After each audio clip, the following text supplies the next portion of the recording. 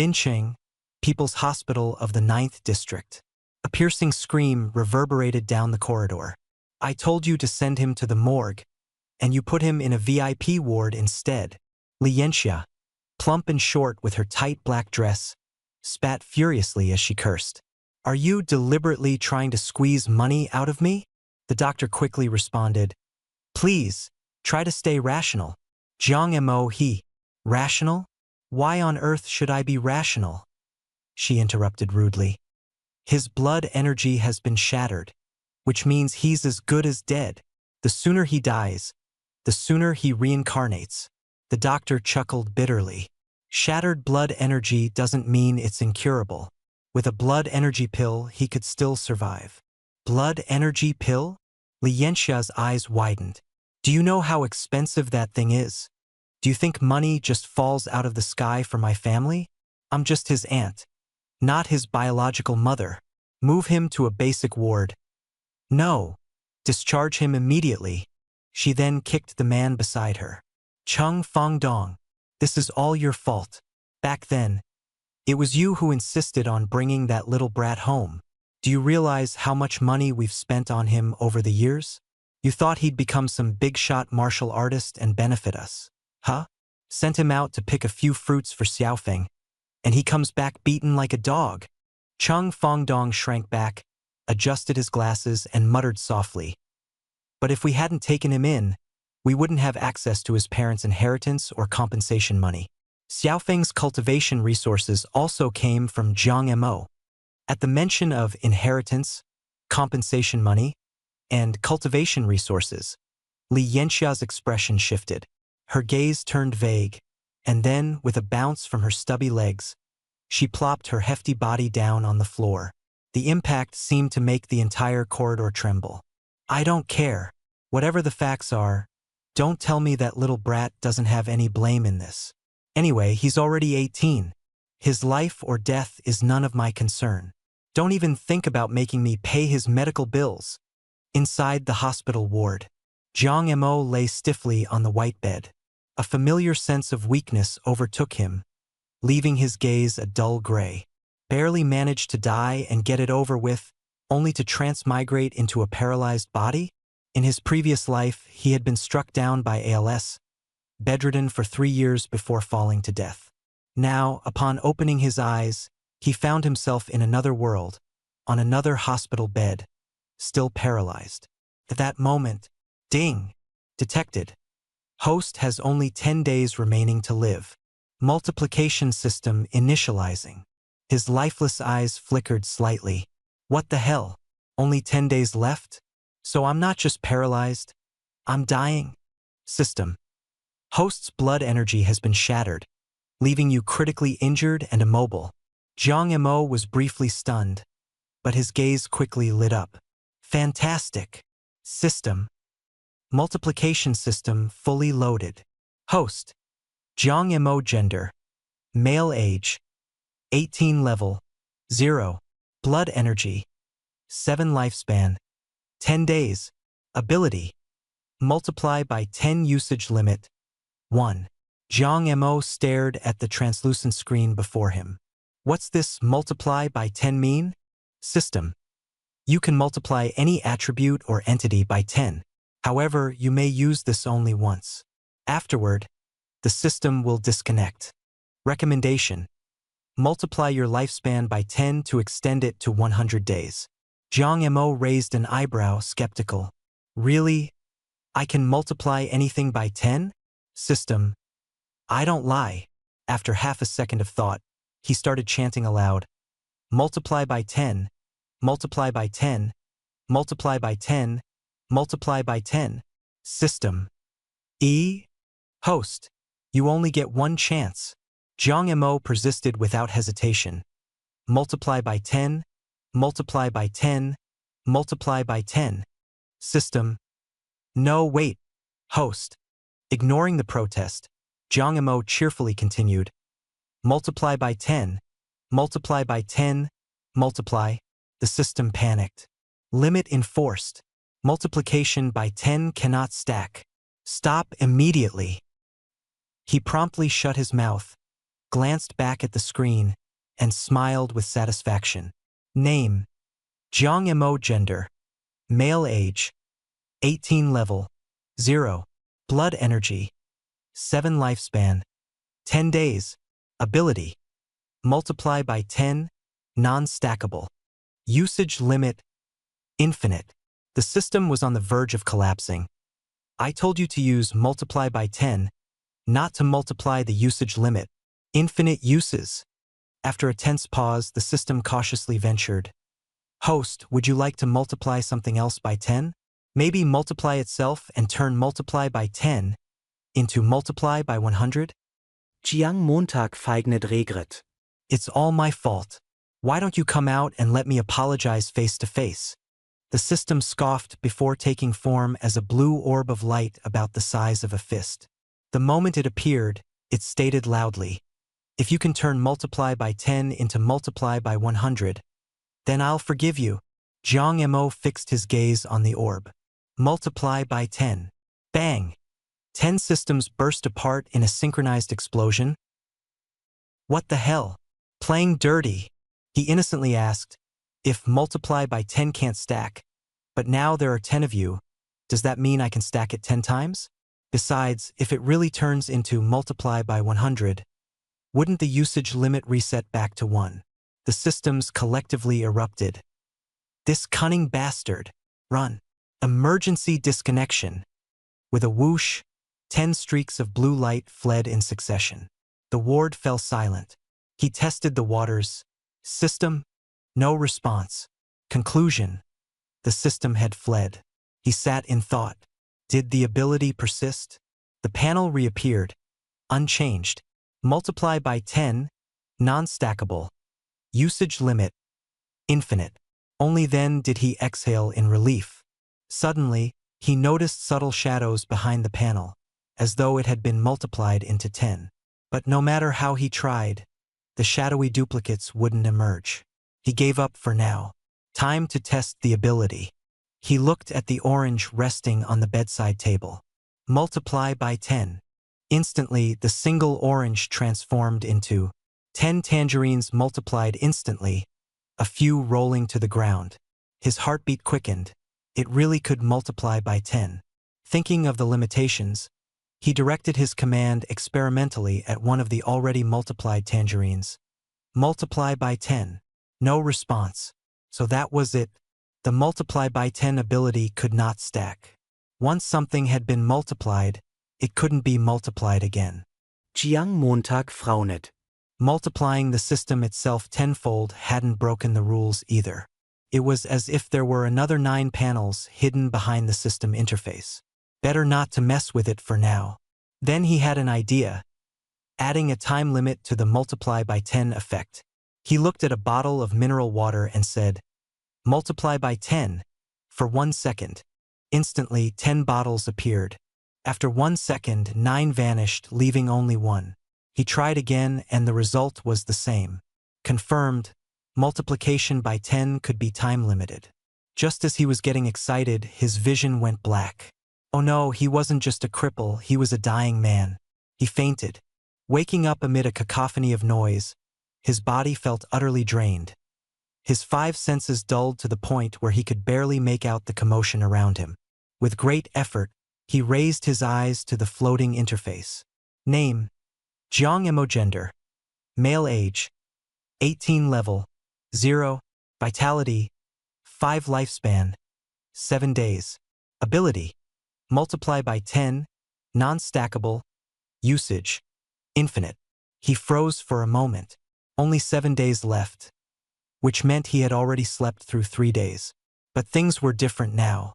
With an infinite ability to multiply by 10, there were infinite possibilities. Memories surged through his mind. The awakening of spiritual energy, biological mutations, monstrous invasions, humanity resisting as martial artists.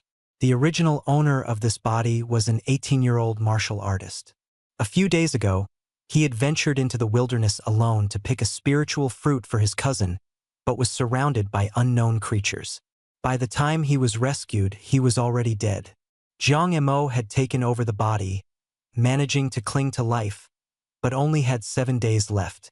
In the original owner's memory, there were spirit fruits and potions that could enhance abilities, prolong life, and strengthen the body. Sorting out his thoughts, he concluded, though multiplication by 10 couldn't stack, the larger the base, the greater the benefit.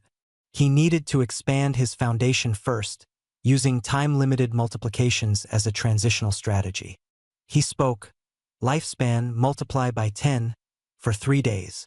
Lifespan increased from 7 to 70 days. Yet his body remained extremely weak. He could barely turn his neck. He had an epiphany. The issue lay in his vitality. In this world, the average vitality for a regular person was around 50 to 70. Over 70 qualified someone as a martial artist trainee, while 100 marked them as a proper martial artist. A vitality of 5 was practically dead. He issued another command, vitality, multiply by 10, for 3 days. His vitality surged from 5 to 50. The sensation of strength returned. Tentatively, he lifted his hand. I can move now. Jiang Mo stared blankly at his raised arm. The 4 needle on the back of his hand continued dripping. Bang! The door was forcefully pushed open. An ear-splitting female voice shot across the room. Jiang Mo, you're 18 now. You're no longer part of our family. Don't even think about asking me to cover your medical bills. I have no obligation to give you money. Li Yanxia stomped in, her short, stocky legs carrying her rotund frame forward. Behind her, a nurse entered, followed by a middle-aged man with weathered features and dull eyes. Jiang Mo's eyes narrowed slightly at the sight of the obese woman in a black dress, a trace of disdain flashing in his gaze. The original owner's parents had been martial artists, killed in battle when he was 6. His uncle Cheng Fangdong and Aunt Li Yanxia had taken him in, but only for the inheritance and compensation money. They had emotionally manipulated and physically abused him. Once they'd gotten their hands on the money, they became nouveau riche in District 9, while he was relegated to the maid's quarters, doing chores every day. The house had originally belonged to his biological parents. If not for the Martial Artists Union's strict educational requirements, he wouldn't even have been allowed to attend school. Despite all that, he managed to break through 100 in vitality at 18, becoming a martial artist thanks to his parents' superior genes. Later, he ventured into the wilderness alone to collect a morning mist fruit to replenish vitality for Chang Xiaofeng. The nurse noticed his raised arm and her eyes lit up. She quickly checked the instruments. It's a miracle. Vitality has restored to 50. She immediately pressed an alarm button. Seeing the change, the middle-aged man's dull eyes regained a glimmer of light. He stumbled forward. It was his homeroom teacher, Su Qi. Teacher, Jiang Mo said softly, you're recovering. That's excellent.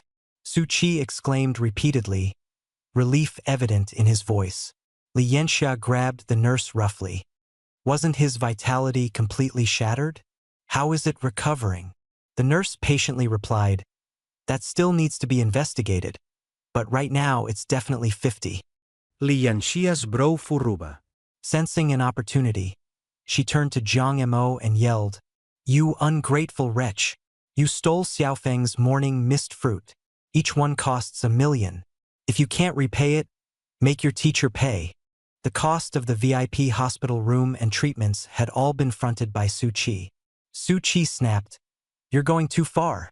The morning mist fruit was something Jiang Mo harvested himself. How could it belong to you?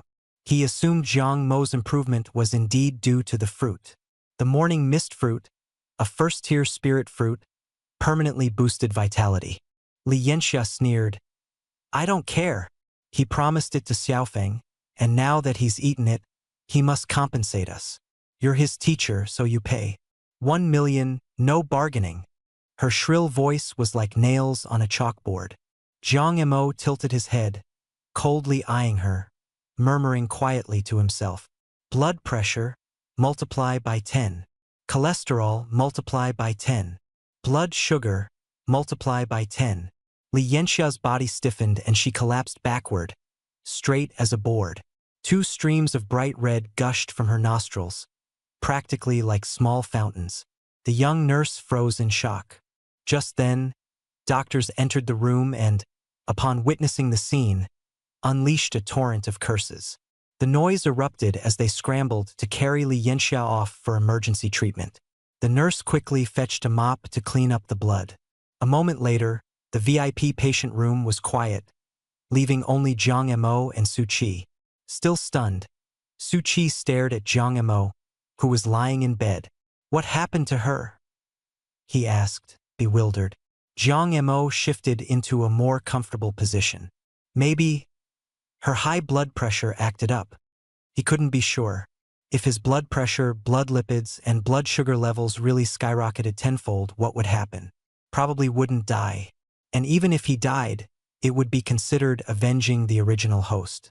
In his previous life, he had been bedridden for 3 years, and his mindset had long become different from the average person. Su Qi slowly exhaled and cautiously asked, "How are you feeling now?"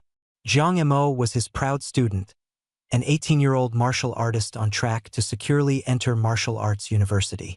A few days ago, he had heard that Jiang Mo's life force had been shattered and that he had been sent to the morgue. It was as if the sky had fallen for him. Looking at Su Qi's expression, Jiang Emo was reminded of his parents in his previous life. On the day he was diagnosed with ALS, they had a similar look on their faces, despair mixed with a sliver of hope.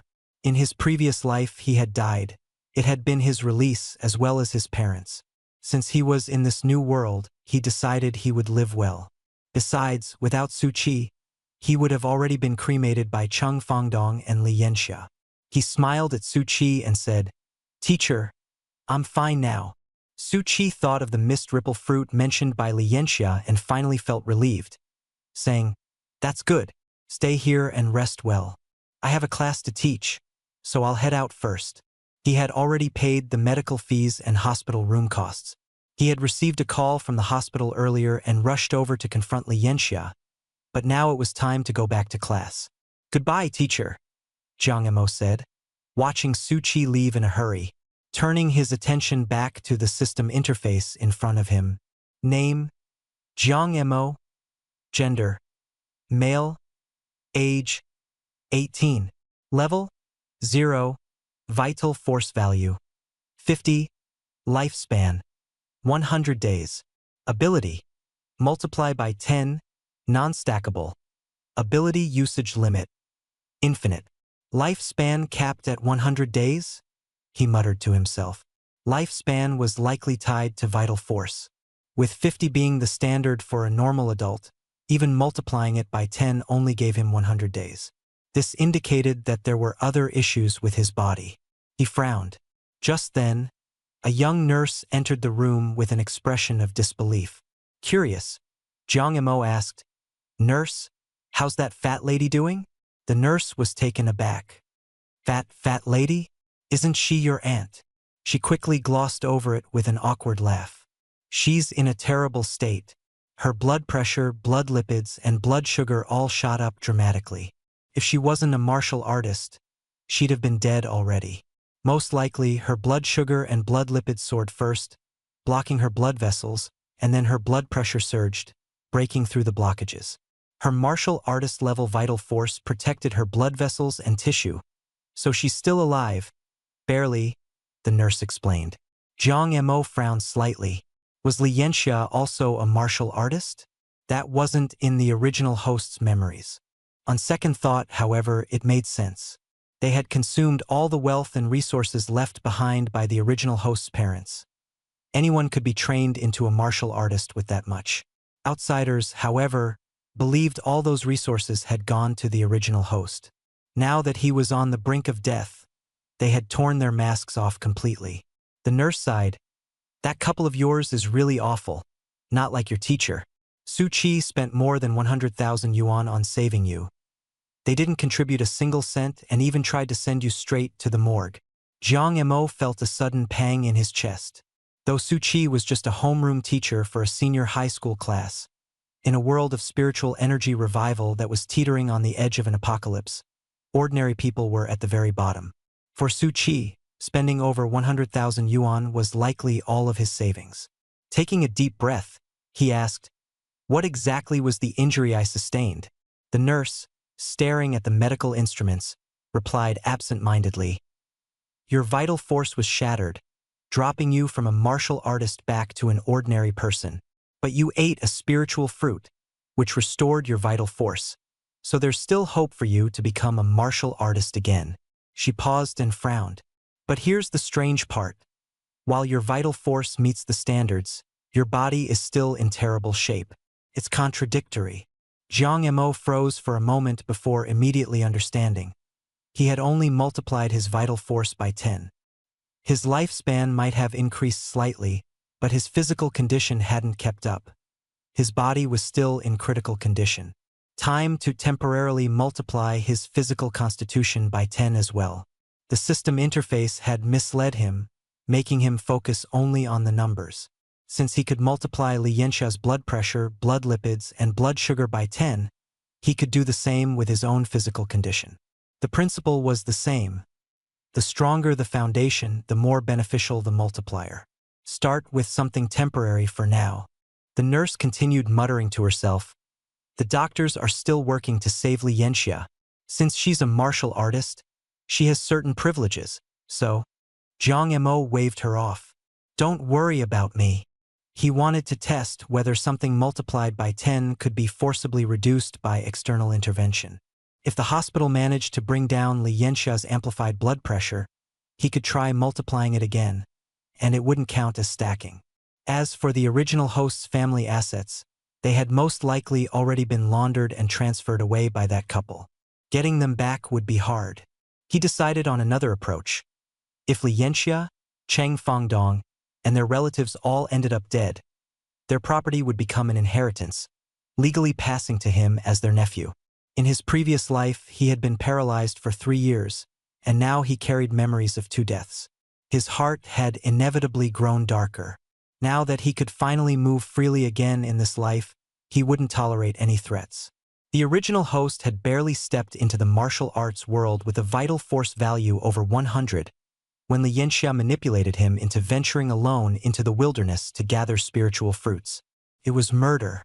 The original host was dead, and now he had taken over. Li Yanxia and Cheng Fangdong would certainly try to eliminate him. He needed to act first.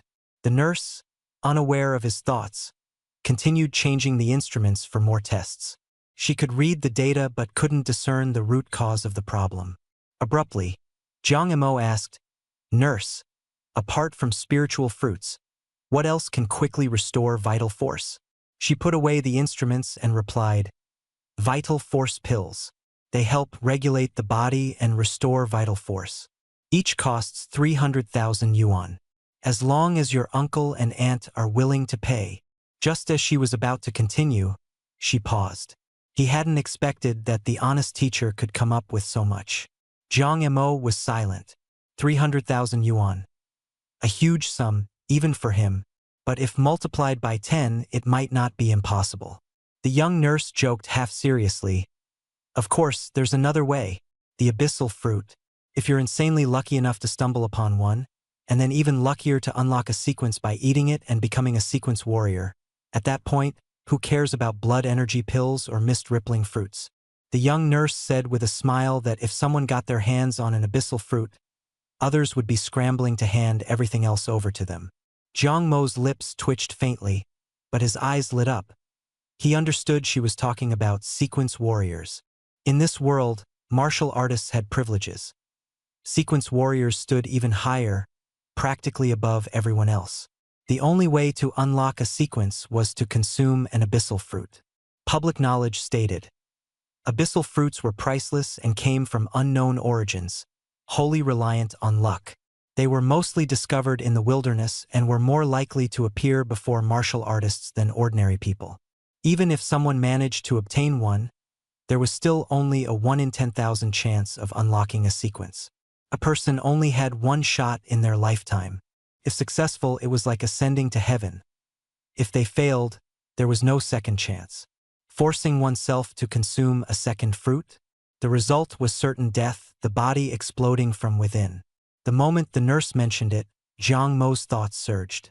He started calculating. Multiply his luck by 10, multiply the probability of encountering an abyssal fruit by 10. Then multiply the chance of obtaining the fruit by another 10. With 3 layers of times 10. His chances of acquiring a fruit would far surpass anyone else's.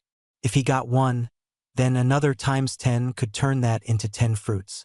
At that point, he could multiply the odds of unlocking a sequence by 10, multiply his own individual odds by another 10, and multiply the opportunities by 10 more, compounded with his heightened luck from before. Round it up, and he was bound to become a sequence warrior. As this thought unfolded, his heartbeat soared, and his face flushed red. He had to thank the nurse for this inspiration. Now he just needed to figure out if his luck and probabilities could indeed be multiplied by 10.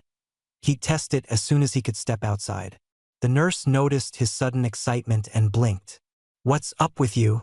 Jiang Mo replied casually. "Just thinking about my life after becoming a sequence warrior." The young nurse nodded thoughtfully. "I daydream about that all the time too, like being hit by a falling abyssal fruit out of nowhere, becoming a warrior overnight, and then getting even with the head nurse who's always bullied me." Before she could finish, she clammed up, realizing she'd said too much. Jiang Montag.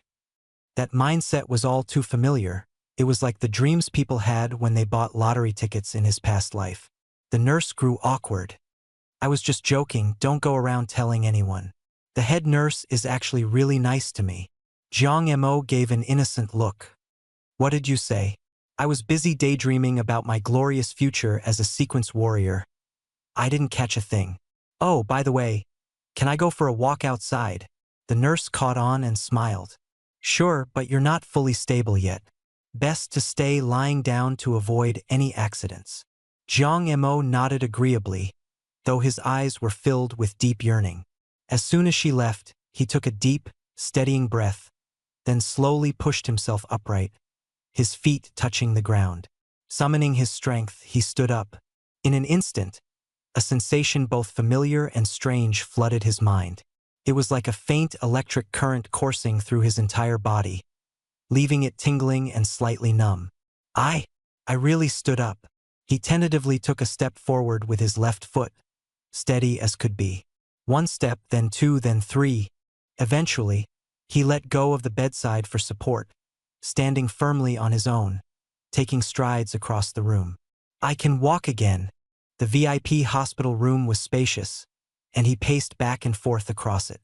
"I can move, I can walk, but there's still this odd, lingering weakness in my body, like I can't summon my full strength." He frowned thoughtfully and murmured to himself, "Physical constitution, times 10, for 3 days." In the next moment, the sense of weakness evaporated, replaced by an overflow of strength throughout his body. Once again, he looked toward the system panel that appeared before him. Name, Jiang Mo. Gender, male. Age, 18. Level, 0. Vitality, blood energy 70. Mental energy, 100. Lifespan, 200 days. Ability, multiply by 10, non-stackable. Uses, infinite. He frowned slightly. Multiplying his physical constitution by 10 only added 20 points to his vitality. His lifespan increased by a mere 100 days. Some of his vitality had been severely depleted. Felt like he'd suffered a grievous injury. Self-healing times 10 for 3 days. No response. Realization struck. His natural self-healing ability was gone. If he wanted to recover, he'd need blood energy pills or spirit fruits, which brought him back to that daunting figure, 300,000. Just then, he noticed a new stat on the panel, mental energy. It must have appeared as a result of multiplying his physical constitution by 10. Plus, his thoughts had become sharper. The original owner of this body had no knowledge of this attribute. Should he multiply it by 10? He shivered at the idea, wary that his brain might explode. Better to play it safe. Cerebral intensity times 10 for 3 days. Brain endurance times 10 for 3 days. Mental energy times 10 for 3 days. Whoosh, mental energy 101,000. His body felt light, his mind vividly clear, filled with an indescribable sense of euphoria. He turned his gaze to the orange on the bedside table. With a single thought, the orange floated into the air. With another, the remaining 9 followed suit. The 10 oranges lined up neatly in midair, slicing through the room and leaving faint afterimages, before gently returning to their original positions. He focused his mental energy outward.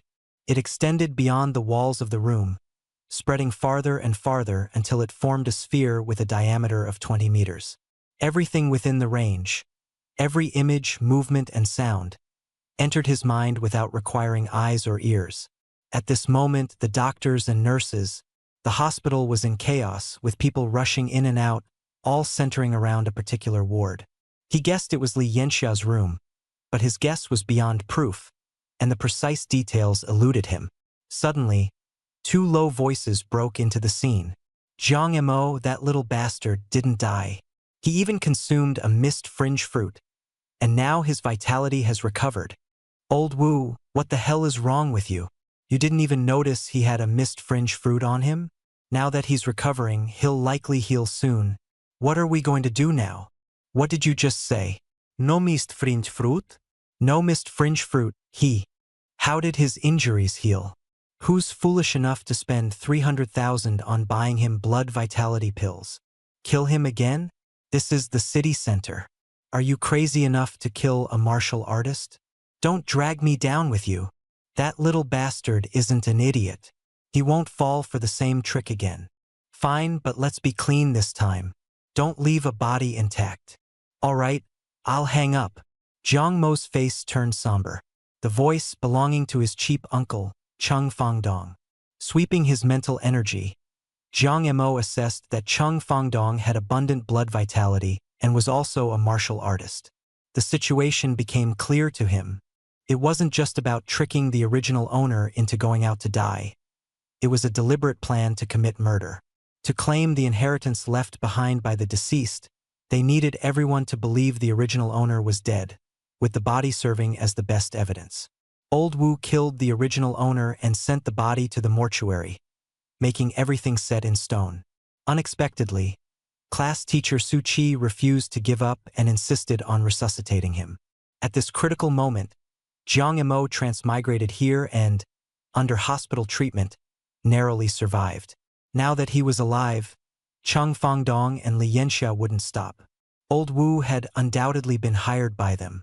The original owner had no memories before his death and had never met Old Wu. These 3 people are all threats. I'll have to deal with them first, Jiang Mo thought resolutely, locking onto Chung Fangdong. Blood pressure, blood lipid levels, blood sugar, multiply them by 10. After some hesitation, he added, bad luck, multiply by 10. Just at the edge of his mental energy range, Chung Fangdong stumbled suddenly, falling face first to the ground in a dramatic flop. His eyes filled with blood, and his nose began to bleed profusely. Panic seized him, though he fared slightly better than Li Yanxia. Not passing out, he was dizzy, suffocating, nauseous, unable to catch his breath, and his throat felt obstructed, preventing him from speaking. Jiang Mo calmly withdrew his mental energy, no longer concerning himself with Chung Fangdong. For now, his uncle and aunt would stay confined in the hospital so they couldn't cause trouble. As for whether the doctors could handle blood pressure, lipid levels, and blood sugar soaring tenfold, he wasn't certain. To eliminate the problem at its root, I'll have to factor in my cousin, Chung Xiaofeng. Not urgent for now. First, I need to protect myself. He multiplied his blood vitality, lifespan, physical constitution, brain endurance, and spiritual energy altogether by 13, but for the span of only 3 days. During these 3 crucial days, he had to find a way to secure blood vitality pills or a spiritual fruit like the mist fringe fruit. If nothing else, he'd have to find items capable of boosting blood vitality. Otherwise, even if he retained the ability to multiply by 10 after those 3 days, the returns would diminish. The greater the foundation, the more he would gain from multiplication. He went to the wardrobe and retrieved a faded uniform from Binqing 9th High School, still stained faintly with blood. After changing into it, he left the ward. A sweep of his mental energy indicated Chung Fangdong was sprawled in the hallway 1 floor below, lying ignored, a probable effect of the multiplied bad luck. Dressed in his plain school uniform, Jiang Mo blended easily with the crowd.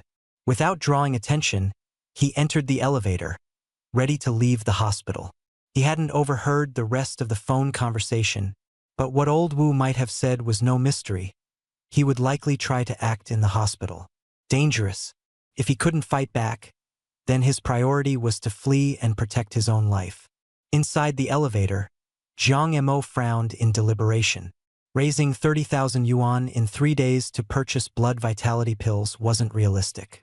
There were other ways to enhance blood vitality, although their effects were weaker. By multiplying the outcome, it could still be enough to stay alive. Decision made, he'd return home first. Cheng Fengdong and Li Yanxia were trapped in the hospital, and Cheng Xiaofeng was at school. Nobody should be at home.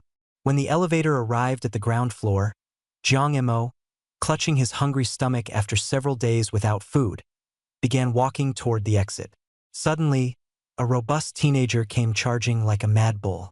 Spotting Jiang Mo, the boy froze for a moment, then smirked derisively before lunging straight at him. Caught off guard, Jiang Mo dodged hastily but was still shoved hard in the chest, stumbling back several paces and nearly falling over. Furious, he yelled, "Cheng Xiaofeng, are you out of your mind?"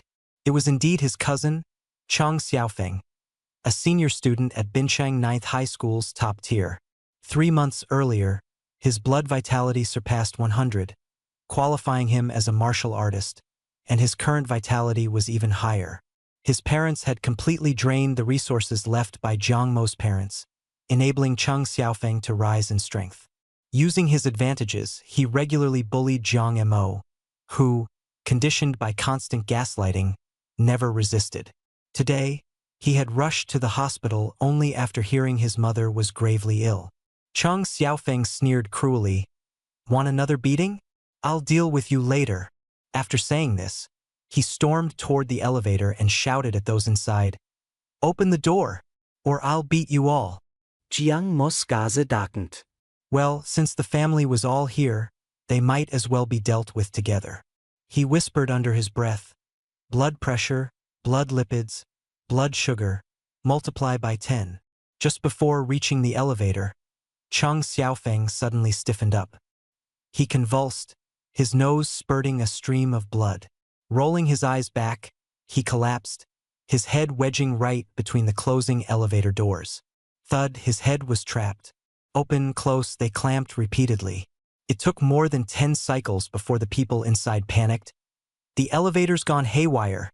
Quick, get someone." With considerable struggle, they pulled Cheng Xiaofeng out from the doors and scattered in terror. Medical staff, alarmed by the commotion, rushed toward the scene. Jiang Mo withdrew his mental energy and muttered to himself, "A family all suffering from the same condition. It can pass as hereditary illness. Nobody should suspect me. I'm not trying to be a second Yagami Light here." Watching the nurses lift the blood-soaked Cheng Xiaofeng onto a stretcher and rush him to the emergency room, Jiang Mo felt his old resentment surge again. Finally making up his mind, he muttered coldly, "Blood pressure, blood lipids, blood sugar, multiply by 10. For martial artists, these don't count as terminal illnesses. They should be treatable. Multiply by 10. Jiang Mo's eyes sharpened as he targeted Cheng Xiaofeng once more. In the emergency room, Cheng Xiaofeng, still spasming, spraying blood, and rolling his eyes back, suddenly jerked upright, clarity flashing through his pale face as he, "Shun. What's going on?" Jiang rubbed his chin, deep in thought. Multiplying this by 10, isn't that just giving him a free advantage? Wait, no. The quantity increases by 10, but the ability itself doesn't improve. He swept the area with his mental power, and goosebumps shot up all over his body. So disgusting. I'm not hungry anymore. Turning around, he headed toward the hospital entrance, but suddenly froze mid-step. I wonder, can I multiply mutated beasts' organs, or even dimension beasts' organs, by 10 as well? In this world, spiritual energy had resurged, leading to biological mutations and monster invasions. The wilderness outside the city was teeming with mutated beasts and dimension beasts. Only martial artists dared to venture beyond the city limits. These beasts were dangerous but incredibly valuable. Both their bodies and crystal cores could fetch a high price. As a result, martial artists spent years hunting them in the wilderness. As long as I take down one, it's equivalent to the corpses of 10. He recalled lessons from his textbook. A first-rank mutated beast, the crimson-tail mouse. Its most valuable part is that red tail. I can multiply the tail by 10 first, then multiply the whole mouse by 10, that's 100 tails. That probably doesn't count as stacking, does it? He was nearly itching to rush into the wilderness immediately. The crimson-tail mouse was a low-level first-rank beast, and its tail wasn't worth much, at most a few hundred xia coins. But for him, one beast equaled 100 tails, resulting in 100-fold profit. No, calm down. Right now, he was only at the level of an aspiring martial artist. His sole advantage was 1,000 points of mental power, though he wasn't sure how to accurately gauge his power level. If he could control elevator doors, he should do all right. He patted his pockets. Empty. No phone, no wallet. Gotta head home first. Leaving the hospital, he broke into a sprint. His blood energy value was 70, above that of an average person. His home was in Blue Shore Manor, number 666, at the center of District 9. It wasn't far from District 9 People's Hospital, about a half-hour walk on foot. He initially considered speeding things up by multiplying his pace by 10, but decided instead to slow down as he walked and observed the city. The city resembled the one in his past life. High-rises, traffic. But one major difference was the colorful light bands floating in the sky, prominent even at noon, an airborne defensive barrier to intercept aerial invasions. The resurgence of spiritual energy had been underway for a century, during which humanity rebuilt civilization from ruins. To Jiang Mo, this world felt more like a parallel universe. Human culture and customs were almost identical, as was most of its history. He stopped and started intermittently, finally arriving at Blue Shore Manor after more than an hour. In front of him stood a 3-story standalone house. It was a villa his parents had left him, still under his name. Cheng Fangdong and his family of 3 had moved in 12 years ago under the guise of taking care of him, and they had stayed ever since. The front gate was locked, and there were no live-in housekeepers. He confirmed he didn't have the keys on him. Staring at the door, he willed his mental power forward. Asterisk click asterisk. The lock opened. Seems like my mental power isn't weak, he mused. If I can control elevator doors to clamp someone's head, then surely I can. Jiang Mo experimented with lockpicking, entering the courtyard and subsequently unlocking the villa's main entrance. His living quarters were a small helper's room at the bottom of the staircase on the first floor, more fittingly described as a storage closet. The room contained just a bed and a nightstand. Extending his mental power, he swept through the entire villa. As expected, there was nothing valuable inside, let alone any resources for cultivation. Anything his parents had left behind had either been squandered by the freeloading trio or quietly transferred away. His stomach growled, but he suppressed his hunger. The important matters come first. He headed straight to the 3rd floor to Cheng Xiaofeng's room. His target was the computer. Originally, that room had been his, but it had long since been claimed. As soon as he opened the door, a pungent stench hit him like a wall. Jiang Mo retreated a few steps, gagging. Should have eaten earlier just in case. The curtains were drawn, leaving the room dim and filthy, akin to a garbage dump. Debris, empty liquor bottles, takeout boxes, crumpled up tissues littered the floor. In the few days Jiang Mo had been hospitalized, no one had bothered to clean up. The once luxurious room now resembled a junkyard. His face twitched in irritation. No wonder Cheng Xiaofeng only just managed to become a martial artist at 18 after being showered with resources. If I give him my X10 multiplier, can he even handle the workload? Revolted, he kept his distance and used his mental power to pull open the curtains and push the window open for ventilation. The odor finally began to disperse. While Jiang Mo wasn't one to care much about appearances, he also didn't want to step foot inside. Instead, he locked onto the only clean object in the room, the computer. Thankfully, it wasn't shut off. Otherwise, he'd have no idea what the password might be. Using his mental power, he manipulated the mouse and keyboard. The screen lit up, frozen on an obscene photo of a familiar face. Jiang Mo froze for a moment. Isn't that the original owner's goddess? Han Ruobing, the class beauty? The image was indecent, completely unbefitting of a student.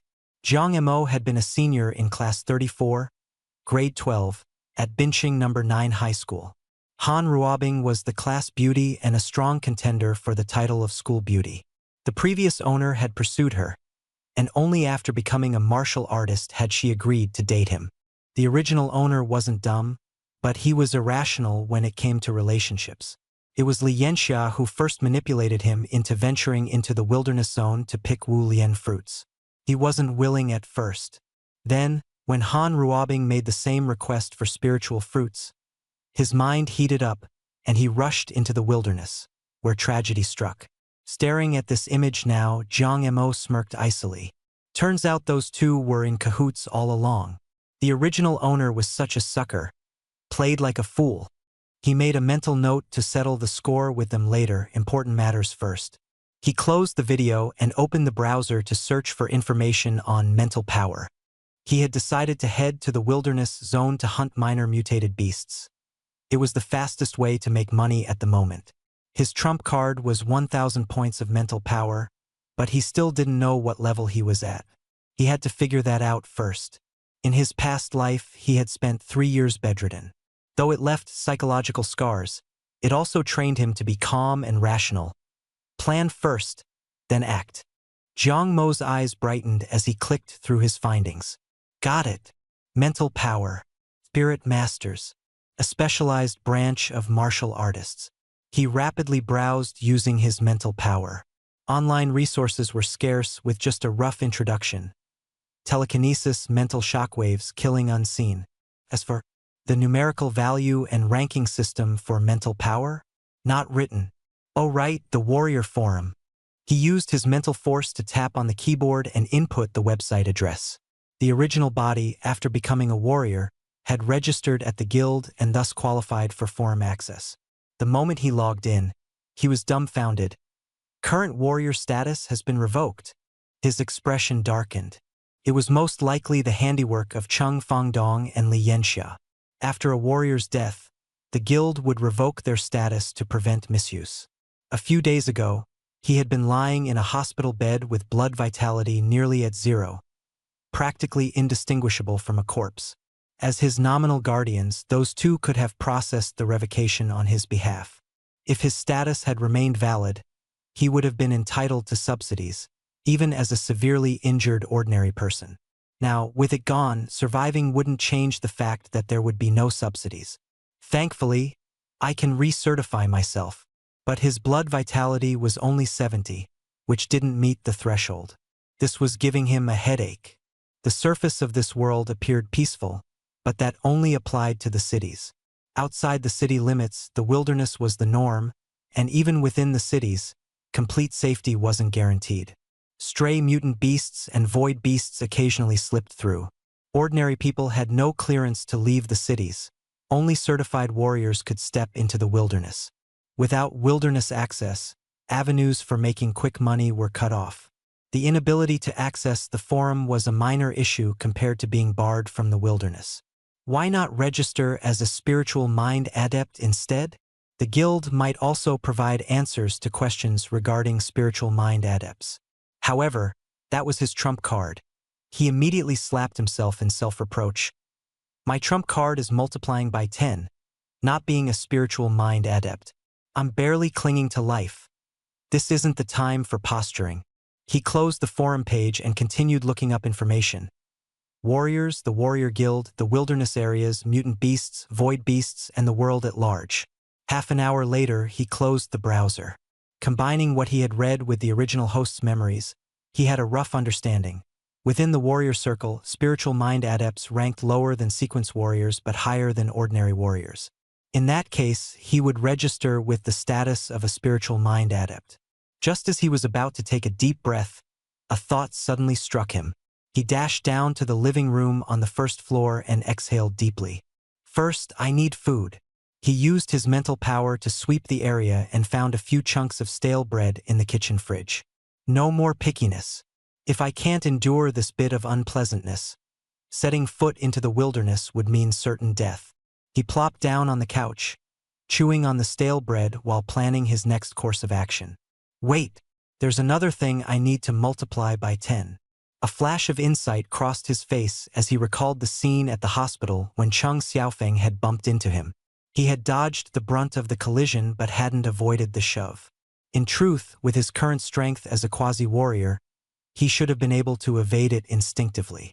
Never had he expected his body to simply freeze in response to Cheng Xiaofeng's shove.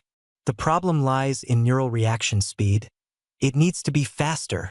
If his reactions were slow, having strong mental powers would be pointless. If he couldn't avoid even a bump and shove from someone like Cheng Xiaofeng, forget killing mutant beasts, he wouldn't even survive an encounter with one. Multiply neural reaction speed by 10 for 3 days. A buzzing sensation washed over Jiang Mo's body, causing it to shudder. Everything in his surroundings, both in his field of vision and in his mental perception, seemed as though time had been slowed down. It's not that the world slowed down, it's that I got faster. His eyes lit up. The rest can be learned gradually. He didn't have practical combat experience, but he could learn. Now that he was a spiritual mind adept, he wouldn't need to face mutant beasts head-on. He could hide in the shadows and strike covertly as a lurker. Swallowing the last bite of bread, he gulped down some cold water.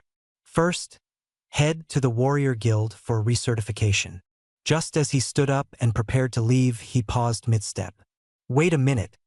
How do I get to the guild? Bin City was divided into 13 districts, each with a secure exit leading to the wilderness. The 13 Warrior Guild branches were situated close to these exits, serving as defenses against beast invasions. The original body had been there twice, once for certification and once for a wilderness venture. However, from Blue Shore Manor to the nearest secure exit, it was quite a distance. Unwilling to waste time traveling on foot, Jiang Mo extended his mental force, scanning the villa inch by inch. Found it.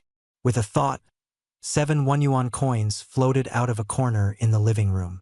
Their size, weight, and material were identical to what he was familiar with. Most importantly, they didn't have serial numbers. Multiply by 10. With a clatter, the 7 coins transformed into 70. Divided into 2 bundles, he slipped them into the pockets of his school uniform pants. $70. That's enough for a taxi. He then located a small fruit knife and fixed his gaze on its blade. Strength multiplied by 10. Hardness multiplied by 10. Toughness multiplied by 10. Sharpness multiplied by 10. Quality multiplied by 10. A faint hum resonated from the knife as a chill gleam danced along its edge, making it seem like an entirely different weapon. Using his mental power, he flicked the knife briefly. Whoosh! The blade sliced through the living room's marble coffee table. Crash! The table split cleanly in half. Satisfied, he retrieved the knife and tucked it into the sleeve of his school uniform jacket. Glancing at the wall clock, it was 1:17 p.m. time to leave. Exiting the villa complex, he walked for a bit before flagging down a cab. The driver, seeing the uniform from 9th High, immediately grew enthusiastic. Kiddo, you're from 9th High? Heading back to school. 9th High was the best high school in Bin City's 9th district, and the only one offering combat studies. A clear path towards producing future warriors. Jiang Mo entered the car. Not back to school. To the Warrior Guild. The Warrior Guild? The driver looked momentarily stunned before his eyes lit up. Alrighty then. Buckle up, kid. Let's roll. Stepping hard on the gas, the car shot forward like an arrow. The driver never would have imagined he'd pick up a passenger heading to the Warrior Guild. To certify as a warrior, held back a laugh. Why was he dressed this formally for a certification? Was he going to a banquet after this? Let's get started, Shen Yan said, adjusting his glasses and gesturing towards one of the rooms in the back. Jiang Mo followed. The certification process wasn't complicated, and as long as he demonstrated the requisite level of physical strength and combat ability, he'd be re-registered as a warrior with official status. This would allow him entry into the wild zones legally, along with access to resources like weapons and medicinal supplies. Inside the small room, there was a transparent, cylindrical column in the middle, surrounded by various instruments.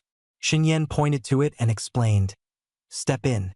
We'll start by measuring your basic physical stats, strength, speed, and endurance. The machine will handle everything." Jiang Mo nodded and stepped into the column. In his previous life, basic health checkups in hospitals were far more complicated, and he wasn't unfamiliar with these kinds of processes. However, with the memories and abilities of 2 lifetimes overlapped in his mind, he was curious to see how this new body would perform. The machine activated with a hum, scanning his body from head to toe. Numbers began to appear on the display screen outside the column. Shun Yen leaned closer, his expression gradually shifting from routine professionalism to stunned disbelief. Strength, 3,450 kilograms. Shen Yen read aloud, his voice slightly tremulous. Speed, 62 meters per second. Endurance, max level. These indicators, you're already an intermediate level warrior. How is that possible? Jiang Mo raised his eyebrows. While he expected his stats to be good after his miraculous recovery, he hadn't anticipated these results either. Is it rare? He asked innocently. Rare. Xin Yan almost choked on his words. He couldn't decide if Jiang Mo was playing humble or simply ignorant. These stats would make even some high-level warriors jealous, let alone intermediate ones. Just how did you train? Jiang Montag shrugged casually. A bit here and there. Behind them, Su Lulu, who had followed them into the room out of curiosity, was equally stunned. She had seen a lot of young warriors come through for certifications, but none of them displayed stats like these, especially not at the age of 18. For a moment, she wondered if the machine itself might be malfunctioning. Xin Yan adjusted his glasses again and coughed dryly. Let's proceed to combat ability. There's an opponent simulation function we'll use to gauge your practical combat skills. Do you need any rest before starting? No need, Jiang Mo said flatly. He adjusted the sleeves of his clothes, his calm demeanor making Xin Yan and Su Lulu exchange a glance. The simulated combat began. A virtual opponent, formed of dense energy that mimicked the form and movements of a real creature, appeared before Jiang Mo. It was a first-level mutated beast, a common test subject for entry-level warrior certification. Before Xin Yan could even begin to explain the procedure, Jiang Mo moved. His attack was swift and devastating. A single precise blow that obliterated the simulated opponent into shards of dissipating energy. Both Xin Yan and Su Lulu froze in place. That's gone in one hit? Su Lulu whispered, wide-eyed. Xun Yan cleared his throat hastily, pretending to remain calm. Well, that was just the first-level opponent. We'll try a second-level beast next. The simulation upgraded. This time, it was a gray-skinned mutant wolf with sharp, menacing claws. The moment it lunged, Jiang Mo sidestepped with ease, his movements fluid and calculated, delivering a kick that sent the wolf flying into the wall of the testing room. The simulation flickered off as the system registered the defeat. Xin Yan and Su Lulu exchanged another look. This was no ordinary combat ability. What Jiang Mo displayed wasn't just strength, but also a mastery of combat techniques. Calm, efficient, and deadly precision. Perhaps, let's stop here, Xin Yan suggested after a pause. There's no need to continue. Your combat skills are more than sufficient. Jiang Mo dusted off his hands and stepped out of the testing area, looking as though nothing out of the ordinary had happened. So, did I pass? He asked casually. Pass? Xin Yan burst out laughing nervously. You didn't just pass. If this were a competition, you'd be the champion. Great, Jiang Mo said with a small smile. He didn't seem particularly fazed by the praise, though Su Lulu could tell it wasn't out of arrogance. This young man's attitude was strange. He exuded a calm confidence that didn't quite align with his age or background. After completing the rest of the administrative process, Shen Yan handed Jiang Mo his newly updated warrior certification card. With this, you can freely enter the wild zones and access the privileges of warriors. I'll also personally report your results to the higher-ups. I'm sure they'll be very interested in your performance. Thanks, Jiang Mo said, slipping the card into his pocket. His main concern wasn't the attention but the access it granted him to resources and freedom to explore beyond the city walls. With everything sorted, he turned to leave. As he walked out of the certification hall, Su Lulu couldn't help but call after him. Hey, Jiang Mo, if you get a chance, try not to get yourself killed again. Okay? Jiang Mo glanced over his shoulder with a faint smile. I'll keep that in mind. And with that, he disappeared out of the building, leaving Shen Yan and Su Lulu behind, both wondering just how far this mysterious young warrior would go. Confused, normally he wasn't this flamboyant. Indeed, the receptionist escorted someone in, saying, "Student Jiang, this is Supervisor Shen." Jiang Mo came back to his senses and greeted immediately. Shen Yan rubbed his nose. This kid probably doesn't recognize him. Last time he came here, his head was down the whole time, looking timid. Shen Yan signaled for Su Lulu to leave. Once she had gone, he scrutinized Jiang Mo up and down with a frowned brow. Second-level martial artist certification? Your vitality hasn't even recovered to the baseline.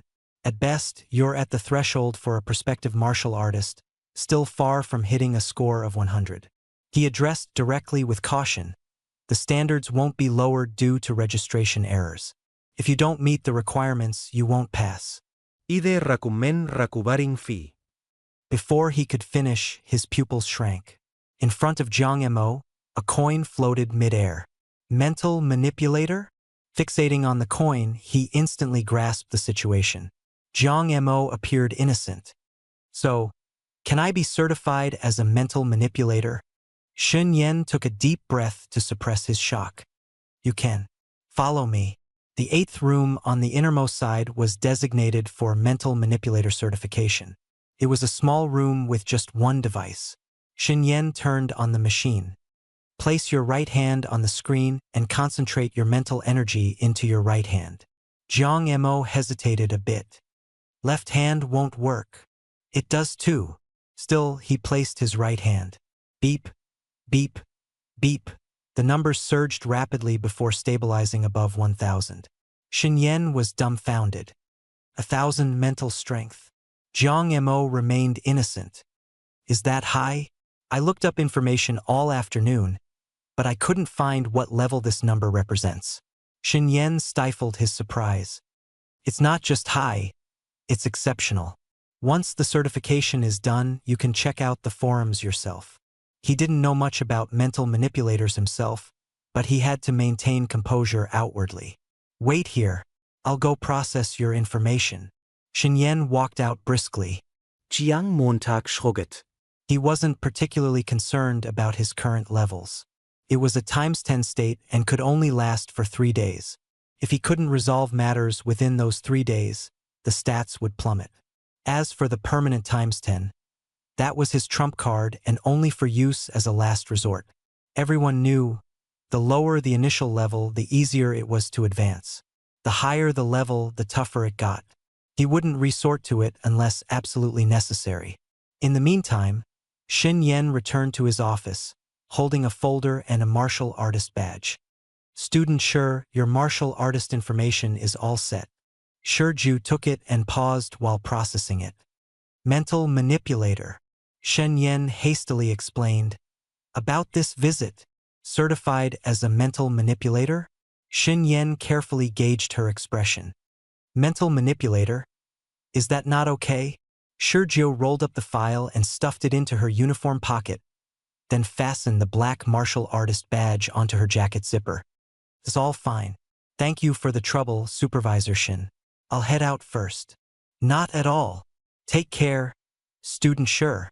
Only after she left did he finally exhale in relief. Just as he was about to sit down, her voice suddenly echoed in his ear. Don't tell anyone about today's events. He instinctively stood straight. Don't worry. I'll keep it completely confidential. The voice didn't continue. He slumped back into his chair, sweating profusely. That little ancestor is even scarier than a year ago.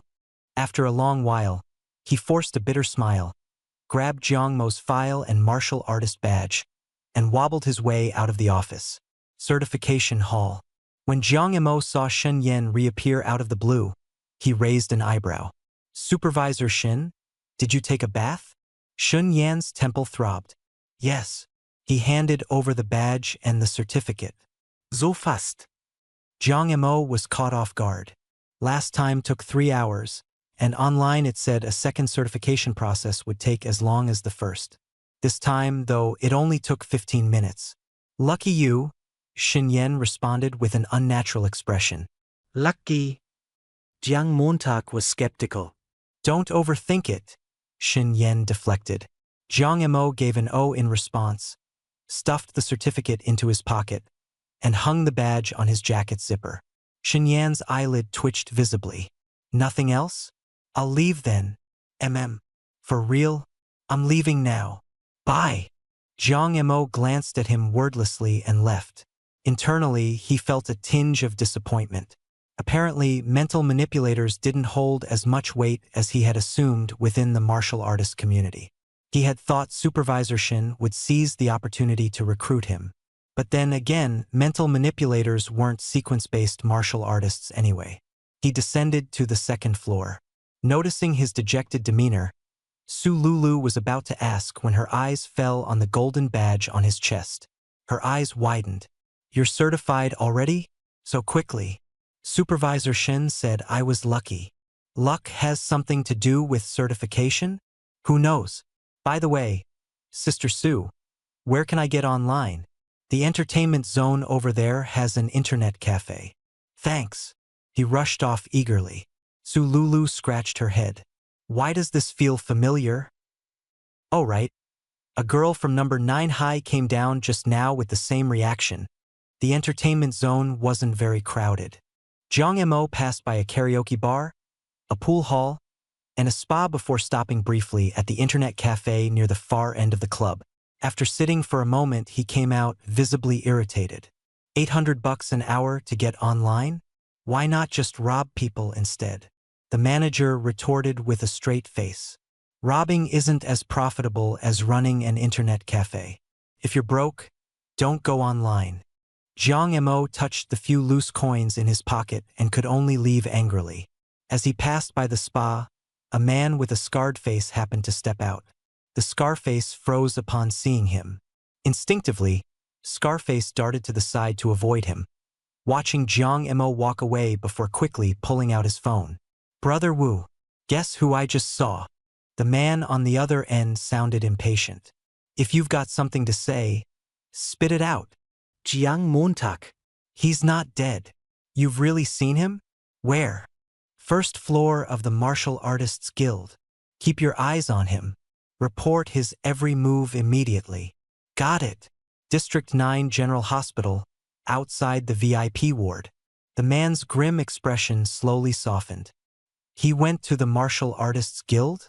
Wants a second certification. Old Chung was right. That kid must have hit the jackpot and eaten a spirit fruit. Jiang Mo wasn't in a hurry to leave and was wandering around the first floor lobby. Ordinary backpack, 18,888. Lower level combat suit, 123,000. Lower level battle knife, 66,666. Mobile phone, 23,333. Energy pills, 998. Blood and chi pills, 500,000. Weren't they 300,000? He took a sharp intake of breath. Even blood and chi pills were being sold here, and they were 200,000 more expensive. And this was just the basic equipment. He glanced at the purchase prices. Red-tailed rat tails, 200 each. He muttered quietly. To be a martial artist, either you're filthy rich or just a total sucker. Forget it, stop looking. Let's go make some money first. If only my account balance could multiply by 10. With that thought, he turned and left. In a corner, a scar-faced man observed him and quickly followed. Huh? He went to the emergency exit, headed to the wilderness zone. He swiftly messaged Old Wu. Old Wu was momentarily stunned before breaking out into a broad grin. Off to the wilderness again? Can't remember a beating? Zhao Dapeng, take a few men into the wilderness. Take him out. No need to leave the whole body. Just bring back his head. Outside the Martial Artists Guild, scar-faced Zhao Dapeng licked his lips, a bloodthirsty glint in his eyes. On the second floor of the certification hall, Xin Yan blinked, suddenly feeling like he had forgotten something. No, something's wrong. Damn it, Jiang Mo. That kid's a psychic warrior. 18 years old with a starting psychic strength of 1,000. How the hell did I let him slip away? As soon as the words left his mouth, his figure blurred as he darted out, leaving only afterimages. However, upon reaching the nearby area, Jiang Mo was already nowhere to be seen. Xin Yan could only beat his chest in frustration. The city's defensive walls towered high, their gray-black surface gleaming with a cold metallic sheen. Even under the afternoon sunlight at 3 o'clock, they exuded an overwhelming sense of oppression. Standing atop the wall, Jiang Mo looked up. If this wall was multiplied by 10, he snapped out of it, shaking his head violently. This structure is already fine-tuned to the last detail. Blindly multiplying it by 10 might make it weaker. Or maybe I could directly multiply its defensive strength by 10. He withdrew his gaze and headed toward the safe passage leading out of the city. The passageway had a radius of about 10 meters and featured 18 checkpoints designed to prevent mutant beasts from invading. At the entrance, a black armored guard paused. Another one in a school uniform. Hey, it's you. Last time you left upright but came back sideways. You survived injuries like that. Jiang Montag coughed lightly. Just lucky. The guard nodded. And yet you're going outside the city again? Jiang Mo gave him an innocent look. The guard sighed. All right, fine. You're allowed. But you've just become a martial artist, and you're still just a student with a bright future ahead of you. Stick to training at school, you'll get stronger before you hunt. Luck won't always protect you. He scrutinized Jiang Mo, appearing increasingly resigned. Last time, the kid had been wearing combat gear. This time, he was in a school uniform heading into the wilderness. And that girl earlier was the same way. What's up with high schoolers these days? Heading into the wilds in school uniforms? Jiang Mo, looking just as innocent as ever, said, Just want to check out the scenery. I'll be right back. The guard smirked, more like picking out a grave site. Speechless, Jiang Mo entered the safe passage without another word. The guard watched his disappearing figure and could only sigh once more. As soon as the red scanner swept over the martial artist badge hanging from his zipper, it responded with a beep. An electronic voice announced, Martial artist status verified. Permission granted to enter the wilderness zone. Familiar with the process, Jiang Mo moved swiftly, not stopping at all. The passage wasn't straight. It took 18 sharp turns over 50 meters, with each turn housing a checkpoint. The walls were equipped with high-definition cameras and concealed laser systems. To martial artists, it was a safe passage. To mutant beasts and realm beasts, a death trap. Not long after Jiang Mo entered, 7 individuals dressed in camouflage combat gear with battle knives strapped to their backs strode into the passage. The guard nodded approvingly, now that looked proper. But his thoughts quickly drifted back to those 2 high schoolers. Mentally, he could only pray, I hope they don't have to be carried back. Jiang Mo quickly exited the passage and stepped into the wilderness. A cold wind greeted him, causing him to shiver. March, and it's still this cold. Binhai City was in the north. The chill wasn't as obvious inside the city, but in the wilderness, it struck right to the bone. He whispered, warmth multiplier times 10. The chill immediately faded away. He stretched his limbs and looked back at the city wall, his pupils contracting. The surface of the wall was pitted, with hundreds of long claw marks, each more than 20 meters in length and several meters deep, as if they had been gouged out by a massive creature. He grinned. The person who designed this wall is a genius. I wonder if it was a mutant beast or a realm beast who did this. Luckily, my target is only red-tailed rats, the smallest ones. Once again he whispered, layering on his buffs. Luck multiplier times 10 for 2 hours. Probability of finding spirit fruit times 10 for 2 hours. Probability of spirit fruit being found by me times 10 for 2 hours. Probability of finding abyssal fruit times 10 for 2 hours. Probability of abyssal fruit being found by me times 10 for 2 hours. He hadn't used these enhancements back in the city. With too many eyes around, it would have drawn attention immediately. Out in the vast, sparsely populated wilderness, as a psychic warrior, he could sense and avoid others before they spotted him. The sun's glow felt weaker. Now it was just past 3 p.m., and sunset was approaching. It was 4:30. He planned to return to the city by 5. The wilderness at night was far more dangerous. He had neither a phone nor a watch. The times 10 ability had a countdown, so it could be used as a timer. Jiang Emo thought briefly and murmured in a low voice, "Mental radius times 10, duration 2 hours." As soon as he finished speaking, his mental energy spread out in an instant. The original radius of 10 meters expanded directly to 100 meters, forming a sphere that covered 200 meters in diameter. He looked back at the city wall and furrowed his brows. The city wall can block mental probing? That means there must be a psychic among the mutated beasts or boundary beasts. His guard went up immediately. A psychic who is not very strong, with only 1,000 mental strength, is considered average. The Martial Artists Guild wouldn't even bother with such a person. He himself was still a novice, having never fought a beast in the wilderness before. Play it safe. Just stay safe for now. The wilderness stretched out bleakly in all directions. Gray skies and dark red ground extended to the horizon. The safe zone within a 30-li radius was cleared of obstacles and devoid of any vegetation, with hills and pits leveled flat to prevent ambushes or sneaky attacks. If one wanted to hunt, they'd have to venture beyond the 30-li safe zone. This blank area had already been thoroughly scoured. It was hard to find even a strand of beast fur here. His target, the red-tailed mouse, a small underground rodent-type mutated beast. He recalled the information from school and online, running it through his mind. Speed times 10, 2 hours. Let's go. Whoosh! His figure flickered and vanished from where he stood. Not long after, Zhao Depeng and 6 others emerged from the safe zone's exit. It was 3 in the afternoon, and there was little traffic. They looked around but couldn't find Jiang Emo.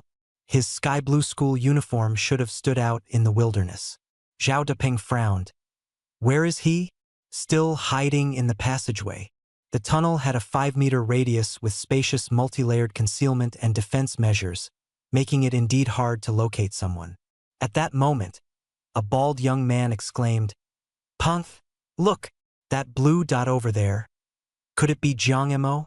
Everyone looked toward the horizon. At the edge, a small blue dot was speeding across and disappearing quickly. Zhao Depeng's eyes widened. So fast, faster than an average beginner martial artist. Then he sneered. Novices love wasting physical energy. The blank zone might still have beasts after all. He had a sudden thought. Locking eyes with the group, they spoke in unison. Spirit fruit.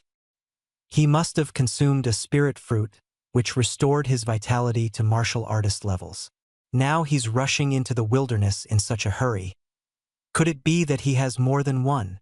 Even the lowest grade Misthaze fruit cost 1,000,000 summer coins, enough for a beginner martial artist to buy decent gear. Chase him. Jiang Emo sprinted with all his might, covering 30 li in 10 minutes and entering the true wilderness zone.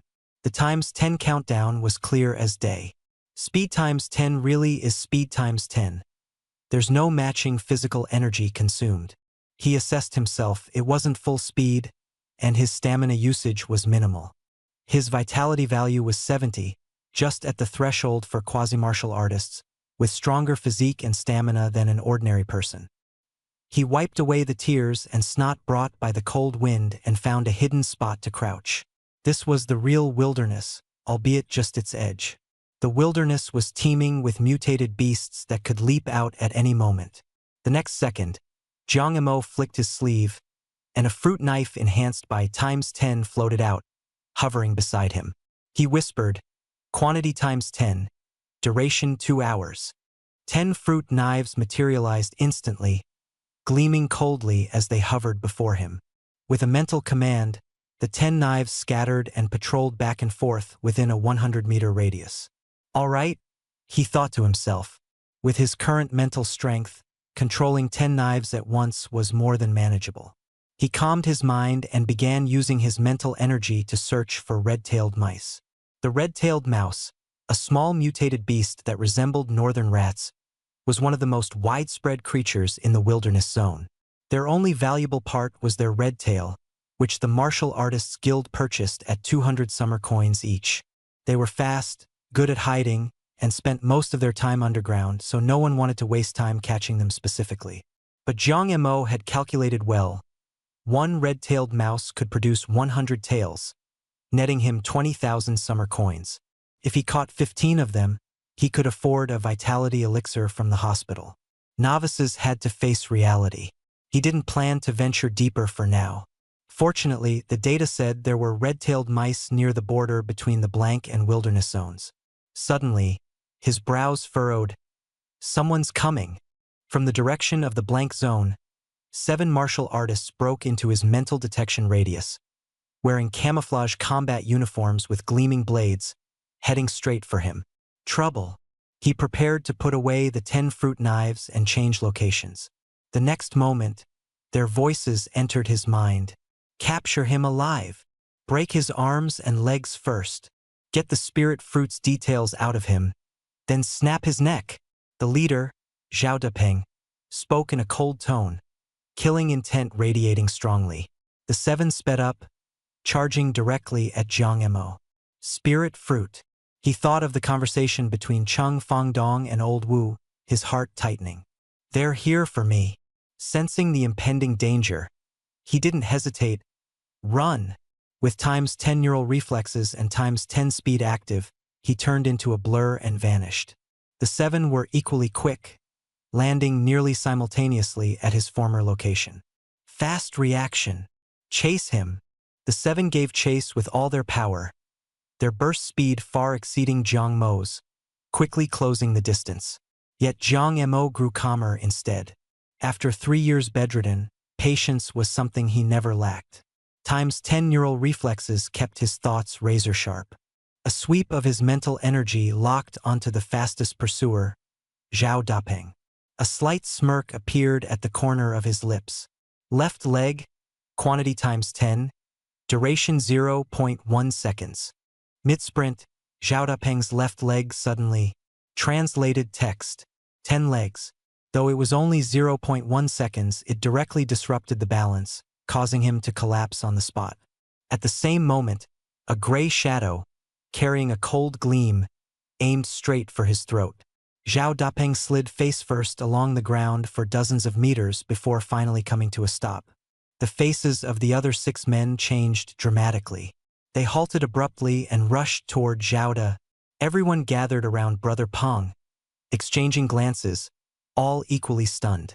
In unison, they stared at Zhao Dapeng. Did you see that? The bald man widened his eyes.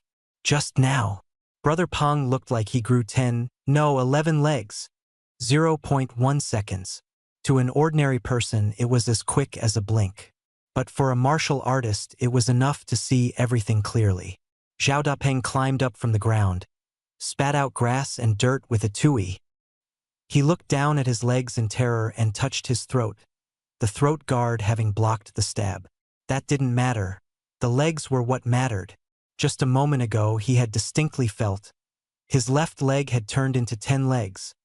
In the distance, Jiang Emo dashed wildly and hid in a small valley, stopping to catch his breath. He glanced at his attribute panel, his face darkening. His mental power had dropped from 1,000 to 999, right after he gave Zhao Dapeng the left leg ×10. Previously, using the multiplication ability never cost him mental power. Did it have something to do with martial artists? But it didn't consume mental power for Li Yanxia, Cheng Fangdong, or Cheng Xiaofeng when he multiplied for them. No, that wasn't right. Those three were mere weaklings propped up by resources. That scarred guy, however, had immense vitality and was leagues stronger. Jiang Montag swiftly deduced. A martial artist's vitality can resist multiplication. The stronger the vitality, the greater the resistance. Thus, mental power is required to either reinforce or break through. For now, it's just a hypothesis, further verification later. On another note, he thought of the fruit knife. The fruit knife he had multiplied layer upon layer. When it struck the scar-faced man's throat, it shattered into iron shrapnel from the immense force. The combat suit had protected his throat. Conclusion: even a simple fruit knife multiplied tenfold cannot penetrate a low-tier combat suit. In the Martial Artists Guild's trading area, a low-tier combat suit was priced at 123,000 yuan, likely similar to what those 7 people were wearing. From that perspective, it's not too expensive. Next time, aim for exposed areas. He glanced at the 9 fruit knives hovering at his side, his expression turning colder. The combat suits displayed in the guild came with helmets, goggles, and face shields. The group had dismissed him as a minor threat and didn't bother wearing their helmets. Fine, he'd exploit their complacency to take them down. Now that he could finally act in this life, anyone who dared threaten him deserved only one thing: death. Extending his mental power, he sensed a range of 100 meters, no sign of Zhao Dapeng and his men. They were probably still reeling over those 10 legs. Suddenly, his eyes lit up. Red-tailed rat. Within the range of his mental power, a rodent with a crimson tail appeared. It was his target. Beep! The transparent, phone-like screen by his right cheek flashed. A second screen popped up. Name: Red-tailed rat. Level 1. Weak point: belly button. Key organ: tail. Jiang Mo focused intently on the second screen. After he had multiplied the system tenfold, it disappeared, but 10 screens remained. The other 9 had always been folded behind the first screen. Unexpectedly, during his first encounter with a mutated beast, this screen activated on its own. Yet, it didn't display any stackable multipliers. Although his multiplication ability was intact, the system screen displayed the red-tailed rat's level, weak point, and valuable organ. The red-tailed rat wasn't in plain sight. It was 30 meters underground within his mental detection range, burrowing deeper. He understood now. As long as his mental power captured a mutated beast, the attribute panel would appear, but this screen only revealed the creature's weak points. The second screen didn't show up during his earlier chase by the scarred man and his group. Knowing the weak points was efficient, but mutated beasts weren't his priority right now. His goal was clear: eliminate those 7 martial artists. They were convinced he knew the location of the spirit fruit and wouldn't stop until he was dead, even blocking off safe passages. Even if he cleared out a red-tailed rat, returning to the city would still be challenging. The 9 fruit knives hovered at his side as he activated the multiplication ability one after another. Defense penetration times 10, damage times 10, critical rate times 10, and critical damage times 10. Whether or not it worked, just like multiplying misfortune for Cheng Fangdong or luck for himself, or increasing probabilities for spirit fruits and abyssal fruit, it was invisible, intangible. Multiply first and let life go where it may. The knife blades shimmered faintly with cold light. Jiang Mo crawled forward slowly, edging toward the valley entrance. They were here. 7 figures broke into his sensory range, none of them wearing helmets, face shields, or goggles. He pressed himself flat against the ground, unmoving, while the 9 fruit knives slid silently toward the 7 men. The plan was simple: kill one first and seize their battle knife. The valley had a complex terrain. In mid-March, the mixture of withered grass and fresh buds provided a natural cover. The 7 slowed their pace, alert to their surroundings. Out in the wild, a mutated beast could appear at any time. Jiang Mo crouched behind the cover, mentally locking onto them.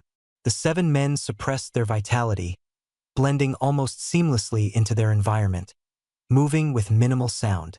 Without mental powers, they would have been nearly invisible to the naked eye. He gritted his teeth. Their experience in the wild surpassed his own. The plan was set, but he couldn't act rashly. Earlier, Even with a surprise attack on the scar-faced man at high speed, he hadn't managed to snag a single hair. Now, with them on guard, even 9 small fruit knives wouldn't leave a scratch. Fortunately, as a mental power user, he had the upper hand in terrain like this. And then he thought of the first fruit knife. The blow struck the throat but exploded on the spot. He tried using his mental energy to touch the opponent's battle blade, only to find that the blade carried the same vital essence as the warrior, directly resisting him. He couldn't snatch it. No wonder Manager Shin didn't hire him. Mentalists weren't as invincible as imagined. In TV dramas, masters could kill with a flick of a flower petal. Yet he couldn't even cut the piece of cloth stuck to someone's neck with a blade. A thought tightened in his mind.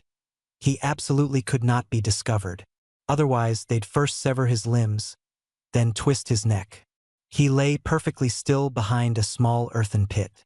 At that moment, Zhao Dapeng glanced at his left leg and said in a low voice to the other 6 people, "At that guy's speed." During this period, the 7 of them chased him to the valley entrance. He could only have gotten this far. This valley is the only place within a 50-mile radius where someone could hide. That kid is definitely here. Split up and search. If we can't find him, set a fire to smoke him out. The valley wasn't large, but its terrain was complicated, overgrown with dense vegetation, and even housed mutated beast dens, making it difficult to search. The 7 exchanged glances and slowly spread out, beginning their search within the valley. Jiang Imo heard the commotion, and his heart tightened. He couldn't wait around. He had to strike first. Noticing the scar-faced man's repeated glances at his left leg, Jiang Mo's eyes gleamed with an idea. He must have left a shadow in his mind with that left leg times 10. Left leg count times 10, permanent.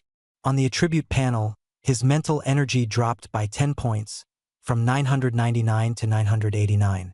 He quickly summarized, temporary times 10, for 0.1 seconds consumes 1 point, while permanent times 10 consumes 10 points. There was no resistance at the moment of application, but it felt a bit strange. He made a mental note to keep experimenting. For the 11th time, Zhao Dapeng looked down at his leg, then suddenly screamed and collapsed. "My leg!" It multiplied again. His left leg had once more turned into 10 legs, and his pants and shoes had also multiplied to accommodate the change. The other 6 people were startled and rushed over in haste. Jiang Imo locked onto one tall, thin man, left foot toes times 10, for 1 second. His mental energy dropped again by 1 point, from 989 to 988. The tall, thin man stumbled mid-run. His face turned purple, and he fell to the ground, screaming in agony. In the next instant, 9 fruit knives shot up from the ground directly in front of him, almost in a seamless line. They drove into his mouth and erupted out the back of his skull. The tall, thin man's eyes widened, his mouth agape, and he fell lifeless to the ground. Jiang Mo's eyes shone. It works. His toes had multiplied from 5 to 50, but with no change in the size of his combat boots, the toes were instantly crushed. The pain was unbearable, even for a trained warrior. Looking at the corpse, Jiang Imo only frowned slightly, feeling little emotion. The death memories in his mind from 2 lives made killing those who wanted him dead feel like second nature. He extended his mental power toward the fallen battle blade. Its owner having died, the blade's vital essence had dissipated, and it no longer resisted him. The battle blade disappeared into his possession on the spot. "Let's test this again." He spoke to the corpse. "Left leg, times 10, for 1 second." The corpse's left leg instantly multiplied into 10 legs, but Jiang Mo's mental energy wasn't consumed. The 5 warriors arrived just in time to see the eerie scene. The 10 left legs lasted for only a second before vanishing. In the next moment, the corpse twitched and grew 10 left legs again. "Holy! Haunted! Run!" The 5 of them turned pale with fright, spinning on their heels and bolting from the valley. Jiang Mo's eyes lit up. Multiplying a corpse by 10 didn't consume mental energy. It wasn't a matter of vital essence resistance. It was about life itself. Multiplying dead or weak life forms by 10 didn't use up mental energy. Only live and strong beings required mental energy as fuel. If there was no consumption, it was the system doing it. If there was consumption, it came out of his own reserves. He didn't hesitate any longer, locking onto the last bald-headed enemy with his mental strength. Left foot toes times 10. For 1 second. Crack. The bald man screamed, stumbling to the ground. From beneath the earth, 9 fruit knives shot up in a flash, piercing straight into his open mouth. Thunk, thunk, thunk. The bald man dropped dead on the spot. The remaining 4 shivered in terror. What scared them even more was what happened the moment the bald man died. His left leg also suddenly multiplied into 10 legs. 10 left legs.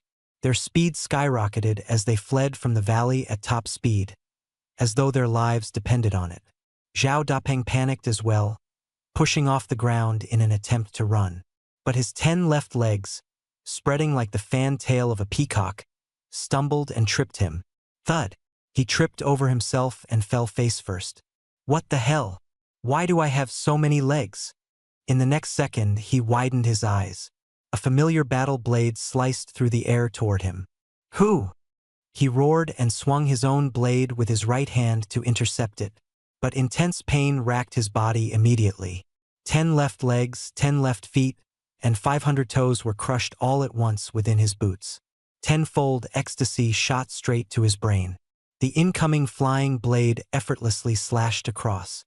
Squelch, thump, thud. His head hit the ground. Zhao Dapeng, dead. This time, even the protective neck gear didn't save him.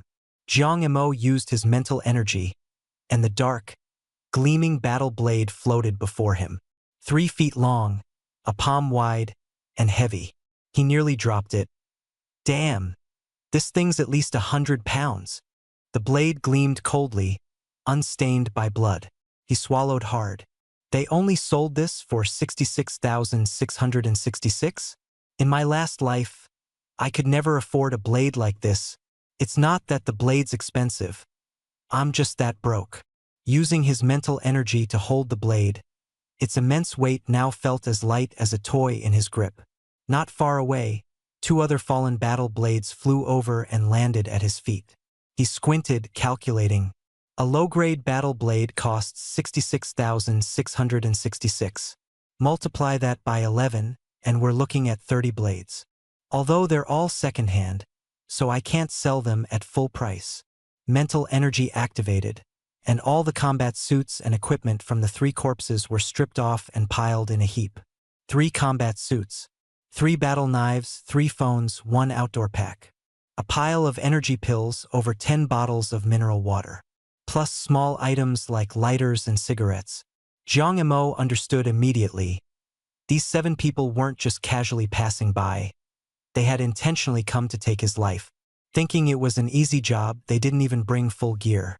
My head is apparently worth a lot, enough to make 7 warriors come after me, he thought, silently noting down their names. Cheng Fengdong, Li Yanxia, Cheng Xiaofeng.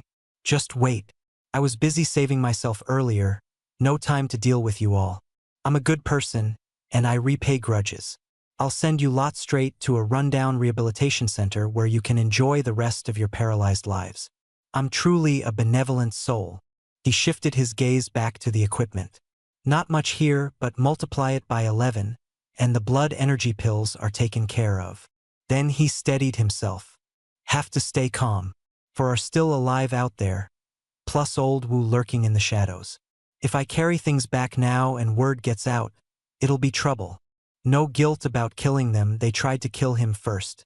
But those 10 long, powerful legs must not be tied back to him. Keep a low profile, play the long game. For warriors, body parts multiplied by 10, either don't use or silence the source. Once his ability is exposed, the consequences are unpredictable. Weakness is a crime. Only the strong have a voice. For now, he must keep his head down. Even if word gets out, it'll just sound insane. 10 left legs? Who would believe it? Regardless, none of them, including old Wu, could be left alive. Torturing them a bit more before the end. Now that would be perfect. 10 heads, 10 legs, 10 of each body part. Once everyone was cleared out and there were no victims, he could sell these things openly. At that moment, one of the phones lit up. "How's it going?" He frowned. With a flash of the blade, all 3 phones were smashed and thrown back onto the 3 stark naked corpses. He couldn't take any enemy's phone with him. There was bound to be tracking. The bodies need to be taken care of too. Deep in the valley, he found a large exposed rock, laid down some dry grass and branches, then piled the 3 bodies onto it.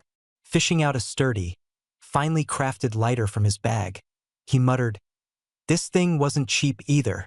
With a mental command, he lit the fire, flame temperature times 10, burn rate times 10. Whoosh, under the intense heat, the bodies burned to ash in an instant. After extinguishing the flames, he scattered the ashes with another thought. Wind speed times 10, 3 seconds. A powerful gust swept through, and the remains vanished completely. Outside the valley, 4 warriors sprinted until they reached the edge of a neutral zone, stopping there to catch their breaths. Hands on their knees, they gasped for air. "Did any of you see it clearly just now?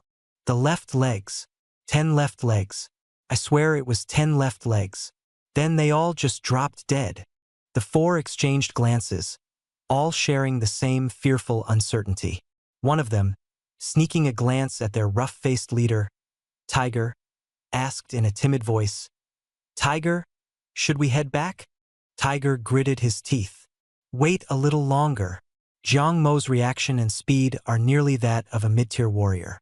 But his posture, movements, and running style, those were all like an ordinary person. He has no concept of how to exert force. Given that whatever he found isn't some regular first-tier spirit fruit, it's probably second-tier, maybe even third-tier. At the mention of second-tier and third-tier, the other 3's breathing immediately grew heavier. A first-tier Wu Lian fruit was worth 1 million. Second-tier fruits were a minimum of 10 million. Third-tier started at 1 billion. For warriors at their level, this was an astronomical fortune. Not to mention, spirit fruits were inherently beneficial to warriors. But 10 left legs. Tiger clenched his teeth, glaring at the valley. It's definitely connected to that valley. The first time Depeng turned into 10 left legs, we were near the valley, and it lasted for 0.1 seconds. The real trouble started after we entered the valley. Don't go into the valley. We'll wait here for Jiang Mo. Let's see if he comes back to the city after dark. A greedy glint sparked in his eyes.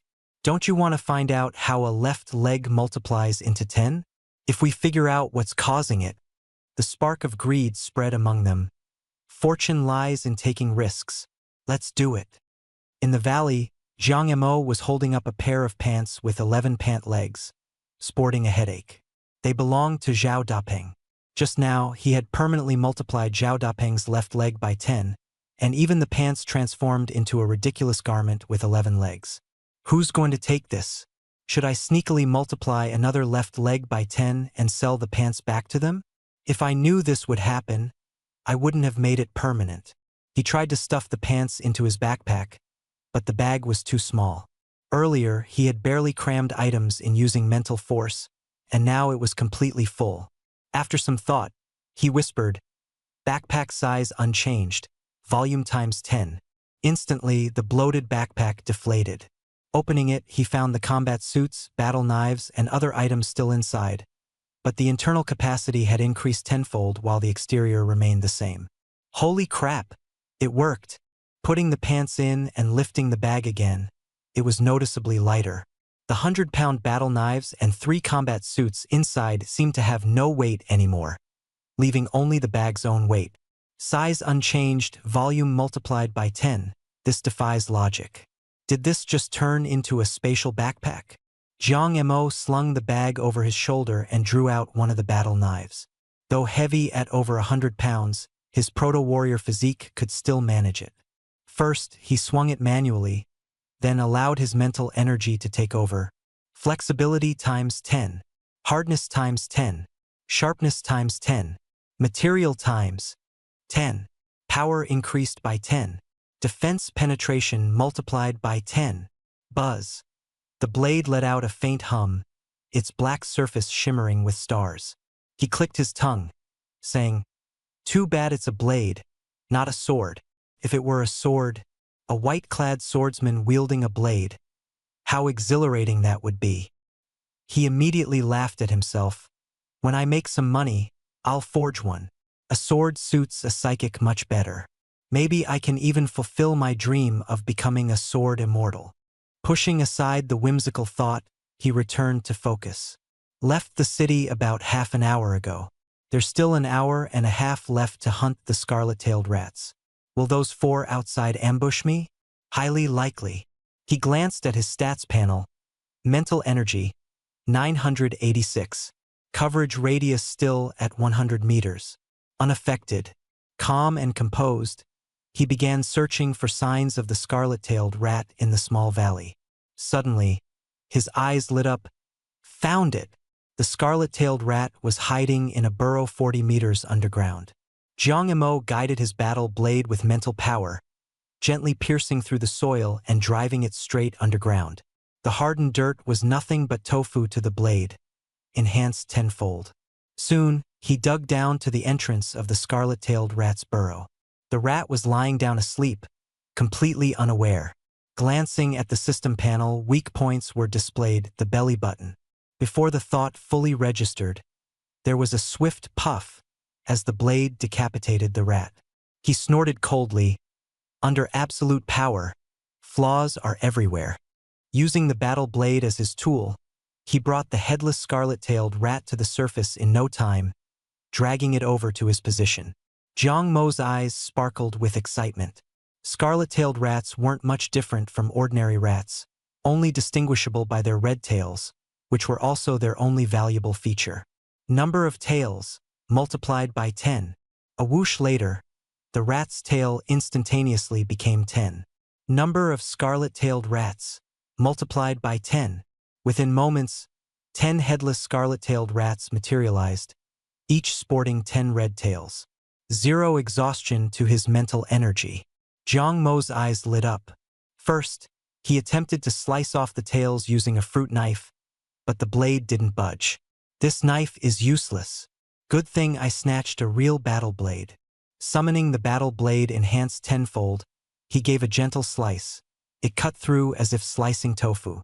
All 10 tails dropped seamlessly. He repeated the process for the other 9 rats, cleanly slicing off every tail. A total of 100 crimson tails were neatly laid out. He silently calculated. Even if other pieces of equipment might not sell, these 100 tails would surely fetch a price. 200 credits per tail, 100 tails equaling 20,000. His mind eased, and an overwhelming hunger suddenly surged through him.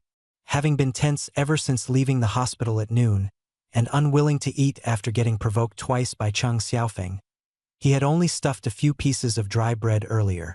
Pulling out an energy pill and a bottle of water, he murmured, 998 units, then casually said, quantity multiplied by 10. 1 pill turned into 10 in his hand. Keeping 1, he stored the rest in his bag. The energy pill was about the size of a thumb, resembling a spherical chocolate. He didn't multiply its effect by 10, worried it might cause complications. Popping it into his mouth, a bitter taste spread, while the slow-releasing energy replenished him gently, sending a warm current coursing through his body as the hunger dissipated. He then grabbed an unopened bottle of water, multiplied by 10. A bottle turned into 10 bottles. 9 were stored in his bag. Unscrewing one, he chugged it down in no time. His bag now contained a surplus of energy pills and water. Chewing on what now felt like candy, he muttered, "At least I won't worry about food and drink anymore." Packing the 100 tails into his bag, he burned the remaining scarlet-tailed rat fragments, water bottles, and energy pill packaging with a protective seal. Slinging the bag over his shoulder, he headed deeper into the valley. Along the way, his mental power scanned the surroundings vigilantly. The battle blade multiplied by 10. It hovered close to the ground, trailing silently at Jiang Mo's side, ready for action at any moment. Aren't scarlet-tailed rats supposed to be the most abundant and widespread creature? Yet after all this trekking, I barely ran into one. The wilderness stretched out, barren. Yet in this secluded valley he'd encountered one. The countdown on the screen displayed 40 minutes since leaving the city. Zhang Mo crouched low, advancing cautiously, his mental powers scanning in all directions, focusing especially underground. The second one, his eyes gleamed, but the rat hiding 60 meters underground suddenly turned into a grayish-red blur, darting out of his detection range in an instant, as if fleeing for its life. Is there a stronger creature in the valley? He contemplated retreating, only for a hint of blood to waft through the air. He froze, his eyes once again alight. No wonder the valley lacked other beasts. Perhaps a strong creature had been battling here. He decided to take a look. If he could scavenge a beast carcass, great. If not, it'd at least be entertainment. As he ventured deeper, the metallic scent of blood grew stronger. A massive corpse entered his detection range. A black python over 10 meters long, as thick as a water barrel, its vital 7-inch point slashed, life extinguished. Did I actually stumble upon a beast carcass? Still cautious, he approached gradually. At that moment, a weak female voice reached his ears. Hey, help me. Zhang Mo nearly jumped. Who's there? His mental power spread out in all directions. Just 10 more meters ahead, and you'll see me. The voice was faint, tinged with helplessness. He moved forward cautiously, 10 meters. Sure enough, he spotted a lone figure. A beautiful girl, dressed in a black baseball cap and the blue and white school uniform of 9th High. She leaned against a tree, yawning as if on a field trip. Her hands, however, were blood-stained, presumably from the python. Noticing her attire, he observed a warrior's badge dangling from the zipper of her uniform jacket and a rolled-up dossier stuffed into her pants pocket, somewhat akin to his own. A psychic stronger than me, he concluded. She was a student of 9th High? Zhang Mo scoured his memory. He didn't recognize her. You're from 9th High? Her body tensed but relaxed upon seeing him, offering a faint smile. Yeah. Which class? Why haven't I seen you before? Her level of beauty could outshine the flower of class 14 by miles, and with her strength, it was unlikely for someone like her to stay unnoticed. My name's Sergio. I transferred to 9th High 3 days ago. Senior year, class 14. Teacher Su Chi, she spoke weakly. Jiang Montag nodded. The head, 14th class, his own class. 3 days ago, he had been in the hospital, reasonable enough. Did you kill this black python? He asked. Her face was full of frustration. Yeah, but who would have thought a python could be poisonous? How can a python even be poisonous? Zhang Mo stopped 3 meters away, scrutinizing her face, which was undeniably beautiful yet utterly lifeless, and hesitated. Is it possible that this isn't an ordinary python? Could be a mutated beast. Ordinary pythons aren't venomous, but mutated ones might be. And it might not even be a python, it could just be a venomous snake that grew larger. Sergio lifted her gaze to look at the elegant boy through the brim of her hat, stunned for a moment. That makes sense. Seeing that Zhang Mo was still wary and refused to come closer, she said, I've got an abyssal fruit. I was planning to sell it, but now you can have it, for saving my life. Zhang Mo's eyes widened. An abyssal fruit? Why aren't you eating it yourself? Sergio gave him a sidelong glance. Zhang Mo immediately understood. She had already consumed one. The odds must have been extraordinarily in her favor. What were the chances of a person finding 2 such fruits alone? He added, but I don't know how to detoxify poison. Sergio replied calmly, it's a minor poison. I can recover on my own with time.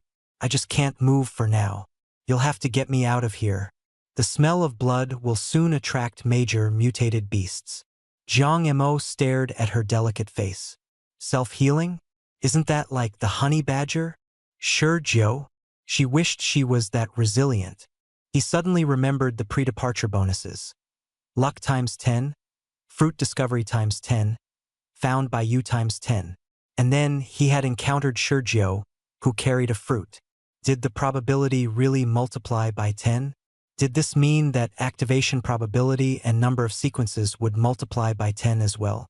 Suppressing his excitement, he forced himself to stay calm and nodded. All right, you give me the fruit, and I'll take you out of here. He studied her. Her left leg bent, leaning against the tree, blood on her hands but nowhere else. Instead of taking the fruit right away, he fetched water first, using his mental strength to wash the blood off her hands. Then he held her hand up and sniffed. Sure, Joe. He crushed an energy pill, applied it to her wound, and sniffed again. Still uneasy, he bent down and sniffed her body. There was no fragrant scent, only a faint tang of blood. Sure, Joe. He then crushed another energy pill and spread it over her body. The scent of blood was entirely masked now. Sure, Joe, she reminded him. The energy pill scent is still a foreign smell, right? Jiang Montag shrugged. Mutated beasts are more drawn to the smell of blood. Sure, Joe nodded. That makes sense. He suddenly became alert. How do you know my name? Sure, Joe sighed helplessly. Your name and photo are on the class honor roll. I'm not blind. It was only now that Jiang Mo remembered she was a transfer student. He cleared his throat. The fruit. Sure, Joe glanced at her left pants pocket. It's in the left pocket. You can get it yourself. He tried using mental power, but as soon as it touched her pants, it dissipated. As expected, mental practitioners aren't dependable, he muttered under his breath. Left with no choice, he reached into her left pocket by hand. Sure, Joe's face flushed. Just take the fruit. Don't grope around. Jiang Montag frotze. Sorry, I didn't mean to. Her left leg was bent, and the uniform pocket was deep. The fruit was pressed close to the inner side of her thigh. His hands trembled as he fumbled, and his movements were clumsy. He couldn't grab it after trying for a long time. Sure, Joe stole a glance at him. His face was red, and he was shaking all over. Indeed, in this world, there really was no one who could. Jiang Mo calmed himself, staring at the abyssal fruit he was about to retrieve. The first time he'd obtained one, he had been even more excited than he was now. Sure, Joe kept telling herself in her head, he's not doing it on purpose. But her face turned completely red. Jiang Mo, fumbling awkwardly, finally pulled out the round, black fruit from her pocket. A gray mist coiled around it like a miniature abyss. It wasn't hard to see why it was called that. He breathed a sigh of relief, glanced at the crimson-faced Sure Joe, and cautiously asked, Are you really giving this to me? Sure Joe's gaze drifted, unfocused. I can't move. If you take it and run, there's nothing I can do. Before she could finish her sentence, Jiang Mo's expression changed. He scooped her up and dove to the side. Boom! Crack! A 1-meter-deep crater opened in the spot they had just been standing, and the nearby tree snapped in two. A silver-gray giant wolf, baring its fangs, closed in on them. The system's second light screen popped up. Species: Silver Moon Wolf. Level: 2. Weak points: waist, underbelly. Most valuable part: fur. One word: run. Jiang Mo darted off, holding her in his arms. The Silver Moon Wolf cast a disdainful glance at the 10-meter-long python before deciding to pursue them instead. Jiang Mo cursed inwardly. Doesn't want the snake meat but is chasing me? Sure Joe spoke calmly. Mutated beasts are intelligent. Jiang Montag frowned. So it knows the snake is poisonous. Sure Joe was speechless. The sound of paws grew closer. Sure Joe sighed. Just leave me behind, this way. Before she could finish, she was flung into the air. The Silver Moon Wolf leapt, aiming straight for the silhouette in midair. It saw this as a more tempting target than the runner. At the same moment, a black blade descended from the sky, enhanced with mental energy, as fast as lightning, aiming directly for the wolf's waist. The wolf wanted to dodge, but midair it had no leverage and couldn't avoid the blade. Fine, then I'll just take this human head on. It was confident that a blade of this level couldn't penetrate its defenses. The next second, it felt the world had shifted. Its ascending body was suddenly pressed down, unable to reach Sure Joe by a meter. and it plummeted violently. Simultaneously, the black blade grew heavier, pressing down hard. Silvermoon Wolf is subjected to tenfold gravity for 3 seconds. Combat Blade's weight is multiplied by 10. 3 seconds duration. From that moment, Zhou's actions were completely different from before. Gravity times 10. For 3 seconds, Jiang Mo's whisper dispersed with the wind. Bang! Boom! The giant wolf smashed into the ground. Its spine snapped. The entire wolf folded like a collapsible screen. Jiang Mo stopped, took 2 steps forward, and caught Shizhou steadily. He exhaled deeply. Good thing you let me throw you. Otherwise, I wouldn't have thought of such a perfect tactic. Shizhou remained silent. He glanced at the system. Mental energy dropped from 986 to 926, consuming 60 points. Conclusion: no resistance during the times 10 process. However, applying times 10 to life forms consumes his mental energy. Level 2 Silvermoon Wolf. Consumed 60 points. Done. Losing 60 mental points in one go, Jiang Mo showed no signs of exhaustion. The Silvermoon Wolf King was far more terrifying than the warriors who had chased him earlier. Luckily, he already knew its weakness. Otherwise, it could have ended badly. He looked down to see the girl in his arms. Her black and white pupils stared straight at him. What's wrong? The poison worsening? He instinctively asked. Shizhou let out a faint When the Silvermoon Wolf approached earlier, she hadn't noticed at all. If Jiang Mo hadn't acted quickly, they'd have already ended up as wolf food. The venom of the black serpent had fully taken effect. Even her mental energy was suppressed. She hesitated and said, "That Silvermoon Wolf is quite valuable." Jiang Mo looked at the silver wolf, about the size of a large ox, and frowned. His spatial backpack couldn't fit it, and trying to drag it along would likely expose them to rogue warriors ready to ambush them for the loot. The city had order. The wilds did not. Worse yet, those warriors coming after him and Shizhou might be lurking nearby. He debated whether to skin the wolf.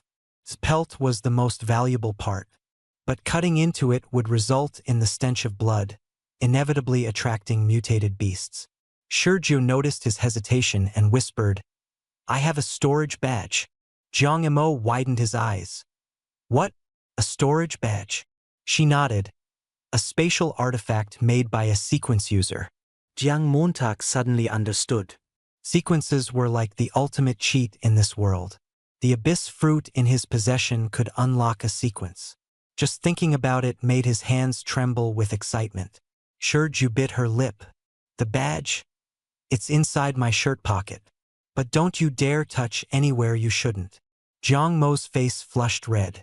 When grabbing for the fruit earlier, he may have accidentally touched somewhere inappropriate. Should I wait until my hands stop shaking to grab it? If we wait until then, the mutated beasts will already be here. The Silvermoon Wolf had been smashed into a pulp, completely dead. But the black serpent wasn't far away, and the scent of blood was starting to spread. Soon enough, it would attract a swarm of creatures. All right. Jiang Mo stopped overthinking and carried Shizhou to place her under a tree. "Inside your shirt pocket?" Under the school uniform. He took a deep breath and unzipped her school jacket. The weather was still cold, and underneath, she only wore a thin white shirt with the top 2 buttons undone, revealing her collarbones. The shirt's left side had a button pocket. As he unbuttoned it, he tried to distract himself by asking, "Why didn't you store the fruit in the badge earlier?" Shizhou sighed helplessly. "Right after I picked it, the serpent attacked before I had the chance. Oh, by the way, you should store the serpent too. Poisonous ones are valuable." This black serpent was a new type of mutated beast she hadn't seen before. Its strength was average, but its venom was potent, rendering her completely immobile. For this reason alone, she decided to let Jiang Mo use the badge. Jiang Mo blinked, his heart racing. Luck times 10. The probability of finding the abyss fruit was multiplied tenfold. This meant that even if he hadn't encountered Shizhou, he could have stumbled upon it in this valley, only to be ambushed and eaten by the serpent. He shuddered at the thought. Thankfully, he had met Shizhou. Ugh! Shurjo let out a muffled groan, her cheeks flushing red. At that moment, Jiang Mo's 2 fingers were carefully reaching into the pocket. The earlier shudder caused his hand to retract slightly, and he still hadn't reached the badge. Shurju bit her lip. If you don't hurry, the mutated beasts will show up. Jiang Mo's expression changed. Realizing he was wasting too much time, he withdrew his fingers and, with the back of his hand facing outward, slid his entire hand into Shurjo's pocket. Touching the hard, coin-sized object at the bottom, he carefully hooked it out. Despite his best efforts, there were inevitable brushes and bumps along the way. Shurjo closed her eyes, accepting the situation, while Jiang Mo's face turned a deep red as he forcibly suppressed his awkward emotions. This is the storage badge? It was a small token of dull gold, its shape and texture resembling a martial artist's badge, but smaller in size. Shurju nodded faintly. Activate it using mental energy. The password is 3366959. Jiang Emo was speechless but followed her instructions, channeling his mental energy into the badge. Sure enough, a mental lock appeared, prompting him for the password. He entered it. It felt as if a door swung open, revealing a space measuring 20 meters in every dimension. Inside, it was almost empty, except for 2 open suitcases in a corner, one filled with food and water and the other with neatly folded undergarments. Jiang Emo quickly withdrew his mental energy. Only mind adepts like you can use this badge? He asked, attempting to make conversation. Shurjo weakly replied, not just mind adepts. Martial artists can use their energy for it. You focus on recovering. I'll handle the rest. Jiang Emo adjusted her disheveled shirt and zipped up her jacket. Shurjo remained silent as Jiang Emo carried her to the Silver Moon Wolf's corpse. The storage badge's rules were straightforward. A range of 3 meters, capable of storing all inanimate objects within that area. Jiang Emo thought for a moment, and in an instant, the Silver Moon Wolf disappeared into the badge. He then closed the 2 suitcases and moved the wolf's corpse to another area of the storage. Looking down, he noticed Shurjo had already closed her eyes, seemingly asleep. Setting aside distracting thoughts, Jiang Emo held her close and headed toward the Black Serpent's location. Since meeting Shurjo, his every decision felt unlike himself. In just a few minutes, from being hunted by the Silver Moon Wolf to now, Zhou Dao pressed himself to move quickly. The girl in his arms was soft and light, not a burden, but her presence made his heartbeat accelerate. He soon returned to the valley. The stench of blood lingered in the air. This area bordered the wilderness, home to few high-tier mutated beasts, just a scattered number of Tier 1 creatures. At the edge of his perception, a Tier 2 feline beast sauntered away with a disdainful expression. It clearly knew the massive serpent was venomous and would be fatal if consumed. Jiang Emo felt a brief sense of relief but dared not let his guard down. Even a group of Tier 1 beasts would overwhelm him if they attacked together. He approached cautiously and stopped 30 meters away. It was only then that he could clearly see the massive snake. Its entire body was jet black with a metallic sheen. On its head rested a small black crown about 3 inches tall with sharp edges that sparkled like a black gemstone, resembling a finely crafted piece of artwork. It was clearly no ordinary creature. Jiang Emo didn't hesitate any longer. Expand the storage badge range by 10-fold for 1 second. Collect. Whoosh! The serpent's body, over a dozen meters long, was instantly drawn into the storage badge. Alongside it, the remains of the Silver Moon Wolf. The corpses now formed a heap, immediately crowding the space inside the storage badge. Jiang Emo, gazing at the massive remains now in his possession, grinned. With these, he could refine the chi and blood pills he needed. He secured the snake and turned to leave. Near him, the dozen or so creatures that had been surrounding the snake immediately roared furiously upon realizing the giant serpent was gone. Jiang Emo was just about to retreat quietly, but his expression changed. He burst into a sprint at full speed. At this moment, direction didn't matter, he just needed to run. Suddenly, a chilling, violent aura surged from underground, swiftly invading the range of his spiritual perception. The ground trembled, and cracks split wide open, as though a massive entity was about to emerge. He understood in an instant. It wasn't that the creatures at the outer edge were weak. It was that he was simply too fragile. He steadied his emotions and quickly weighed his options. What else can be enhanced by tenfold? Right, burst power. Duration: 1.5 hours. Whoosh! He accelerated once more. Enhancing burst power by tenfold wouldn't harm his body, similar to enhancing speed by tenfold. He didn't dare let up, he just kept running. Behind him, thunderous booms resounded. The small valley quaked as violent energy swept through like a storm, scattering the beasts.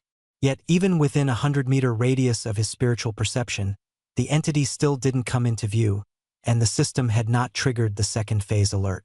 But his instincts were sharp. Whatever it was almost breathing down his neck. "Hand me the blade." Shurjo's drowsy voice suddenly broke the tension. "You need to withdraw your spiritual power from it first. Forcing it away myself will hurt you." "Got it." Hum. The black blade let out a resonant hum. Its 3-foot blade unleashed a burst of deadly energy over 10 meters long, momentarily tearing out of Jiang Mo's range of spiritual perception. Boom! A horrific screech echoed. The oppressive aura instantly dissipated, and the massive entity frantically retreated into the ground. The battle blade slowly returned and landed with a dull thud against Jiang Mo's backpack. Shurjo rested her face against his chest, yawning. "I've exhausted every bit of my mental strength. Whatever you plan to do to me now, I won't be able to resist." Jiang Mo remained silent. He lowered his gaze to her pale, exhausted face but didn't slow his pace. He continued sprinting. Before long, he emerged from the valley. That thing, they had only injured it, not killed it. Jiang Mo didn't dare linger any longer. That valley was no ordinary place. It was a site capable of bearing abyssal fruits. At the same time, just outside the valley, the 4 men led by Brother who sensed the disturbance and instantly tensed up.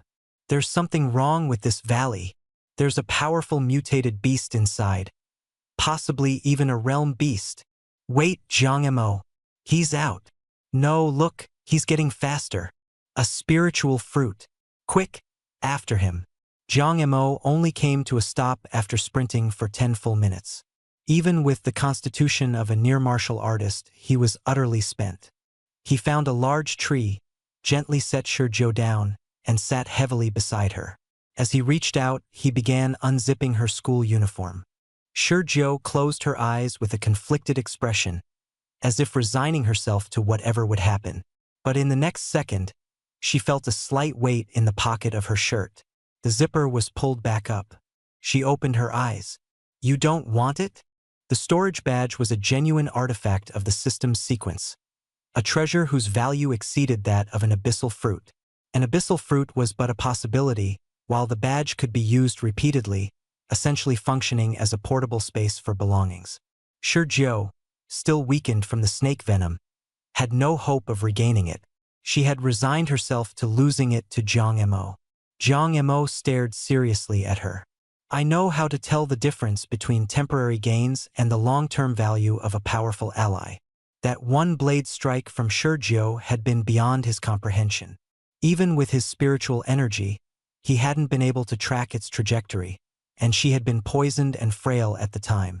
With enemies like the Fong family and the elusive old Wu intent on killing him, he needed a strong backer. Shurjo was momentarily stunned before she broke into a smile. "Fine. When we get back alive, I'll watch your back." Her smile shook Jiang Mo for a brief second, but he held her gaze. "Don't worry, we will make it back alive." As he spoke, he took out 2 energy pills, tore open the packaging, and pushed one into her mouth. "This spot should be safe for now. Get some rest." Weakened by the snake venom and drained of her mental energy, Shurjo's face was pale, and her body was fragile. The bitter taste of medicine flowed through her, helping her feel slightly better. She murmured her assent and started to close her eyes, but a conflicted look on Jiang Mo's face caught her attention. "What's the matter?" she asked. "How do you restore spiritual energy?" He mumbled around his own medicinal pill. You don't have a mental cultivation technique? Jiang Mo's eyes lit up. There's such a technique? Shizhou sighed. I have a manual. It's in my storage metal. Jiang Mo glanced at her chest, then recalled the 2 suitcases stored within the metal. Give it to me after you've fully recovered, he said. He knew his self-control wasn't great. If he reached for it now, he might not be able to restrain himself. Shizhou noticed his gaze, and fragmented memories of a moment ago flashed through her mind. Her ears flushed as she closed her eyes, choosing to remain silent. Suddenly, Jiang Mo scooped her up in his arms, leaning his back against a tree. His expression turned vigilant. Someone's coming? I can handle it, Shizhou replied, yawning softly as she rested her head against his chest, gradually closing her eyes. Jiang Mo's lips curled slightly. Just now, I was so focused on escaping, I almost forgot about them. Within his mental perception, the 4 warriors from earlier were closing in from 4 different directions, their footsteps nearly soundless. The wind in the wilderness masked their approach. Their camouflage uniforms blended seamlessly with the grass. If Jiang Mo hadn't fully unleashed his mental power, it would have been impossible to locate them with the naked eye. The 4 warriors had already locked onto him. His blue and white school uniform was far too conspicuous in the wild. After witnessing his speed earlier, they dared not make a sound, instead opting to approach slowly, aiming for a single fatal strike. But Jiang Mo had already locked onto them first. A fruit knife won't pierce your defenses, he thought. What about my combat blade? The combat blade stored in Shizhou's backpack began to rise slowly. Jiang Mo felt a surge of tension. The blade was different now. It emanated a sharp aura, akin to his mental force. He looked down at Shizhou nestled in his arms. The girl was sleeping soundly. Jiang Mo steadied his racing heart and directed his mental force into the blade, grazing it lightly. Buzz! A black flash of blade light shimmered. Similar to mental force, but sharper. Blade intent. His eyes gleamed. Perfect. Time to test it out. Not wanting to damage combat uniforms that would cost money and blood energy pills, he targeted their faces. Buzz! The black blade turned into a shadow, darting straight for the nearest enemy. The warrior's pupils shrank suddenly. A mentalist. Before he could finish the thought, his vision spun. Half his head hit the ground. Jiang Mo froze for a moment. The blade hadn't yet reached the enemy's face. Its light had already cleaved through his head. So this is blade intent. The blade flashed again. The second one. The third one. Each one fell in turn. By the time the last warrior noticed something was wrong, his panicked cry was cut short, overwhelmed by the incoming black gleam. In the end, all 7 warriors who had been hunting Jiang Mo were dead. Jiang Mo withdrew his blade. Its black sheen radiated an eerie glow, the source unmistakably being the blade intent left within by Shizhou. An excellent blade, truly excellent. A perfect match for my little tricks. With it, ambushing would be a breeze. The 4 intact combat uniforms and 4 combat blades now lay neatly before him. Hugging Shizhou, Jiang Mo cheerfully stuffed them all into his spatial backpack. His heart began to race again. Now that things had settled, should he take advantage of the moment and consume that abyss fruit to enhance himself? Using his mental force, he drew the fruit from his pocket. Multiply the chance of unlocking a sequence by 10. Multiply my ability to consume abyss fruits by 10. Multiply the number of sequences I can unlock by 10. Luck has already been multiplied by 10.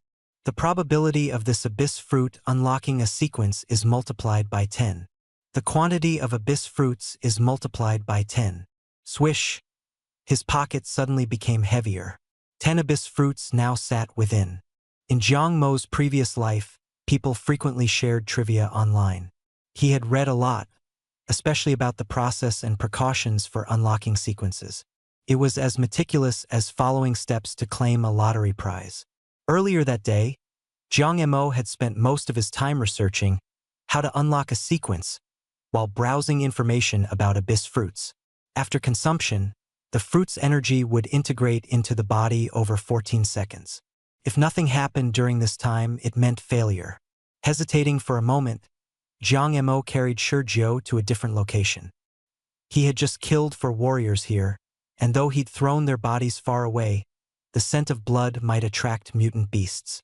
Moving quickly, he found a patch of tall grass to conceal himself.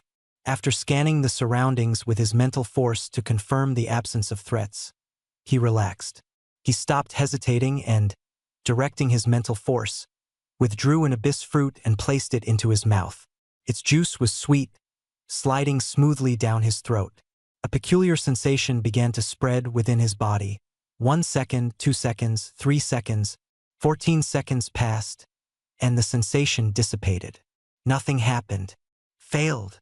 Jiang Mo pressed his lips together, but he wasn't discouraged. He still had 9 abyss fruits, 9 more chances. He continued. The second fruit, the third, the fourth, the fifth. Finally, on the 6th, something changed.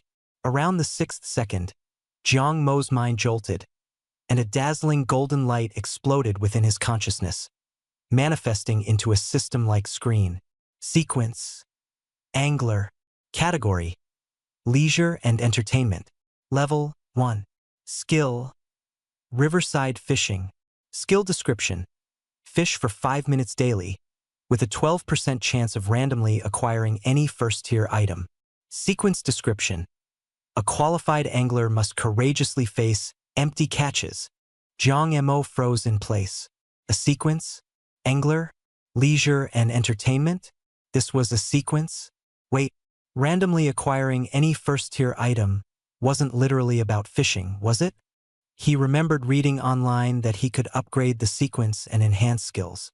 Silently, he thought to himself about multiplying the sequence level by 10, extending the duration to 30 seconds, multiplying daily fishing time by 10, and increasing the fishing success rate by 10-fold. A golden light trembled in his mind, and the sequence description instantly changed. Sequence. Fishing Master.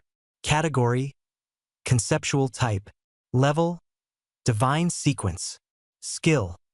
Fishing across the realms. Skill description. Space is the river, time the water. On the peaks of all worlds, fish across the heavens. Daily fishing time is 1 hour, with a 120% chance to fish out anything of any grade. Randomly. Sequence description. The fishing master will never return empty-handed. Jiang Mo was completely baffled. Conceptual type? Divine Sequence. The phrase, the fishing master will never return empty-handed, was way too catchy. The 10-fold he had requested earlier had somehow turned into 1 hour. It seemed like the sequence level had undergone a qualitative transformation. After 30 seconds, the 10-fold effect disappeared, and the sequence reverted to its original form, but with slight changes. Sequence. Fishing Enthusiast. Category. Leisure and entertainment. Level 1. Skill. River's Edge Fishing. Skill description. Daily fishing time is 50 minutes, with a 120% chance to fish out any first-tier item, randomly. Sequence description. The fishing enthusiast will never return empty-handed. Watching the glowing interface, Jiang Mo became increasingly convinced. Multiplying the sequence at level 1 by 10 would break through the sequence's level cap, transforming it into a divine sequence. Without hesitation, he silently repeated a new command: multiply sequence level by 10. Make it permanent. The glowing interface quivered gently, and the divine sequence appeared once more. Jiang Mo fixed his gaze on the glowing interface in his mind, calculating whether he could further multiply sequence quantities by 10. He quickly shook his head, dismissing the idea. 10 identical sequences wouldn't serve much purpose. He decided to revisit the idea later. He still had 4 abyssal fruits in his possession, offering him 4 more chances to unlock abilities, but he had no intention of consuming them just yet. Unlocking probabilities depended on luck, and he felt he had already used up quite a bit of it today. First encountering Shi Jiao, obtaining the abyssal fruit, and then unlocking the divine sequence. It was better not to push his luck. Licking the corner of his mouth, he smiled at the thought of heading back to buy a fishing rod to test out what the fishing master will never return empty-handed divine sequence could reel in. Cradling a soft and warm safety net in his arms, he felt like he had hit the jackpot. It was time to head back to the city. Shit! His expression changed immediately. His spiritual probe revealed that not just one or two, but an entire pack of Silver Moon wolves was charging toward him. The encirclement was growing tighter, with their numbers far exceeding 100. At the forefront was a third-tier wolf king. Even a master with chi and blood surpassing 10,000 would have no choice but to flee in the face of such a scene. Without hesitation, Jiang Emo vanished into a blur, leaving his original spot behind.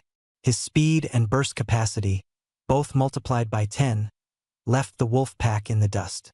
Far behind, the wolves failed to close the gap, while his spiritual detection field signaled safety. Despite this, Jiang Emo remained alert. His battle saber, infused with focused intent, hovered by his side, ready to engage any moment. While fleeing, he calmly analyzed how he had been discovered. A sudden realization struck him, scent. Instinctively, he leaned in and sniffed Shi Zhou's neck. Apart from the faint smell of an energy pill previously applied, there was no other scent.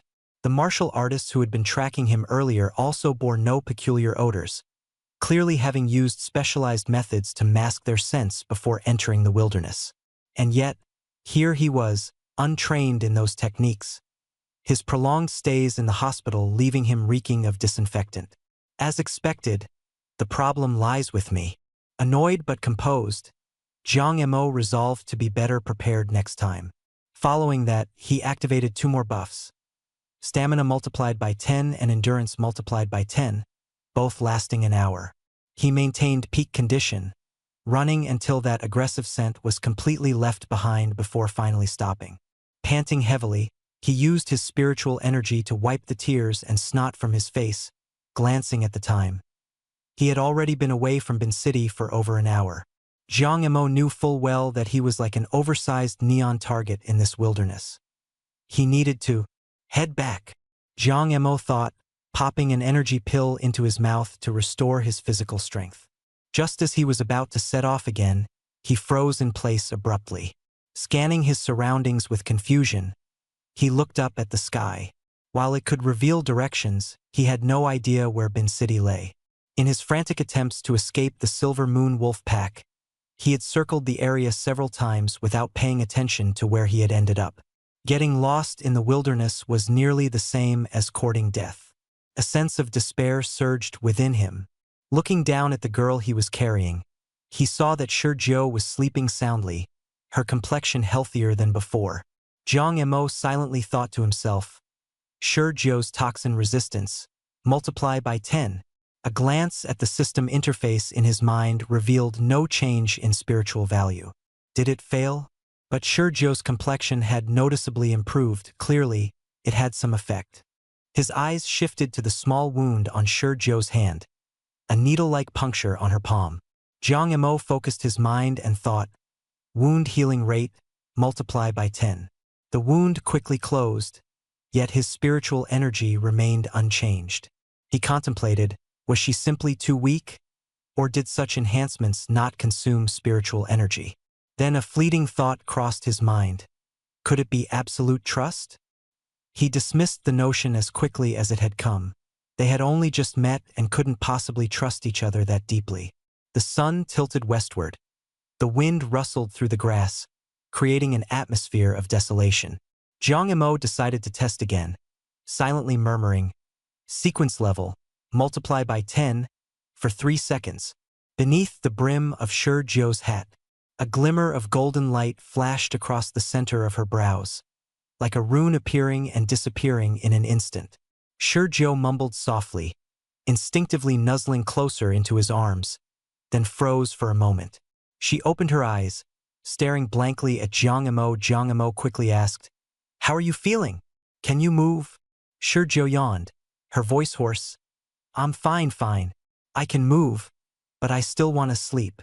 As she spoke, her jacket shifted slightly, and a still warm phone slipped from inside her school uniform. The phone lit up, displaying a map of the area near Binqing. A red dot pinpointed their current location. Only then did Jiang Emo breathe a sigh of relief. Shi Zhou yawned again, closed her eyes, and drifted back to sleep. Leaning against him, her steady breathing helped to ease the tension in Jiang Mo's heart. Jiang Mo finally relaxed a bit, but the danger hadn't fully passed. Still, the soft, warm figure in his arms gave him a sense of stability. His support had fallen asleep, yet her mental energy had recovered enough to ensure that if something arose, she'd snap awake immediately. Mental energy? Or was it something more advanced than just mental ability? He decided he'd check the warrior forum for answers once they got back. Using his mental ability, Jiang Mo took hold of the phone to examine the map, quickly determining both their own position and that of Bincheng. The city is southeast of here, about 130 li away from the wilderness zone. Thinking about his current speed, Jiang Mo was somewhat astonished. If they moved in a straight line without avoiding obstacles, the distance would only be greater. He carefully adjusted Shi Jiu's loose baseball cap and picked a route that would avoid the perilous valley before heading toward Bincheng. Accelerating, his speed and burst power multiplied tenfold, streaking like a blur across the wilderness. His mental ability constantly scanned for mutated beasts or unusual presences. Any sign and he would instantly change course to avoid them. Having narrowly escaped with her as his lucky charm this time was no guarantee they'd always be so fortunate. Jiang Mo resolved to quickly gain experience at being a survivor, learning how to stay hidden and deliver fatal blows with precision. No reckless fights. If avoidance was possible, he would evade.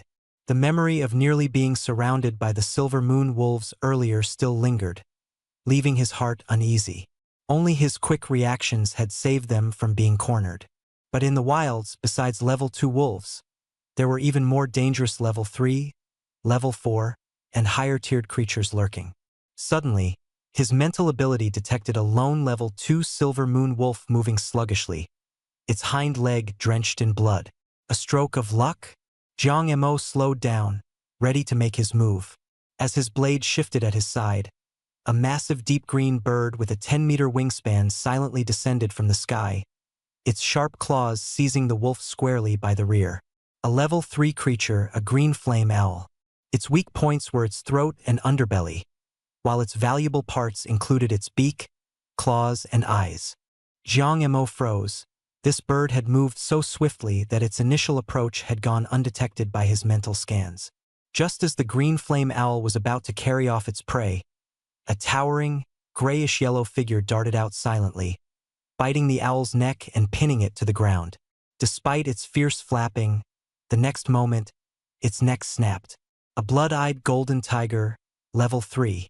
Its weak spots were its rear, throat, and abdomen, but its entire body was a treasure trove. Jiang Mo wasted no time and bolted. No matter how valuable such creatures were, survival came first. Only then did he realize that the injured Silver Moon wolf hadn't been an opportunity but a trap set by the blood-eyed golden tiger. Opportunities and traps often went hand in hand. Damn it! Even mutated beasts know how to use strategy and act like survivors. Jiang Mo cursed before dashing ahead. Letting out another exasperated swear, Jiang Mo muttered to himself. It wasn't the strength of the mutated beasts that terrified him. It was their cunning. That blood-eyed golden tiger was clearly the survivor type of the mutated beast world. Its eyes remained focused on the green flame owl, entirely ignoring him, a mere ant in its presence. In her sleep, Shi Jiu suddenly murmured groggily, "Valuable." Her nasal tone was heavy, as if she still hadn't fully awakened. Jiang Mo instinctively glanced down. She was fast asleep, her face calm and serene against his chest. Sure enough, even sound asleep, his soft support could still subconsciously sense her surroundings. He said nothing, speeding up again toward Bincheng. The sun sank lower in the sky, casting a warm golden-red hue across the wilderness as more mutated beasts began to appear. Jiang Mo ducked, swerved, and dodged his way forward. 40 minutes later, they reached the edge of the no-man's land zone. Tucking away his phone and stowing his combat knife back into his bag, he crossed the 30-li stretch of open terrain to reach the safety entrance to District 9. The sun hung low in the west, painting the sky entirely gold and crimson. Many warriors were returning to the city through the safety tunnel. When they saw the two of them, dressed in blue and white school uniforms, stepping out from the no-man's land zone, a wave of murmurs arose. Students running around the wilderness in school uniforms? Maybe they're young lovebirds who just became warriors and wanted to explore. Jiang Mo's face grew warm, glancing down awkwardly at Sergio nestled in his arms. She had awoken, her eyes half closed, still languidly leaning against him. Support? Sure, Sergio, how are you feeling now? Jiang Mo stammered, clearly flustered. Sergio yawned lazily, her voice soft and ethereal. A single abyss fruit? And you thought of leaving me behind? She murmured. Jiang Mo immediately waved his hands frantically. No, no, of course not. Quickening his pace, he carried Sergio through the safety tunnel. The guards at the other end, engrossed in their own chatter, stopped to gape at the pair, their expressions full of surprise and curiosity. Only then did Jiang Mo heave a long sigh of relief. They were back, looking at the overbearingly beautiful girl nestled in his arms. His cheeks flushed red. Sergio, now fiddling with her phone to play a game, noticed his gaze and raised her eyes. What is it? She asked. Nothing, he quickly replied. She added languidly, I can't move for now, so wherever you go, I'll go too. Jiang Montag nodded. All right, he nodded. He decided to head to the Warriors Guild first to sell today's spoils. The combat knife and the tactical suit in his backpack would remain hidden and unsold for now, but the tails of 100 scarlet-tailed rats could fetch about 20,000 yuan. Though it wasn't enough to buy a qi and blood pill, it was sufficient for buying some blood-replenishing items. Tomorrow, the battle would continue.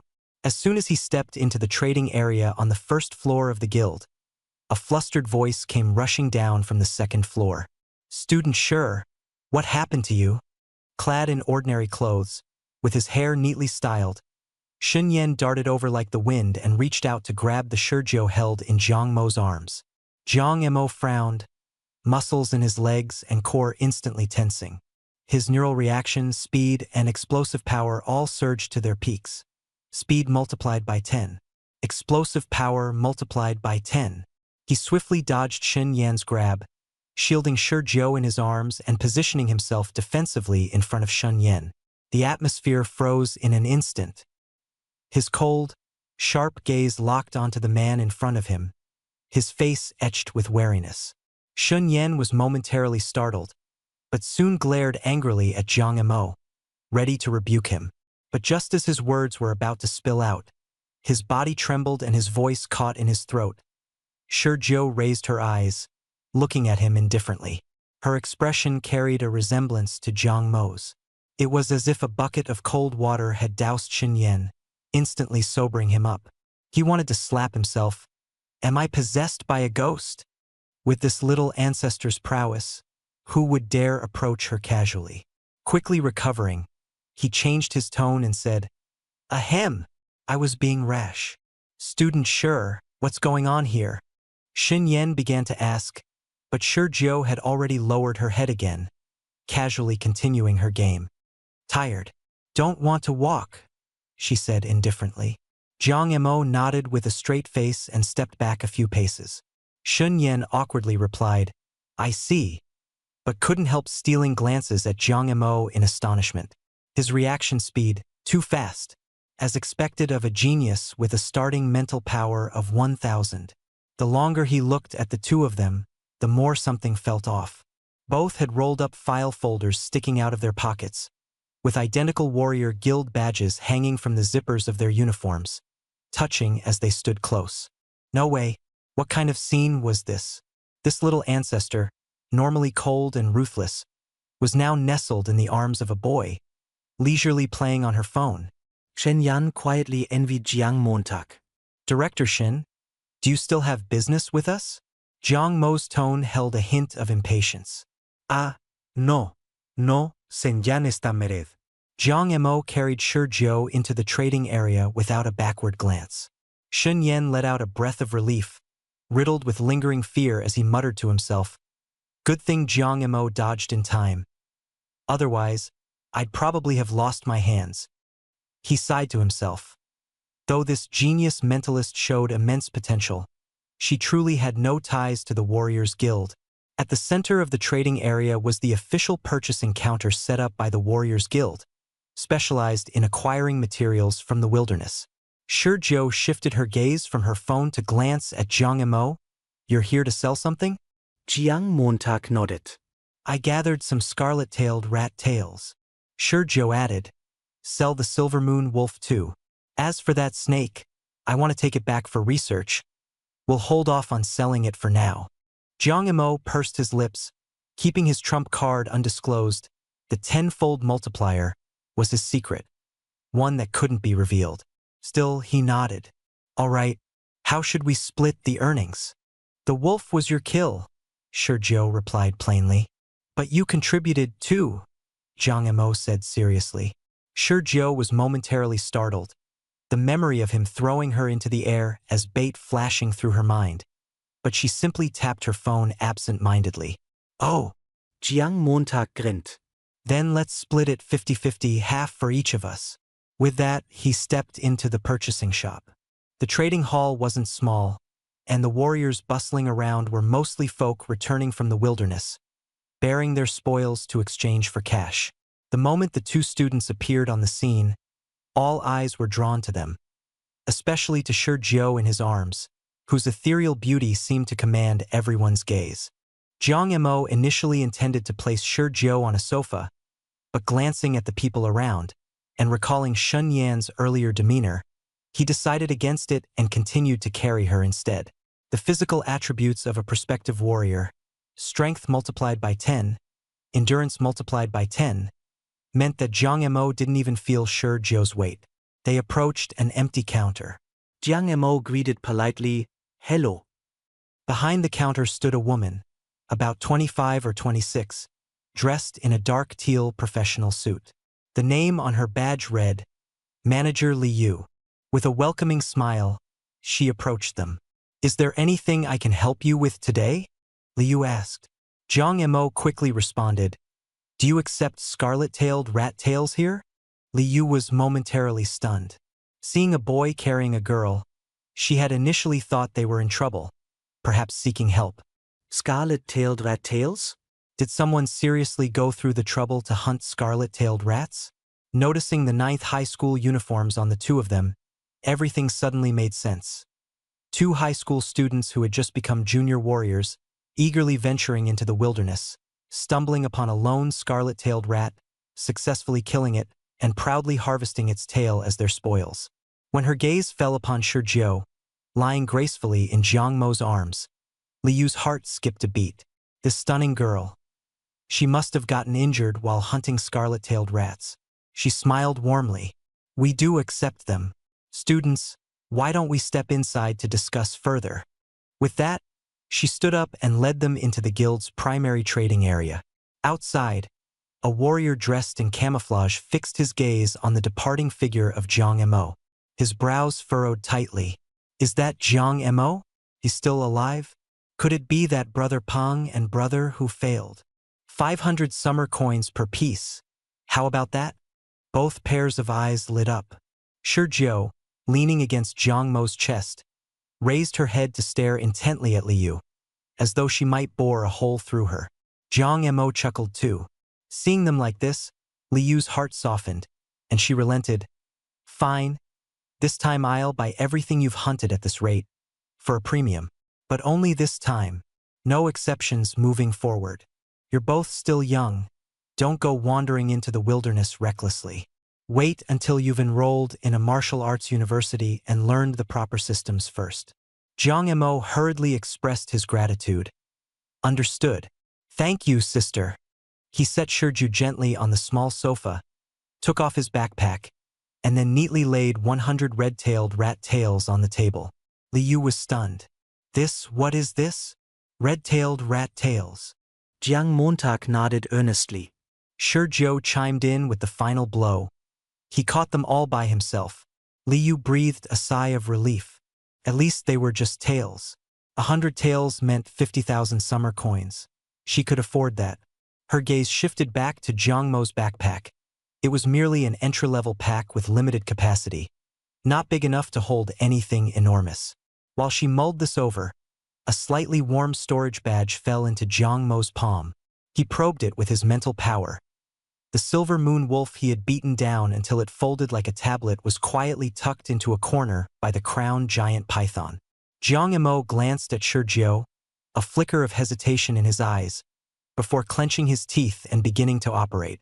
Shi Jiao couldn't help but pause for a second at the sight of the pile of tails. However, she quickly relaxed. Jiang Mo was a mental power practitioner, someone capable of splitting a level 2 silver moon wolf in one strike. Catching a few red-tailed rats would surely have been child's play. Liu, snapping out of her shock, asked, "Did you two really catch all of these?" Jiang Montag nodded. Liu glanced at the backpack again, thinking that the matter was pretty much settled, until there was a loud thud. A massive silver wolf, the size of an adult ox and twisted into a folded form, appeared right in front of Liu. Liu let out a startled cry, stumbling back several steps in sheer fright, her entire mind blank. What is this? Jiang Mo stood there with an innocent look. A silver moon wolf. No sooner had he finished speaking than a second wolf, this one twisted into the shape of a pretzel, thudded into view. Then came a third, a fourth, and countless others. An entire pile of mangled silver moon wolves with grotesquely contorted waists quickly filled the room. Liu froze in place. Shi Jiao was also wide-eyed, gazing at the room full of corpses in utter bewilderment. Meanwhile, Jiang Mo remained unfazed, calmly directing his mental power to maneuver the storage badge while lifting the soft and pliant Shi Jiao over to the doorway. Softly tugging on the zipper pull of his warrior badge, Shi Jiao murmured, "Are we a bit overboard here?" Jiang Mo grinned sheepishly. "I mean, they can buy them at the original price if they'd prefer." Liu instantly came to her senses. So they had a storage badge.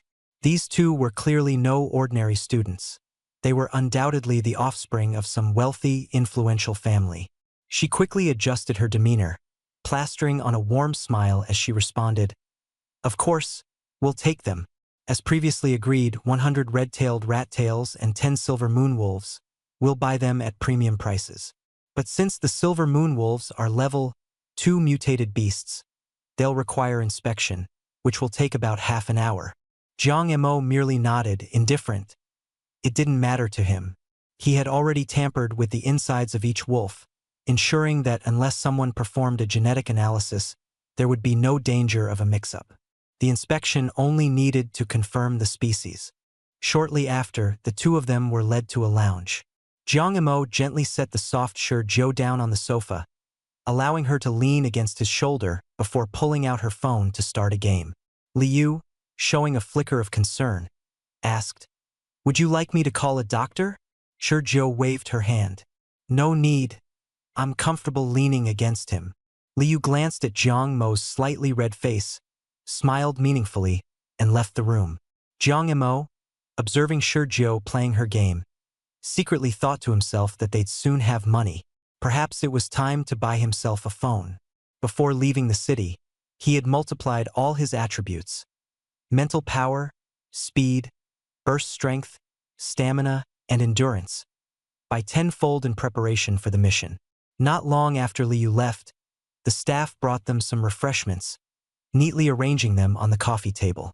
Jiang Mo casually picked up a small, exquisitely made cream cake and asked, "Want a bite?" Shi Jiao, her fingers flying across the screen of her phone, simply murmured, "Can't move." Without looking up, she slightly parted her lips. Watching her fingers, which were nearly a blur from their speed, Jiang Mo carefully brought the cake to her lips. She turned her head slightly, taking 2 gentle bites before resuming her game.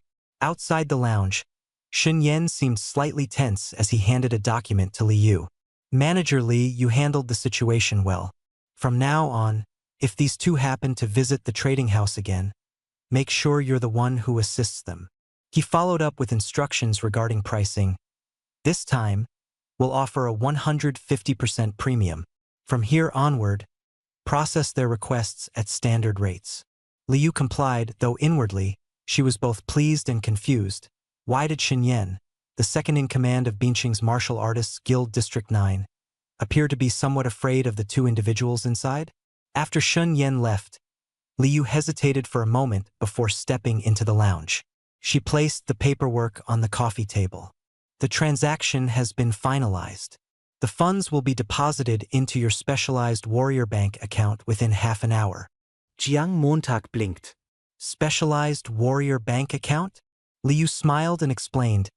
The guild opens dedicated accounts and provides cards for certified warriors. The account details are included in your file folder. Jiang Mo reached into his pocket to feel for the folder secured there, breathed a sigh of relief when he found it still intact, and then examined the paperwork.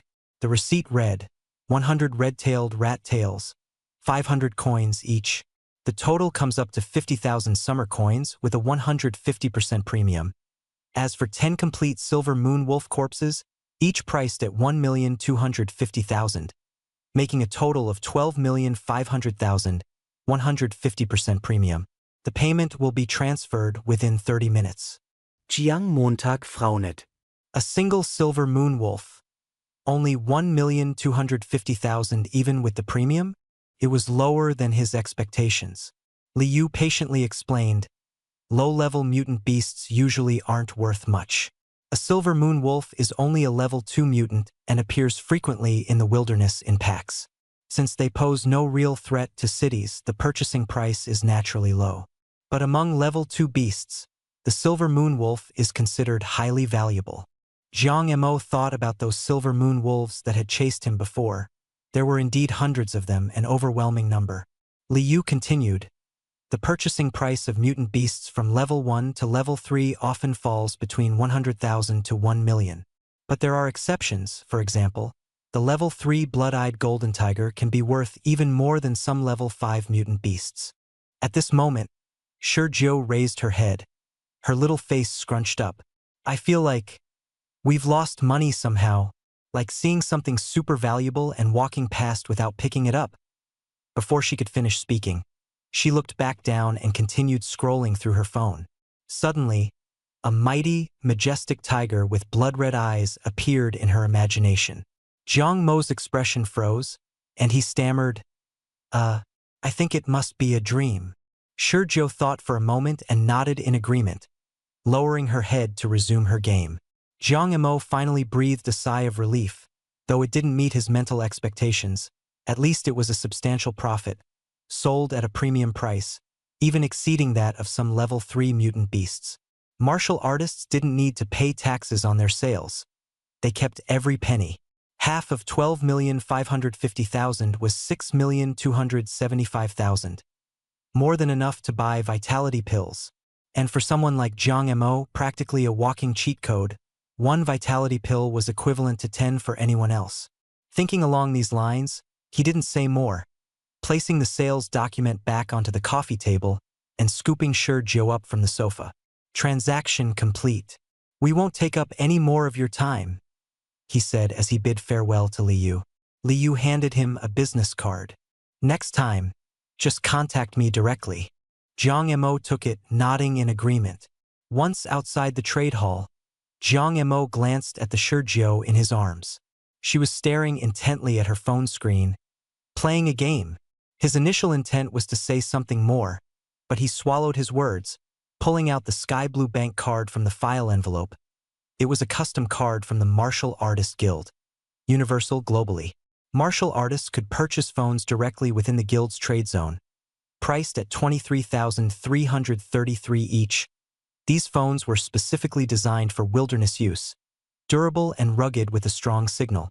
With the money transferred into his account, and as long as he wore the martial artist emblem, no additional documentation was necessary to buy the phone and set up a new account, all done within 10 minutes. As soon as the phone was activated, a call came in. Just as Jiang Mo was about to answer, Shi Jiu hung it up and saved the number. Jiang Mo then took out a wrinkled business card. It belonged to Li Daji, the taxi driver who had brought him to the guild that afternoon. Since no fare had been charged earlier, Jiang Mo figured now was a good time to settle it. He dialed the number. Uncle, It's me. Haha, I knew it was you. Uncle's right here at the parking lot. Come on over. The driver had stayed in the parking lot and hadn't left. This small gesture warmed Jiang Mo's heart. Holding Shizhou close, he quickly headed downstairs. The sun had set, casting large shadows from the city walls, and the street lamps glowed dim yellow. It didn't take long for him to spot the taxi with its hazard lights flashing at the parking lot entrance. Jiang Mo placed Shizhou in the back seat first before sitting next to her, ensuring she wouldn't slide off. Li Daji, noticing the martial artist emblems pinned on their chests, chuckled. Hey there, young man. Is this your girlfriend?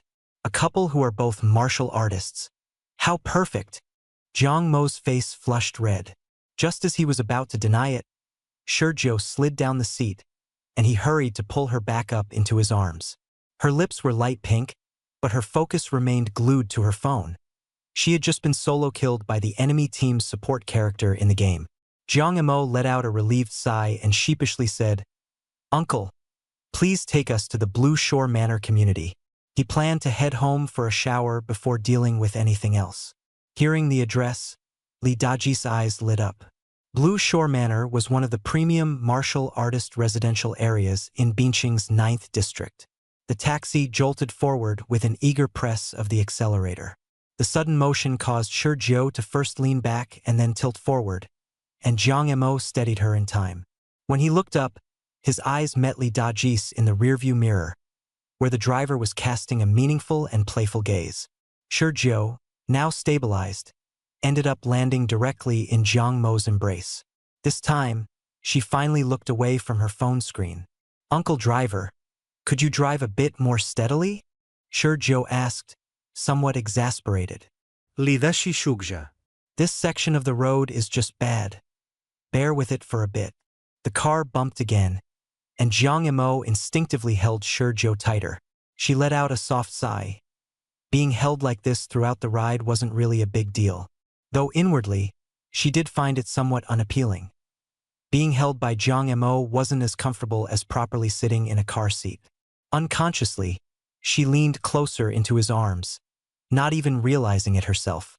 When they reached the city center, the car stopped at the entrance to Blue Shore Manor.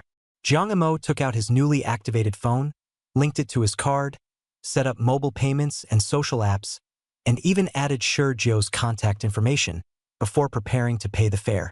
Li Daji waved his hands repeatedly. No need, no need. Focus on studying and training well. Be sure to take down a few more mutant beasts. He suddenly muttered something wistful. Back then, my wife and I… forget it. Jiang Mo nodded and gave him his phone number. Overjoyed, Li Daji quickly saved the contact. Jiang Mo carried Shizhou as they stood in front of the residential community. At the doorway, watching the departing taxi, he sighed, The driver uncle is a good man. Shizhou leaned her head on his shoulder, squinting her eyes. If only the ride had been smoother, she murmured. Night had fallen. Jiang Mo used his spiritual energy to press the villa's main gate, and the darkness was instantly torn apart by the flood of light. Jiang Mo carried Shizhou into the living room and set her down on the sofa.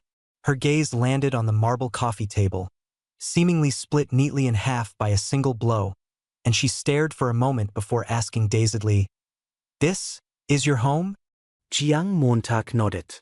Shizhou's expression abruptly turned complex, and she asked, The third floor? Is it your room? The mere mention of third floor pulled unpleasant memories into Jiang Mo's mind. He gagged for a moment, not because he feared mutated beasts, but because Cheng Xiaofeng's room was far more terrifying. He secretly resolved to hire a cleaning service tomorrow to give that room a thorough sweep and seal it off. Shaking off his discomfort, he quickly pointed toward the corner of the staircase at the maid's room. That's actually my room. There was a parasitic family living there before, and I'm just about ready to kick them out. Shizhou extended her telekinetic senses toward the small room but didn't say much. Instead, she changed the subject. The thing you wanted is inside the storage badge. Jiang Mo blinked in surprise, hastily taking out the storage badge and probing it with his spiritual energy. Inside were 2 suitcases, one filled with snacks, the other with personal items. He pulled both out and set them before Sergio. Her cheeks turned red as she released a wisp of telekinesis, extracting a slim booklet from a hidden compartment in the personal suitcase. She placed it in front of Jiang Mo. Rainy Night Star Chart? Jiang Mo read the title aloud absent-mindedly. She explained, "There are no stars on rainy nights, so you have to see with your mind instead of your eyes." She yawned after speaking, leaning against the couch back to rest her head on his shoulder. Jiang Mo set the booklet aside and began organizing the luggage on the floor. After tidying, Jiang Mo tucked the storage badge back into Sergio's pants pocket. With that done, he scooped her up effortlessly and said, "The poison in your body hasn't been cleared yet. Let me take you to rest." The secondary bedroom on the second floor was unoccupied, clean, and well-maintained. Jiang Mo gently placed Sergio onto the large bed, covering her carefully with a blanket. He asked if she wanted to take a bath first, to which she hesitantly replied, "Will you help me bathe?" Jiang Mo's face flushed red, and he coughed lightly. "We'll talk about it once you can move," he muttered. He observed that though her hands were white and full of strength, her body was still limp, likely indicating only her hands had recovered thus far. After ensuring she was comfortable, Jiang Mo didn't return to the maid's room. Instead, he headed to the guest bathroom to take a hot bath. Soaking in the tub, a towel draped over his head, he extended his spiritual energy toward the open Rainy Night Star Chart, focusing on its first pictorial chapter. He studied it for a long time but could make no sense of it. Frustrated, he simply muttered to himself, deciding to grant himself temporary buffs. Comprehension X10, Understanding X10, Cultivation Speed X10, effective for 10 minutes. In an instant, his spirit seemed to be sucked into another world.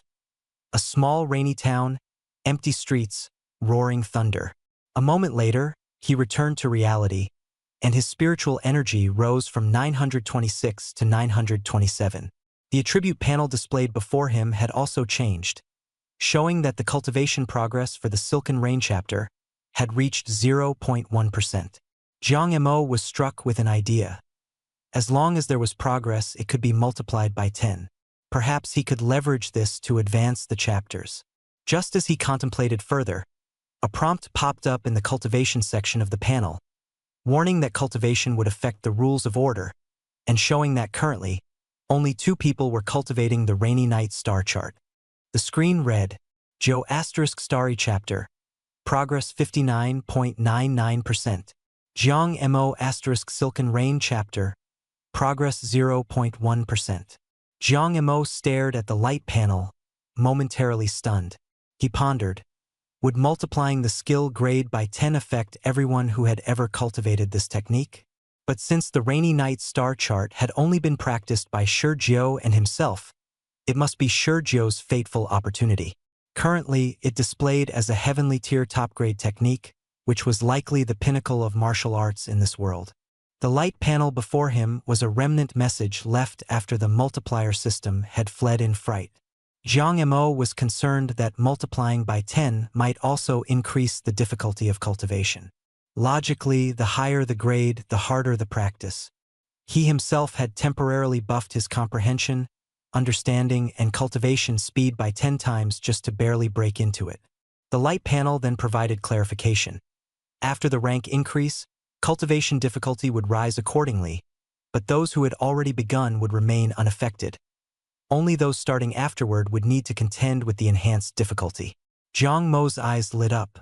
This was a heaven-defying bug. He resolved not to wait any longer and whispered resolutely, "Skill grade, multiply by 10. On the light panel, the heavenly tier top-grade rank flickered and transformed into 2 words, Supreme Path.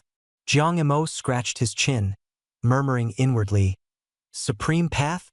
I was expecting it to upgrade to Saint tier or Divine level. Meanwhile, in the adjacent secondary bedroom, Sergio awoke. She stared blankly at the ceiling, her eyes filled with confusion and shock. The images she had just witnessed flooded into her mind. A low-level mutated serpent with a crown and deadly poison, her own sudden and massive increase in poison resistance, A fleeting glimpse of an existence belonging to the divine sequence. Though it lasted only a few seconds, she knew she was nearing the threshold of the divine sequence. What was more absurd was the inexplicable enhancement of her spiritual cultivation practice.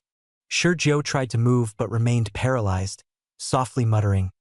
Still, Jiang Mo's arms are more comfortable. She closed her eyes again, unwilling to delve deeper, though a vague feeling lingered in her heart, as if everything that had transpired was somehow connected to Jiang Mo.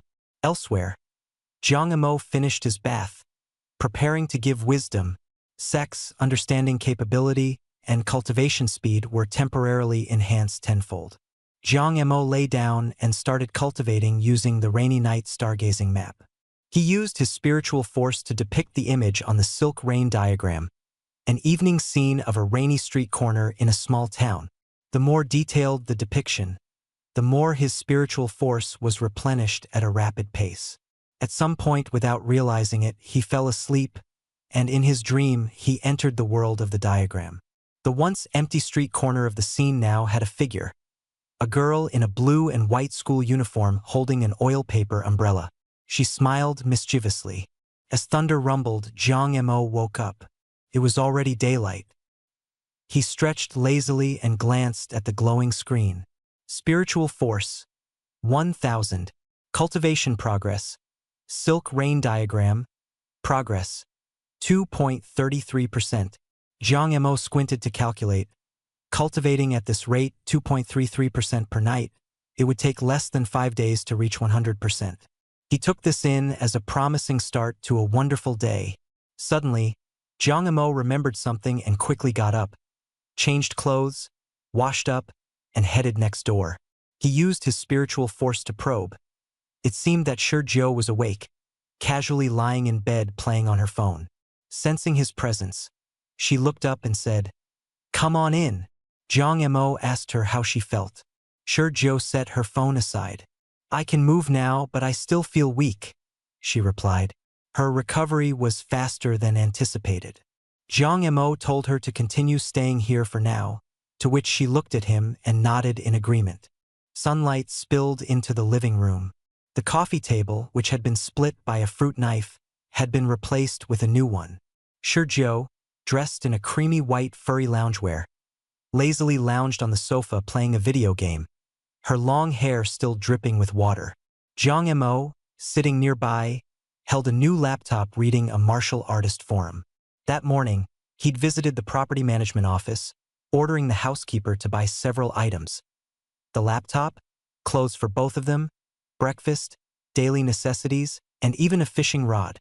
He also had a cleaning service come over and dispose of everything used by the Chung family trio. Cheng Xiaofeng's eerie room had been stripped down and was now being renovated. Additionally, he arranged through property management to revoke the access privileges for Cheng Fangdong, Li Yanxia, and Cheng Xiaofeng, even adding new access for Shizhou. Blue Shore Manor was a high-end community. Without access privileges, entry was impossible. As a homeowner, he had the right to do this. As he browsed the forum, Jiang Mo finally understood the levels of martial artists. Blood energy between 100 to 1000 was beginner level, 1000 to 10,000 was intermediate level, and surpassing 10,000 marked advanced level. Beyond that was extraordinary level, where blood energy condensed into true energy. The classification was similar for spiritual power wielders too. Upon reading this, Jiang Mo paused in realization. Shizhou was actually at the extraordinary level. He couldn't help but complain about how he'd been underestimated in the past. Remembering Director Shin from the Martial Artists Guild, Shin hadn't invited him before. Jiang Mo once thought it was because spiritual wielders weren't valued, but now it seemed like Shin simply didn't think highly of him. Shizhou patted him on the shoulder comfortingly. "That just shows his lack of vision. Don't worry, I've got your back," she reassured. Jiang Mo's heart warmed at her words, and he nodded. Suddenly, he recalled the intent left behind from Shizhou's strike against the mutated beast. He started contemplating whether he could learn sword intent from the blade she used. Despite wanting to pursue the path of a sword immortal, Jiang Mo thought wielding a blade was equally impressive. Why not train with both weapons? "I need to run to the hospital. Do you need me to pick up anything for you?" Jiang Mo asked, planning to purchase blood energy pills since the hospital sold them at the cheapest price. While he still had over 6 million in his account, his expenses were mounting, so saving money where he could was ideal. Shurjo thought for a moment and said, "I'd like sweet and sour spare ribs." Jiang Mo took out a small notebook and seriously wrote it down. "Anything else?" Shurjo lazily listed a few more items. Crystal shrimp dumplings, a creamy sponge cake. "That's it." Jiang Mo closed his notebook. "All right then, I'm off." He changed into fresh clothes and left the villa. Shurjo was a solid ally. She may temporarily lack her physical strength, but her extraordinary level spiritual energy was no joke. With Blue Shore Manor's impeccable security, hardly anyone would dare cause trouble here. This time, Jiang Mo didn't bother Li Daji. His friend had his own life too, and Jiang Mo had already taken up some of his time yesterday. Having spent 3 years paralyzed in his past life, Jiang Mo cherished walking on his own in this one. Wearing a deep blue tracksuit and white sneakers, he made his way to the 9th District People's Hospital according to memory. This trip wasn't just about the blood energy pills. He also needed to investigate the Chung family, as well as uncover the true identity of Old Wu. The 7 people who pursued him yesterday had all perished in the wildlands, so Old Wu was bound to be on alert and harbor resentment towards him. At his current pace, it didn't take him long without needing to exert full effort. Along the way, passers-by occasionally gave him curious glances.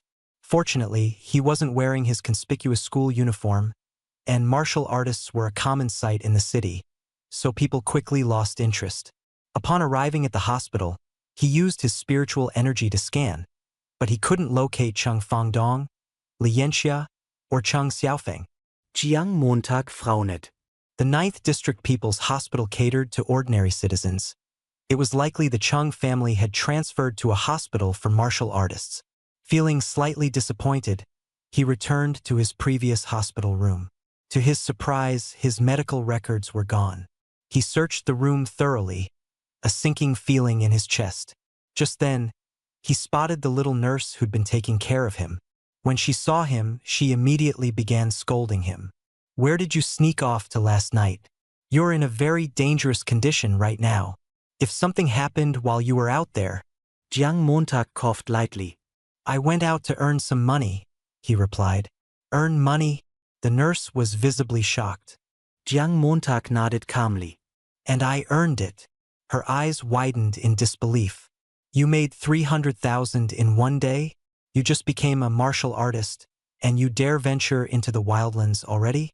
You're quite something." She then mentioned that it was possible the cleaning staff had taken the records and left to retrieve a new set for him. However, she murmured to herself as she walked away, "That's strange. Hospital cleaning staff wouldn't normally touch the private medical records in a VIP room." Jiang Mo's eyes narrowed as his thoughts spun. Could this be Old Wu? Moving his hand? At the thought of Old Wu, his expression darkened.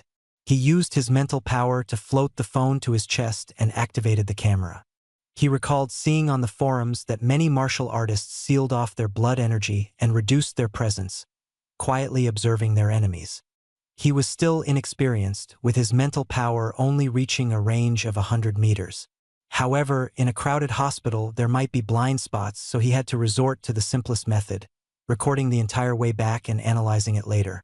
No matter how bold Old Wu may be, he wouldn't dare to lay a hand on him in public inside a hospital. In the city, anyone who dared to commit murder in public would face relentless pursuit from the Xia Nation's authorities and the Martial Artists Guild until justice was served. Jiang Mo suddenly asked, "Nurse, where did Li Yanxia go?" The young nurse pursed her lips. "Transferred to another hospital. Should be at Bin City's 9th Martial Artist Hospital." Thinking of that particularly unlucky family of 3, she couldn't help but find it both frustrating and amusing. Their blood sugar and blood pressure levels had all spiked. Luckily, they were all martial artists. Otherwise, they wouldn't have made it. They had been transferred just yesterday afternoon.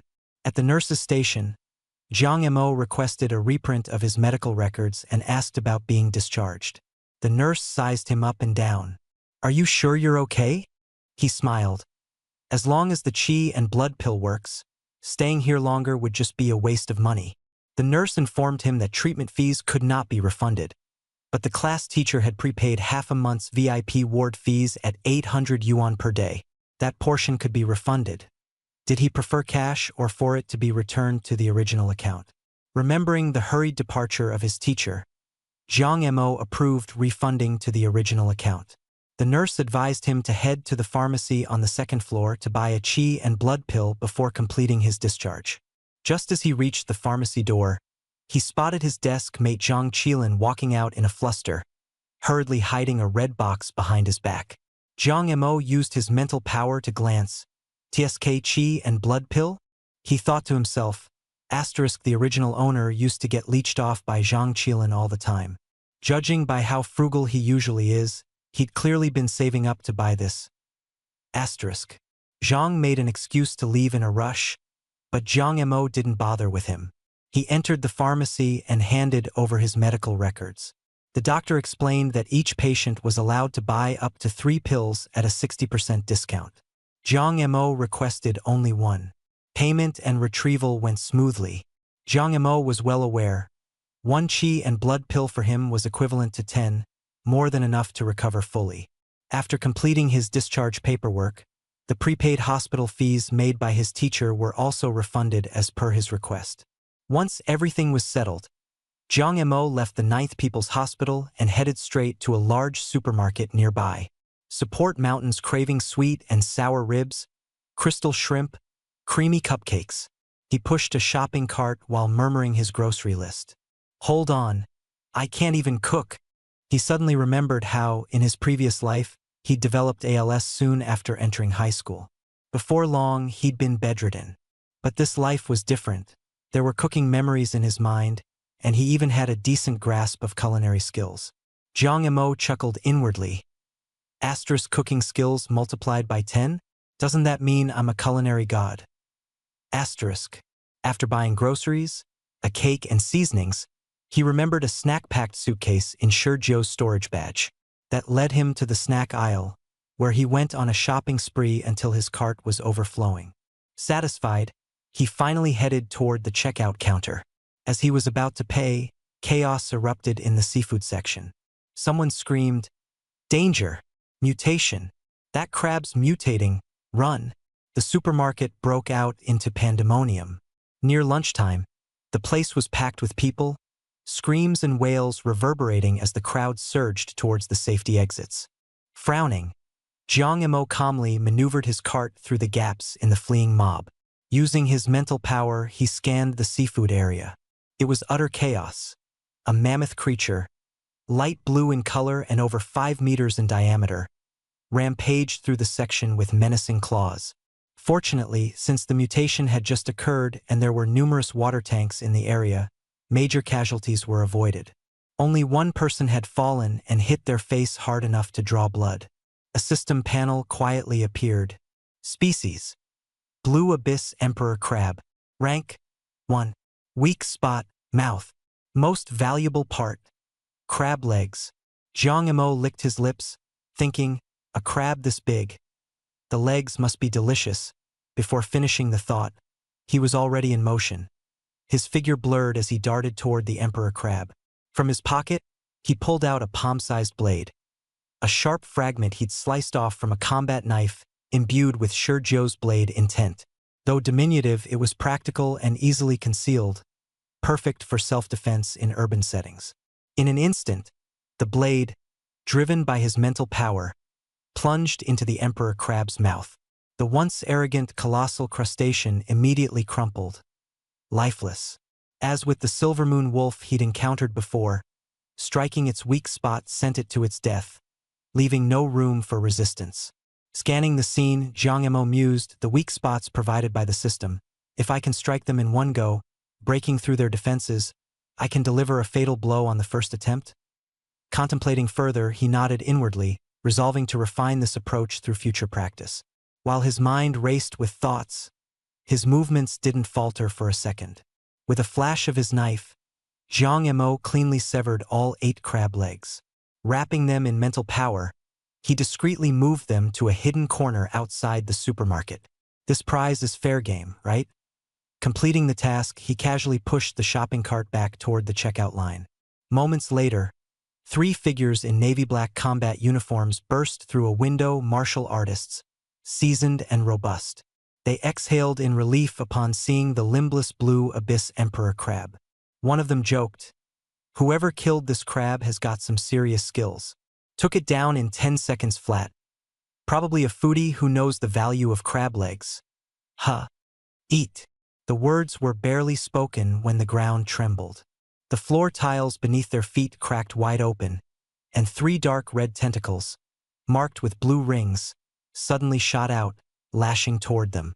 The 3 immediately reacted, their expressions shifting drastically as they swiftly dodged out of the way. Jiang Mo came to a halt, his mental energy locking onto the underground parking lot. Below the surface, a massive octopus loomed, its tentacles over 20 meters long, its body adorned with glowing bluish rings. A system interface appeared. Species: blue-ringed octopus. Level 2. Weakness: see diagram. Most valuable part: venom glands. Note: this octopus has not mutated. It has unlocked its genetic lock. A 3-dimensional hologram appeared beneath the interface, highlighting a small red dot moving inside the octopus's body. It was the weakness. Jiang Montag froze in shock. The octopus had unlocked its genetic lock? It hadn't mutated yet reached level 2? Could an octopus train and upgrade just like a human? Memories of the octopus species surfaced in his mind. 9 brains, high intelligence, adept at learning and mimicry. However, their genetic lock ensured that after reproducing, their lineage effectively reset, forcing their offspring to relearn everything from scratch. As a result, octopuses often alternated between being predators and prey. But this particular octopus was no mutated beast. It was a complete, unlocked genetic form, capable of advancing to level 2. Practically a monster. Bin City bordered the sea, and safe passages from districts 1 through 6 directly connected to it. The city walls frequently faced attacks from mutated sea beasts. This blue-ringed octopus likely crawled out of the ocean. Like the blood-eyed golden tiger from before, it seemed capable of using other mutant creatures as bait to lure human fighters. Jiang Montag's nerves tightened. The blue abyss emperor crab had just undergone mutation. How had this octopus known about it? Was it merely coincidence? Or was there some connection? His thoughts turned to the massive black python crowned with a golden crown. Capturing this creature might provide answers. With resolve firmed, Jiang Mo pushed his shopping cart to an unaffected corner, then scouted through the other sections of the supermarket. He grabbed a nearby baseball cap, still tagged, along with a pair of black masks. Quickly disguising himself, he crouched low and maneuvered through the collapsed shelves to relocate undetected. Meanwhile, the trio of patrolling fighters finally saw the blue-ringed tentacles up close, and their faces turned pale with dread. "This is bad. A level 2 blue-ringed octopus," someone shouted. "Request backup immediately." The blue-ringed octopus wasn't a mutant. It was far more terrifying. It carried neurotoxins potent enough to kill even high-level fighters with just a touch. Protect yourselves. Don't let it entangle you. Stall it. Under no circumstances can we let it reach the residential area. The 3 gritted their teeth and deliberately made noise to divert its attention. Outside the supermarket, a perimeter had been established, converting the area into a battlefield. In a secluded corner, Jiang Mo crouched, channeling his blade to pierce through a crack in the ground and into the underground parking lot. As Jiang Mo moved, his blade shadow sliced into the parking lot below. The octopus's massive orange-yellow eye rotated, catching the glint of the weapon in its gaze. One tentacle lashed out with a swipe, sending the blade flying. The octopus's attention shifted to Jiang Mo, and 2 more tentacles smashed through walls to strike at him. "It can see me." Jiang Mo was taken aback but reacted quickly, shifting positions. Shelves were toppled over, crashing loudly to the ground. The 3 patrolling fighters tried to draw its focus in other directions, noticing Jiang Mo was nothing more than a passerby, and a rookie fighter at that. Disappointment flashed in their eyes. "Hey, buddy, get out of here. It's too dangerous." one of them shouted. Jiang Emo pulled the brim of his cap lower and whispered, "Keep its attention. I'll kill it." The words had barely left his lips when a shelf suddenly rose into the air, blocking the incoming tentacles and twisting them into a mangled mess. "Holy crap! A psychic!" the trio exclaimed in unison, immediately tightening their formation and charging in with their battle blades. Blue blood spattered as the tentacles twitched violently. The previously deflected blade rebounded with tenfold speed and tenfold damage, piercing straight through the octopus's body. Its entire form shuddered, its tentacles writhing in agonizing spasms before retracting rapidly underground. The patrolling fighters exhaled in relief, turning with newfound awe toward Jiang Emo, clad in his deep blue tracksuit. A psychic, capable of telekinetically controlling objects to directly wound a creature hidden underground. Jiang Emo frowned slightly, murmuring to himself, "Almost." The blue-ringed octopus's internal weak point continued to move chaotically. Though Jiang Mo's attack had pierced it, the blow had not been fatal. Once more, Jiang Emo gritted his teeth. His blade traced an arc through the parking lot, gleaming coldly as it struck at the creature again, this time zeroing in on its erratically moving red weakness. The colossal blue-ringed octopus sensed the impending danger and started slithering like liquid into the cracks deeper within the parking lot. The blade pierced it once more, causing it to convulse and slow down, but the blow still missed its critical point. On the system's interface, the small red dot marking its weakness was accelerating, about to escape the range of Jiang Mo's mental lock. Jiang Emo clenched his teeth and switched tactics. Speed times 10, destructive power times 10, damage times 10, sustained for 10 seconds. The blade pierced through the air, targeting the massive yellow eye. A tentacle snapped forward in retaliation, but Jiang Emo had anticipated this. With his neural reflexes boosted tenfold, the blade slowed momentarily before accelerating sharply, slicing through the tentacle and plunging straight into the formidable yellow eye. The octopus erupted in violent spasms. Its 8 tentacles contorted grotesquely as the entire body thrashed wildly within the parking lot, spewing out dark ink in massive quantities. The 3 patrolling fighters, startled by the commotion beneath the ground, stared at the young man clad in deep blue attire. Their admiration for the psychic swiftly escalated into reverence. Psychics, too formidable and beyond comprehension. Terrifying, if it weren't for him today, everyone would have died. A sharp glint flashed in Jiang Mo's eyes as he used his mental energy to guide the small blade deeper into the octopus eye. The blade wreaked havoc, moving recklessly in all directions. Suddenly, it struck the small red dot marked by the system. With a muffled sound, the octopus stopped twitching. Its 8 tentacles went limp and lifeless. Someone cautiously asked, "Sir, that blue-ringed octopus, did it escape?" Jiang Emo shook his head indifferently. "It's dead." The group froze in place. Wasn't this a level 2 being? Normally, it would take considerable effort to kill it. Yet from the moment it appeared to its death, only a few seconds had passed. The sheer power of a spiritualist was simply overwhelming. Jiang Emo paid them no attention and continued using his mental energy to dissect the octopus. Muttering to himself about finding the location of its venom glands, one of the patrolling warriors quickly said, "The net-like structure inside the body, that's the venom gland." Jiang Emo nodded and, following his advice, severed the venom gland and moved it aside using his mental energy. The 3 patrolling warriors were in a disheveled state. Their combat suits were torn and covered in a sticky substance. Without their armor, they would have likely succumbed to the poison already. Through the cracks in the supermarket floor, they could see the massive corpse of the blue-ringed octopus, eviscerated in the underground parking lot. "Where's that man?" In the blink of an eye, Jiang Mo's figure had already vanished. At this moment, reinforcements from other patrolling squads arrived. From the mutation of the blue abyss king crab to the appearance of the blue-ringed octopus and its subsequent death, less than a minute had passed. A blue abyss king crab and a blue-ringed octopus? Zhang Chong, what in the world happened here? Zhang Chong, the leader and one of the first 3 patrollers to witness the incident, recounted the events. As they listened, the group's expressions grew grim.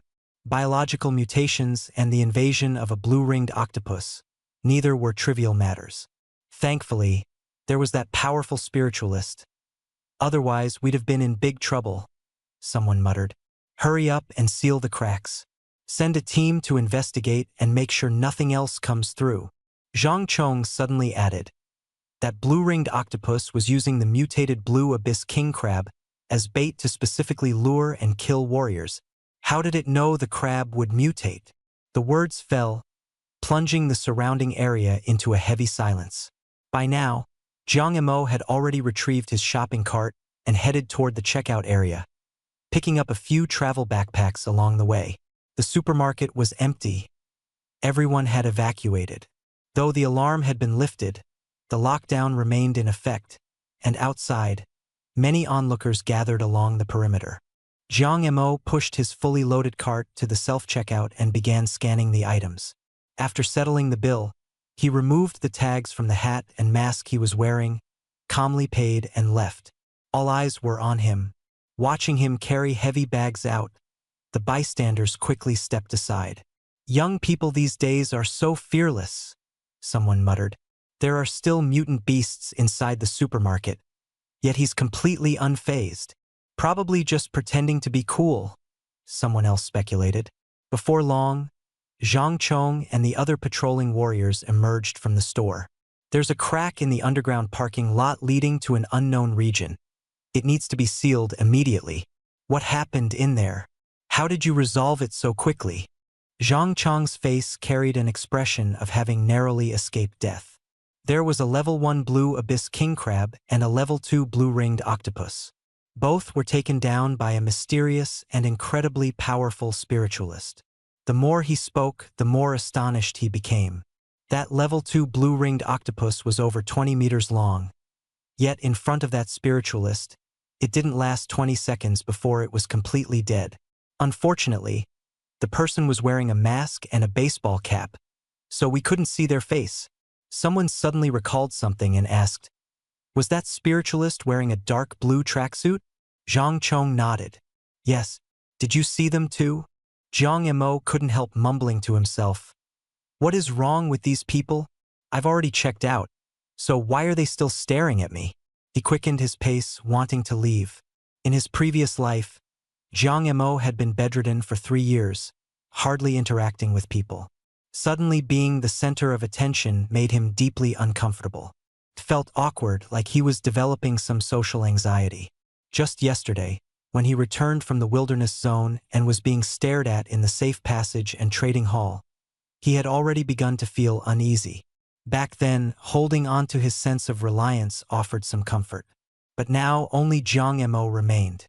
"I should have just skipped checkout, like everyone else, and walked out," he grumbled internally, pulling down the brim of his hat and quickly changing direction.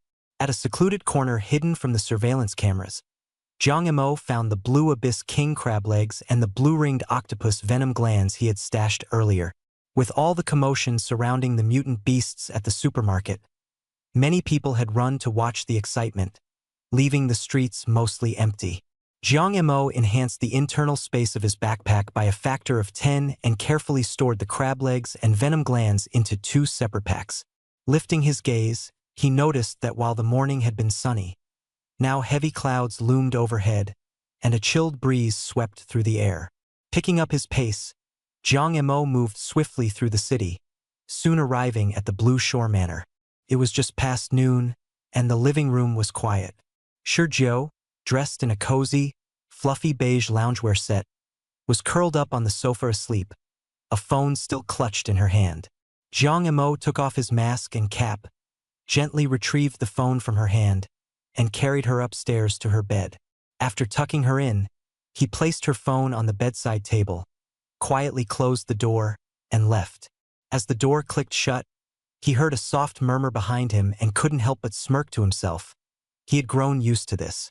Returning to the first floor, he carefully sorted the items he had brought back. Snacks and small cakes were placed on the coffee table.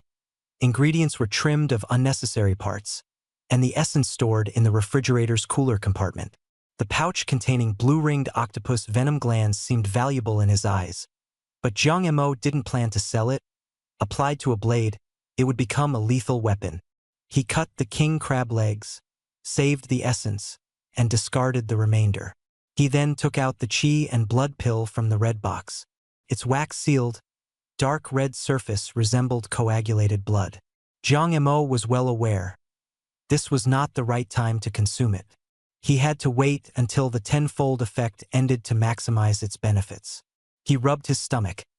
After the heavy breakfast this morning, he wasn't hungry now. Time to test my sequence, he said excitedly, changing into loungewear. Grabbing a fishing rod and a small stool, he headed to the backyard pool of his villa. Space as the river, time as the water, standing atop infinite worlds, fishing through the heavens. This was the conceptual divine sequence. The eternal fisher never returns empty-handed. Although his casting technique was less than perfect, the hook landed in the water. In that instant, the entire world seemed to shrink into a single beam of light, which then retreated and condensed into a phantom-like great river that flashed briefly before vanishing. A countdown appeared on the sequence light screen in his mind. 60 minutes. During this hour, empowered by the divine sequence, he could fish out any item of any grade. Probability times 10, lasting 60 minutes. With the effect activated, Jiang Mo lazily sat on the stool and began fishing. Fishing alone, however, got boring quickly. So, using his spiritual energy, he floated his phone in front of him and began browsing the martial artist forum. He came across a product called Concealment Spray, 100 milliliters for 166,000 yuan, could mask sense and lasted for 12 hours. Looking at it, his chest buzzed with excitement. The backpacks of the 7 martial artists who had been chasing him should have won. He rummaged through the backpacks and, sure enough, found a bottle of half-used concealment spray in one corner. Without hesitation, Jiang Mo called out, "Times 10," and directly multiplied the half bottle into 10 half bottles, grinning from ear to ear. Just as he cast the fishing line again, the rod trembled. He reeled it in, unexpectedly pulling out a long sword radiating a faint purple glow. A notification popped up on the system screen. Name, Purple Resonance. Category, Flying Sword, Psychic Weapon. Grade, Yellow Tier, Superior Grade, 3. Refinement Progress, 0%. Jiang Mo's eyes lit up, and he offhandedly renamed it. From now on, you'll be called, wait a moment. The sword's body quivered slightly, and the system updated its name accordingly. Wait a moment. Following standard protocol, he decided to refine it first and multiply it later. Slowly, his spiritual energy seeped into the sword. The runes on the blade began to glow, and it consumed his energy ravenously. The refinement progress climbed from 0% to 0.01%, while his spiritual energy dropped from 1,000 to 900. Jiang Mo cursed inwardly at the ridiculously slow progress. Thankfully, he hadn't recklessly multiplied the refining speed. Otherwise, his spiritual energy would have been drained in seconds. He recalled that graded weapons were best refined by extraordinary psychic adepts, but he had the star map under Rainy Night to restore spiritual energy. He decided to take his time refining the sword fully before multiplying it. As Jiang Mo gradually refined the flying sword, he began sketching the street view from the rain silk image in his mind using his spiritual energy. Meanwhile, at the 9th Martial Artists Hospital in Bincheng, Cheng Fangdong lay on a hospital bed with a dark, purplish complexion. His body was riddled with tubes, and faint groans escaped his lips. A man with narrow eyes and a shadowy demeanor, Old Wu, sat by the bedside. Staring at Cheng Fangdong, Old Wu said coldly, "I need access to the gates of the Blue Shore Estate." Cheng Fangdong blinked his swollen eyelids and spoke in a feeble voice. "Old Wu, that's a martial artist's residential district. Security there is intensely tight. Are you sure you want to act there?" Old Wu gritted his teeth. "Your nephew Tiger, Peng, Gang, they're all gone. My brothers who fought at my side for over a decade. All dead. Regardless of whether Jiang Mo did it or not, they entered the wilderness because of him. He has to pay the price. Jiang Montag muss die. Closing his eyes, Chung Fongdong replied quietly, "The access card is in my jacket pocket. Once it's done, I'll add another 3 billion. Old Wu sneered. "Someone as insignificant as an ant, and you're willing to spend so much?" Chung Fongdong's mouth twitched. "An insignificant ant. Remember, bring me his head." Old Wu hesitated slightly. "You've had countless chances to act against him since childhood. Yet you waited until he became a martial artist to make a move. And his chi and blood, though seemingly complete, is actually hollow and rootless, as if it were forcibly propped up by depleting his fundamentals. Could it be?" Chung Fongdong cut him off with a snort. "I pay, you get it done. Ask no unnecessary questions." Old Wu scoffed and got up, pulling Chung Fongdong's jacket from the wardrobe to retrieve an access card. The Blue Shore Estate owner's card allowed unhindered entry. Just as he was about to leave, Chung Fongdong added another sentence. "Actually, there's a better way. After all, considering your brother, being 9th Zhong's." "Shut up." Old Wu barked furiously and slammed the door behind him. By the villa pool, Jiang Mo slowed his sword-refining pace and accelerated his cultivation. The rainy street scene of the rain silk image gradually came together in his mind, but something felt incomplete. He tried hard to recall and finally realized. Shizhou was missing. Last night, Shizhou had clearly been there, holding an oil paper umbrella with a dazzlingly sweet smile.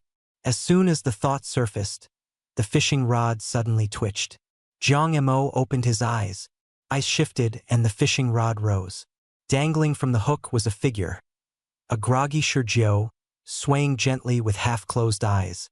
Jiang Mo hurriedly reeled her in, her dripping body landing directly into his arms. Shizhou rubbed her eyes, dazed, and mumbled, "Wasn't I just sleeping? Did I dream of you again?" Jiang Mo was momentarily at a loss for words.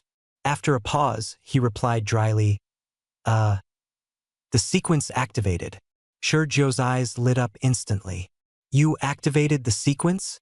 The sequence, only it could explain this bizarre situation. She was completely soaked, the beige loungewear clinging tightly to her frame. As a cool breeze hit, she instinctively shrank deeper into Jiang Mo's embrace. Jiang Mo, now seated on a small stool, stiffened slightly as Shizhou shifted in his arms. He cleared his throat awkwardly to mask his discomfort. "Yeah, the sequence. Fisherman." Shizhou pondered for a moment. "Fisherman? So, you fished me up." Jiang Montag hesitated. "And I also fished out a sword." Shizhou froze, then muttered under her breath. "So that's what was poking me. Let me see what kind of sword it is." Before Jiang Mo could react, she reached for the sword that had been pressing uncomfortably against her. "The grip feels pretty good. Must be handy." Something felt off. Her hand tightened slightly around the hilt, her eyes widening as she stared at Jiang Mo. Her face flushed bright red in an instant. Jiang Mo, equally embarrassed, turned red as well, sitting still like a statue, too afraid to move. Shizhou slowly released her grip, hurriedly saying, Sorry, I didn't mean to." Jiang Mo snapped out of it, and for some reason, her words felt oddly familiar, as if he had once uttered them in a similar situation. He quickly stood up. "You're all wet. Be careful not to catch a cold. Let me take you back to shower and change." With that, he whisked her away to the second floor of the villa, placing her gently on the bed before hastily retreating. Shizhou sat on the bed, staring at her right hand, muttering to herself, "Well, this makes us even." She noticed her phone on the bedside table, and with a light focus of her mind, the screen lit up.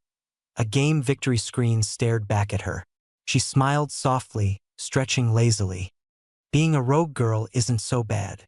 With that, she casually began undressing from her wet clothes, strolling barefoot into the bathroom. Downstairs in the kitchen, Jiang Mo pinched his face, desperately trying to erase the memory of the past few moments, but failing miserably. Giving up, he gave himself a pep talk. Cooking skill times 10. Let the kitchen god descend. With renewed determination, He busied himself with the ingredients. His attention shifted to the sequence countdown displayed on a glowing interface. It had stopped. So, the countdown only runs when I'm fishing? If I stop fishing, I won't waste time. The realization made his mood much brighter. His movements became noticeably lighter. Using his psychokinesis, he summoned his phone to hover in front of him, scrolling through pages about fencing stolen goods. After a moment, he dialed a number. The call connected, and a cold female voice answered, "Hello? Who's this?" Still flipping a pan, Jiang Emo replied, "Sister Li, it's me, Jiang Emo." There was a brief pause on the other end, followed by a warm greeting. "Oh, it's Xiao Jiang. Need something?" Jiang Emo got straight to the point. "Do you take stolen goods?" Liu fell silent for a while. "What kind of goods are we talking about?" Jiang Emo explained. "You know how it is with warriors in the wilderness. It's inevitable to stumble upon some gear. I got lucky and picked up a bunch." Liu was briefly reminded of the pile of Silver Moon wolf pelts and the storage badge, items only space sequence warriors typically possessed. Her tone turned a mix of cautious and intrigued. "What kind of gear did you pick up?" Jiang Mo's eyes lit up. Combat uniforme. Low-level ones, second-hand, of course. 60 complete sets and 10 partial ones, though those are missing pants. Liu fell silent again. A long silence this time. Then, in a sudden outburst, 60 sets? And 10 missing pants. Are you kidding me? Jiang Emo coughed, quickly explaining. "Sister Li, you know how dangerous the wilderness is." Liu sighed, deciding not to delve deeper. "Fine, no need to explain. I'll take the combat uniforms off your hands, but second-hand ones won't go at full price. I'll need to test their wear and tear first. Are you delivering them?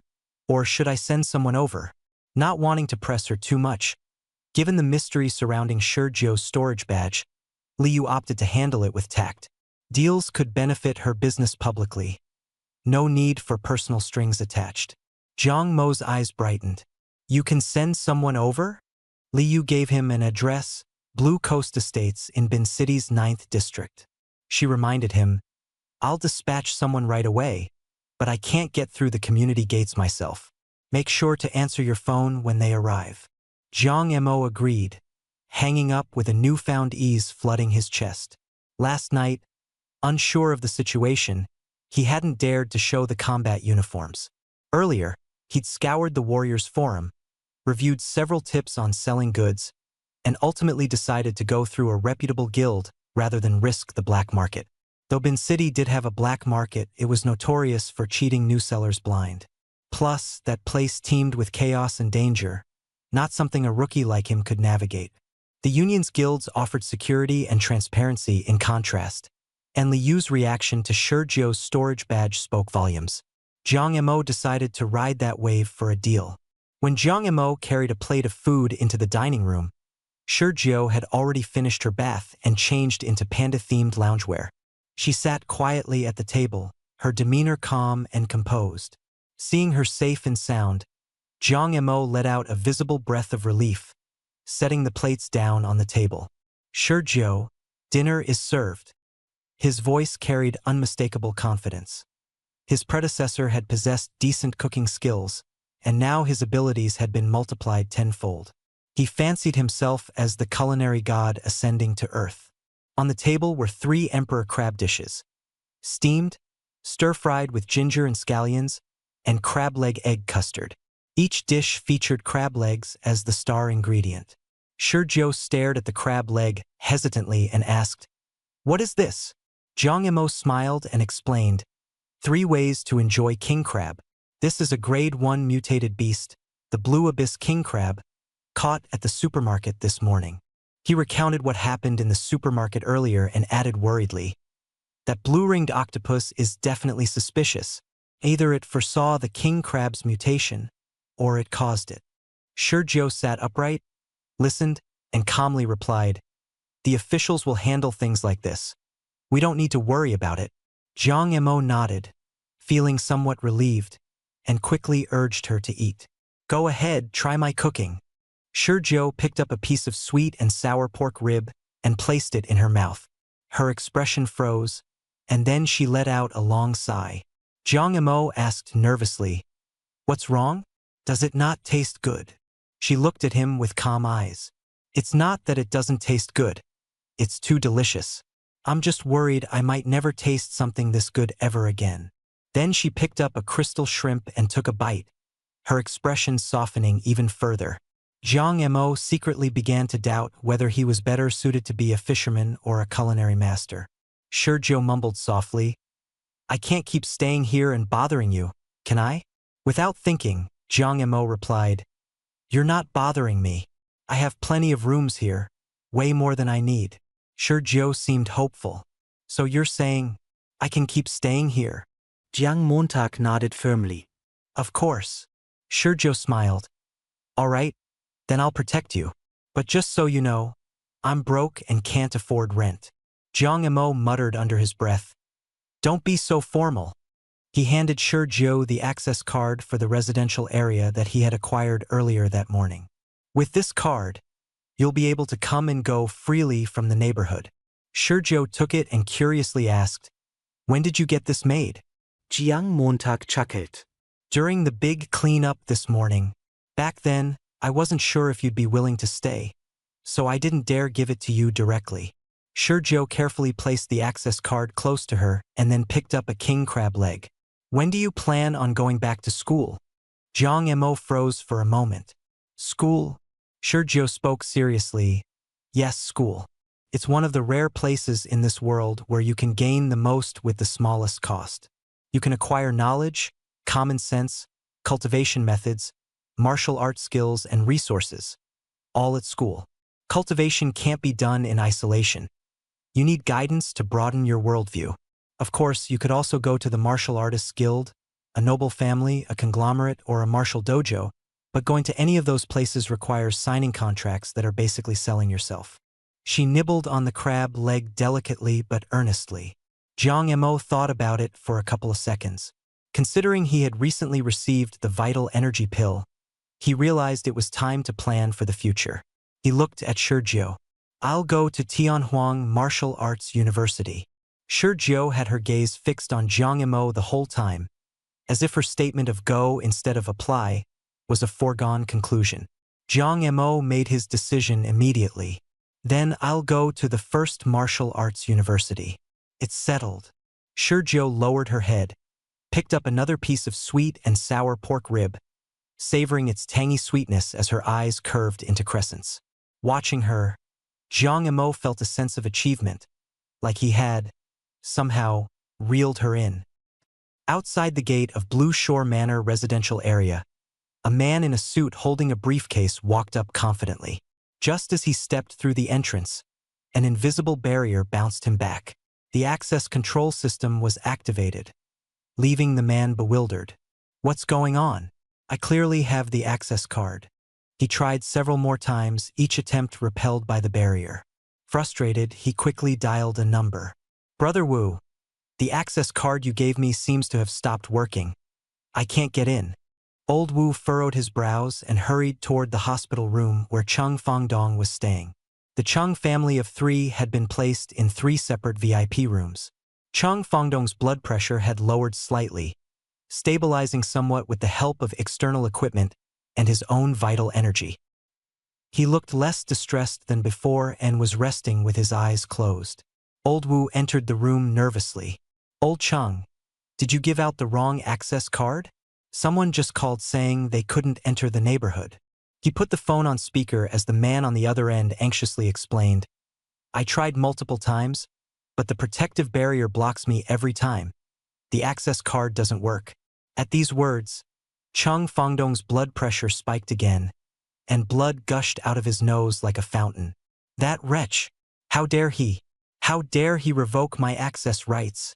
The only person capable of deactivating his residential access privileges was Jiang Emo. Fury practically turned him into a human fountain as thick blood sprayed all over Old Wu. Old Wu panicked, hitting the call button by the bedside before fleeing at top speed to clean himself up. At this moment, the phone suddenly rang again. "Brother Wu, Jiang Emo just came out and brought someone, unfinished." He went inside. Old Wu's eyes lit up. A delivery? A parcel? In the temporary parking space outside the residential area, Jiang Mo looked at Shun Yan as he got out of the car, frowning. Why is it you? Shun Yan carried a massive package over 2 meters in diameter, flashing a mischievous smirk. Just happened to be passing by. Figured I'd help get your delivery for you. Jiang Mo said nothing, his gaze shifting to the man on the phone nearby, wearing a sapphire blue suit, his hair slicked and meticulously styled, holding a briefcase. He looked incredibly familiar, dressed just like someone he had dealt with yesterday. Do you know him? Shun Yan asked. Jiang Mo replied coolly, insurance salesman. Shun Yan froze for half a second, his expression slightly changing as he regretted not throwing away that suit yesterday. He also noticed something strange about the man's phone, unable to trace its radiation or mental energy, and became cautious. I've seen him before, he thought to himself, but I can't quite remember where. Jiang Mo intended to go back and check the hospital video footage from the morning and pulled Shun Yan into the residential area. Shun Yan followed, feeling a bit reluctant. That guy was a genius with an initial mental strength surpassing 1,000, potentially capable of becoming extraordinary. He didn't want to give up on this lead. When they returned to Villa number 666, Jiang Mo used his mental energy to arrange the combat uniforms in the courtyard. Let's sort them out here. Shun Yan walked in with the kind of familiarity typically reserved for old friends, smiling as he attempted to console Jiang Mo, though his tone carried a hint of arrogance. Don't feel bad. Some people are simply out of our league like stars in the sky, beautiful up close but unreachable.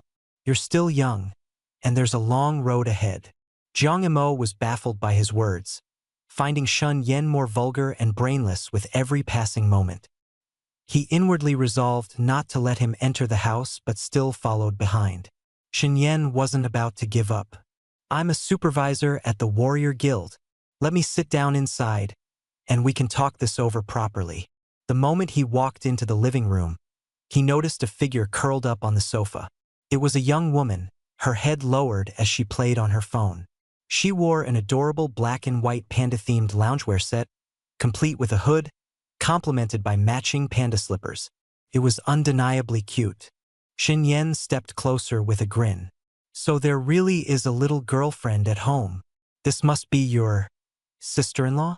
I'm Jiang Mo's, His sentence trailed off as he suddenly froze, his entire body stiffening like a duck being strangled mid-quack, unable to make another sound. The young woman raised her head, revealing a plain yet beautiful face. Squinting slightly, she spoke. Supervisor Shin, since when did you become Jiang Mo's brother?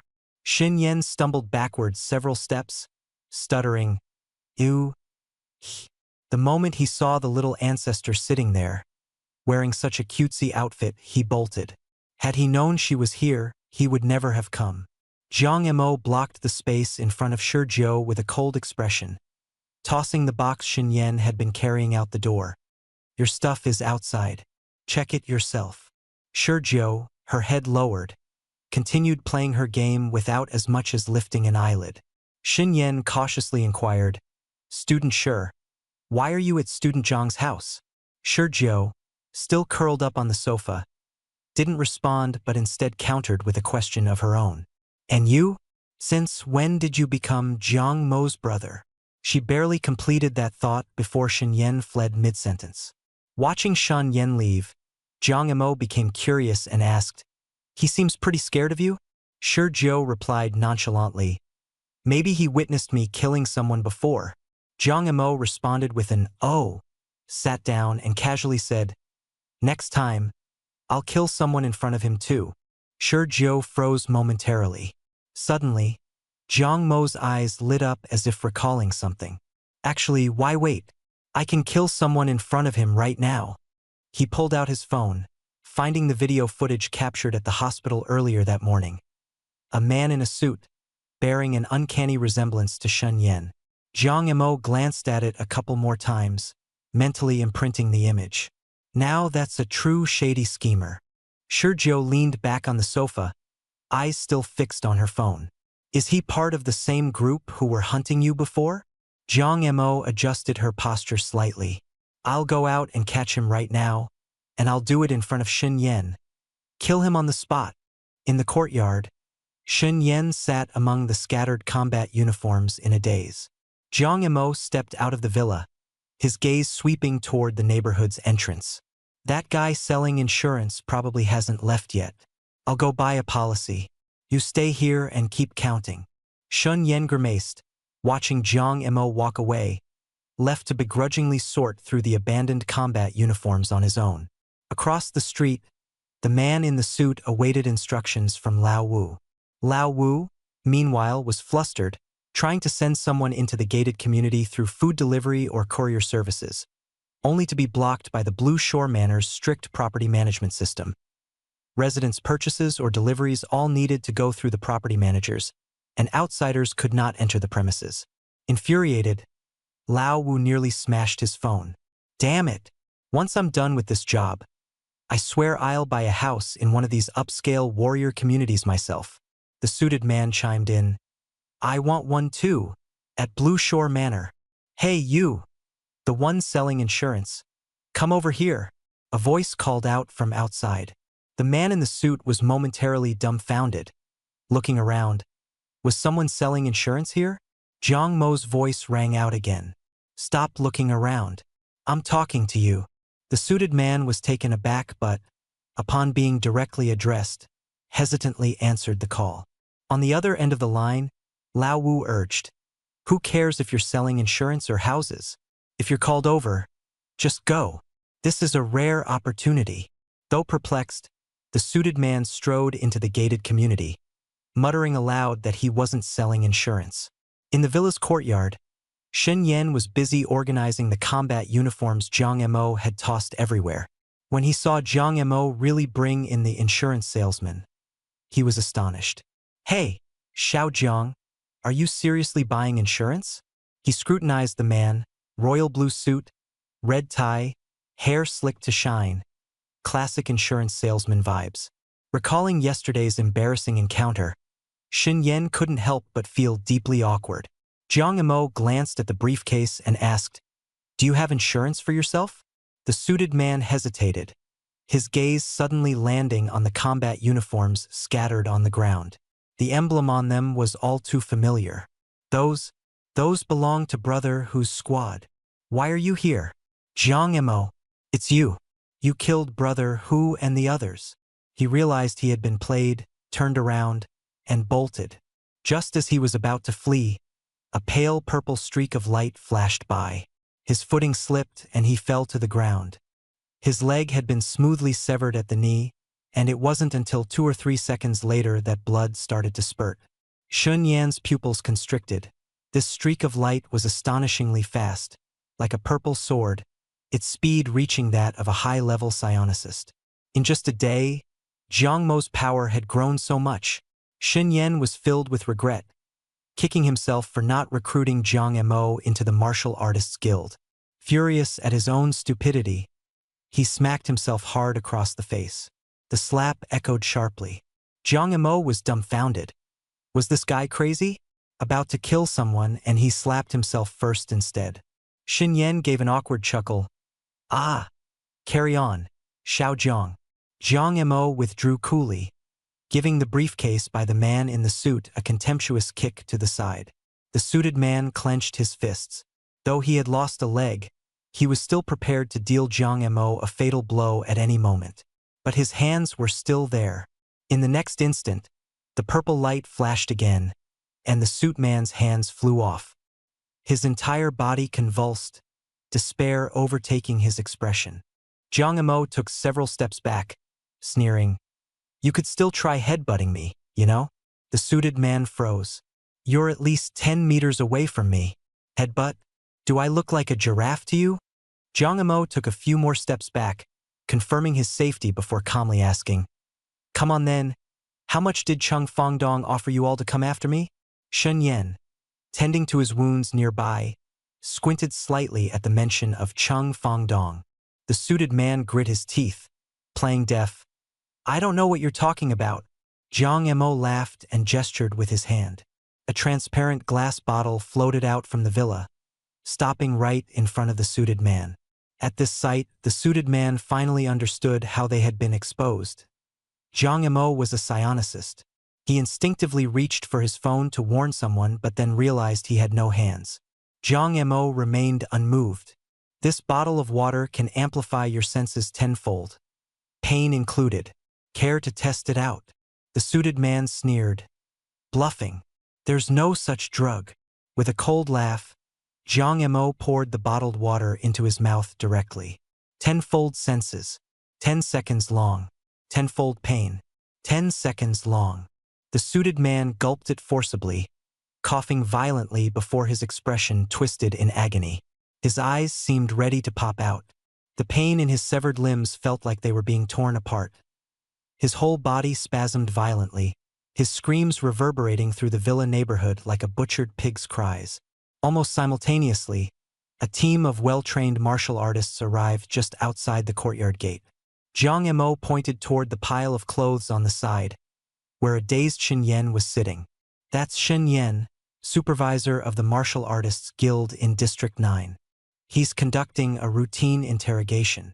The head of security, a man in his 40s wielding a knife in his right hand and with a severed left arm, cast a glance at the suited man lying in a pool of blood.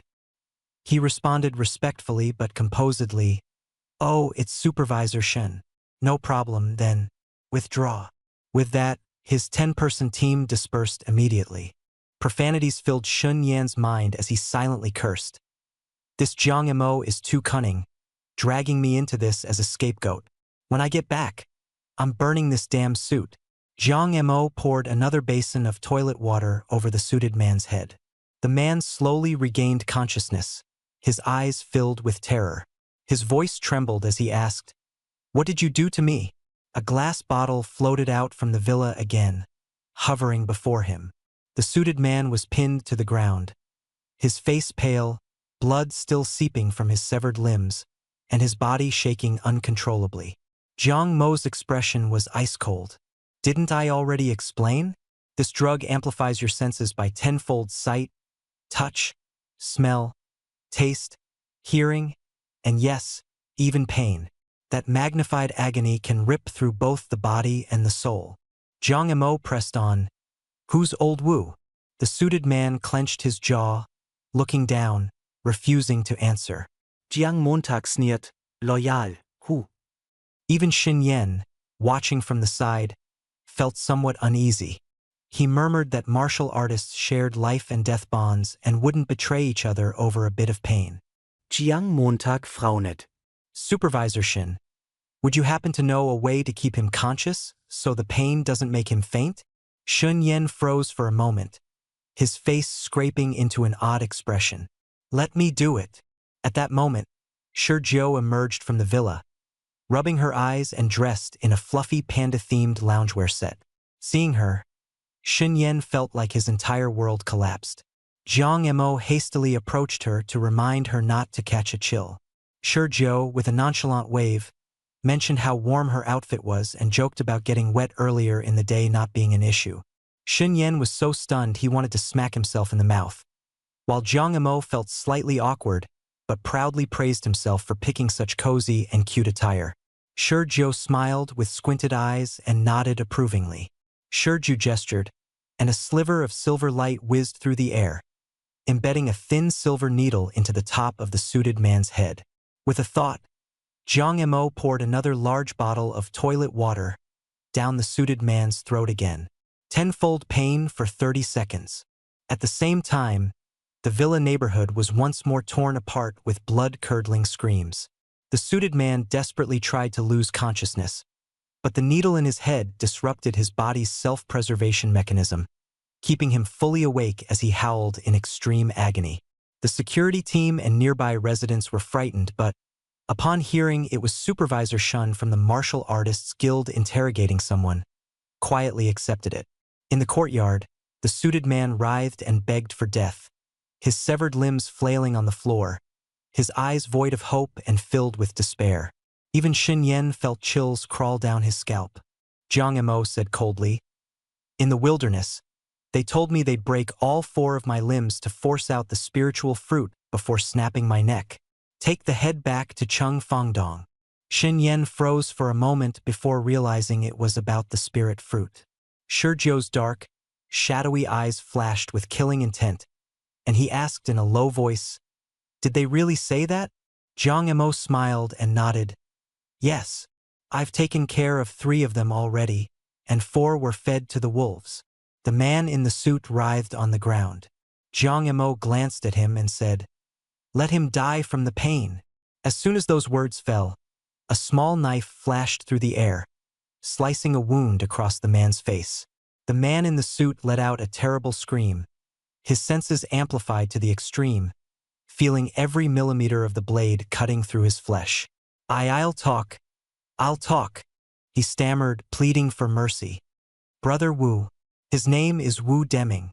He's an instructor at the Wuda Martial Hall and the captain of the Red Tiger Martial Combat Team. Chung Fangdong offered 3 billion for your head." Jiang Emo committed those names: Red Tiger Martial Experts, Wuda Martial Hall, Chang Fangdong, to memory. He took another look at the man's strength. It wasn't impressive. Even after several seconds of engagement, Jiang only used up 6 points of mental energy. He compared this skill level to being similar to a red-tailed rat, hardly a significant threat. Yet, this guy had the audacity to go solo and enter the Blue Shore district to assassinate someone. Jiang Montag sneered. Ridiculous. 30 seconds later, the man's heightened senses slowly subsided, and he lay gasping for air.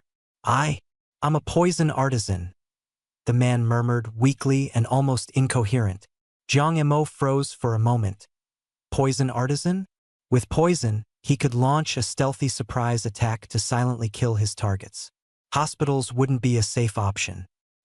He recalled the venom glands from a blue-ringed octopus, and an idea popped into his mind. He activated his mental strength, picking up a bottle labeled toilet water, a concoction he claimed was a fast-healing remedy. Jiang Emo activated his mental energy again. Miraculously, the severed limbs began to reattach themselves to the body. The left hand was inserted into the right leg's severed end, while the right hand went into the left leg's stump. Left and right calves switched places, growing to wrist positions. The man in the suit stared in horror, screaming, What are you doing to me?" Jiang Emo didn't answer and instead forced the bottle's contents down his throat. The rate of tissue regeneration and wound healing instantly accelerated tenfold. With a creepy, crunching sound of bones grinding against one another, blood and flesh began to regenerate.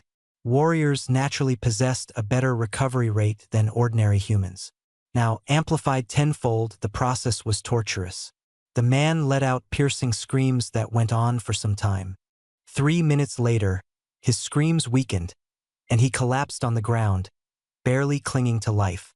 His 2 hands were now attached to his legs, and the 2 calves were fused onto his wrists. Though not fully healed, the bones and nerves had miraculously reconnected, suggesting he would eventually recover. The man's eyes were hollow, his face a mask of despair. Xin Yan became so spooked that he instinctively took several steps back, stammering nervously, Zhejiang, what are you doing?" Jiang Emo replied matter-of-factly, making sure he can't run away. He's a sinister and ruthless poison artisan. We need to keep him in a controlled environment to prevent future sabotage. Xin Yan became even more alarmed. "You're bringing him back to the warrior guild? But he's not even your responsibility. You're just a high school student." Jiang Emo firmly replied, "Whose responsibility? Anyone could see and hear what just happened earlier. Manager Shin, you came here as the one in charge to capture him. Everyone in this district can testify to that." Xin Yan was speechless. The district's warrior guild manager, manipulated by an 18-year-old high schooler. What he had initially assumed would make him a shield now made him the scapegoat. Shizhou tugged at Jiang Mo's sleeve, her bright eyes sparkling. "So, you're giving this insurance-selling guy to Manager Shen to take back?" Jiang Montag nodded calmly. "I prepared some toxins this morning specifically for situations like this. Keeping a poison artisan around is too dangerous, so Manager Shin can assume the risk. Sergio giggled mischievously. If he ends up messing the guy up, we'll make him compensate us with someone new. Shin Yen could only silently swallow his frustration. Could they not wait until he was gone before joking at his expense? But since the decision had been made, he had no say. As he looked at the poison artisan lying bound and battered on the ground, anger and helplessness boiled within him. Suddenly, understanding dawned. Sergio had simply found a partner who shared her wicked sense of humor, both cunning and devious. Shin Yen started to ask Jiang Mo about the healing concoction, but Sergio dismissed the notion immediately. Not for sale, she stated decisively, leaving no room for negotiation. Jiang Montag waved casually. Manager Shin, we won't disturb you any longer. When the funds have been tallied, transfer them to the account. You can take him away directly, no need for a formal goodbye. With a defeated sigh, Shun Yen reluctantly waved back, leaving in frustration. At the villa's backyard, beside the swimming pool, Jiang Mo continued fishing with his rod. With half an hour left in the divine sequence, time was precious not to waste. Sergio brought over a small stool and sat beside him. She instinctively leaned against Jiang Mo's shoulder but then straightened up awkwardly, finding the gesture odd. Jiang Mo couldn't hide his faint disappointment. Sergio picked up a purple flying sword from the pool's edge. So, this is the sword you fished out? Jiang Montag nodded. I've named it. Wait a moment. Sergio chuckled and experimented with a couple of swings. The sword's hilt vibrated slightly as it released an ethereal purple glow. Jiang Mo's eyes lit up. Though the sword's refining connection to him was only at 0.05%, he felt an emotional resonance with it. In that brief moment, Jiang distinctly sensed the sword's will awakened. Surprised, Jiang Mo murmured, "Is this sword intent? But don't you usually wield blades?" Sergio handed the sword to him, smiling. The essence of sword intent, blade intent, and fist intent is the same, he said. The weapon is guided by the practitioner. If you can understand it, you can wield any weapon. Let me lay some groundwork for you first. Surely you don't mind? Jiang Mo eagerly took the gift, grinning from ear to ear.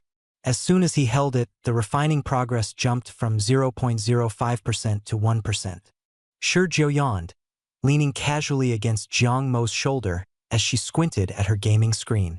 She said absent-mindedly, "I need to drop by the lab tomorrow. I might come back late. I have to pick up some things and figure out what's with that snake." Jiang Mo, already engrossed in the intricacies of sword intent, nodded firmly. "Got it. I got things to handle tomorrow too. If you run into anything you can't solve, just give me a call." With that, the pair had calmly set the tone for the next day. Meanwhile, in the front yard, Shin Yen couldn't be bothered to neatly pack his things. He haphazardly shoved his combat gear into a box, grabbed the suited man by the collar, and bolted in a panic. To Shin Yen, the villa was nothing short of a sinister death trap, a place that grew increasingly dangerous the longer one lingered. As he fled, he shouted, "Run! Run! That merciless little demon and the cunning, ruthless Jiang Mo. The little devil, too terrifying. What a waste of a trip. We're at a huge loss. Didn't even catch the target. Instead, we just stirred up trouble." Dragging both the box and the suited man with him, Shun Yen disappeared in a streak of panic. The next morning at 8, Jiang Mo woke up feeling refreshed. After a night of cultivation, the progress on his technique, Rainy Night Star Observation Map, Silken Rain Chapter, had advanced to 5.66%. His mental energy was fully restored, and it had even improved, rising from 1,000 to 1,005. Though it was just a 5-point increase, it represented a qualitative breakthrough. The current value was displayed with a 10-fold multiplier, so by conventional logic, further improvement shouldn't have been possible. The only plausible explanation was the extreme path cultivation technique, Rainy Night Star Observation Map Star. He could even feel an increase in the intensity of his mental energy. Considering the multiplier would drop by midday tomorrow, reverting to regular values, He expected his training to yield even better results then. This realization put him in an exceptionally good mood. Instinctively, he extended his mental energy and noticed the adjacent bed had been tidied up and was now empty. His heart skipped a beat. The next moment, he found Shurjiu downstairs in the dining room. He asked her how she was feeling. Shurjiu, with a shrimp in her mouth, replied, "I'm recovered. Normally the poison should take 10 days to half a month to clear, but it's been gone in less than 2 days. It feels like my resistance to toxins suddenly skyrocketed." Jiang Emo buried his face in the bowl of porridge and repeated in a low voice, "It's good that nothing's wrong. Really, it's good that nothing's wrong." 9 o'clock, at the road intersection. Shurjiu was a little worried. "If anything unexpected happens, call me immediately. I'll come at once." Jiang Emo waved and smiled. "Don't worry. I'm just going to be the hidden last man standing, not to pick a fight." Shurjiu patted his shoulder. "All right, then I'm leaving first." After waving, she disappeared around the street corner. Jiang Emo headed in another direction, the 9th Martial Artist Hospital in Bincheng. The environment and equipment were far superior to Jiangxing 9th People's Hospital. There weren't many people in the morning, but almost all of them were martial artists with surging qi and blood. Ordinary people were rare. In the inpatient department, Jiang Emo, using his spiritual power that could cover 100 meters, quickly locked onto the locations of Cheng Fangdong, Li Yanxia, and Cheng Xiaofeng. Suddenly, his brow twitched. In the hospital garden, a middle-aged male patient in a hospital gown was strolling around, and ripples spread across his body like water, covering an area of about 20 meters. Spiritual power. Jiang Montag shouted inwardly. A mind cultivator. Jiang Emo had finally encountered another spiritual practitioner at a martial artist hospital in Zone 9. But he could sense the other person's spiritual power, while the other person seemed not to notice him at all. That middle-aged mind cultivator had a distinguished air and clearly wasn't from an ordinary background. Jiang Emo couldn't help muttering to himself, "My spiritual power is clearly stronger. Isn't Shurjiu the same way when she looks at me?" He collected himself and sat on a bench downstairs in the inpatient building, his spiritual power fixed on that family of 3. In the VIP ward on the 6th floor, Cheng Xiaofeng, with tubes inserted in him, was flying into a rage and had driven the caregiver out. Jiang Emo stroked his chin. As expected of a martial artist hospital, the medical equipment is strong. This condition should be treatable. He should be able to check out in a few months. It's just that I wonder what they did with those 10 things. Whether they cut them off or left them alone.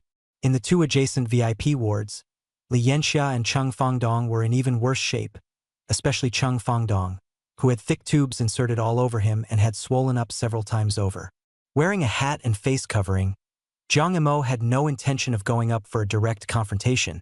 He just wanted to watch the fun. Keep multiplying blood sugar, blood lipids, and blood pressure by 10? Too boring. Better make things more exciting. He locked his spiritual power onto Cheng Xiaofeng and muttered in his mind, "Multiply the number of legs by 10 for 5 seconds. In a flash, Cheng Xiaofeng stiffened all over, an expression of disbelief appearing in his eyes. He slowly lifted the blanket. His lower body was like a peacock fanning its tail with 20 legs. He rubbed his eyes and trembled as he moved his legs. 1, 2, 20 all moving at once. A scream erupted instantly. My legs, I've got 20 legs. Help!" He nearly rolled off the bed and frantically smashed the call button. The nurses rushed in. Seeing the tubes had come loose and yellow fluid spraying out like a fountain, the 3 of them panicked and hurriedly helped him back onto the bed. Cheng Xiaofeng cried out that he wanted someone to look at his 20 legs. The nurses exchanged glances and said with skeptical looks, "You only have 2 legs." Cheng Xiaofeng froze. 2 legs? Could it be an illusion? After the nurses comforted him for a while, they left. Jiang Emo calculated their comings and goings, then again muttered in Cheng Xiaofeng's mind, "Multiply the head by 10 for 10 seconds. Just as he was panting, his neck sank. His upper body wavered and toppled to one side. 20 heads appeared before his eyes. He grabbed his own head and screamed hysterically. I've grown so many heads. He flipped over and fell off the bed again, frantically pressing the call button. This time, 3 young nurses came rushing over with medical equipment. They set the equipment aside and, in a flurry, helped him back onto the bed. Chang Xiaofeng had returned to normal this time. He was lying on the floor pounding the call button, crying as he grabbed a nurse's arm and wailed, "Look carefully. I really have so many heads. Whoa, please help me. I don't want to be a monster." The 3 young nurses looked at each other. One of them thought for a moment, then hurried out and brought back a half-length mirror, placing it in front of Chang Xiaofeng. "Classmate Chang, take a good look. Your head and legs are both there. None missing, none missing." Xiaofeng Chang stared at the mirror without thinking. In the mirror, there was only a head. He turned his neck, and the head in the mirror moved with him. Only then did he let out a sigh of relief. Could it be that he had been under too much stress these past 2 days and was dreaming? A nurse smiled and comforted him. "You're recovering very well. You'll be discharged in a few more days, so don't be too nervous." He waved her off impatiently. Got it. You 3 put the mirror by the bed and hurry out." Usually, he would have tried to flirt with a pretty nurse, but now, his chest felt blocked by a row of weak, formless things, and he had no interest at all. The 3 exchanged glances, their expressions cooling, and still used the instruments they had brought to stop the bleeding and reconnect the tubes he had yanked out. After a few instructions, they left the ward. On the other side, in Li Yanxia's ward, she grabbed the attending physician with her swollen hand. "I think I heard Xiaofeng's voice. Is he okay?" After thinking for a moment, the attending physician said sternly, "Your son's head was pinched by the elevator doors when he was brought in, and his mind is unstable." He looked at Li Yanxia, his eyes carrying some sympathy, secretly thinking what sort of strange illness this family had. Then he sighed and said solemnly, "Don't worry. Captain Wu is my benefactor, and you were introduced by him. I'll do my best to treat you all." Only then did Li Yanxia relax a little and close her eyes. In the flower bed downstairs, Jiang Mo sat listening to someone speak, then gave a cold laugh. "Captain Wu has done you a favor? Then wouldn't that make him my enemy? If that's the case, then let's turn against each other tenfold." Back in the ward, Chang Xiaofeng lay there, tilting his head to look at himself in the mirror. Han Ruobing's messages kept coming on his phone, but he was too lazy to reply. Suddenly his eyes widened. There was a whole line of himself in the mirror. He turned around and saw several figures piled by the bed, all of them him. "Damn it! Who the hell are you? Why are you on my bed?" He started bickering with himself, and chaos erupted. 10 Chang Xiaofengs were fighting in the ward, dragging and flipping things around. The hospital bed and equipment were knocked over.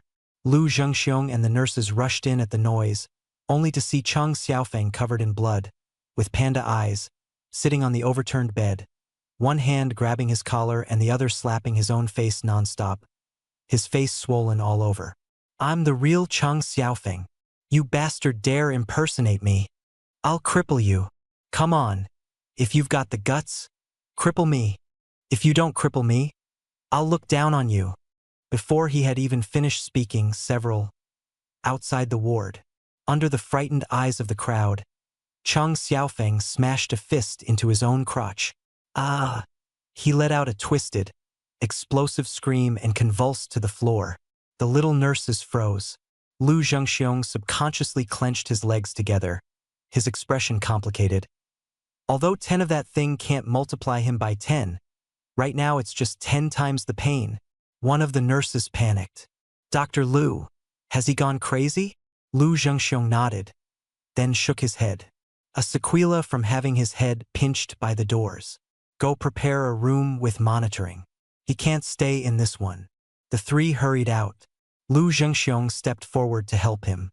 Anger multiplied by 10, lasting 10 seconds. Crouched up, Chang Xiaofeng suddenly felt a surge of rage in his heart. "You bastard! Get lost!" He threw a punch at Lu Zhengxiong, who was right in front of him. Lu Zhengxiong dodged and stepped on Cheng's back to pin him down. He was also a martial artist, and seeing Chang try to get up, he stomped hard to hold him in place. Looks like he's really gone crazy. Go get the needles, the sedative, he shouted outside the door. Power times 10 for 3 seconds. Explosive power times 10 for 3 seconds. The next moment, a terrifying recoil surged up from beneath Lu Zhengxiong's feet. Before he could even react, he was hurled away, crashing hard into the ward door and sliding down to sit on the floor. Chang Xiaofeng struggled to his feet, his eyes bloodshot, and roared ferociously, "I'm going to cripple you!" Then he delivered a savage kick straight at Lu Zhengxiong's groin. Lu Zhengxiong let out a miserable scream on the spot, slid down the wall, curled up, and convulsed, completely losing the ability to resist. Chang Xiaofeng seemed to go berserk, riding on his fury and strength as he rushed forward and unleashed a barrage of punches and kicks, venting all the frustration he had been bottling up for the past 2 days. 3 seconds later, the boosted strength and explosive power vanished. 10 seconds later, the rage subsided. Chang Xiaofeng instantly came back to his senses and collapsed to the ground, howling while clutching a certain part of himself, his actions shockingly identical to Lu Zhengxiong's. The young nurse who returned with the sedative saw this scene. Just then, a well-maintained, elegant-looking woman rushed through the door. Lu Zhengxiong's wife, Cui Siwen, deputy director of the 9th Martial Artist Hospital. The moment she saw her husband, her eyes turned red, and she hugged him while screaming, "What happened? Can someone tell me what happened?" One of the young nurses pointed at Chang Xiaofeng on the floor. "That patient first crippled himself, then did this to Dr. Lu." Cui Siwen gritted her teeth and kicked Cheng away, then carried her husband out of the ward, her mind filled with only one thought. He absolutely had to be saved. Zhang Mo withdrew his spiritual power, phone in hand, the screen displaying Lu Zhengxiong's profile in the 9th Martial Artist Hospital. True scum only needs the slightest move to become this, and can collapse the enemy's united front from within. The hospital was about to become a living hell for the Cheng family. Cheng Fangdong, Li Yanxia, and Chang Xiaofeng. Chang Xiaofeng's kick, with power multiplied by 10 and explosive force multiplied by 10, had ended in utter disaster. Even if old Wu stepped in, Lu Zhengxiong probably wouldn't let the 3 of them off. If Deputy Director Cui didn't take out her anger somewhere, it would be a waste of her years of widowhood. Zhang Mo stretched lazily, thinking to himself, "Let them wear each other down for a while first, then I'll come harvest the results." But he still felt unwilling to stop there, so his spiritual power landed on Li Yanxia and Cheng Fangdong again. Nose hair growth speed times 10, excretion production speed times 10. The ward door was left ajar. Li Yanxia heard the commotion and tried to sit up, but a mess of tubes pinned her to the bed. She suddenly sneezed violently, blood spraying from her nose, and thick nose hairs actually began to protrude from her nostrils at a speed visible to the naked eye. Then, a foul stench spread out, drifting through the crack in the door into the VIP corridor. The next ward door was tightly shut. Cheng Fangdong was talking nonsense to a nurse, a malicious grin still hanging on his pig-head-swollen face. Suddenly, he sneezed. His nose hairs shot out wildly, and a wave of stench burst forth. The nurse froze, quickly hit the call button, and ran off. "Get a caregiver, now. The patient has been incontinent." Ugh, the hallway was starting to stink too.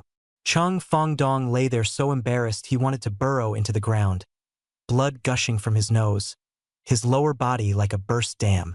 The VIP section on the 6th floor of the inpatient building plunged into chaos. The people on the 2 hospital beds in the 2 wards were sent bouncing upward by an inexplicable force, turning into 2 balls. And the doctor who had just come in for an examination fled at top speed as well. Downstairs, Zhang Mo withdrew his spiritual power and quietly concealed his accomplishments. He pulled out his phone and checked Wu Deming's information. An intermediate martial artist, with blood and chi approaching 10,000, and the Red Tiger Squad had 12 members in total. He had already taken out 3 of them, fed 4 to wolves, and 1 was being held at the Martial Artists Association.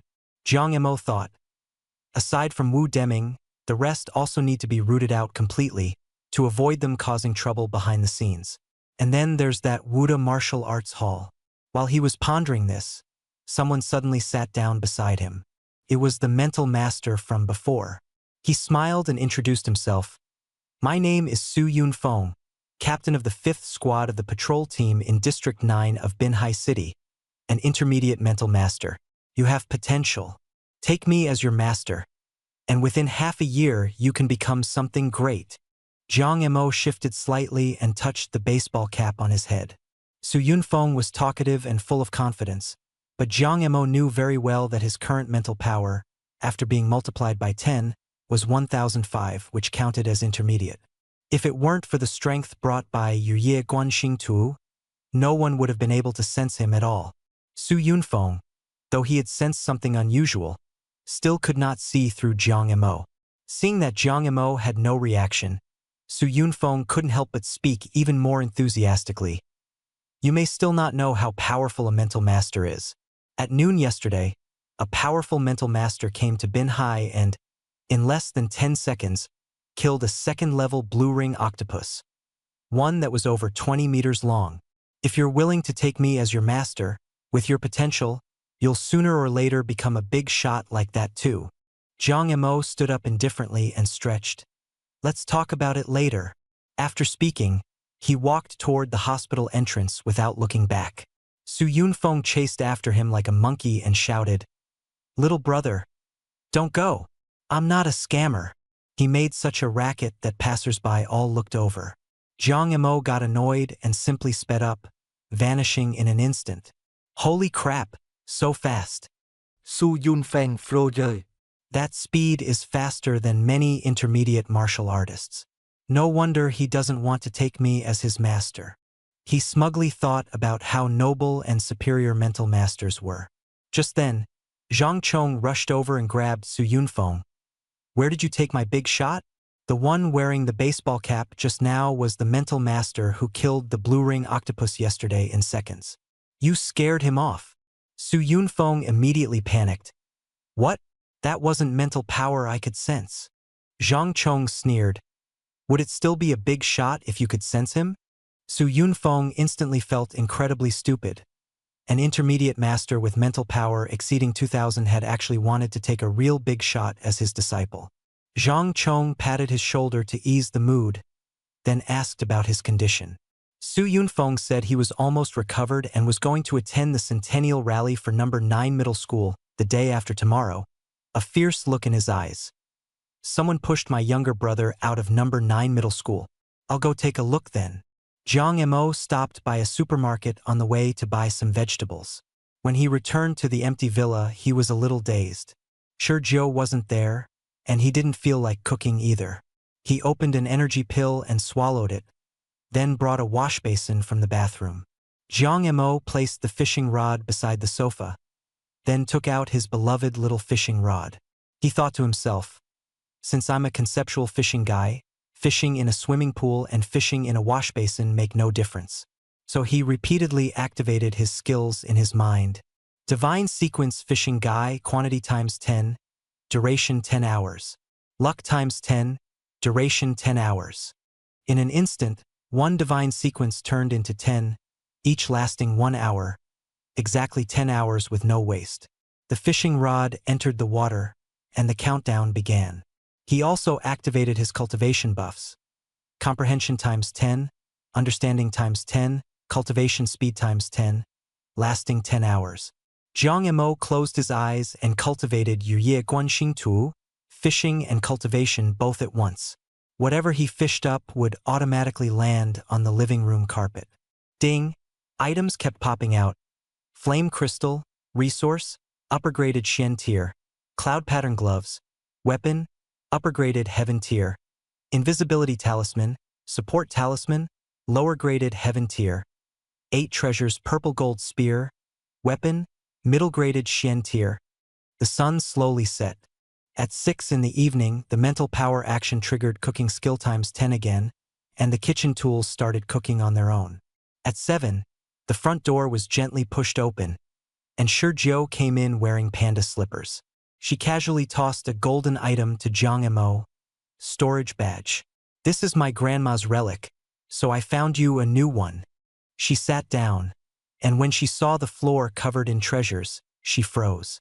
Jiang Emo smiled and said, I fished all of these up. Take whatever you like. He extended his psychic power into the storage badge and found that it was still that 20 times 20 times 20 meter large space, with a silver shuttle-shaped shield inside, about 1 meter in diameter. Jiang Emo took it out and his face lit up. It was the stellar shuttle. Shi Jiao also came back to her senses. Jiang Emo explained, a kind of psychic weapon, it can also fly. It's the kind of device that can take you flying. A system overlay appeared online. Name: Stellar Shuttle Category, Psychic Weapon Grade, Heaven Rank Upper Grade Refinement Progress. 0 Note: the Stellar Shuttle is an exceptional psychic weapon, combining attack, flight, and defense in one, with 12 layers of seals, suitable for psychic practitioners at all stages. Jiang Emo swallowed hard. Heaven Rank Upper Grade. This Stellar Shuttle was not some ordinary flying sword. Wait, Heaven Rank Upper Grade, with 12 layers of seals inside, each layer corresponding to a realm.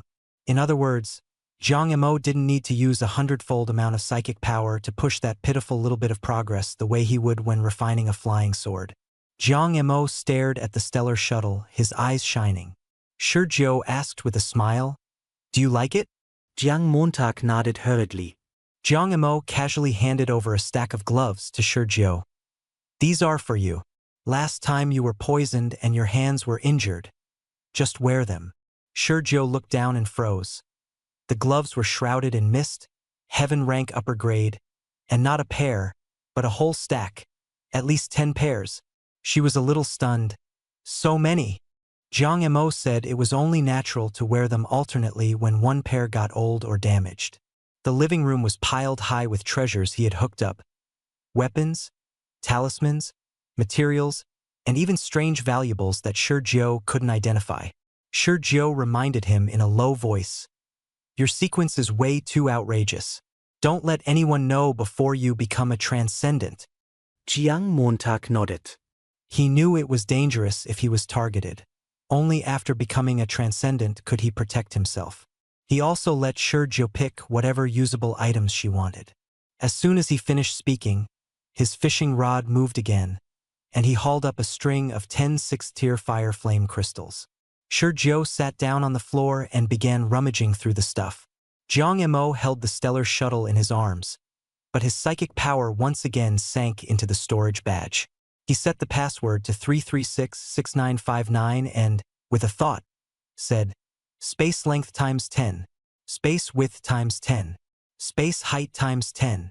The originally 20 times 20 times 20 equals 8,000 cubic meter space inside the badge instantly became 200 times 200 times 200 is equal to 8 million cubic meters. Then he chanted again, Space volume times 10. The volume expanded once more to 80 million cubic meters.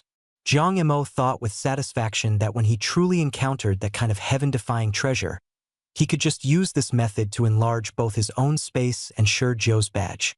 Surrounding range times 10.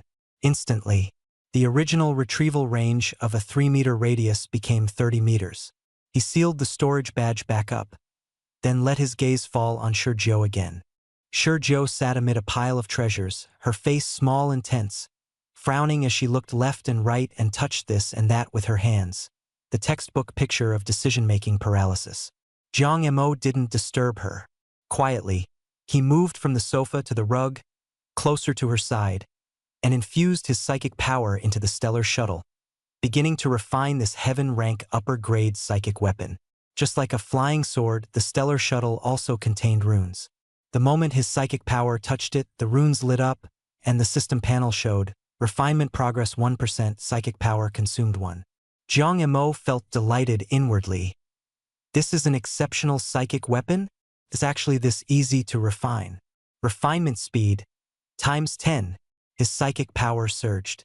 In less than 5 seconds, the first layer of seals lit up by 1/10, consuming 10 points of psychic power, progress reaching 10%. In the next instant, the entire first layer of seals lit up, bursting like fireworks in his mind. The silver shield-like psychic weapon slowly rose into the air, and the Stellar Shuttle instantly scattered into 1,080 silver blades before recombining and transforming into various forms. Sergio looked up in a daze. You're done refining it already? Jiang Montag nodded. Finished refining it. I didn't expect it to be this easy. The Starchaser shuttle kept changing shape until it finally turned into a silver bracelet and landed on Jiang Mo's left wrist. At this moment, the Starchaser shuttle was a perfect fit with his mental power, as natural as an extension of his own arm with no awkwardness at all. Jiang Mo thought to himself that when he truly became powerful in the future, he would upgrade it to Tier 120, and it would still be a supreme weapon. He also said, I've got the sequence, so I can keep fishing. Sergio turned around and leaned against Jiang Mo's arm, resting her head on his shoulder. Her ponytail fell along his arm into his palm, ticklish and soft. The two of them started chatting back and forth. Jiang Mo said it was all thanks to her abyss fruit. Sergio said that was her life-saving fruit, and that Jiang Mo was her lifesaver. Sergio had used his identity for martial artist certification, which was why Supervisor Shin said he was lucky. In the end, after all their back and forth, they both arrived at the same conclusion. It was all because they were lucky. Jiang Mo also used his mental power to bring over the dishes he had prepared in the kitchen, letting them float in the air. Both of them were mind power users, so they could eat without using their hands, but habit still made them pick up their chopsticks with mental power. Deep into the night, their voices gradually fell silent. The two of them slept in the first-floor living room back to back. At 8 o'clock in the morning, Jiang Mo had already tidied up the living room. The room was clean, except for a few talismans. He had packed everything else into Sergio's storage badge. Sergio sat cross-legged in front of the sofa, resting her head on the coffee table, and asked while watching Jiang Mo busy himself in the kitchen, Are you going to school this afternoon? Jiang Mo hummed in response. There'll be something unexpected at noon. I'll deal with it before going. Sergio didn't ask further. Then I'll go in the afternoon too. She yawned. I want to set up a lab here. Jiang Montag smiled. Just treat it like your own home. Sergio considered it briefly. The third floor or the basement? The basement. The third floor had practically become a forbidden zone, with Cheng Xiaofeng's room torn apart and then sealed again. The basement was actually a split-level lower floor with a layout similar to the second floor, but with more space. After breakfast, Sergio went into the basement to start setting up the laboratory. Jiang Mo sat in the first-floor living room, focusing on cultivating the rainy night stargazing chart. The progress of the Silk Rain chapter had already reached 7.99%, faster than expected. At noon, the tenfold countdown reminder sounded, and Jiang Mo stopped cultivating. A blood essence pill had gone from 1 pill to 10, but he wasn't sure whether he could withstand 10 times the medicinal potency, so he hadn't multiplied all of them yet. 1 second before the countdown ended, he multiplied 1 blood essence pill by 10 and held it in his mouth. In an instant, a sense of weakness spread from the depths of his soul. The light screen before him changed. Name, Jiang Montag. Gender male. Age 18. Level 0. Blood and chi value 3. Lifespan 4 days. Ability. Tenfold, cannot be stacked. Number of times the ability may be used. Infinite. His spiritual power and cultivation technique had vanished. In the basement, Sergio charged over like a gust of wind. Seeing Jiang Mo lying half dead on the sofa, her entire face went pale, and her hands were trembling. She was afraid that if she touched him, he would shatter. Jiang Mo smiled at her, then rolled that chi blood pill back into his mouth. A wave of warmth instantly spread through his body. The absorption of tenfold allowed him to recover rapidly, and his chi blood jumped to 11. He swallowed a second tenfold pill, and his chi blood rose slightly to 15. He kept swallowing from the third and fourth all the way to the 8th pill, bringing his chi blood to barely 30. After confirming that he could withstand 10 times the medicinal power, he multiplied the medicinal effect by 10 as well. The 9th pill entered his mouth, and his chi blood leapt to 50. After the 10th pill, his chi blood reached 70, recovering to the pre-tenfold quasi-martial artist state. The vanished spiritual power and cultivation technique also returned. Spiritual power, 155. Surui arc progress, 9%. Jiang Emo stood up and looked at Sergio. See? I'm fine, don't worry. Sergio was still standing there, tears at the corners of her eyes, her entire body exuding a chilling, killing intent. In a hoarse, trembling voice, she asked, "Who did this?" Jiang Emo suddenly understood.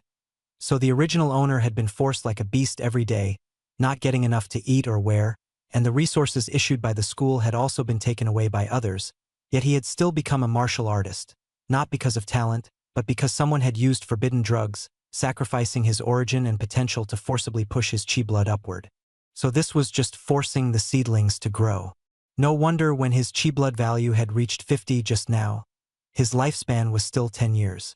Now that his chi blood had reached 70, his lifespan was still 10 years. Calculated at 11-fold, that would be 100 years, but Jiang Emo felt it could still be recovered, so there was no rush to use 10-fold again right now. "Don't worry, I'll make them pay 10-fold, Sergio said with her head lowered, her voice somewhat hoarse. "Your condition can't be treated with chi blood pills," she said. "You need the Tianbao Yuanshan pill to repair the damaged origin and potential." The hospital had previously said to use chi blood pills because Jiang Mo's chi blood had been scattered at the time, and chi blood pills could treat that symptom. The real root cause was depletion of the origin and exhaustion of potential. Only the Tianbao Yuanshan pill could hold up. But judging by her expression, this pill was definitely extremely rare. Sergio looked at Jiang Emo, paused, then said firmly, "Don't worry. I'll definitely find the Tianbao Yuanshan pill." Jiang Emo couldn't help but reach out and pat her head. Sergio froze completely. The ferocity on her face vanished instantly, and she looked stunned, a little at a loss. Jiang Emo awkwardly withdrew his hand, picked up the fishing rod on the coffee table, and said with a smile to brush it off, "Actually, there's no need to rush. Didn't you say my sequence is freakish? Maybe one day I'll fish out a Tianbao Yuanshan pill." In his heart, he multiplied the probability of fishing up a pill by 10 again. Besides, he still had 4 abyss fruits on him. When luck was right, he'd try eating another one. Jiang Emo asked again, "Are there any other pills whose effects are similar to the Tianbao Yuanshan pill? Even if they're a bit weaker, that's fine." Sergio sat down and thought for a moment, then said, "The Xiaoyun pill. Its medicinal properties are roughly similar to the Tianbao Yuanshan pill, but far inferior, and it can't fully heal your injuries. The Xiaoyun pill is produced by the authorities, and you have to buy it with contribution points." Contribution points? Jiang Emo was stunned for a moment. Sergio explained. Contribution points were set up by the authorities to encourage martial artists to go into the wilderness and hunt mutated beasts. They could be exchanged for official, non-circulating items. They were obtained by killing mutated beasts and selling them through the guild or official channels. Besides money, you would also receive contribution point rewards. A level 1 mutated beast gave 1 point, level 2 gave 10, level 3 gave 100, and so on. Jiang Emo pulled out his phone to check his account. Balance 9,236,549.33 yuan. The combat suits from yesterday had sold for 3 million, and the money arrived this morning. There was also another line below, contribution balance, 100 points. The red-tailed rats and silver moon wolves he had sold 2 days ago had had their contribution points split 50-50 with Sergio. His eyes lit up. He could buy Xiaoyun pills in bulk. If the medicinal potency wasn't enough, he could make up for it with quantity. Hunting mutated beasts for contribution points? He could do plenty of that. Seeing him excited, Sergio tugged at his sleeve. "Xiao Jiang, I know you're excited, but for now don't. What did you call me?" Jiang Emo froze, his face turning red. Sergio blinked again. "Xiao Momo?" Jiang Emo coughed, steadying himself.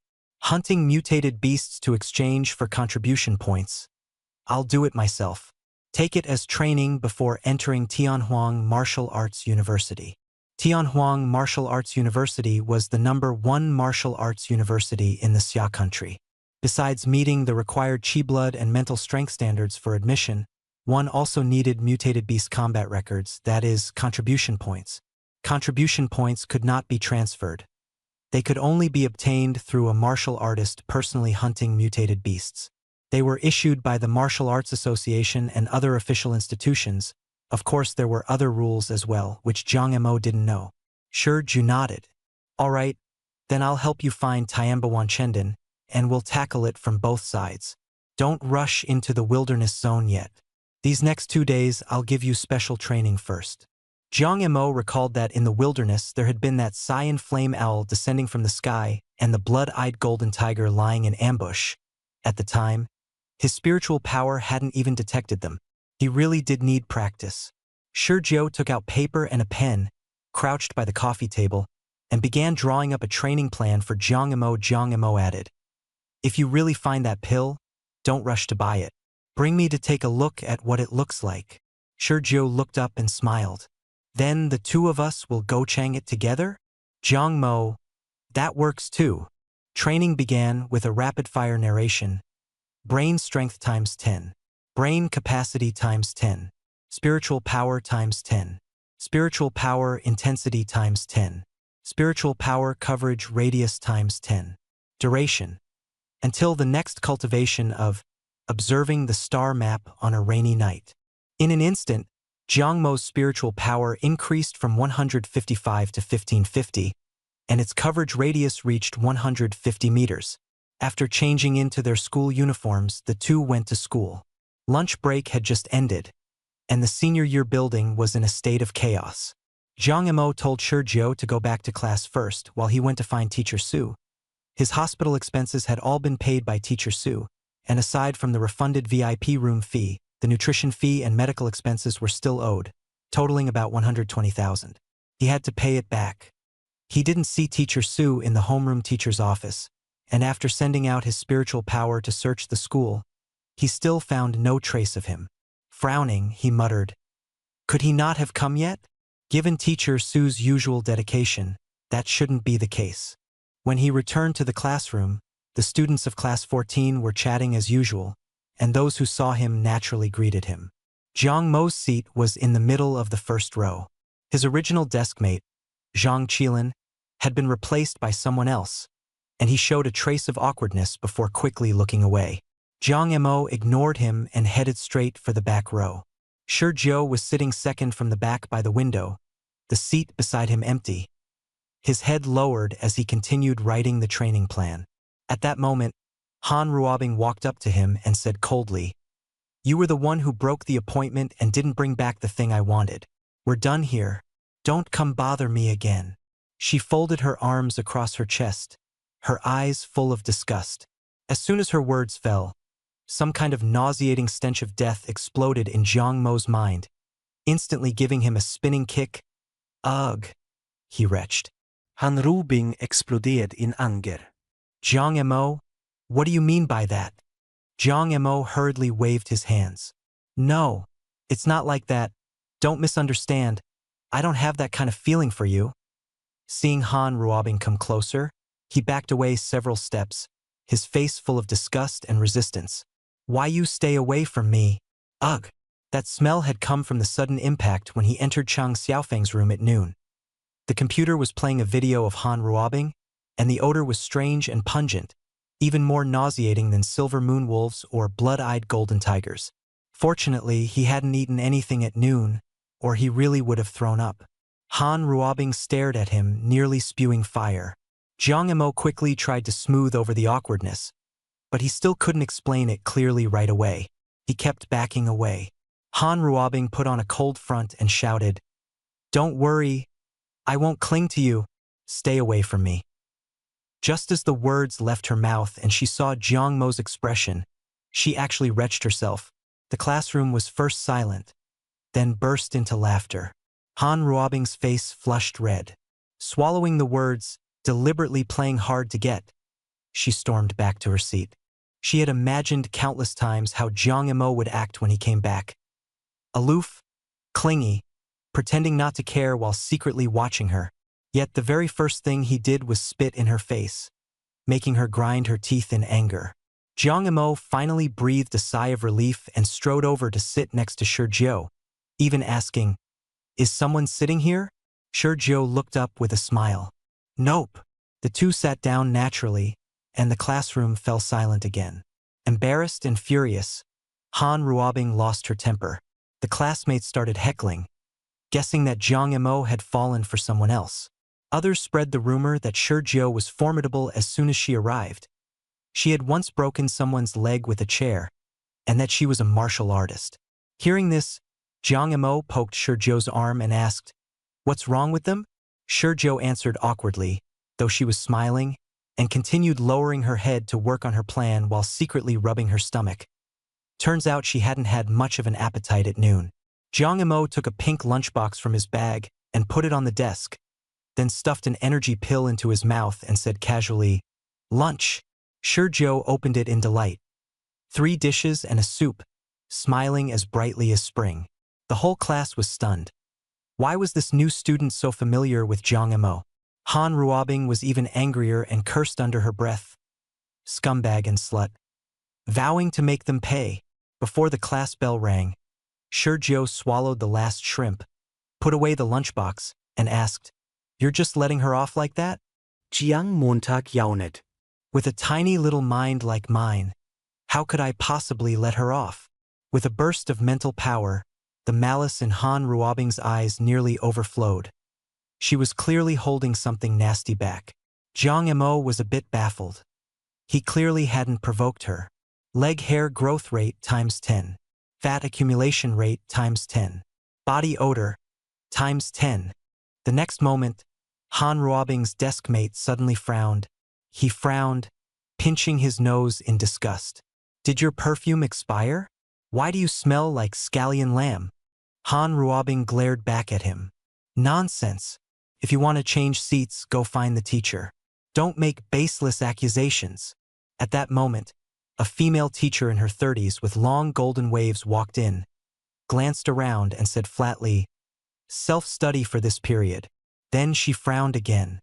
"Who's eating scallion lamb in the classroom? And it's gone sour too." Everyone in the classroom covered their noses. Jiang Emo looked at her, stunned for a moment. Shi Jiao shook her head. "Don't know her." The boy in the front row leaned over and said quietly, "Her name is Chun Weiju. She's the new homeroom teacher. Teacher Su has been taken away." Jiang Montag was shocked. "Taken away?" the boy said miserably. That day during class, a few people in uniform came and took Teacher Su away. Before Teacher Su was taken, he handed the 60,000 that everyone had scraped together to Zhang Qilin and told him to buy you a blood qi pill. Jiang Emo froze, recalling the missing medical record sheet at the hospital. He had once thought it was old Wu, called by Cheng Fengdong, who had tampered with it. Only now did he realize Zhang Qilin may have been secretly skimming money for himself. Jiang Emo swept Zhang Qilin with his mental power and found that his blood and qi had already reached the level of a quasi-martial artist. He asked calmly, "Did Zhang Qilin give you the blood qi pill?" Wang Yong froze. "He didn't." Everyone was even more shocked.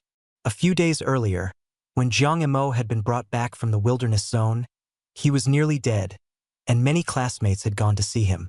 Jiang Emo stood up, wanting to walk to the front row to demand answers, but the moment he smelled a sour stench, he quickly stepped back. Everyone in the classroom was covering their noses. Shi Jiao by the window hurried to open it. Han Ruobing's face turned red. Scratching at her leg and feeling singled out, her desk mate started dry heaving. In the end, Han Ruobing covered her face and ran out of the classroom, and only then did the smell slowly disperse. Turns out her body odor had caused all the trouble. It was finally confirmed. The smell was actually the class beauty's body odor. No wonder Jiang Emo threw up just now. Feeling relieved, he calculated in his mind. Han Ruobing and Cheng Xiaofeng are truly birds of a feather.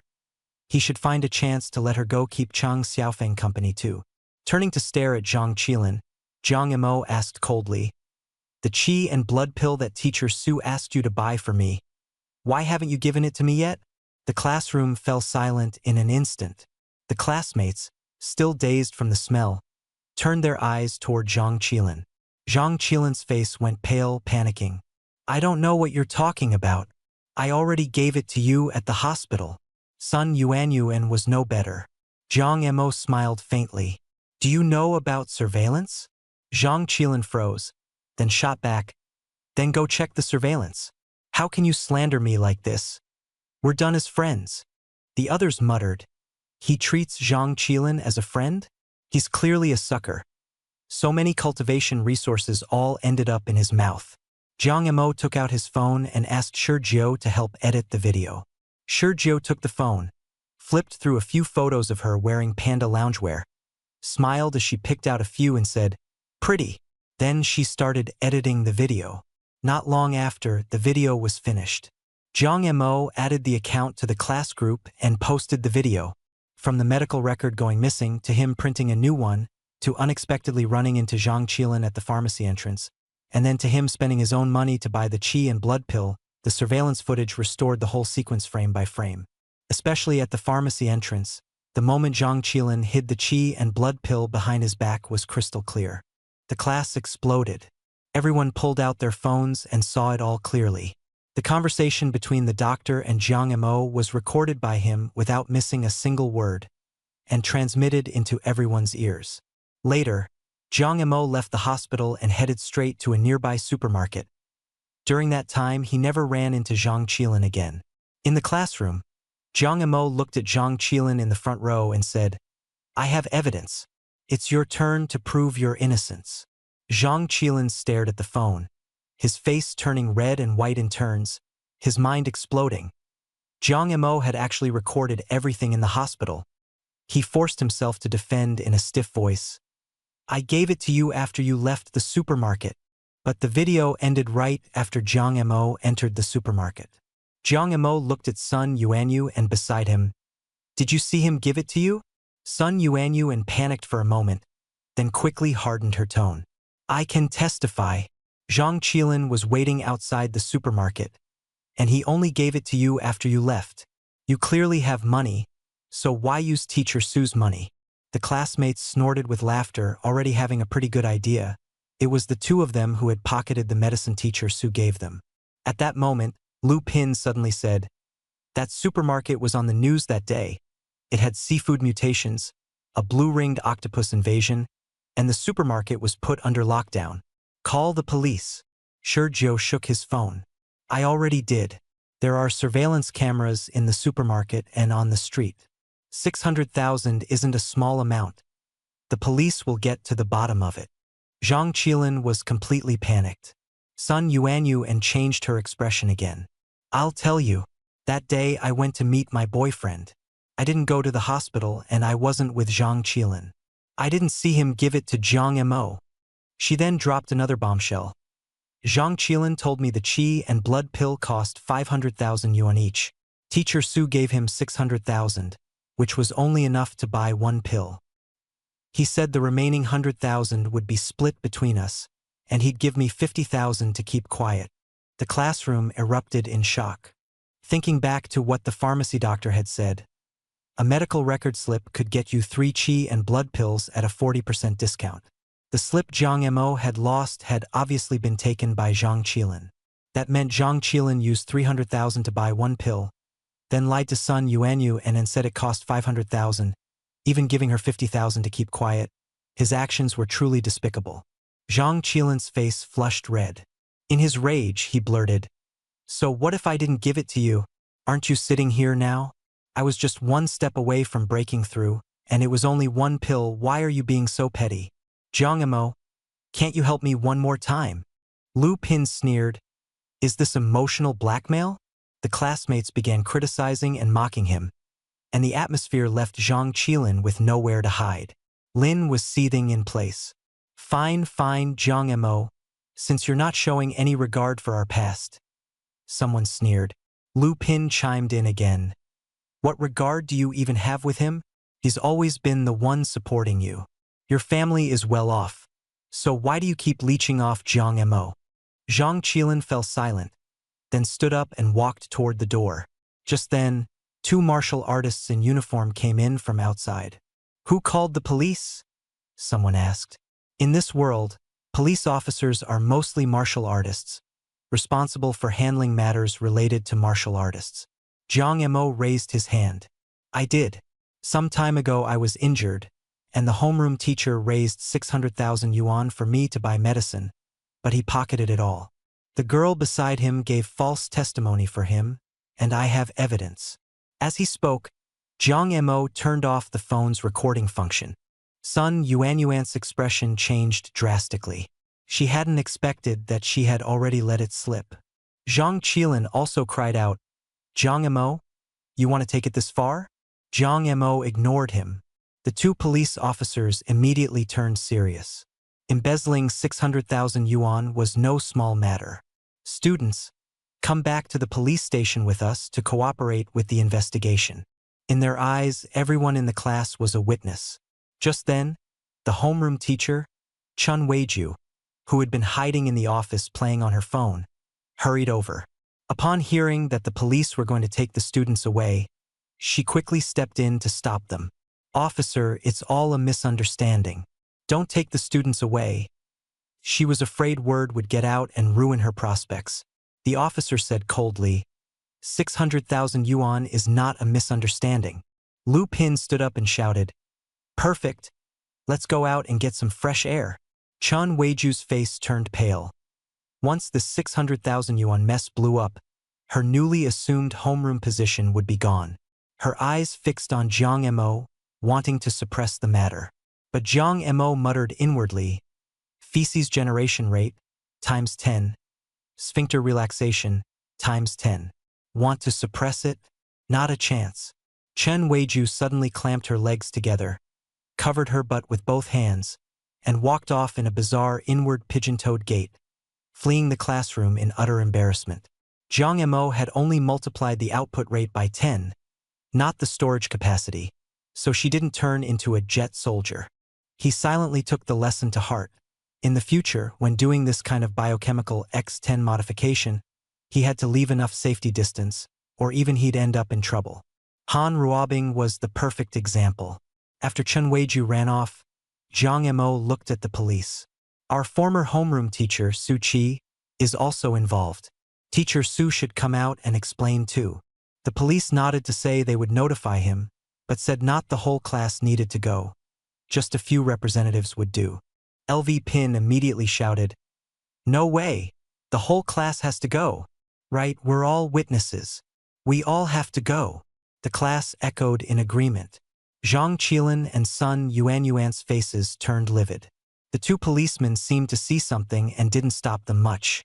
The police station was only 2 streets away from number 9 high school, but they still sent a bus to pick up the students.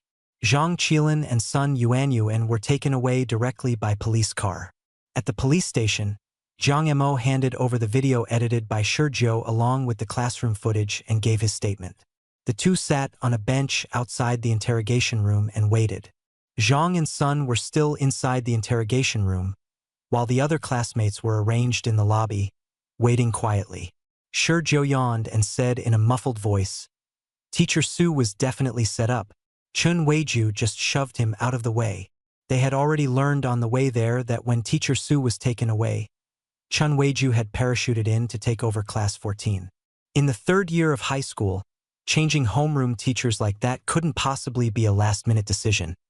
It meant it had been planned long ago. From start to finish, they hadn't seen Teacher Su at all. Jiang Mo looked hollow-eyed. "If only I knew some big shot. One phone call and all the injustice and conspiracies would disappear." Shi Jiu took out his phone to contact Xin Yan. The figure passed in front of them, then turned back. Zhang Chong stared at the boy in the high school uniform and asked hesitantly, "Student, have we met before?" Jiang Mo looked up and pretended to ask, "Are you a big shot?" Zhang Chong froze.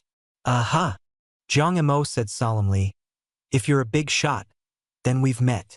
Zhang Chong awkwardly explained that he was the captain of the martial artist patrol team in Binqing District 9, so he did count as someone important. Jiang Mo smiled and said, "Then we've met," and even deliberately said they had met him at the supermarket and at the martial artist hospital.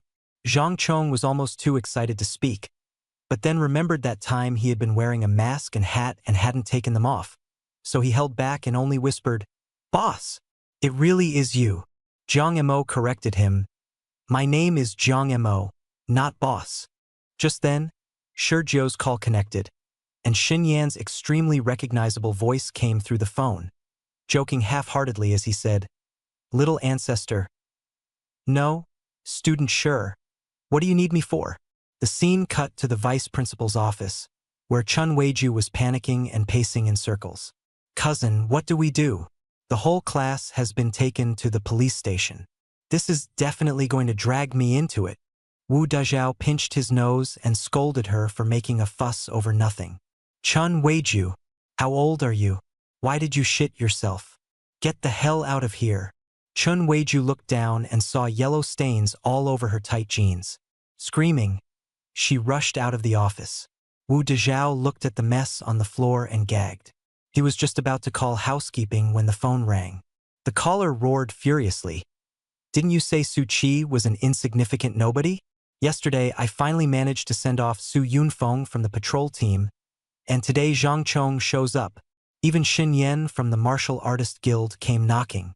And you told me he was a nobody." Wu Dezhao's expression darkened. He knew that targeting Su Qi was the same as targeting the connections behind him. Su Qi had once been a martial artist, but was injured during a wilderness operation and had his qi and blood shattered, after which he was arranged to become a teacher. His older brother Su Yunfeng was both a psychic and the captain of District 9's patrol team, with a strange temperament and a blunt personality. Over the years he had offended many people, and not long ago he had even been set up and nearly lost his life. Wu Dezhao had originally wanted to use Su Qi to strike at Su Yunfeng, and for tomorrow's 100-day oath rally, he had even specially invited Su Yunfeng. The sentence cut off abruptly here, and the atmosphere grew tense. He was furious the moment he thought about it. By then, no one would even need to lift a finger. Su Yunfeng would be trampled into the mud. Wu Dezhao could also take the opportunity to stuff his younger brother Wu Deming into the patrol team, using resources to rapidly turn Wu Deming into a high-level martial artist, and even push out Zhang Chong to sit in the position of captain of the 9th District Patrol Team. But now something was off. What was going on with Zhang Chong? Even the Martial Artists Guild had gotten involved. The other side threw out a, "I'm not dealing with this anymore," and hung up. Wu Dezhao's face turned frighteningly dark. He made several calls in a row to check the situation, then roared in anger, 600,000! Just because one student embezzled Su Qi's 600,000? Chun Weiju, have you lost your damn mind? Why not just use 600,000 to suppress it? More than 50 senior third-year students from 9th High had been taken to the police station. This could not be suppressed. Wu Dezhao was so angry he was gasping for breath. Outside the door, Chun Weiju, who had changed her pants, was aggrieved and glaring. She had wanted to do that too, but she didn't have the money. Thinking of that, she clutched her butt and ran back to the toilet again. At that moment, Wu Dezhao's phone rang. It was Wu Deming calling. Wu Deming calmly said he knew why Cheng Fangdong had gone so far as to try to kill Jiang Emo, because of the spirit fruit tree. Jiang Mo's parents had left behind a third-tier spirit fruit tree, kept in custody at the headquarters of the 1st District Martial Artists Guild. If Jiang Emo grew up and became a martial artist, the spirit fruit tree would belong to him. But if he died after coming of age and becoming a martial artist, the inheritance rights would fall to Cheng Fangdong, the uncle who had adopted him. Wu Dezhao immediately understood that today's commotion was all centered on Jiang Emo. He said in a low voice, "Send that poison master under you to the detention center and deal with Su Qi, then leak the news to Jiang Emo and let him make a scene." Outside the psychiatric ward of the 9th Martial Hospital in Bincheng, Wu Deming hung up the phone. But he didn't tell Wu Dezhao the details on his side. In his heart, Wu Dezhao was the vice principal standing in the light and shouldn't get involved in these dirty matters. He would handle them alone. Through the ward window, Wu Deming saw a group of people tied up inside. Cheng Fangdong, Li Yanhua, and Cheng Xiaofeng. The room stank horribly. Cheng Fangdong and Li Yanhua were still relatively calm, but Cheng Xiaofeng was half-crazed, babbling nonsense. Wu Deming turned to Dean Chui Siwen and said, "These three have to stay." Chui Siwen replied expressionlessly, "I want 30% of the spirit fruit tree's proceeds." The matter of the spirit fruit tree had been extracted from Cheng Fangdong by Chui. Jiang Mo's true inheritance was that third-tier spirit fruit tree, which was stored at the headquarters of the 1st District Martial Artists Guild. Chung Fongdong either had to make Jiang Emo willingly go to the wilderness area or make him disappear there without a trace, so it would be handled as a missing person case. If Jiang Emo died inexplicably in the city, the authorities and the guild would definitely investigate. So all those earlier actions were to make Jiang Emo look like he died in the hospital. Troublesome but safe, and most importantly, they couldn't give the guild an excuse to confiscate the spirit fruit tree as public property. Now Chung Fongdong's family had fallen into the same predicament Jiang Emo had once been in. Hearing Cui ask for 30%, Wu Deming did not refuse. Fine, but you have to come with me to the Martial Artists Guild. Cui was a little confused. Wu Deming simply replied, to ransom someone. Killing someone in the detention center silently could only be done by a poison master. But poison masters were rare, and becoming one required talent. Wu Deming recalled the price he had paid back then to get a poison master, to be continued, for the sake of power that man had brought in that poison master. In the end, he never expected to suffer a setback at Jiang Mo's hands and be caught by the Martial Artists Guild. Wu Deming didn't understand what connection Jiang Emo had with the guild, so he went to the martial hospital to find Chung Fongdong, only to see Cui Siwon torturing the family of 3 with cruel methods. Only then did he learn about the spirit fruit tree. Fine, I still have some influence in the 9th District Martial Artists Guild. In the police station, the classmates from the class had gradually dispersed. After all, they had only come to serve as witnesses and give statements. Jiang Emo and Shi Jiu were still there, while Zhang Chong and Shun Yen stood across from them, awkwardly staring at each other. Zhang Chong's phone rang, and he let out a sigh of relief. Don't worry, both of you. In another 3 days, your homeroom teacher will be released. Jiang Emo asked, 3 days? Zhang Chong said, some things have to go through the proper procedures. Su Qi's old case has been dug up, so it has to go around the track once. Shi Jiu said coldly, now, immediately, right now. Zhang Chong froze. Shi Jiu added, 3 days from now, I'm afraid what I'll see is a corpse. Shen Yan seized the chance to thump his chest.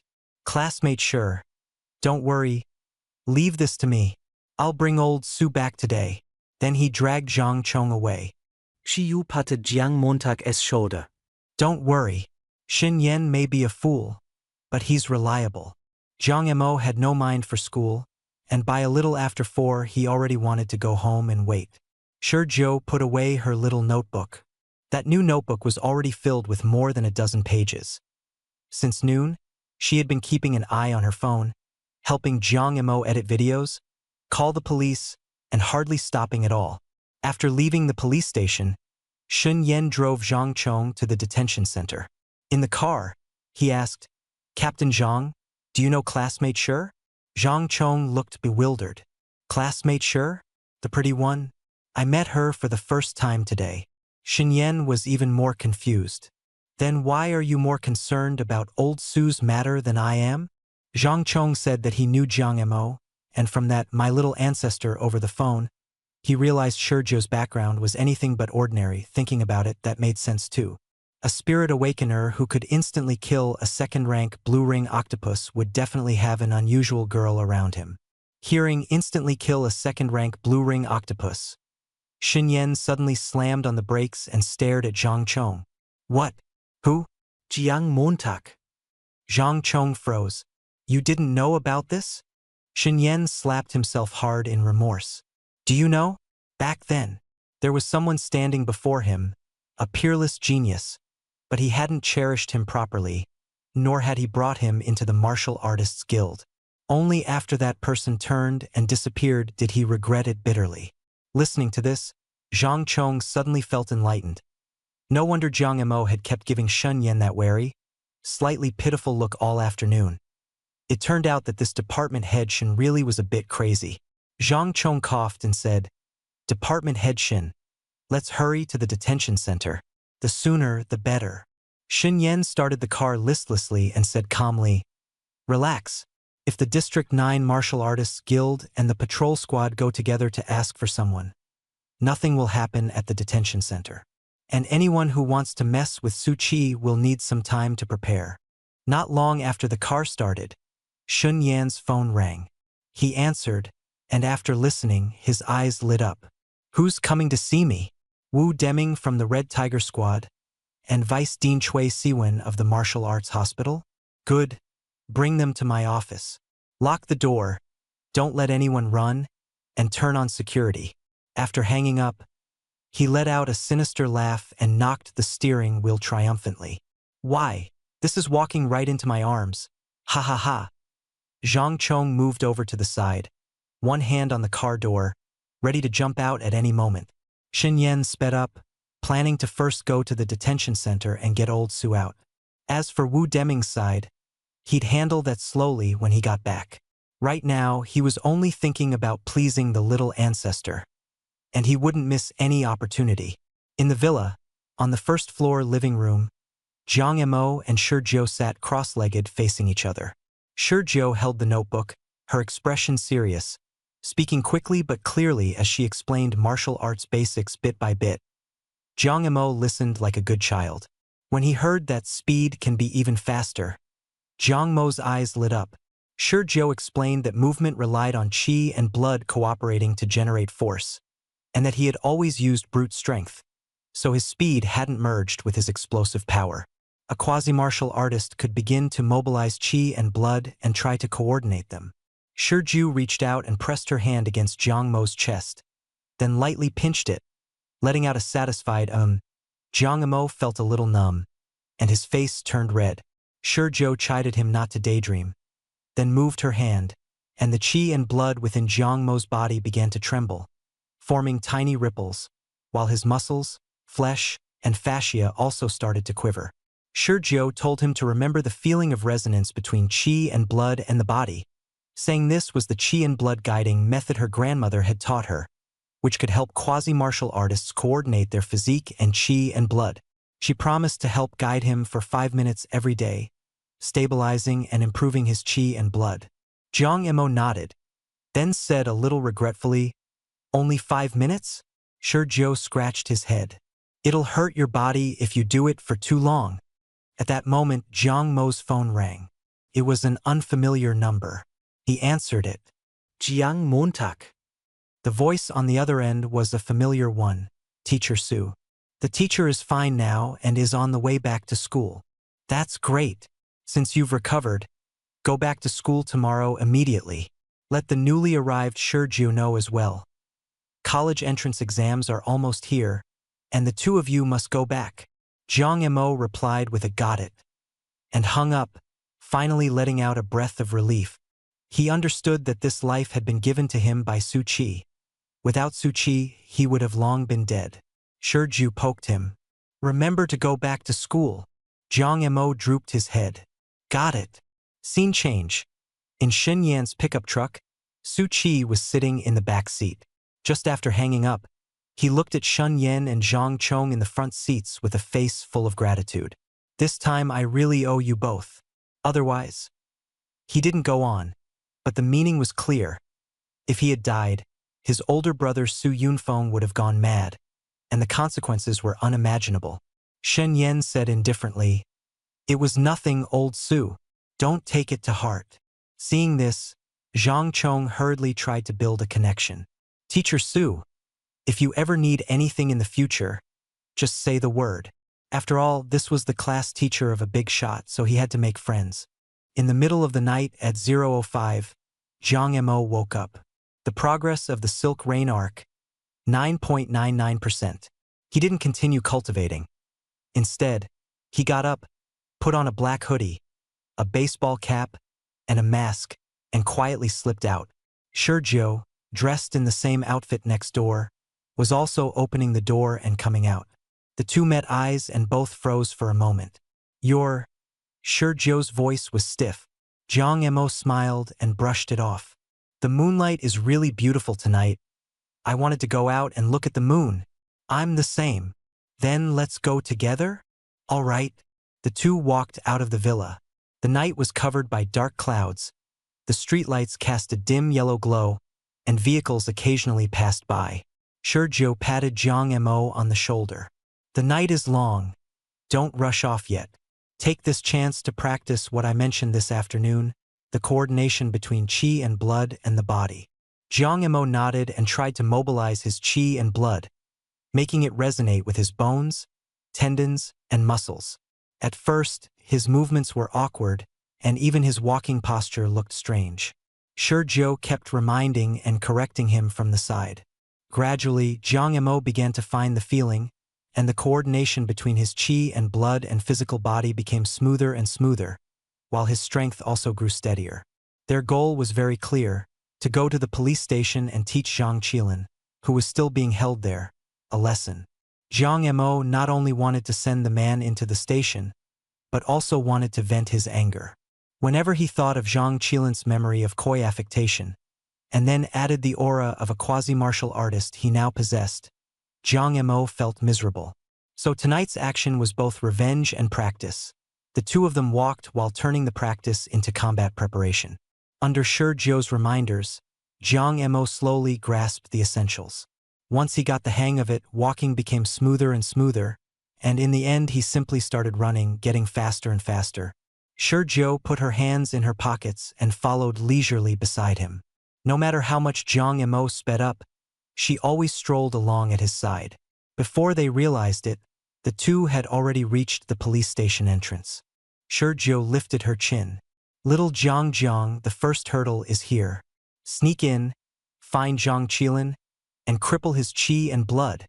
By the way, don't use psychic power at the police station. You'll easily get targeted," she added. Jiang Montag nodded. Places like the police station had psychic detection, turned on selectively during the day and fully at night. Jiang Emo flipped his hand, and an invisibility talisman appeared. Shi Jiao's eyes widened. Jiang Montag smiled. "If you've got a cheat, why not use it?" Shi Jiao scratched her head. "Fair enough." Jiang Emo told her not to go in with him. Shi Jiao shook her head and said she'd keep watch outside. She knew he had secrets, and following him in would only get in the way. Jiang Emo didn't insist further, stuck the talisman to his chest, and his whole body vanished. No breathing, no presence, no body heat, as if he had disappeared out of thin air. Shi Jiao touched the storage badge on her chest. Inside were 5 more of the same invisibility talismans, all hooked by Jiang Emo yesterday. Most support talismans typically lasted 1 to 10 minutes, but this one could last 100 minutes, ridiculously overpowered. She muttered to herself, wondering whether it could fool the world beast's senses. At night, there were officers on duty at the police station, and the door wasn't locked. Zhang Qilin and Sun Yuanyuan were still being held in the daytime detention room. Jiang Emo found them quickly. Zhang Qilin sat with his head down, his face haggard and sullen, with a cold glint in his eyes. Looking at him, Jiang Emo thought of Lu Pin's words. This guy was always out to take advantage of others and never repented. So he made his move. Accelerated blood loss times 10, metabolism times 10, personality fluctuations times 10, psychic agitation times 10, skin sensitivity times 10. The next second, Zhang Qilin began struggling and roaring wildly, but his hands were fixed to the interrogation table and he couldn't move. Scenes like this were all too common in the detention room, so no one paid extra attention. Jiang Emo then looked at Sun Yuanyuan and gave her a little punishment. Sphincter tightening times 10, excretion generation speed times 10. Whoever helped someone commit perjury deserved to be unable to shit XX, as in the original text. After that, Jiang Emo didn't stay long, leaving the police station without a sound, unnoticed by anyone. Under the streetlight at the corner, Shi Jiao wasn't playing on her phone. Her left hand supported a notebook, while her right hand drew with a pencil. Jiang Emo put away the invisibility talisman. "Can you tell that I'm back?"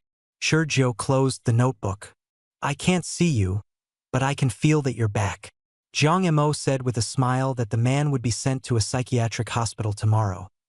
The amount involved was too large, and he couldn't take it for the moment and went mad. Shi Jiao nodded. "Nice work."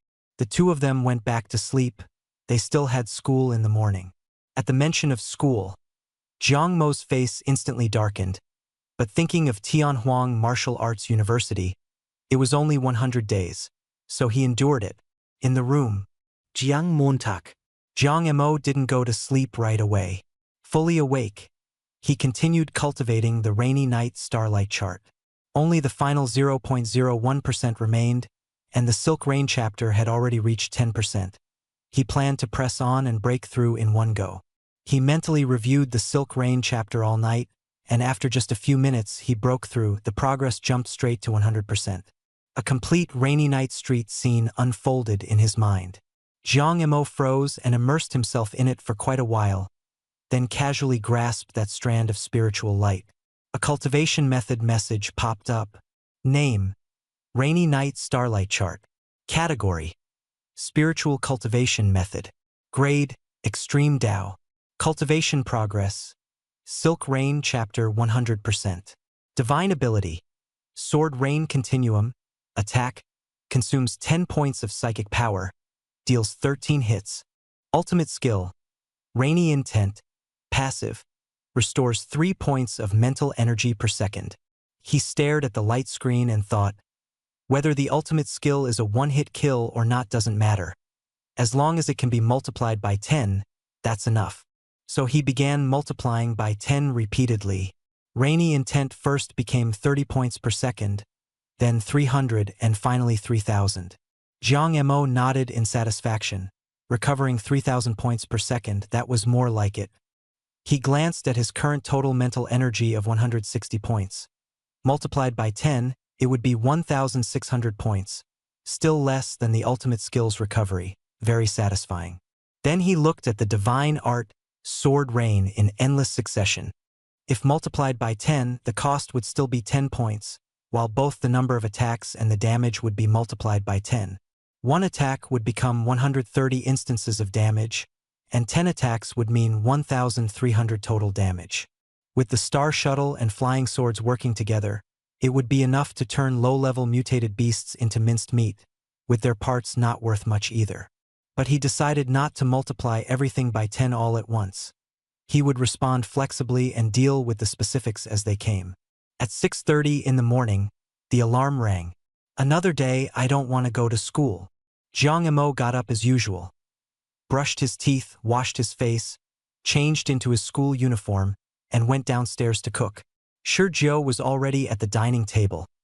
The brand new notebook from yesterday was now more than half filled. Zhang Mo brought over 2 bowls of wontons and asked her what she wanted for lunch. Shi Jiao bit the pen, looked up at him blankly for a while, then looked down at the wontons and swallowed. I'll eat whatever you make. Zhang Mo nodded, sat down, and slightly used his mental energy. The pots, bowls, and ingredients in the kitchen began moving on their own. Shi Jiao didn't check on what was happening in the kitchen. If she knew in advance, there'd be no surprise. The 9th Martial Artist Hospital Proctology Department. Wu Dezhao stood outside the ward door with dark circles under his eyes, along with several school leaders. They had come to inform Chen Weiju that she had been expelled from the school. Actually, this kind of thing, it also doesn't. The school leadership personally notified them. Chen Weiju had been hospitalized, so they were going to pay a visit while they were at it. 19 Middle School was large, but it wasn't so cold-hearted as to ignore this. They had to make the trip. This made Wu Dezhao even more upset. Wu Deming had gone missing, and in the morning he still had to clean up the mess. Worse still, Xin Yan and Zhang Chong went to the detention center that same afternoon and got the person out. Under pressure from the Martial Artists Guild and the patrol team, the detention center didn't dare stall at all. The process moved at lightning speed, and Su Qi was released on the spot. Xin Yan, Zhang Chong, and Su Qi came to the school and met with the principal. Only then did Wu Dezhao learn about it. There was no room at all for him to work behind the scenes. The principal held an emergency meeting that night and launched a fresh investigation and verification.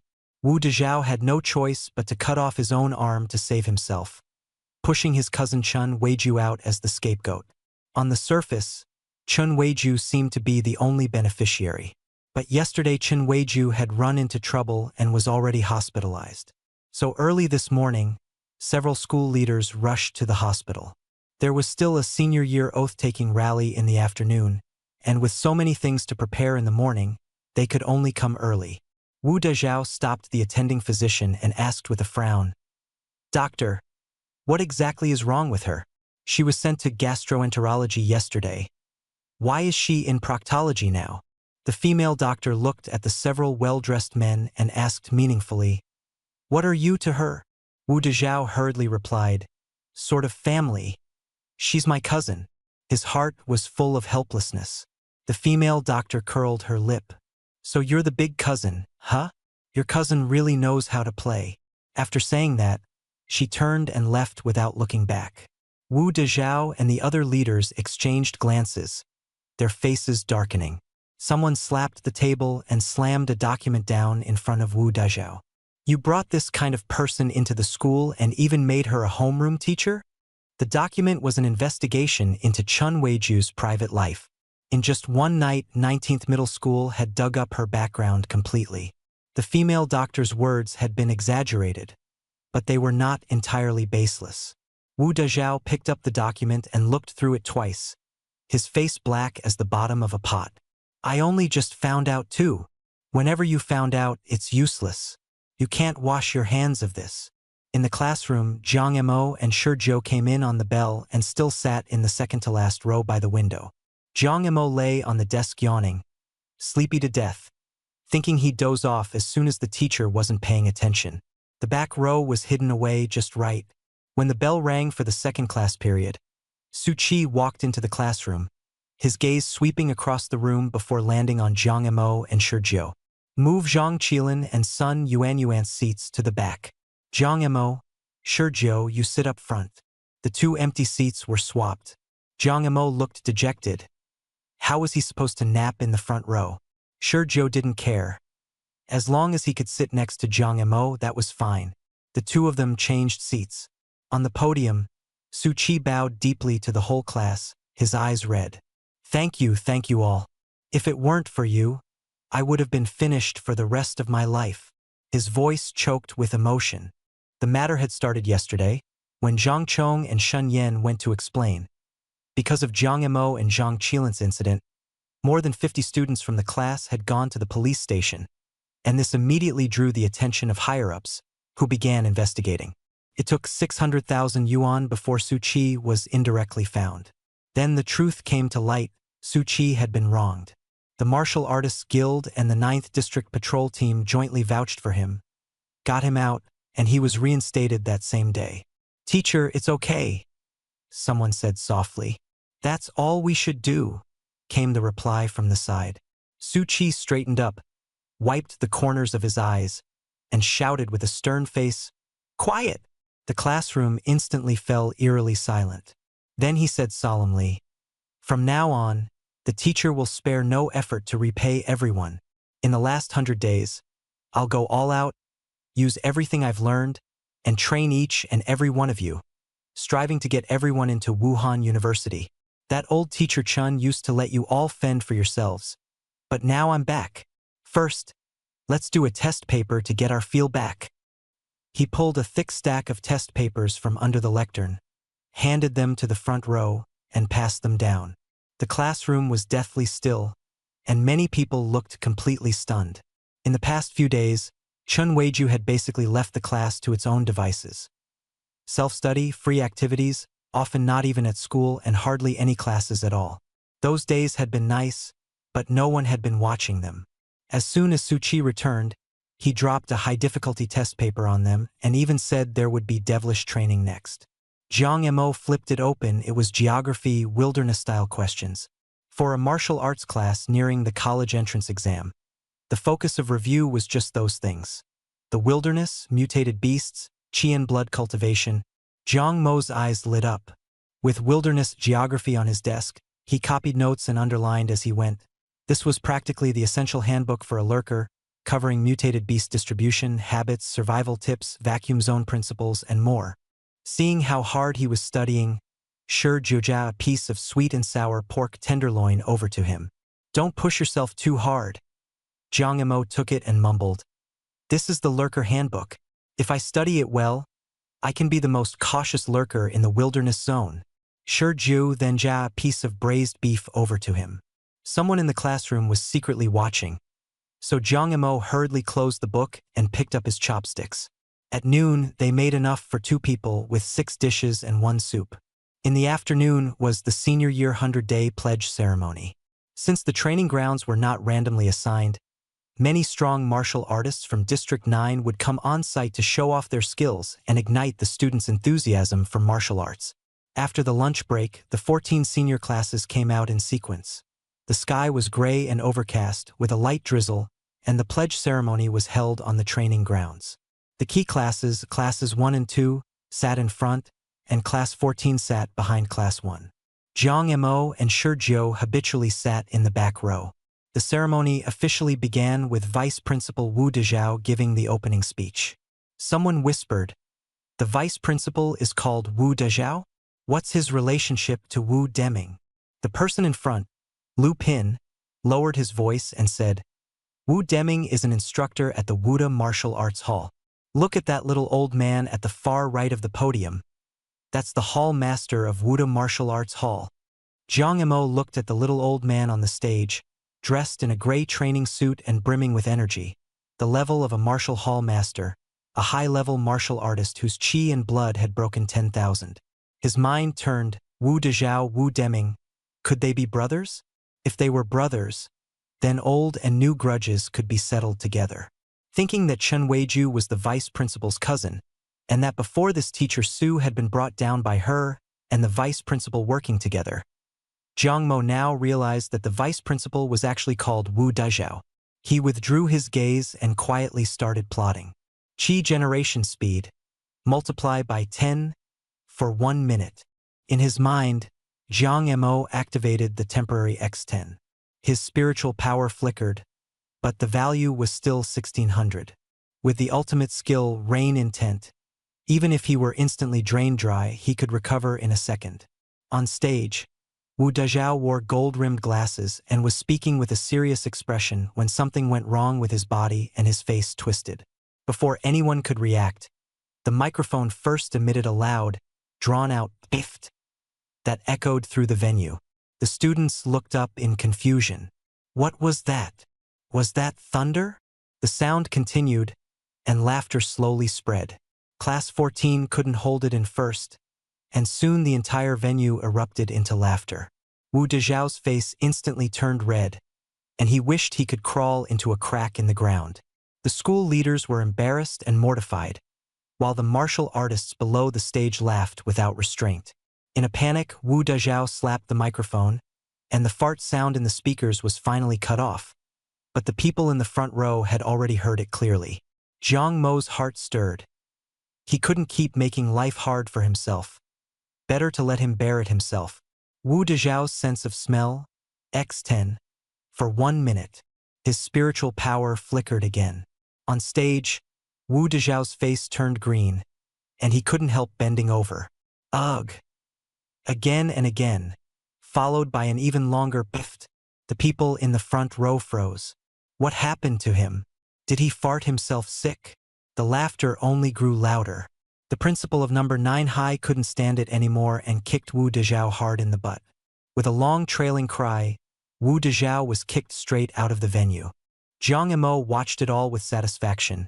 His goal had been achieved. In full view of everyone, he had completely kicked Wu Dezhao out of the game. Being publicly humiliated and turned into a clown was even worse for someone like Wu Dezhao than killing him.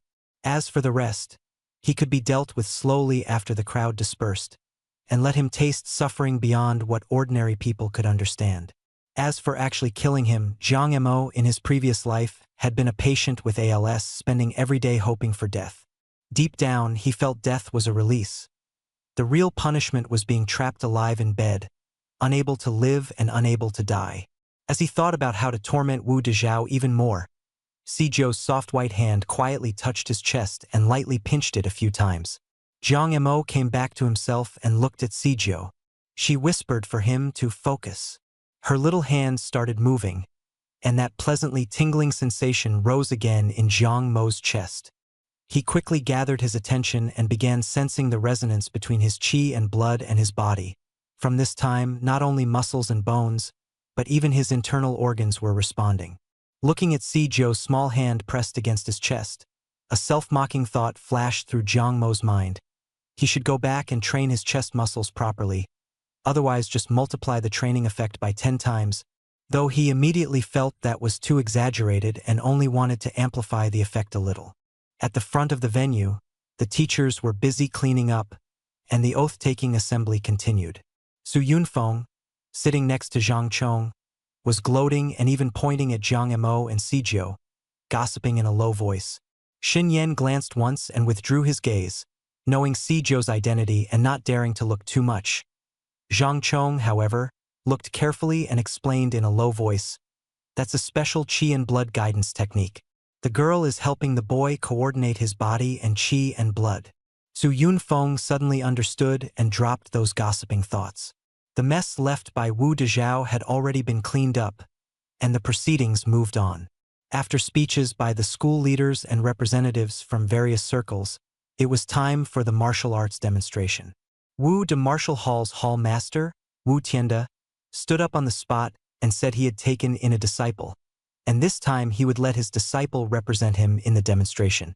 Then, in the middle of Class 1, a boy stood up and introduced himself. Yu Weiyuan. Yu Weiyuan from Senior 3 Class 1, top of the grade, Qi and blood value 150. His gaze landed on the girl in the back row of Class 14 who had her head lowered. A few days ago, my younger brother, Yu Mengyang from Class 14, had one of his legs broken by someone and is now lying in the hospital. I want to take this opportunity to get justice for him. Since you're also a martial artist, do you dare come up and spar? Everyone in the venue turned to look at Class 14. Hearing Yu Mengyang, the students of Class 14 all changed expression. He was the class's biggest troublemaker, with both background and strength, his qi and blood close to the peak of a quasi-martial artist, second only to Jiang Mo. Over the 3 years of high school, he had bullied many people and changed girlfriends 17 or 18 times.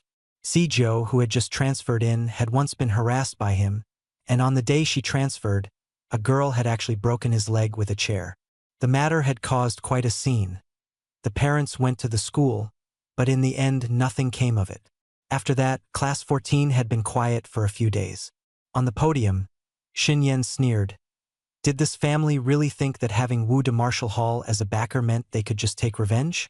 He glanced at Wu Tianda and felt that things were not looking good. Wu Tianda had originally wanted to use Yu Weiyuan to make a name for himself and promote the martial hall, but now the situation had become complicated. In the back row of Class 14, the girl who had been lowering her head and writing and drawing looked up and glanced around.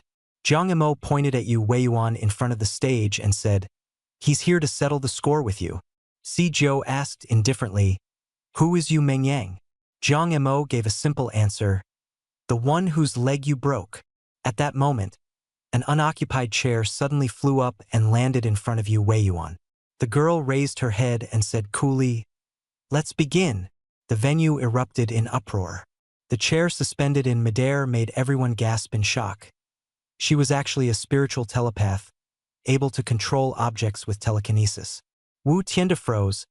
What had originally been planned as a chance for Yu Weiyuan to shine had unexpectedly run into the other side's enemy.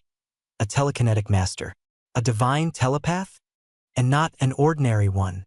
There was at least a 50-meter distance between the girl and Yu Weiyuan. How the hell is this supposed to be fought? Su Yunfeng looked at the stool floating in the air and said quietly, "I feel like this girl's mental power is stronger than mine." He could send the stool 50 meters away. Although his mental power only covered 20 meters, he had a way to extend his strength outward. Xin Yan and Zhang Chong ignored it. Qi Shuan sat on the stage, perfectly at ease, and smiled at Wu Tianda. "Dean Wu, do we continue?" Wu Tianda's face twitched. Yu Weiyuan's face turned pale, and he finally admitted defeat. With a loud clang, the stool fell back onto the stage, and Shizhou lowered her head and continued writing her Jiang Mo special training plan. The students of Class 14 all stole glances at Shizhou. Lu Pin said regretfully, "Ah, why didn't Han Ruobing come? If he had, he'd definitely be furious enough to spit blood." "A mental psychic," someone said excitedly. "Shizhou is actually the legendary mental psychic." Lu Pin immediately took out his phone and started looking for Han Ruobing. Down below, Yu Weiyuan felt he could not embarrass himself any further. His gaze settled on Jiang Mo, who was sitting beside Shurjiu. Jiang Mo, do you dare come up and spar? Jiang Mo looked up, startled. Ha! Yu Weiyuan stared at him. The teachers always say that if you got into the key class, you'd definitely be the top student in the grade. Today, let's see how special this uncrowned king really is. The students in the key class erupted into a commotion. Jiang Mo had become the one used for comparison, and even he rolled his eyes. Originally, he had wanted to toss a stool over too, but after thinking it over, he held back. With Shurjiu guiding him from the side, Jiang Mo's blood and qi value had already reached 80, and his blood and flesh had begun to resonate. He might as well use this rookie to test the results. Jiang Mo nodded, removed the golden martial artist badge from his chest, clipped it back onto the zipper, and walked step by step to the front of the stage. Shurjiu looked up at his back, a smile curling at her lips. Yu Weiyuan looked at the badge and sneered. A martial artist sparring isn't child's play. If I accidentally break your leg, Jiang Montag blinked. you're going to break my leg? Yu Weiyuan nodded solemnly. My little brother's leg was really broken before, so someone has to pay the price. Since you're close to the transfer student, you'll have to suffer for it. Jiang Mo smiled and looked at the principal on the stage, Qi Shuyuan. Just as he was about to ask, Principal, can I break his leg? Wu Tianda spoke first. Martial artist sparring can result in injuries. Broken arms and legs are common. Don't worry. Our Wuda Hall has special effect medicine, and it can be healed. Jiang Mo's eyes lit up. Xin Yan, meanwhile, thought of that unlucky poison master. Broken legs were common, but setting them back on the wrong way and still healing them was downright twisted. Jiang Mo said simply, All right, I'll remember that, and lifted the chair Shurjiu had tossed over. Broken arms and legs, restorative medicine, everywhere. Zhang Chong glanced at Xin Yan beside him. Yan was smiling in a strangely delighted way. Zhang Chong was speechless. The area below was in an uproar.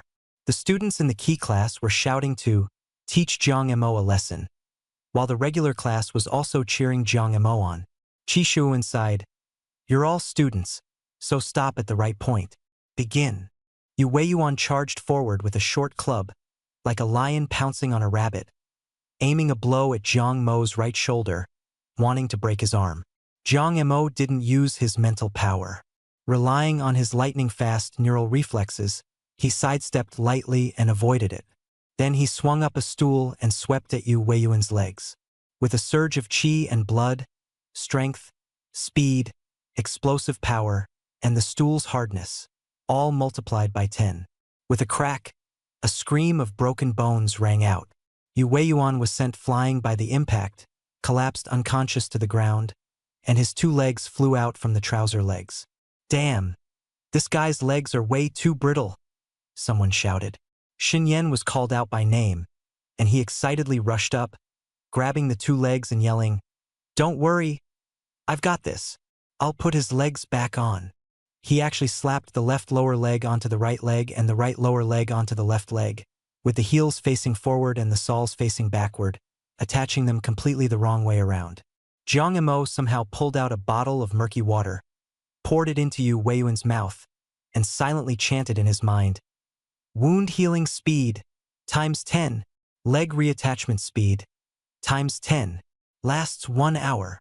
The recovery speed was accelerated, but the effect was not as strong as the pharmacist's potion that day. Jiang Mo looked up at the podium at Wu Tianda, who was wearing a blank expression. Touch that guy. Wu, what was it again? The crowd panicked. Didn't you just say you had a healing potion? Hurry up and bring it out. Once a leg gets reattached too late, his whole life is ruined. Everything had happened too fast.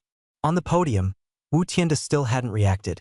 His direct disciple, the top student in senior year at number 9 high school, had just met Jiang Mo, and both legs had flown off. Was this fake? While Jiang Mo was still shouting from the side, Wu Tianda finally came to his senses and quickly fished the potion he had prepared out of his pocket and rushed over. After all, if the damage was real, the potion could heal it, and it could also help advertise the martial arts school. Jiang Imo accused them, "What exactly do you teach at your martial arts school normally? How are his legs so brittle? I barely used any force, and his legs flew off." Wu Tianda was speechless. Xin Yan snatched the potion and poured it over Yu Weiyuan's legs. Jiang Imo silently thought, "Potion potency, times 10, lasting 1 hour." Yu Weiyuan screamed in agony, writhing in excruciating pain. As the medicine took effect, Wu Tianda stared at those 2 legs in a daze. "Why do his legs feel a little off?" Xin Yan cut him off. "Don't worry about whether they're right or wrong for now. As long as they can be attached, that's fine." Wu Tianda hurriedly said, "Quick, call an ambulance and send him to the hospital." The others at the venue also reacted, and the discussion exploded. Jiang Imo, was this ruthless? 2 hits and he sent someone's legs flying? Was the top student just all hype? Some people even started trashing the martial arts school. On the 14 class side, Lu Pin snorted coldly, "What's the big deal?" Jiang Imo went to the wilderness zone and came back alive. The students of 14 class followed suit, shouting loudly. The credentials of having been to the wilderness zone were just too impressive. On the podium, the school leaders and representatives from various martial arts circles were seated, looking at Jiang Imo as if he were some kind of treasure. Zhang Chong had been staring at Shun Yan the whole time, and when he saw him reattach the legs the wrong way, he was both shocked and amused. Since when did this director Shin have such a twisted sense of humor? But then he thought that Jiang Imo was also a big shot, so joining in on the fun was interesting too. Smiling, Zhang Chong ran over to help. Seeing someone come over, Wu Tianda's expression eased a little. "Jiang Imo, this is a bit too much. How could you break someone's legs?" Jiang Imo looked confused. "I asked you and you said I could break his legs." Wu Tianda felt awkward. Jiang Imo then tilted his head and said, "Or is it that he can only break my legs, but I can't break his?" Zhang Chong frowned and accused Wu Tianda of double standards. Wu Tianda was stunned. "Aren't you here to help me?" Both sides were embarrassed and arguing, making the situation even more chaotic. "But that was the principal who said it first," Jiang Imo said, wrangling with words. "Besides, sparring between martial artists inevitably leads to injuries. Broken arms and legs happen all the time." Wu Tianda's face turned red. Qi Shiyuan slowly walked over and nodded. "I originally wanted to stop it, but the martial arts school head said it was fine to break legs, so I couldn't really embarrass him in public." "Jiang Imo, what do you say?" Jiang Imo looked innocent.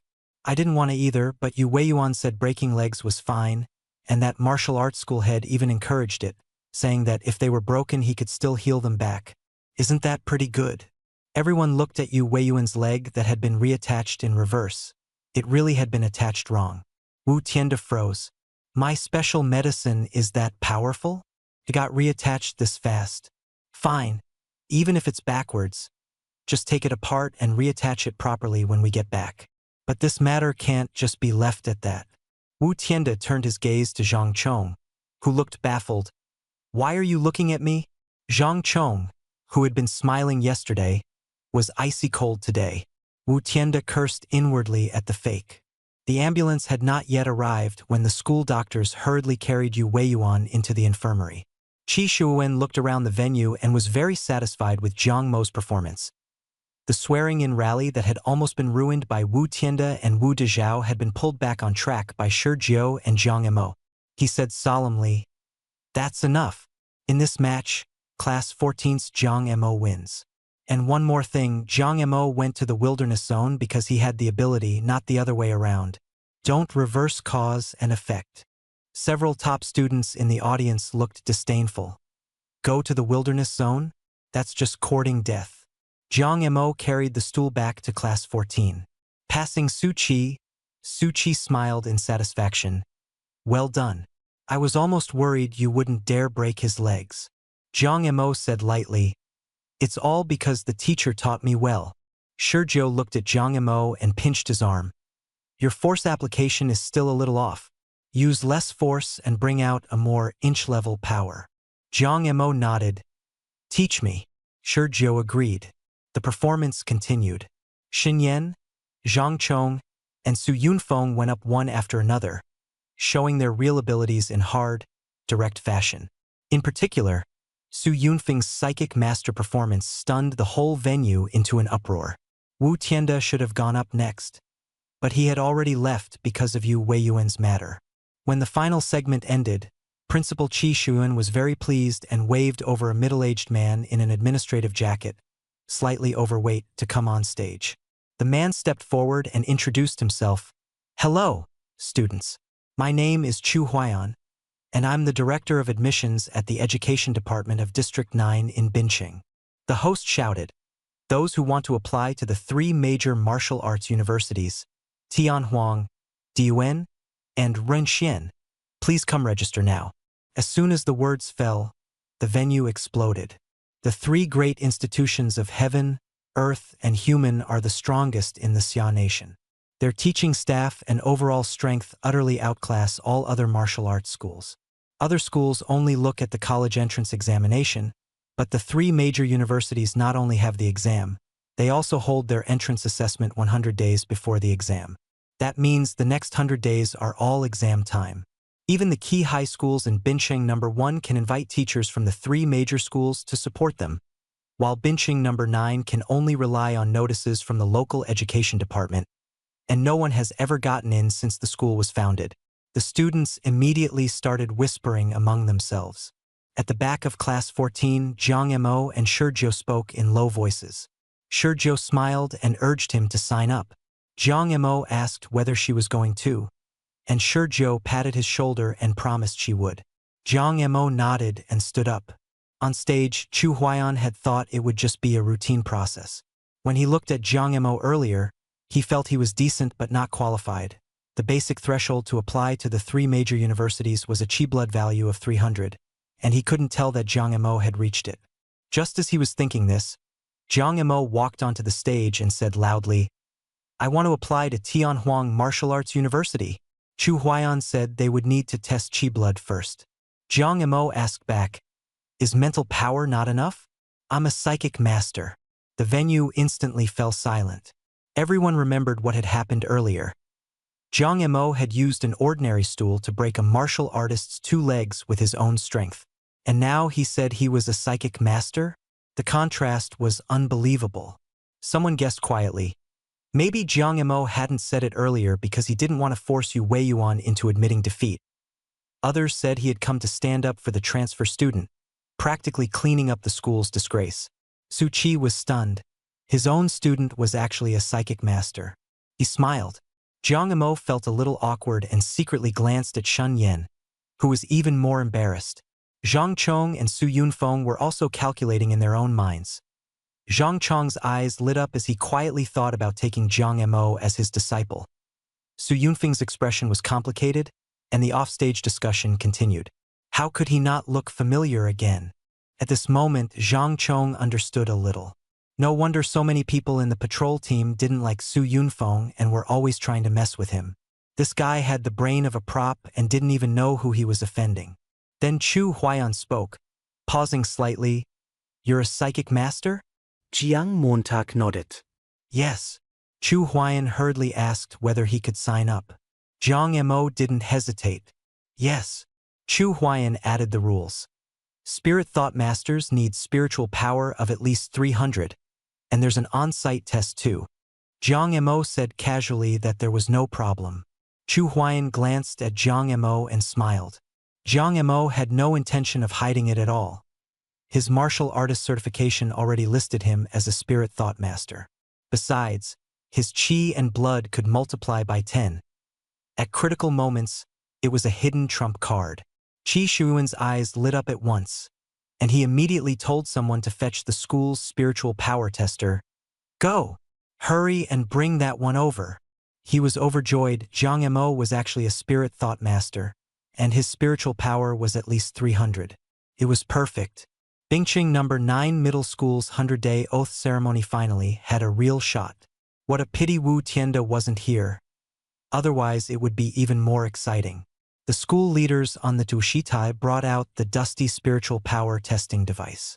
The apparatus was similar to the one at the guild, but larger. After it was activated, Chu Huayan smiled and motioned for Jiang Emo to place his hand on the sensing screen. Jiang Emo glanced at Shen Yan. Shen Yan fell silent, inwardly complaining, "Don't look at me. I'll die." Jiang Emo placed his hand on it. The numbers shot upward rapidly, and the venue was so quiet you could hear heartbeats. Students and teachers all craned their necks to watch. The number stopped. Chu Huayan's eyes flew wide open as he cried out, 1,600. Your spiritual power is actually 1,600. Shen Yan was stunned too. This little demon had gone from 1,000 to 1,600 in just a few days? Was he even human? Qi Shuyuan and the others drew in a sharp breath. They had all guessed Jiang Mo might clear 300, but who would have expected an absurd 1,600, an intermediate spirit thought master? The most composed of them all was Zhang Chong. He didn't believe such a setting could instantly kill a level 2 blue ring octopus, and concluded that Jiang Mo had used some method incomprehensible to ordinary people to fool the instrument. But he also admitted 1,600 was enough to shock everyone. Su Yunfeng asked nervously, "Do I still have a chance to take him as my disciple?" Zhang Chong gave him a sideways glance. "You'd better go eat more walnuts." Su Yunfeng was baffled. Walnuts? What do walnuts have to do with taking a disciple? Zhang Chong, nothing. They're just good for your brain. Jiang Emo withdrew his hand and asked, "Is that enough?" Chu Huayan's eyes shone brightly, and he beamed from ear to ear. "Enough, enough. I'll sign you up right now. Who says our Bingqing No. 9 middle school can't get into the top 3 universities?" Tiandiren. "With you, that's all we need." Over in class 14, Lu Pin quickly typed on his phone to Han Ruobing. Jiang Mo is actually a spirit thought master too, and an intermediate one with 1,600 spiritual power. No wonder he doesn't use the teacher's money. Lu Pin provoked Han Ruobing in the group chat, praising Jiang Mo and Shi Jiao as a perfect match in every other line, and saying Jiang Mo was preparing to apply to Tianhuang Martial Arts University and would definitely become the school's first student to get into one of the top 3 universities. Han Ruobing stayed silent and didn't reply.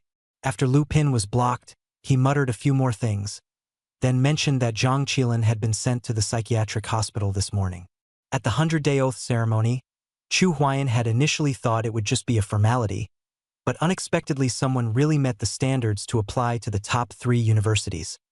Only he hadn't brought the paperwork. The Education Ministry quickly sent the documents to the principal's office. Chu Huayan, Qi Shuyuan, and a group of school leaders, together with Jiang Mo and the drowsy Shi Jiao, who was clutching Jiang Mo's sleeve, made their way in a grand procession to the principal's office. Chu Huayan looked at Shi Jiao and casually asked whether she wanted to sign up. Shi Jiao shook her head. She wasn't participating. Then he reminded Jiang Mo gravely, "The 3 major entrance assessments are fought against mutated beasts, and over the next 100 days they'll have to enter the wilderness zone to hunt them. Deaths are allowed in the process. Their opponents aren't ordinary students, but the martial arts classes from Bincheng No. 1, No. 2, and No. 3 middle schools. Those people go into the wilderness for training every year, and their experience may far exceed his." Jiang Mo nodded in acceptance. The Ministry of Education handed over the official contract, which he signed, and he also left a spiritual imprint on the contract's special mark. The school entered his martial artist badge into the system and instructed him. Tomorrow at 10 a.m., the exam system will activate. He only needs to enter the wilderness zone through the safe passage with his badge, and every mutated beast he kills will count toward his score. Jiang Mo asked whether there were any anti-cheating rules. Chu Huayan said lightly that a martial artist's strength is not judged by personal combat power alone. One's background, resources, luck, fortuitous encounters, all are part of strength. After a round of analysis, the school leaders summed it up. Having backing, having people who can rally others to charge forward, all of that counts as strength. The multi-generational accumulation of a martial arts family is not just for show. Shi Jiao put it bluntly. Being able to cheat and not being able to cheat have never been on the same path. Jiang Mo didn't say much. Being able to cheat was enough.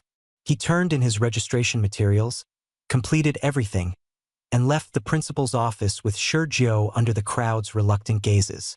Shi Jiao casually mentioned Teacher Su.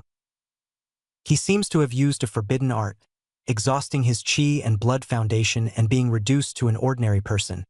But he survived only because he ate a spiritual fruit. If he had a small origin pill, he should be able to recover. Jiang Mo's eyes lit up and asked about the heavenly treasure origin morning pill. Shi Jiao shook her head. That medicine's power is too strong. It would instead damage his foundation. Jiang Montag nodded. Then a small origin pill. Shi Jiao patted the notebook and smiled, saying she'd give him a few more training items before heading back. Xin Yan followed behind and, seeing the notebook cover, froze. Jiang Mo special training plan. Outside the school gate, Wu Dezhao was mulling over a cigarette when he ran into Wu Tianda and asked whether he had seen his missing younger brother, Wu Deming. Wu Tianda hadn't seen him either. Wu Dezhao sneered, saying, Deming said Jiang Mo's parents had left a third-tier spiritual fruit tree at the headquarters of the Martial Artist Association in District 1, and those greedy bastards in the association were definitely trying to suppress the matter. Now Jiang Mo's spiritual power had broken 1,600 and he had signed up for Tiandi Ren's 3 major schools. Within half an hour it was all over the local news and trending charts, and the original plan had been slapped in the face and stopped on the spot by Shi Jiao and Jiang Mo. By the wall, Xin Yan tugged Zhang Chong to eavesdrop, then went to the tea house. Xin Yan asked, Your patrol team has a partnership with the Wuda Martial Arts Hall? Zhang Chong coughed and mentioned the matter of that second-tier blue ring octopus a while back.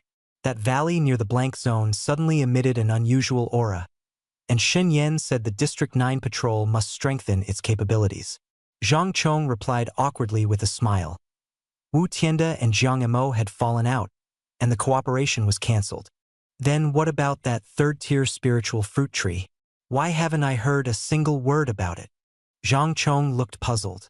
Xin Yan gave him a sidelong glance. You really believe it? Zhang froze. Xin Yan sighed and said, 12 years ago, the Boundary Beast Song led mutated beasts in an attack on the city, and nearly 10,000 martial artists died in Bincheng. Jiang Mo's parents perished in that battle.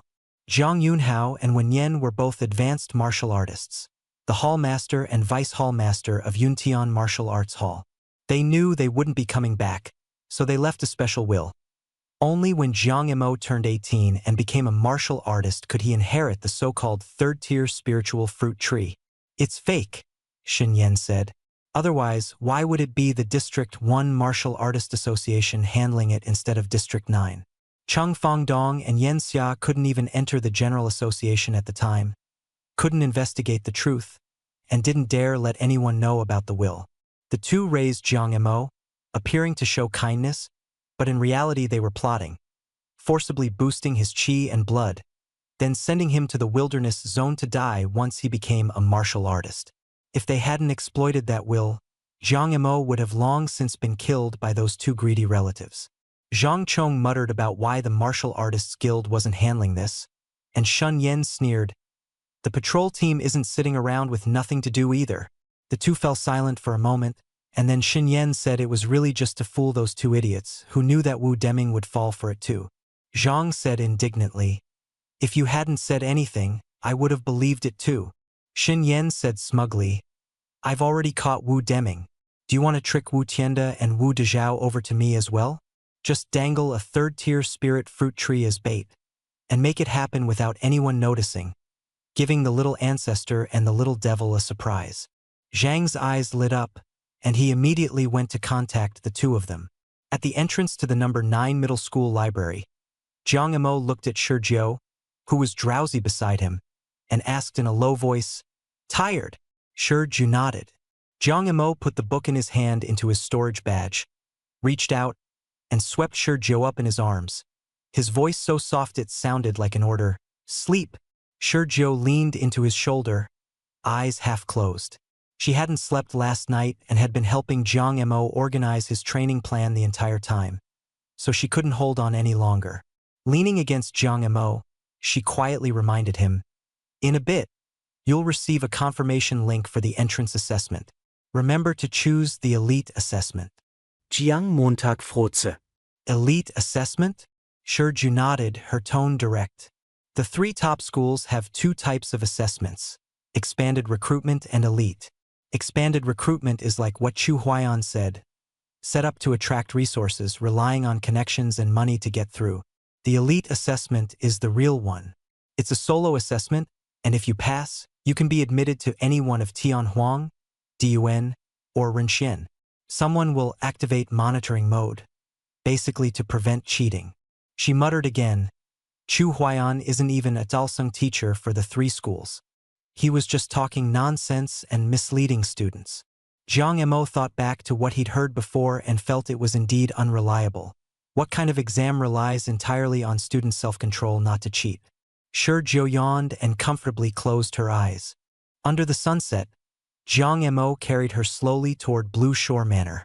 Along the way, he received a message. When he opened it, it was the assessment confirmation link, exactly as Shi Jiu had said. The page listed a long set of rules. The elite track was a solo assessment, and if you passed, the points you'd earned would be returned tenfold. Tuition would be completely waived, and there would also be scholarships and point rewards. For the expanded recruitment track, you could use connections, but all the points obtained during the assessment had to be turned over. After entering the three top schools, each semester required a fixed payment of 1 billion or equivalent resources, and you also had to complete a yearly task worth 50 million contribution points. Those contribution points also had to be turned over. Jiang Mo said quietly, "Sure enough, it's set up to attract resources. 10 billion means something completely different in the eyes of martial artists than it does to ordinary people."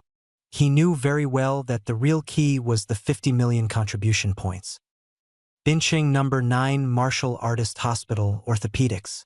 Outside the ward, Wu Tianda looked through the window at Yu Weiyuan lying on the hospital bed, his face pale, his expression so dark it seemed water could drip from it. Yu Weiyuan was his prized disciple with decent talent. If cultivated well, he could become a backbone pillar of the Wuda Martial Hall. But now both legs had been broken and set back the wrong way. Just this afternoon, after a miraculous reattachment, the nerves, bones, and muscles had all been reconnected fairly perfectly. Yet the doctor then cut off the wrongly reattached leg and put it back on properly this time. The recovery was not as good as before, and even the special medicine from the Wuda Martial Hall had only limited effect. Outside the ward, the atmosphere was bleak. Yu Xiangrong sat on a bench, silent. The last time Yu Mengyang's leg was broken, he wanted revenge but was warned off, so the matter was dropped. This time, Wu Tianda and Wu Dezhao had acted, and the Yu family also wanted to seize the chance to strike back. In the end, Yu Weiyuan's leg was broken again. The one who did it was a mid-level spiritual mind master with spiritual power as high as 1,600, and it was Yu Weiyuan who had taken the initiative to challenge him. Wu Tianda even approved of this leg-breaking approach. Yu Xiangrong felt increasingly unwilling to accept it, even suspecting that if he went to avenge himself on Jiang Mo, he was more likely to end up with his own leg broken. And the one who had set the leg wrong was none other than Shin, the department head from the Martial Artists Guild, a man he couldn't afford to offend. The Yu family had influence, but it couldn't compare with the Martial Artists Guild. He looked up at Wu Tianda, his voice full of helplessness. "Old Wu, are we just going to let this go?"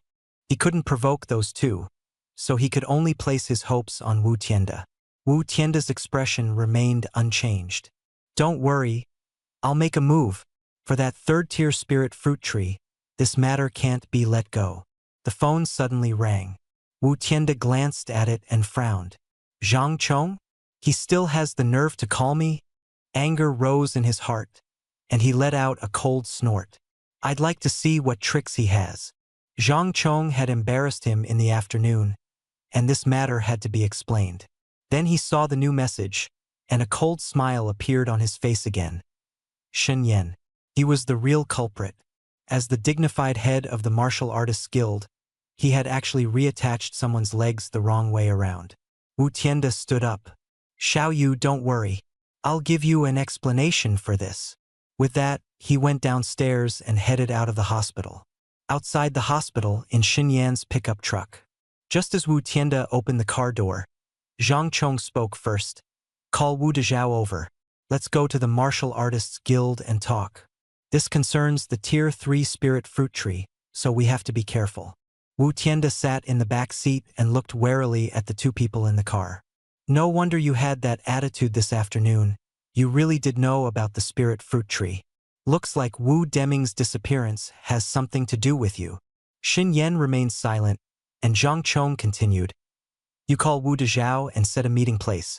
The spirit fruit tree is in the Martial Artists Guild of District 1, and just that will alone isn't enough. We need to call a few more people. I'll be here, along with Supervisor Shen and Vice Dean Cui of the 9th Martial Artists Hospital. Wu Tienda suddenly understood and picked up the phone. Blue Shore Manor Community. Sure, Zhou still hadn't woken up. Jiang Mo carried her to the bed, covered her with a blanket, and returned to his own room. On the desk lay Basic Applications of Mental Power, the book Sure Zhou had recommended from the library that afternoon. Jiang Mo had strong mental power, but his basic application skills were lacking. This book was just what he needed to make up for that weakness. He lay there fishing while cultivating. His mental power swept through the contents of the book, and the effects popped up one by one. Divine Sequence Fishing Count times 10, for 10 hours. Probability of catching Tianbao Yuanshan pills times 10. Probability of catching pills with similar medicinal properties times 10. Number of items fished up times 10. He would not boost luck for now. He would first accumulate fortune in preparation for eating the abyss fruit next time. There were also luck, recovery speed, cultivation speed, comprehension, insight, cultivation effectiveness, multitasking, and more, all times 10 for 10 hours. He couldn't be bothered to look for a basin, so he leaned back at an angle with a fishing rod in his hand, fishing while practicing the rainy night stargazing chart. The book floated before him. With a sweep of his mental power, the text went straight into his mind. A night passed, and it was 8 in the morning. Jiang Mo opened his eyes, his first thought being pure delight. Ah, a day without school. Looking down, he saw the floor piled high with treasures. He brought up the system interface to check, and Tianbao Yuanshan pills were not on the list. Sure enough, pills like that were rare. He used his mental power to stuff everything on the floor into the storage badge, washed up, made the bed, changed clothes, and went downstairs. The pots, pans, and bowls in the kitchen moved on their own. Sure Zhou was already sitting early at the dining table, scribbling and drawing on Jiang Mo's special training plan. Jiang Mo sat down beside her and said, "The exam application is already taken care of." Sure Zhou hummed and said she would first give Jiang Mo some simple Qi blood training, go challenge a dojo in the morning, then head to the Martial Artists Guild and enter the wilderness area in the afternoon. Jiang Mo froze for a moment. Challenge a dojo? Sure Zhou nodded. Find someone to spar with. Yesterday's half-baked one wasn't good enough, so they needed to go to a proper martial arts hall and fight someone who had truly been in contact with martial arts. Jiang Mo's eyes lit up. Sure Zhou frowned again and said that the Wuda Martial Hall was famous, but its students might not be that strong. Still, since he wanted to, they would start with Wuda Martial Hall for now. The goal was to beat every beginner-level student at the martial arts halls in District 9 within 7 days. You're the successor of the Yun Tian Martial Hall, so challenging them at their doorstep is perfectly justified. Sure Zhou explained the purpose. Using the name of a martial arts hall to issue a challenge would force the other side to send students of comparable level to fight him according to the rules. If he went as an individual, they would ignore him. Jiang Mo wasn't worried about anyone coming to challenge him, and said he would take them on one by one. Sure Zhou reminded him not to appear as a mentalist, only as a quasi-martial artist, but bearing the name of Yun Tian Martial Hall could also draw other martial arts halls to come knocking. After breakfast, Sure Zhou taught him a set of boxing techniques called the Yuan Attracting Art, paired with 5 minutes a day of Qi blood redirection. She said that once Qi and blood reached a certain level, redirection alone would no longer be enough. It would need the Yuan Attracting Art to help further improve it. Jiang Mo's source foundation was depleted, so ordinary Qi blood cultivation had limited effect on him. Even if the potency of the Qi blood pills were multiplied by 10, it would only barely get him to quasi-warrior level. The two methods Sure Zhou gave him were clearly advanced techniques ordinary people could not access. In the villa's backyard that morning, Sure Zhou wore a dark blue tracksuit with her ponytail tied up, demonstrating the boxing technique while explaining the essentials. Jiang Mo copied it very quickly and had strong comprehension. After practicing, Shi Jiu said this set was the yuan attracting art.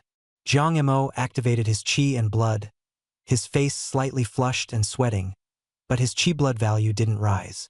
Shi Jiu walked up, placed a hand on his chest, and half-jokingly said it was a bit harder than yesterday. Jiang Mo blushed. Last night, in the middle of the night, he had suddenly remembered to practice and did several sets of push-ups. The results were actually quite noticeable. Jiang Mo began performing the qi blood redirection method. Shi Jiu stood in front of him, one hand resting on his chest, moving with his motions without obstructing him. Don't rush qi blood cultivation. For someone like you with a depleted source foundation, it has to be done step by step. Improving too quickly will only increase the burden on your body. Shi Jiu's expression turned serious.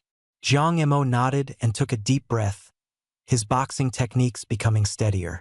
Before they knew it, it was 10 a.m. After the two of them finished showering and changed clothes, they were just about to head out to challenge Wuda Martial Hall. At that moment, the villa's smart entry system at the foyer rang out in a crisp voice. Is student Jiang Mo at home? I'm Xia Fan, from the Martial Artist Guild. Shi Jiu tilted her head slightly and recognized the name at once. The president of the Zone 9 Martial Artist Guild, likely here to arrange the proctoring system. Jiang Mo immediately understood that the three major admissions exams for Tian, D, and Ren were officially starting at 10 a.m. today. Not long after, a young man in loose training clothes stood outside, looking to be in his late 20s or so. Jiang Mo used his mental power to open the door for him. Xiafan first glanced at Shi Jiu, then shifted his gaze to Jiang Mo. Shi Jiu only nodded and made no further comment. He looked kind on the surface, but in reality he carried a fierce aura that could erupt at any moment. Jiang Mo thought to himself, if Xin Yan really had no trump card, this Xia Fan could kill 3 Xin Yans with one punch. Xia Fan was a high-level martial artist and often active in the wilderness zones. This time, he had come back specifically because of Jiang Mo. Jiang Mo greeted him politely. Xia Fan awkwardly said that the two of them had actually met before, and Jiang Mo responded accordingly with, "Second time meeting you, President." Xia Fan handed over a silver metal disc about the size of a palm. Jiang Mo took it and asked, "Is this for anti-cheating?" Xia Fan explained succinctly. This wasn't just for anti-cheating. It was also the assessment and settlement item for this exam, called the Shen Light Mirror. It was a spatial storage-type item jointly developed by 7 sequence warriors from the Tianhuang, Dun, and Rinxian universities. It also had a special ability, to rewind death and reveal the cause of death. Jiang Mo froze for a moment. Xiafan said, "First use your martial artist badge to activate the Shen Light Mirror and let it record your qi blood and mental power fluctuations. After you leave the city, throw any mutated beast you kill into the Shen Light Mirror, and it can determine the cause of death, whether someone assisted you or whether there was outside interference." Xia Fan placed the Shen Light Mirror in front of Jiang Mo and said flatly, "That's all there is to it." Jiang Montag pauset. "That's all." Xia Fan stared at the mirror and replied, "Simple as it is, this thing is no ordinary object. A sequence item made through the collaboration of 7 high-level sequence warriors. Ordinary martial artists can't understand it." Jiang Montag suddenly understood. He had thought it was just some surveillance device. Xia Fan sneered. Surveillance is easy to interfere with. Once it's blocked, it becomes useless. Sequence items are different. He then went on to explain the Shen Light Mirror's function. It could detect whether there were any other powerful experts assisting nearby. Once such assistance was detected, the elite assessment would automatically be downgraded to an expanded recruitment assessment. Jiang Montag nodded. The 3 major schools' exams wouldn't let people exploit loopholes so easily. He also realized that some people might actually hope for candidates to cheat, so they could admit more expanded recruitment students. Xia Fan coughed twice and gave a meaningful smile. In previous years, there had indeed been cheating, but the Shen Light Mirror would expose it. The punishment wasn't an outright disqualification, but a downgrade from elite admission to expanded recruitment. Jiang Mo noted that down. Xia Fan took out another confidentiality agreement and handed it over. Sign this first. The Xian Guang mirror is a sequence item, so it can't be made public. As he spoke, he secretly glanced at Shi Jiao on the sofa. Clearly, that little ancestor didn't need to sign. Jiang Mo didn't refuse and signed it. Xia Fan helped him activate the Xian Guang mirror and added, "This thing is only valid for 100 days. After the admissions exam is over, it'll just become an ordinary object." A glint flashed in Jiang Mo's eyes. Sequence martial artists could also make items? He was a sequence martial artist too. Xia Fan got up to leave and nodded goodbye to Shi Jiao. Shi Jiao suddenly called Jiang Mo Xiao Jiang, then said, "Jiang Mo plans to challenge them in the name of Yun Tian Martial Arts Hall. You handle this." Xia Fan froze. "What did you say?" Shi Jiao tilted her head and repeated, "Use the name of Yun Tian Martial Arts Hall to challenge them?" Jiang Mo's face turned slightly red as he rubbed the back of his neck. Xia Fan panicked a little. "Okay, I understand. I'll handle it," he added, still not daring to look Shi Jiao in the eye. "By the way, that guy Shen Yan caught a bunch of people at the Martial Artists Guild and locked them in his office. You might have some connection to this, so when you have time, go deal with it." Jiang Mo's eyes widened. "He caught a bunch of people and locked them in his office? I clearly only told him to take away one poison master." Xia Fan said helplessly, "Those people have quite a background. There's the deputy principal of number 9 high school, the vice president of the 9th Martial Artists Hospital, the hall master of Wuda Martial Arts Hall, and a martial artist team captain who's also a coach. If they weren't being held, they'd probably cause trouble." Jiang Mo said nothing, only subconsciously looked at Shi Jiao. With a smile at the corners of her mouth, Shi Jiao praised, "Didn't expect Shen Yan to be so sensible. Promising." Jiang Mo nodded, a little lacking in brains, but reliable in everything else. Hearing this, Xia Fan trembled all over, feeling as if he had missed out on a huge fortune. He hurriedly tried to salvage things, stammering, "I also helped catch these people." Shi Jiao glanced at him and curled her lip faintly. Xia Fan was immediately embarrassed. His attempt at damage control failed, and he slunk away in disgrace. After Xia Fan left, Jiang Mo leaned in and asked whether the Xian Guang mirror had any other functions, such as surveillance. Shi Jiao patted his shoulder and plainly said that the real Xian Guang mirror had absurdly many functions. It could monitor, rewind the entire exam, and even analyze the specific attack values produced by the martial Dao divine powers and spiritual divine powers you used. As she said this, a trace of sorrow flashed in her eyes and vanished in an instant. Then she added the final blow. "The one in your hands is only a 100-day imitation, a temporary proctoring item. Its functions are exactly what Xia Fan said, with the extra features of locating and sending for help. If you really want the real thing, I can get one." Jiang Mo quickly waved his hands. "No need. This imitation is fine." Shi Jiao stood up. "Come on. Let's go challenge Wuda Martial Arts Hall." The news reached Wuda Martial Arts Hall, and the upper echelons went into an uproar. Jiang Mo was coming to challenge them, and under the name of a Yun Tian Martial Arts Hall inheritor? He had broken Yu Weiyuan's legs yesterday, and today he was already coming? Some people wanted to call and discuss it, but they couldn't get through. The Vice Hall Master sneered and retorted that Jiang Mo was a spiritual master with spiritual power reaching 1,600. Since he was going to take part in the 3 major joint exams and lacked qi and blood as well as experience, he had set his sights on them, wanting to use them as a whetstone. How could there be such an easy deal? Just shut the hall and admit defeat. Yu Weiyuan had already become a joke for being broken and then reattached in public, and the martial arts hall had lost all face. Shutting down would put an end to the matter. Someone suggested using the media to blow up the situation and portray Jiang Mo as wanting the martial arts hall to serve as his whetstone, so as to drag other martial arts halls into it. When Xia Fan received the news about Wuda's closure and all those messy reports, he was confused and anxious. Such a huge Wuda martial arts hall had just admitted defeat. Weren't these reports just helping Jiang Mo build up enemies? He thought about how Shen Yan would handle it if he were the one in charge. In the end, he could only sigh helplessly. Forget it. Let Xin Yan deal with it. Zhang Mo and Shizhou received the message while on the way to the martial arts hall. Shizhou opened Xiafan's message. Don't go to the martial arts hall anymore.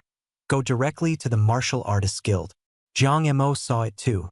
Wuda Martial Arts Hall's move was indeed pretty disgusting. As soon as the media got involved, things started to snowball.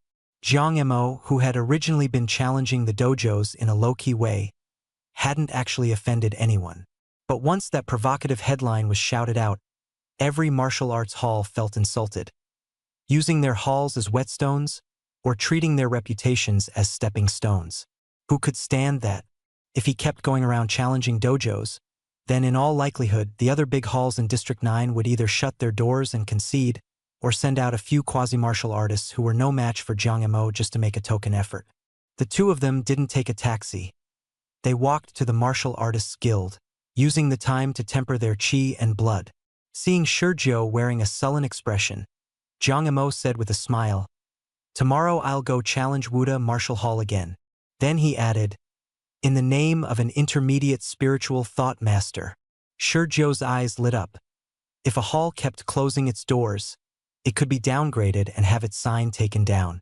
Zhang Mo said smugly, "Don't forget, the hall master of Wuda Hall is still in Supervisor Shin's hands." Only then did Shizhou smile. All the way to the guild, when they saw that massive defensive city wall, Zhang Mo was shocked all over again, and he also thought of those mutated beasts, the crown python, the blue abyss emperor crab, and so on. Xin Yan wasn't waiting on the first floor. He personally led them to the second floor, smiling mysteriously. "Little ancestor, no, student Shi, and student Jiang. Guess who I caught?" The two of them immediately named them Wu Deming, Wu Dezhao, Wu Tianda. Zhang Mo even mentioned Vice Dean Chui by name. Xin Yan looked utterly defeated. This was the surprise he had prepared. But Xiafan had leaked it early, so everyone already knew. After being praised, he got carried away again. Shizhou asked about Wuda Martial Hall and the news reports. Xin Yan was thinking hard.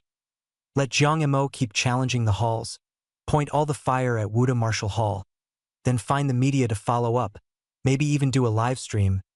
Expose them thoroughly. Zhang Mo and Shizhou exchanged a glance. They were thinking along the same lines. As for the people who had been arrested, Zhang Mo said lightly, "Keep them locked up. They're all prominent figures in District 9, so you can't kill them. If they're in your hands, word won't stay hidden." Shizhou smiled and said, "Unless you want to take the blame?" Xin Yan's eyes lit up. "That works too." Through the crack in the office door, they could see that the people inside had already vented their rage. Wu Dezhao, Wu Deming, Chui Siwen, and Wu Tianda were sitting amid the wreckage, gasping for breath.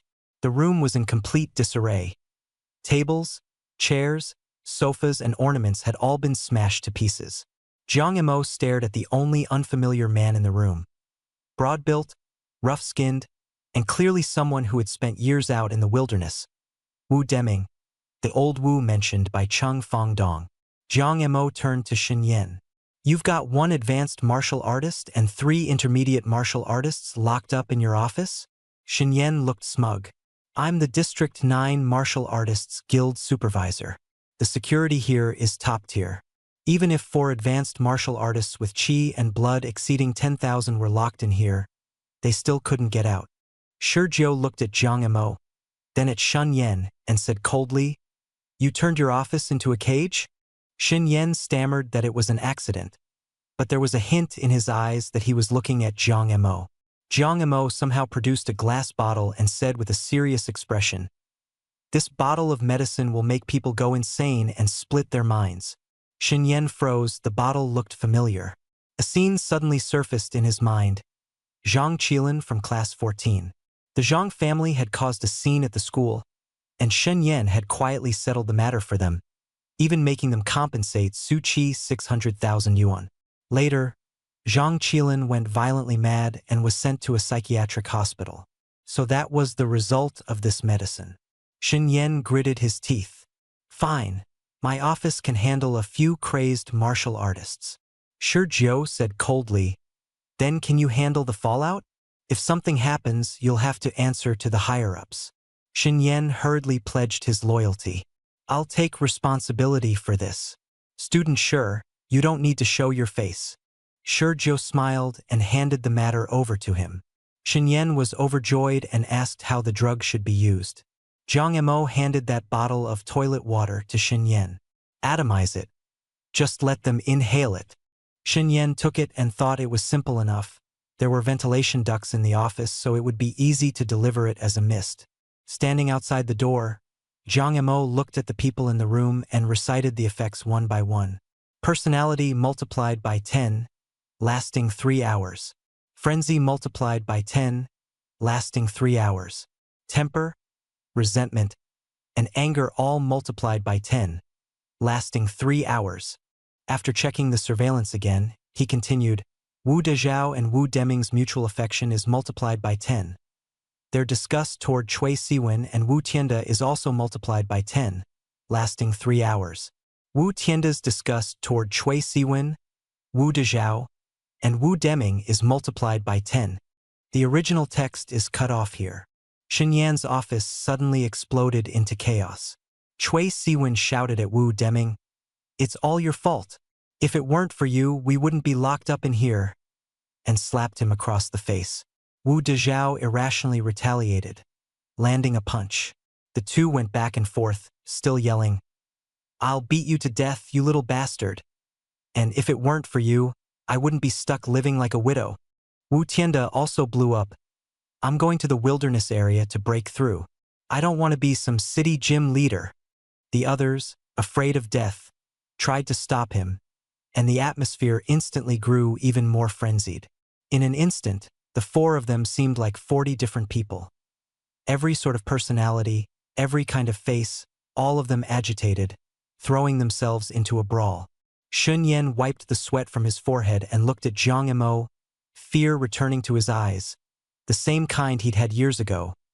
This little devil went berserk far more terrifyingly than the little ancestor.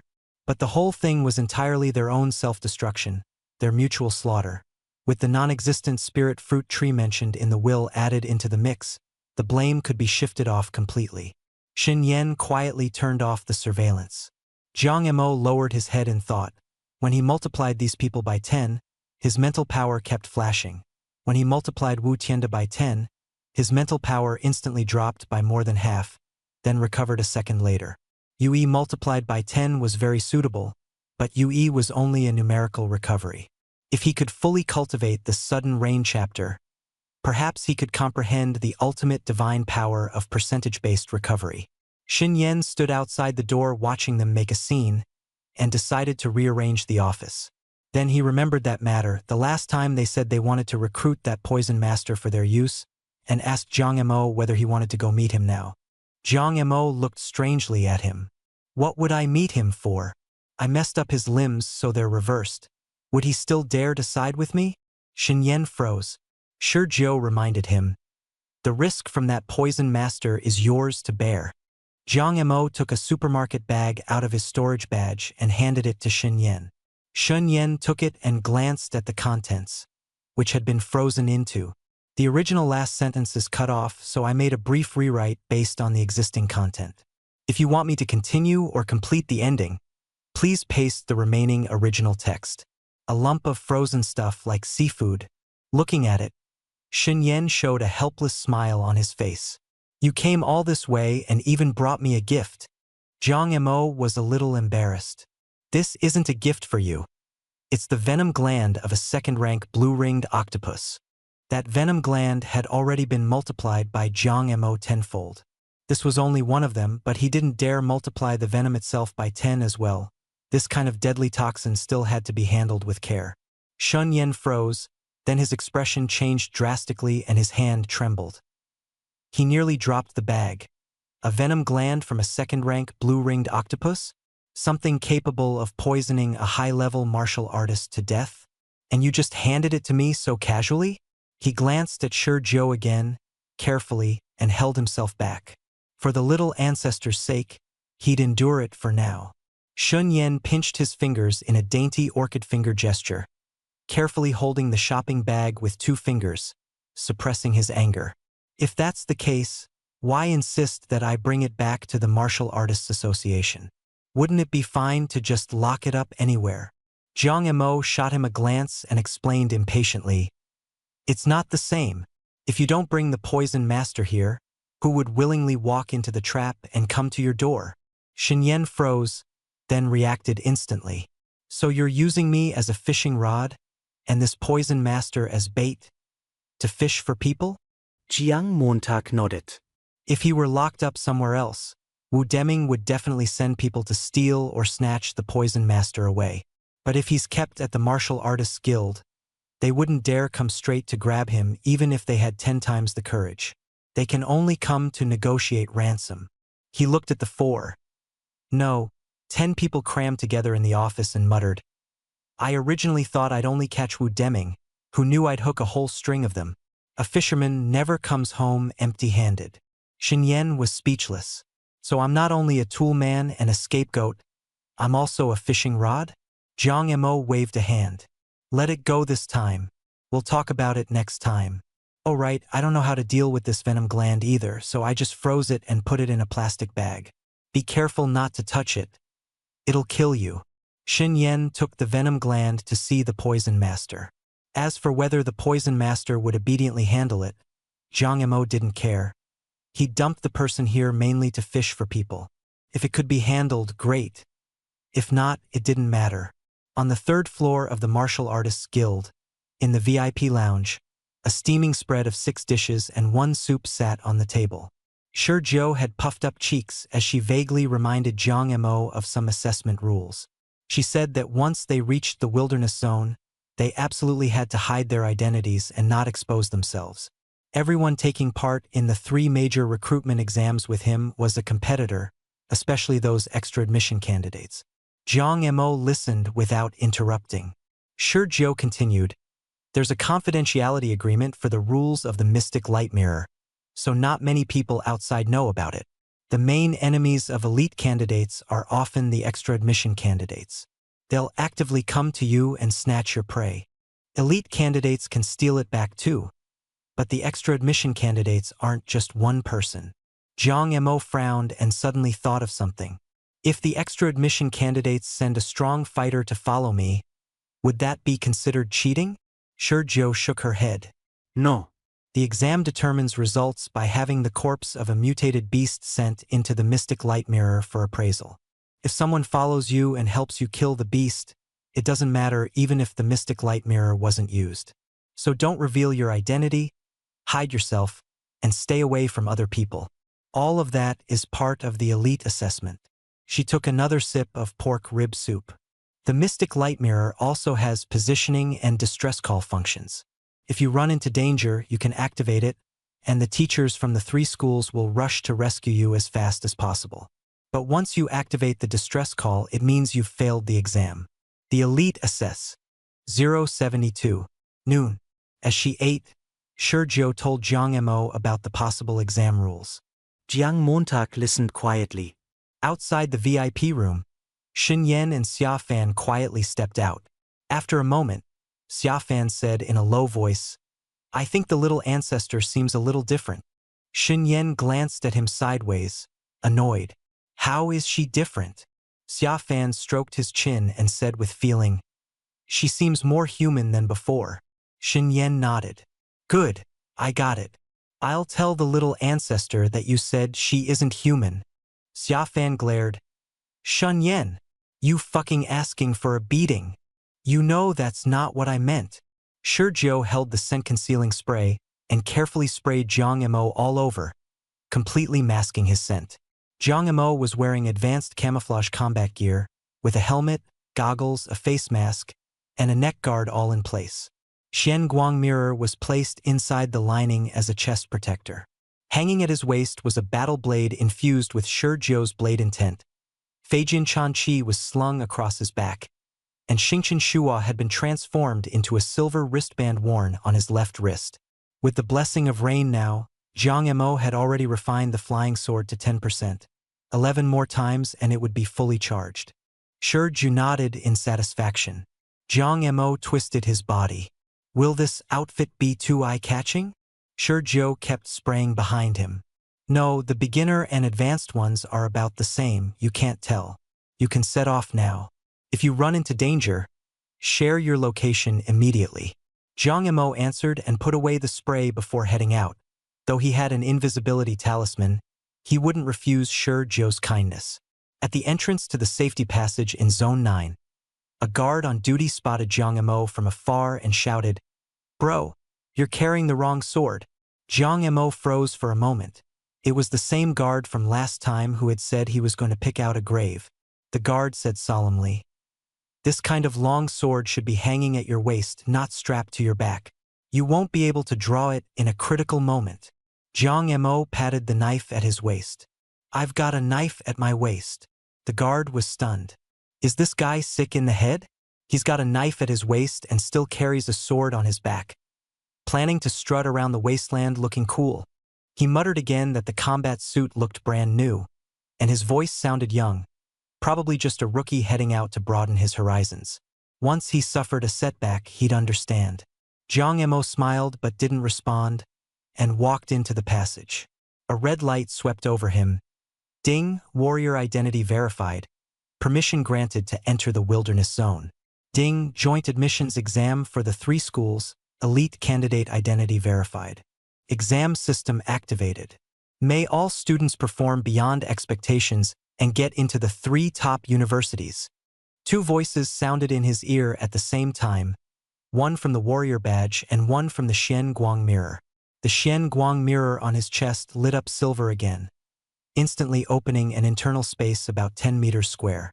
On the front was a light screen, and on it scrolled the ranking of elite candidates in the Binqing exam zone. First place, Binqing number 1 High School, Senior Class 1, Li Shouchuan, male, points, 125. Second place, Binqing number 1 High School, Senior Class 1, Tong Min, female, points, 99. Third place, Binqing number 3 High School, Senior Class 3, Xue Peng, male, points, 60. Fourth place, Binqing number 2 High School, Senior Class 1, Deng Song, male, points, 30. There were 209 students in total, most of them from Binqing number 1, number 2, and number 3 high schools, making up more than 80%. Number 4, number 5, and number 6 high schools together had only 20 to 30 students.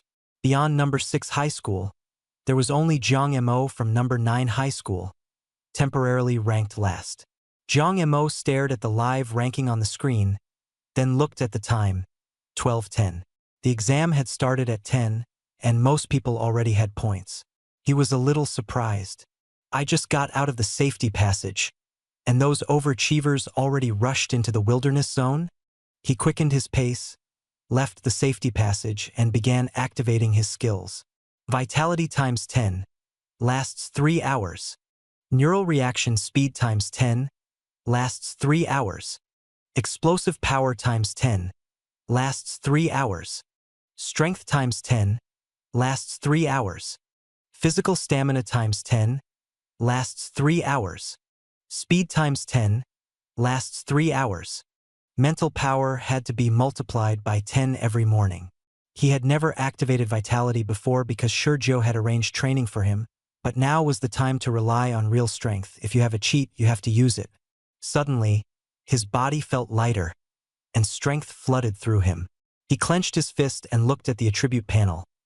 Vitality 860, lifespan still 9 years and 363 days. Unchanged.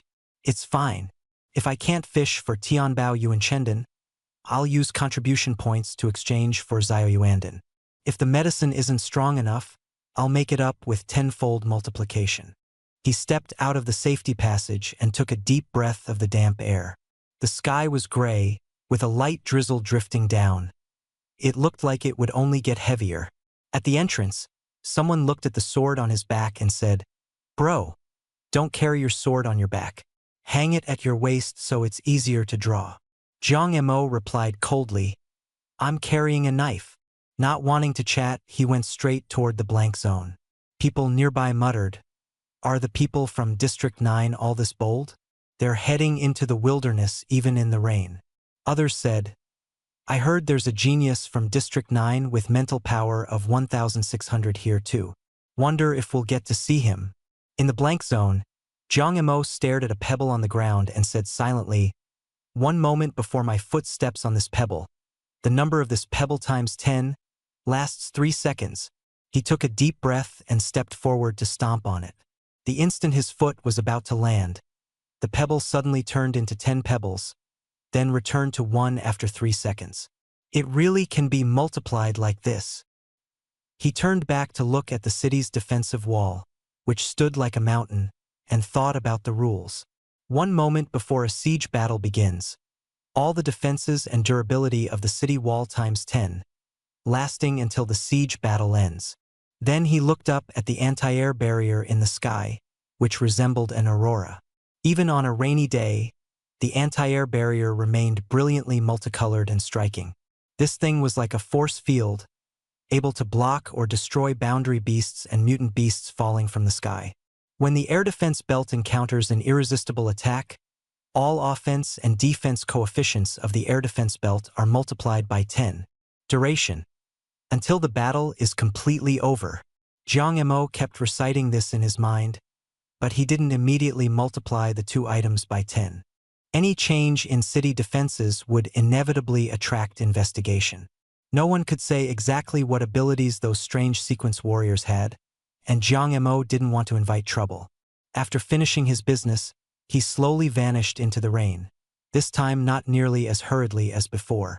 The rain was getting heavier, visibility was low, and ordinary warriors rarely dared to come out into the wild relying only on their eyes. The concealment spray was waterproof so the rain wouldn't affect it. Jiang Emo spread out his mental power, covering a spherical area with a diameter of 340 meters. Soon he gathered his consciousness, condensing it into a 500-meter-long mental straight line. Mental touch. Sight could be obstructed, but the mind could not. Mental touch could probe farther, but at the cost of losing awareness of other directions. Mental barrier could shield himself. Both were basic skills that had to be learned, and Jiang Emo had already mastered them last night. 500 meters away, a 2-meter-long gray-black mutated beast was crawling toward him, an rain monkey. The panel showed, Level 1, Weakness, Heart, Most Valuable Part, Fur. Jiang Emo licked his lips and muttered, "Multiply the rain monkey's gravitational force by 10, lasting until its death." The rain monkey stumbled and fell to the ground, its black eyes full of confusion and fear. It barely managed to crawl, but its speed dropped several times over, and it was gasping heavily.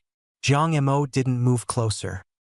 He retreated to 150 meters away, then muttered again, "Multiply the number of rain monkeys by 10. In an instant, 1 became 10. The 10 rain monkeys froze for a moment, then all at once revealed fierce looks in their eyes.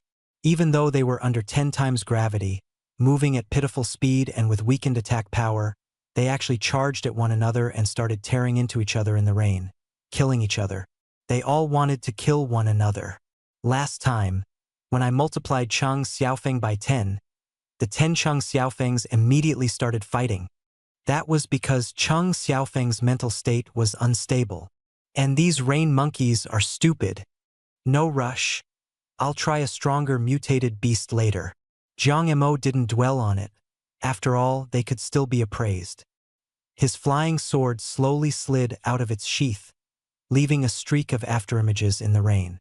In an instant, the 10 rain monkeys turned into 10 corpses. He walked over, hesitated for a second, and put one of the corpses into the Shen Guang mirror. Unlike the storage badge given by Shurjiu, the Shen Guang mirror had a storage range of only 1 meter. Ding! Species: Rain Monkey. Level: Tier 1 Mutated Beast. Cause of death: killed in self-cannibalistic combat with its own kind, then had its heart pierced by Jiang Emo in a sneak attack. Appraisal passed. Exam points obtained. 1. A 1 appeared after his name on the light screen, and his ranking rose to 183rd. The Shen Guang mirror can even identify self-cannibalistic combat. Jiang Emo licked his lips and then sent the remaining 9 corpses into the Shen Guang mirror one by one. Their causes of death were all the same, and he gained 9 more points, bringing his ranking up to 156th.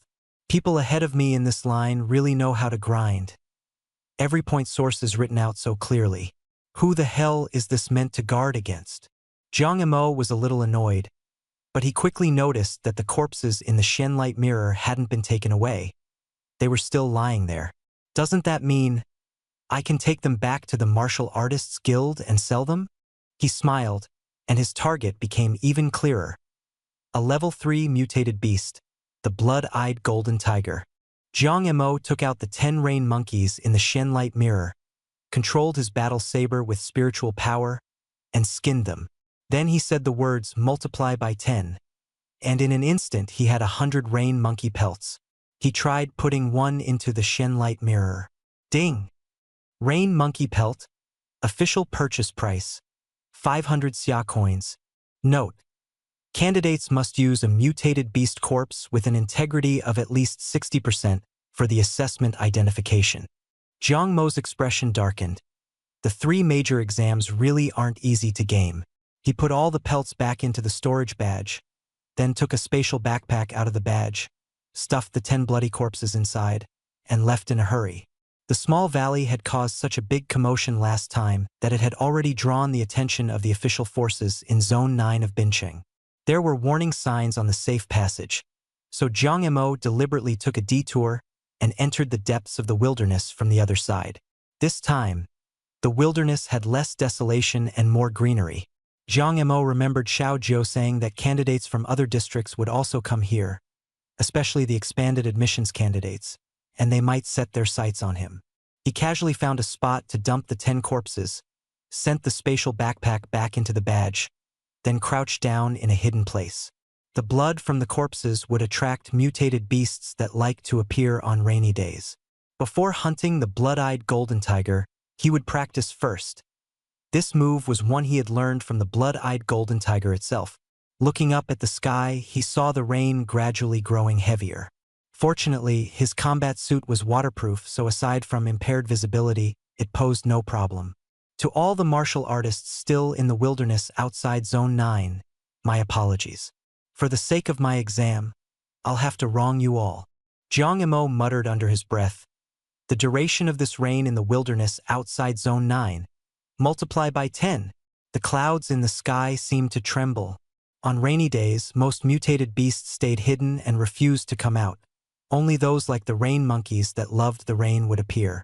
Zhang Yimou was a spiritual power user, so he could find their hiding places and drag them out one by one. Just then, his spiritual power stirred, and a giant beast rushed in from afar. It was over 5 meters long, covered in dark red fur, and charged straight toward the rain monkey corpses to feast. Bloodthirsty wild boar, a level 2 mutated beast. Its weakness was on its forehead, and its bones and meat were the most valuable. Zhang Mo's eyes lit up. He gave a low shout. Hold on, sword rain. Continuous. His figure flashed, and the one bloodthirsty wild boar instantly split into 10, all happily eating. In the next moment, an almost invisible afterimage appeared in the void, twisting through the air 13 times in a row. 10 boars simultaneously had holes burst open in their foreheads and crashed to the ground, dying cleanly. Zhang Yimou put the 10 bloodthirsty wild boars into the Shenlight Mirror, then transferred them into the storage badge. The system prompt read, Bloodthirsty wild boar times 10, cause of death. Ambushed by Zhang Yimou while feeding, killed in 1 strike. Identification passed. Exam points awarded. 100. Zhang Yimou was pleased with himself, thinking, these bones and meat can be counted tenfold too. I'll sell them by the pound when I get back. This haul brought his points up to 110, pushing him past Xuepeng and into 3rd place. First place was Li Shouchuan with 220. Second was Tong Min with 159. Looking at the scores, Zhang Yimou smiled. Wait a little longer, and I'll show you what despair is. With that, he vanished into the rain again to look for the blood-eyed golden tiger. Scene shift. Su Yunfeng, captain of the 5th squad of Zone 9's patrol team, was in his office absent-mindedly cracking walnuts and spacing out, secretly marveling that Zhang Yimou was that big shot from that day. While he was touching the mirror and feeling sorry for himself, someone knocked and opened the door. A report came in. Someone from Zone 1 is looking for you. The door opened, and a woman wearing a dark red professional outfit and a tight skirt suit walked in with a sway of her hips. The woman closed the door and looked at him. Captain Su, hello? I'm Jean Manji, Secretary to Minister Yuan of the Education Department in Bincheng Zone 1. He didn't move and raised his eyebrows. The Secretary to the Education Department head of Zone 1? What do you want with me? She glanced at the rain outside and said, Our minister is from District 9. He thinks highly of Jiang Mo and wants Jiang Mo to represent District 9 in the Big Three. He asked me to come and invite you to be Jiang Mo's exam support. He froze, remembering Chu Huayan's words at yesterday's 100-day pledge rally. Candidates for the Big Three could bring outside support. But he quickly shook his head. Forget it. Jiang Mo doesn't need me. That man could instantly kill a level 2 blue ring octopus. Going there himself would only cause trouble. Besides, he needed to discuss it first with Zhang Chong and Shen Yan. Jean Manji slightly raised an eyebrow and sat directly on his office desk, leaning forward with a seductive voice. What, Captain Su, are you unwilling? A wave of perfume hit him. He glanced at her cleavage, then suddenly sneezed hard. Something felt off. He smashed the last few walnuts on the desk and grabbed the kernels to stuff into his mouth. Jean Manji froze. What is this guy doing, eating walnuts to boost his brain? After a few walnuts, he regained his seriousness and looked at her. Secretary Jean, you must be tired. The sofa's over there. My desk isn't for sitting on. Her face reddened, and she moved off. He picked up the phone. I'll consider what you said, but I need to discuss it first with Shun, the supervisor at the Martial Artists Guild. Oh, right. Chairman Xia seems to be back too. Jean Manji got angry and was just about to leave when everyone at the door was staring at her. As she left, he urged again, Hey, why aren't you twisting anymore? Weren't you twisting pretty well just now? Her face turned green and white, and she nearly stumbled. Grinding her teeth, she fled outside, thinking she'd definitely get back at him when she returned. Someone outside asked curiously, Captain Su, that woman? He chewed on walnuts and answered with complete conviction. She was probably trying to seduce me, but I have a wife and kids, and I'm not going to violate my principles. If she wants me to do something for her, she should give money, resources, and treasures. What kind of nonsense is seducing me? And she still wants me to work for her? Where's this kind of good deal supposed to come from? The office fell silent in an instant. Then he added, Xiaozhang, go buy a few walnuts. I'll reimburse you when you get back. At that moment the call connected, and Shun Yan's voice came through the receiver. Old Su, what happened? Who tried to seduce you? Su Yunfeng's expression darkened. A woman just now said she was the secretary to the Minister of Education from District 1. She came to ask me to be Jiang classmate's exam support and help him get through this Big 3 admissions exam. He recounted the whole conversation on the phone in full detail, then added, Something felt off. It seemed like she was testing whether I was easy to fool. Shen Yan was silent for a moment. All right, I understand. I'll discuss it with Xiafan. At the mention of Xiafan, Su Yunfeng nodded slightly. Unable to be seen over the phone, he answered and hung up. After hanging up, he stared at the walnut shells on the desk, picked out the kernels, and ate them. At that moment Xiao Zhang came back, carrying a pair of exquisitely packaged scholar's walnuts that were nearly identical. Xiao Zhang looked triumphant. Muffled pointed lion head, the finest quality, 20,000 a pair. I had to go to the antique market to get them. Captain Su, reimburse me? Su Yunfeng was speechless. The Martial Artists Guild, the guild leader's office. Xia Fan sat upright, a sneer at the corner of his mouth. The bunch in District 1 really couldn't sit still after all. He glanced outside at the rain that still hadn't let up. Visibility was low. In weather like this in the wilderness zone, only spirit masters would dare go, and there were already few of them to begin with. They also didn't want to provoke others in the same line of work. The people from District 1 had gone to Su Yunfeng precisely because they had their eye on that point. Shen Yan explained the trick behind it. Those words Chu Huaiyan had said were, on the surface, aimed at Jiang Emo, but in fact they were bait for everyone else to hear. The first few districts absolutely would not want resources snatched away by District 9, so they had long since planted their own people. If District 9 had elite candidates enter the top 3 academies, resources would tilt toward District 9. That would cut into their livelihoods.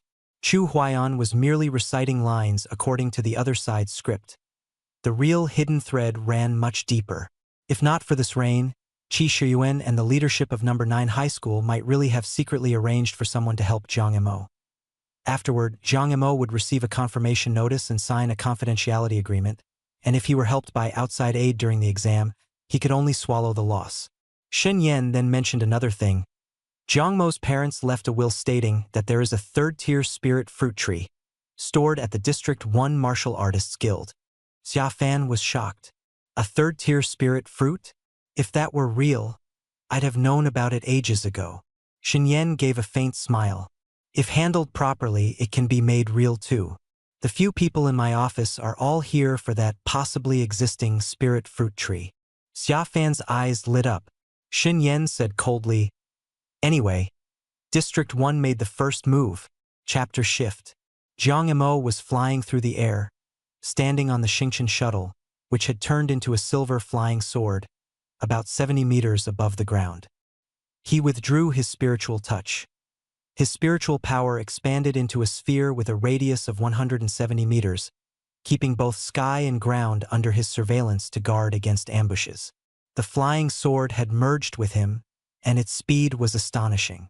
Raindrops and air currents lashed at him like knives and bullets, but his advanced combat suit, face mask, and goggles neutralized them completely. So this is what flying feels like. Jiang Mo's spirit grew faintly excited as his spiritual power swept back and forth through the world. Pretty much here, the place where I ran into the blood-eyed golden tiger last time. He slowed his pace, and his spiritual barrier temporarily expanded tenfold. His presence dropping so low he almost blended into the curtain of rain. Nothing, still nothing found. Did it leave because of the rain? There were no traces of mutated beasts on the grassland. Underground there were a few red-tailed mice, but he looked down on those little things. Gua! A thunderous frog croak rang out as a 5-meter-long monstrosity leapt up, shot into the air, and flicked out its long tongue to swallow a gray flying bird in one bite. After landing, it vanished without a trace beneath the rain. Fuck!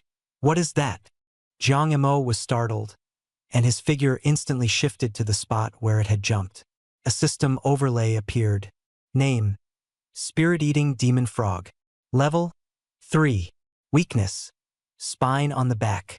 Most valuable parts: eyes, skin. His spiritual power had failed to detect it directly. This kind of beast was adept at hiding, and in rainy weather it was even harder to make out through thermal imaging. But with the system's assistance, he locked onto it. Hidden in the ground's ravines, nearly fused with the environment, with neither aura nor body heat. Jiang Montag suddenly understood. No wonder thermal imaging is useless against this kind of mutated beast in the rain. At the same time, the spirit-eating demon frog also sensed him. Its vertical eye turned, locking onto Jiang Emo in midair. Its body tensed, hind legs drawn back like a fully stretched bow. Whoosh, its tongue shot out like an arrow. Jiang Montag was startled inwardly. So fast. But still nowhere near me.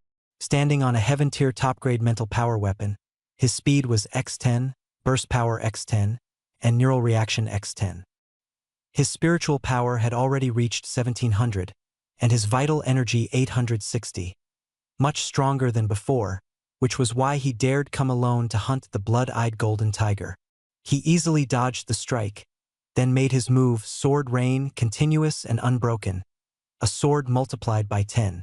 The purple flying sword on his back unsheathed itself, twisting 130 times in the rain curtain, each strike landing with perfect precision on the demon frog's spine. Crack, crack. The sound of bones breaking drowned out the rain.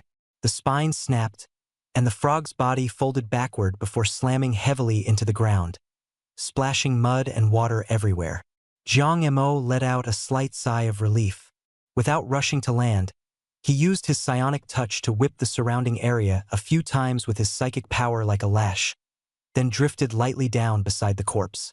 The weak point marked by the system had been shattered, and this level 3 powerful beast was utterly dead, like a folding screen broken apart. He completely relaxed, lowering his guard to the minimum. The mental barrier was lifted, and the purple flying sword dropped casually onto the grass. I didn't run into the blood-eyed golden tiger, but I did take down a spirit-devouring demon frog, points secured. Just as he let his guard down, a gust of wind passed by, the curtain of rain trembled, and a ferocious, vicious aura locked onto him. A bloodpin, like maw from the depths of the abyss, somehow appeared above his head, lunging down to bite him. When, crack, a silver shield suddenly appeared above Jiang Mo's head. Then, the tiger bared its jaws wide and bit down on the shield, sending several teeth flying. It howled in pain, its huge body stumbling back several steps, its blood-red eyes shocked and enraged as it glared fixedly at the tiny human before it. Jiang Mo slowly turned around and grinned. Blood-eyed golden tiger. The mutated beast's class clown? Since you're the clown, how could I not be on guard?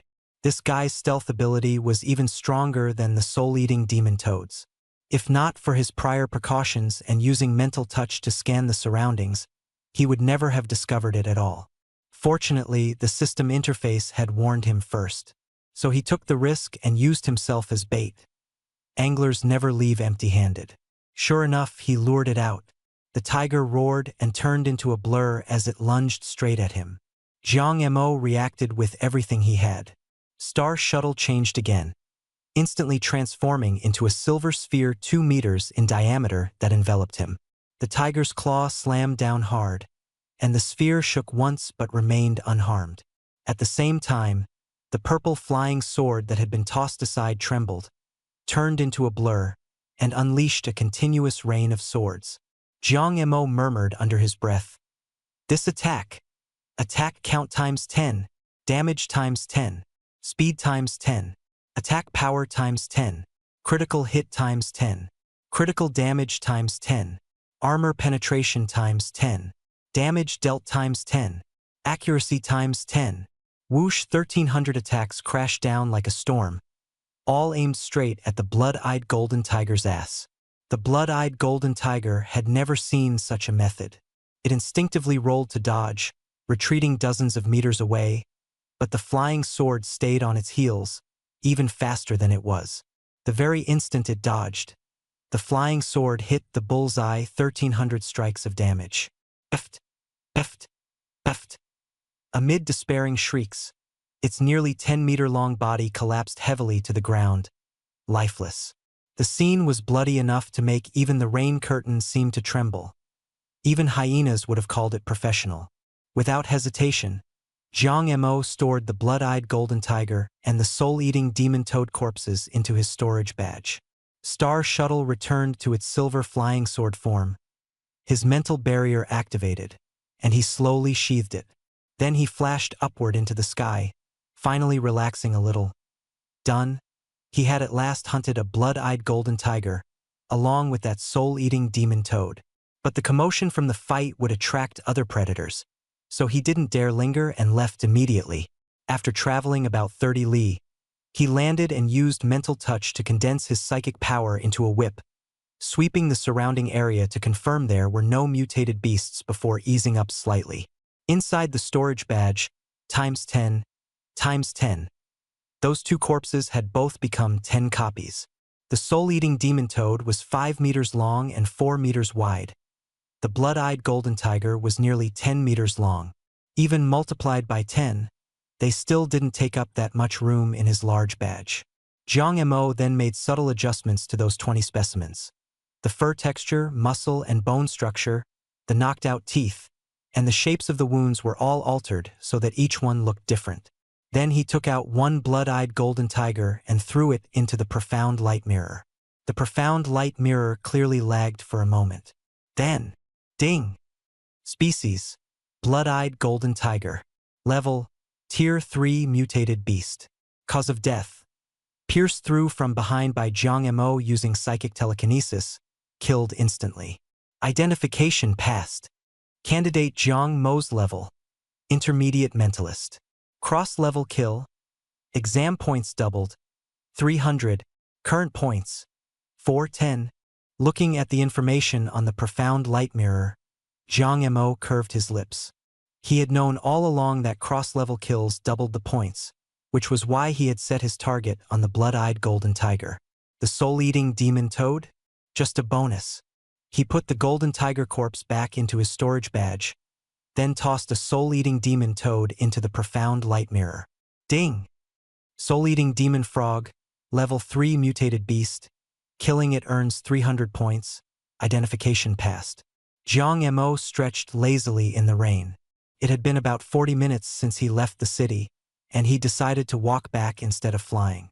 Another 5 or 6 minutes later, he tossed another soul-eating demon frog into the Shen Guang mirror, 300 points. Then, every so often, he threw a mutated beast into the Shen Guang mirror. Soon, 7 blood-eyed golden tigers and 9 soul-eating demon frogs had all been tossed in, earning 4,800 points.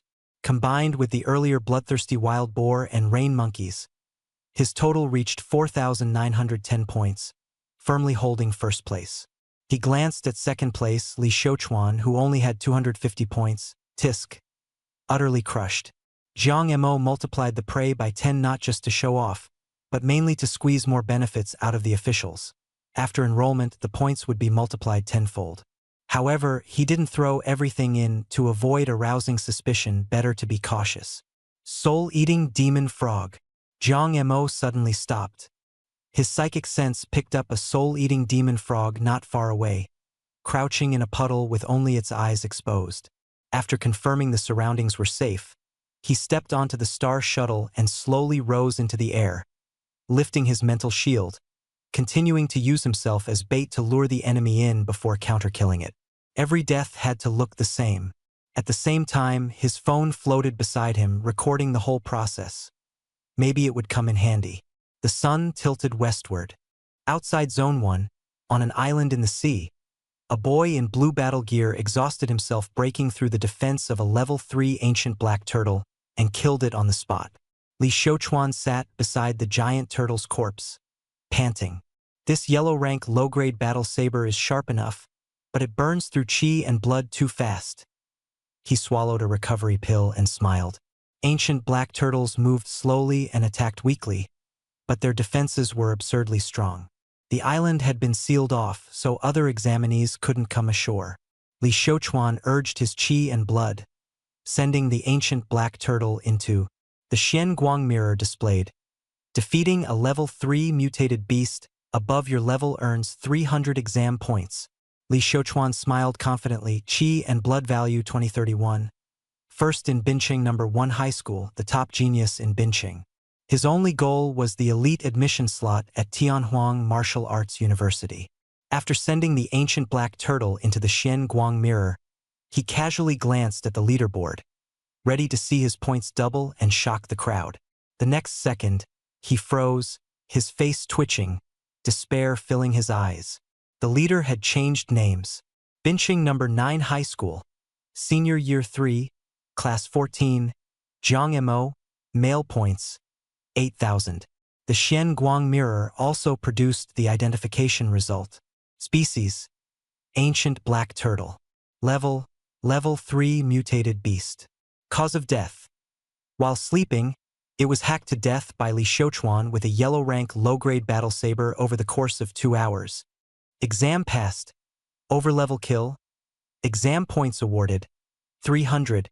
Comment: poor little turtle, just taking a lazy nap and got hacked to death by someone with an official battle saber. And it was hacked for a full 2 hours. Li Xiuquan collapsed on the ground, staring at the top ranking, muttering, "How is that possible? How is that possible? 8,000 points?" 8,000 wasn't necessarily impossible to get. But this was only the first day. 8,000 on the first day. How was anyone supposed to catch up? Just as he was stunned, the points behind Jiang Mo on the list jumped slightly, becoming 8,001. Li Xiuquan went crazy. Fake. It must be fake. More than 8,000 points on the first day. I only bought out an entire island for 550. Grinding his teeth, he staggered toward the seaside and headed straight for Zone 9. He had to find out exactly what was going on. Not just him. More and more people were fixating on that name. The results of the three-way joint admissions would be synchronized on all three official websites, ensuring openness and transparency. Some were discussing it, some suspected cheating. The carcasses of mutated beasts were the only standard for verifying the truth. In the office of the Education Department in Zone 1, Yuwenya looked at the official website and laughed out loud.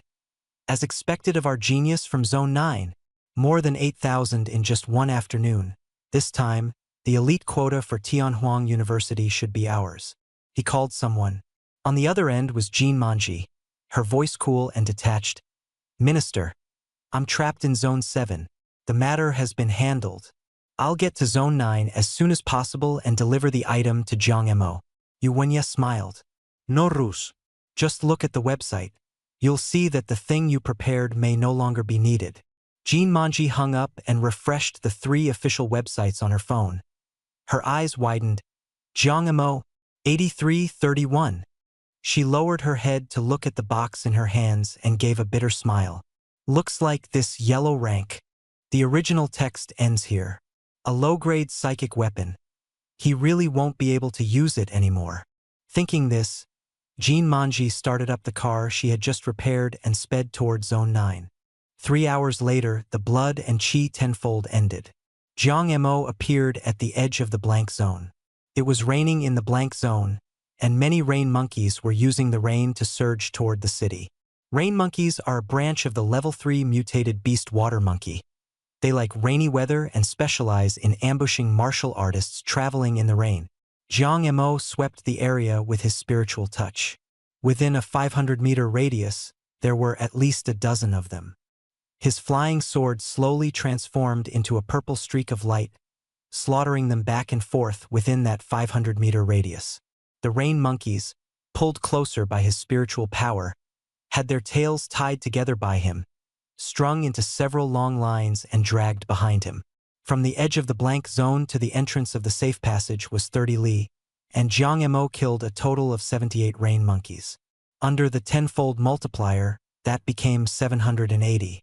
Near the city wall, he killed 3 more, but because he was close to the city, he didn't use the tenfold boost anymore. In total, 783, divided into 8 strings, dragged behind him in a particularly spectacular sight. At the entrance to the Zone 9 safe passage, the sturdy-looking candidate Jin Yuqian stared at the endless downpour with despair. It's almost dark, and this rain just won't stop. Suddenly, he saw Jiang Mo and the long string of rain monkeys behind him, and the whole person jumped in shock. He even slapped his helmet. Rain monkeys! Why didn't I think of it? On rainy days, the blank zone has rain monkeys. After saying that, he rushed into the rain and thanked him repeatedly.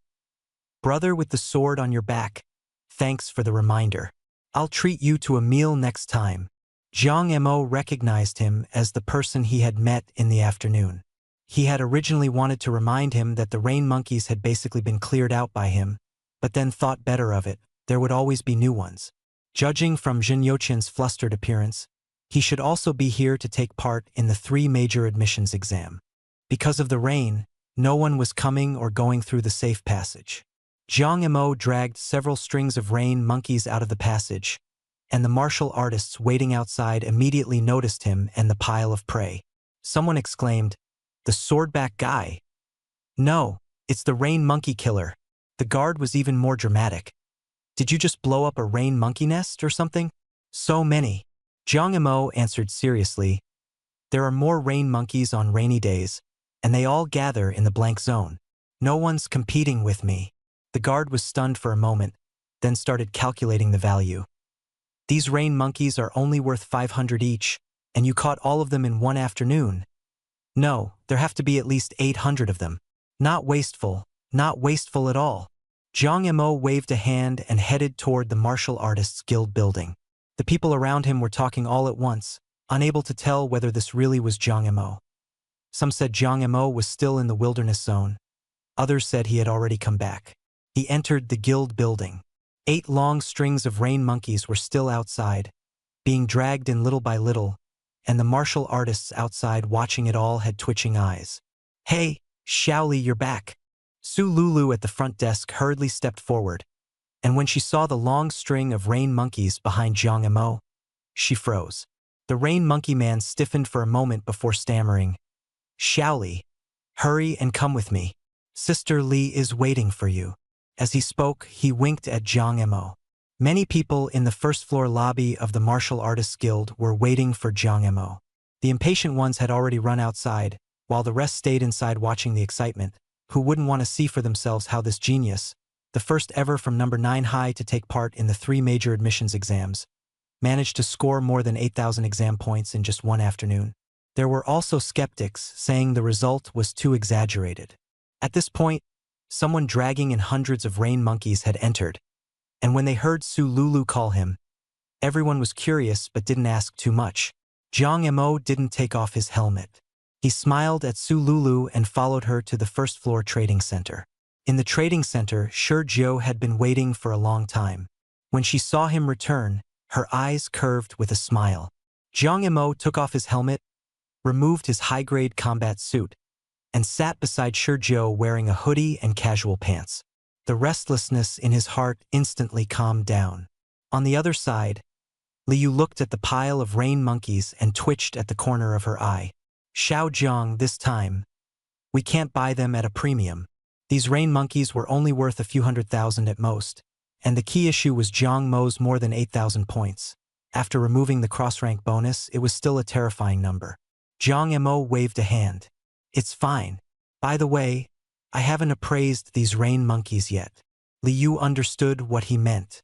She first stepped out of the room, closed the door, and even cut off the surveillance. Jiang Emo took out the profound light mirror and sent all the rain monkeys on the ground into it. Ding! Species: Rain monkey level, Tier 1 mutant beast quantity. 783 cause of death. On a rainy day, while crawling in the blank zone, it was instantly killed by Jiang Mo's powerful spiritual telekinesis. Appraisal successful. Points awarded. 783 comment. These days, very few people are willing to hunt this big, worthless mutant beast in the blank zone on rainy days. Jiang Emo glanced at his exam points. 9116. Then he took several unappraised mutant beasts he had hunted on the way out of his storage badge and tossed them into the profound light mirror. A series of sounds rang out, and his points surged. 10,000. Jiang Montag nodded in satisfaction. That's it for today. He suddenly remembered something and asked Shi Jiu, "In Bincheng, does Tianhuang Martial Arts University only have one elite spot?" Shi Jiu nodded and said that in previous years there hadn't been even one spot, and only in the past 3 years had they managed to get one. Jiang Emo asked whether it was because of him that she hadn't applied. Shi Jiu had wanted to nod at first, but then said, "Did you forget? My martial artist identity was verified using your information, so I can't apply." Then she added with a smile, "But if you make it into the national top 3, you can make a request to Tianhuang Martial Arts University, for example, bringing one more person to school." After speaking, she patted his shoulder. Jiang Emo remembered it, then looked at the exam rankings in the profound light mirror. At this moment, a new line of small text appeared beneath Jiang Mo's ranking. First place in the Bincheng Examination District, 33rd nationwide. Jiang Emo frowned and muttered in dissatisfaction. "I only got 10,000 points and I'm just 33rd nationwide? This competition is insane." The people beside him also erupted. So many overachievers? Hearing that, Jiang Emo immediately wanted to keep grinding. Shi Jiu opened his mouth, about to speak, when he saw Jiang Emo take out a pile of mutated beast corpses from his storage badge and instantly fell silent. So this was his way of grinding. Jiang Emo dumped all the unappraised mutated beasts from his badge in one go and stuffed them into the mystic light mirror. The most numerous were the Tier 3 soul-devouring demon frogs, which, like rain monkeys, ran all over the place on rainy days. There were also other mutated beasts that liked to appear in the rain, plus a few that had been found sleeping in caves and killed at their doorstep. Some were counted in tens, some weren't multiplied by 10, but the total was astonishing. Inside and outside the Martial Artists Guild, many people were staring at the scores page on the three major official websites, their hearts nearly jumping out of their chests. Jiang Mo's points were soaring like a rocket. Someone shouted, "Holy crap! He's made it into the national top 30. Another person checked the point breakdown. Blood-eyed golden tiger, soul-devouring demon frog, silver moon wolf, 783 rain monkeys in one go. Everyone suddenly remembered that figure from earlier. Li Xiao is Jiang Mo. They all turned to the front desk clerk, Su Lulu. She looked innocent. She only handled front desk work and didn't know the candidates' identities. The examinees taking part in the three major joint exam all entered the wilderness zone under concealed identities. At the same time, the atmosphere in Xiafan's office was tense. A teacher in a black suit looked somewhat troubled. Principal Qi, President Xia were not suspecting cheating, but this is just too outrageous. An intermediate psychokinetic master with mental power of 1600, nearly 20,000 points in one afternoon. It needs verification. As long as Jiang Mo can produce the mutated beast corpses to prove the appraisal seals haven't been erased, that's fine. Shun Yan muttered softly, "An insurance salesman." Everyone heard it. Xiafan glanced at Shun Yan, then at Sui Xuan, thinking that this teacher really did look like a salesman in a tailored suit. Jiang Mo's 10,000-plus points caused quite a stir, directly propelling him into the national top 30. Even at Bingqing's peak, it was rare to see such a result. Last time someone broke into the national top 100 was 12 years ago. That 97th place student was later admitted to Tianhuang Martial Arts University, but before he could even enroll, he died in the battle defending against a boundary beast assault. Now Xiafan's office was packed with people. Sui Xuan from Diyuan University, Principal Qi Shuyuan of No. 9 High School, Education Minister Lu Wenfeng, Patrol Captain Zhang Chong, along with top officials from Bingqing's Education Department and Districts 1, 2, and 3. After hearing yesterday that there was a candidate with mental power of 1600, they rushed over overnight, and after seeing the scores, they came straight to Xiafan's office to wait for verification. With just one reminder, Xiafan's impression of Sui Xuan completely changed. He coughed and called out to the crowd, "The insurance salesman." "Ah, no. Teacher Su." As soon as he said that, everyone instinctively looked at Sui Xuan. The tailored suit was simply too eye-catching. Their expressions shifted subtly at once. Sui Xuan's face stiffened, and he looked down at his own suit, suddenly finding it very unpleasing to the eye. Xiafan went on casually, "Jiang Mo has already returned from the wilderness zone and can be verified at any time. But the three major schools' admissions exam system has a confidentiality agreement, so we need to ask Jiang Mo's consent first." Sui Xuan nodded awkwardly. "Fine." At this point, Jiang Mo's exam score was fixed at 15,666, first in Bingqing and 26th nationwide.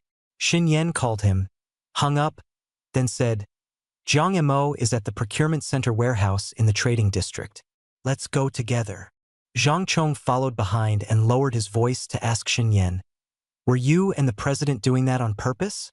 Xin Yan snorted. "He started it first. Besides, he really does look like an insurance salesman. Why can't I say it?" Zhang Chong nodded, deep in thought. Sui Xuan came from Diyuan Martial Arts University. Yesterday at the 100-day pledge ceremony, Jiang Mo had publicly only applied to Tianhuang Martial Arts University, so Sui Xuan probably came to find him because of that. In the warehouse, Jiang Mo and Shi Zhou were sorting a pile of huge mutated beast corpses into categories and arranging them neatly. Shi Zhou's eyes were bright, but he still sounded a bit depressed. "What a pity. This time they're not buying at a premium." Jiang Mo looked at Li Yu beside him, feeling both sympathetic and dissatisfied. "Sister Li." Li Yu panicked when she heard the chairman had arrived and hurried off to greet him, fleeing in disarray. When Jiang Mo leaned close to Shi Zhou's ear to tease him, the atmosphere turned slightly ambiguous. He was just about to continue when the warehouse door was knocked open, and Xiafan stood at the entrance. Since the two were standing too close, the moment felt a little awkward. The others were stunned. The warehouse was piled high with mutant beast corpses, nearly filling the entire space. Sui Xuan also looked dumbfounded. Chairman Xia, why did you really come to the warehouse? Weren't you supposed to be verifying points? Xia Fan pointed at the corpses. Didn't you want to see the mutant beasts he hunted? These are. Before he could finish, everyone froze. This entire warehouse was Jiang Mo's spoils. Level 3 mutant beast, soul-eating demon frog, dozens of them, and the blood-eyed golden tiger. That's a blue-gray water buffalo. A martial artist from the Bincheng Education Department stared in shock. These were really all killed by you? Jiang Mo looked helpless, yet a little proud. If not, then what? Here's the video. On the other side of the warehouse, a large screen began playing footage of Jiang Mo hunting mutant beasts. I expected someone would question it, so I didn't just bring the corpses. I also recorded a video. The people present were first embarrassed, stung by the implication that they were making trouble for no reason. Then, when they looked at the screen, they fell silent again. There was video evidence, and it was indeed Jiang Mo who had killed them. Suddenly, Shizhou raised an eyebrow. Huh? Why is there a salesperson mixed in with these people? Jiang Mo glanced at the only man in a suit on the scene and nodded along. Judging by that outfit, he looks like a product manager. Sujixuan Kov Dokuerli. Jiang Mo, I'm the person in charge of the Bincheng examination area for this year's 3 major admissions exams. You can call me Teacher Su. Jiang Montag blinkt. Tiak. Her. Hello. Sui Xuan instantly lost the desire to say anything more to him and fell silent. A small mirror suddenly appeared in his hand. Not the profound light mirror, but another sequence item. The mirror gave off a faint golden glow, shining onto the corpse of a soul-eating demon frog. In the next instant, words popped up in the mirror. Ding! Species: soul-eating demon frog. Level: Level 3 mutant beast. Cause of death: attempted to hunt Jiang Mo, but was counter-killed by Jiang Mo's powerful spiritual telekinesis. Examination verification complete. Independently killed, with no assistance or interference from others. Everyone looked at what was written in the mirror, then at the screen showing Jiang Mo slaying the demon frog, and for a moment none of them spoke. Immediately afterward, the second prompt sounded. Ding! Species: blood-eyed golden tiger. Level: Tier 3 mutant beast. Cause of death: in a direct confrontation with Jiang Mo, it was pierced through the vital point from behind by Jiang Mo's powerful spiritual force and killed in one strike. Exam identification completed. Independently killed, with no help or interference from others. Comment: this is the bearing of a prospective student of Tianhuang Martial Dao University. Sui Xuan silently put away the mirror, feeling conflicted. Why is such an excellent student set on Tianhuang? Our Duen is not bad either. No, I have to find a way to bring him over. At this moment, a martial artist from Zone 1 made it clear. Jiang Mo, your spiritual power is only 1,600. How could you break through a Tier 3 mutant beast's defense? Before he finished speaking, Shun Yen said coldly, are you openly trying to probe Jiang Mo's trump card? Why don't you bring out your own secrets first?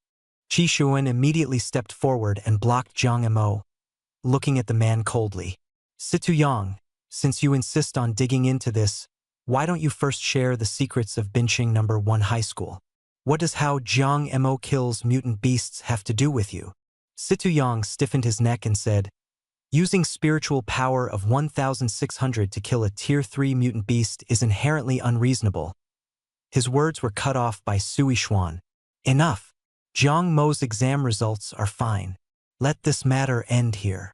Situ Yang could only shut his mouth resentfully. Looking at Jiang Mo sitting in the pile of corpses, Sui Xuan said seriously, Jiang Mo, are you really not considering applying to Diwen Martial Dao University? Our faculty is no worse than Tianhuang's. If you go there, the school will do its best to cultivate you. In addition to the privileges of elite examinees, there will also be resource support.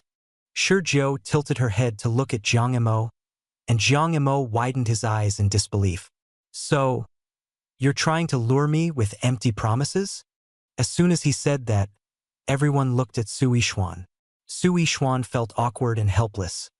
He really was painting a pretty picture, but he couldn't say it so bluntly. He had some standing at Diwan Marshall Dao University, but not enough to make such major promises. Otherwise, he wouldn't have been sent to Bincheng as the person in charge of the examination area. Clenching his teeth, he added, "I can make the decision. Once you become a transcendent, the school will provide a rank-grade weapon free of charge." Just as he finished speaking, a figure appeared. Outside the warehouse door, someone gently knocked.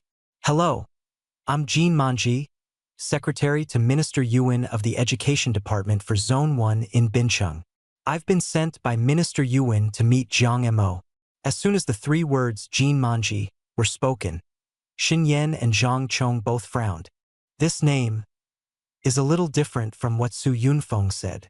Looking at the woman before him, dressed in black training clothes and looking capable and fresh, Xin Yan was momentarily dazed.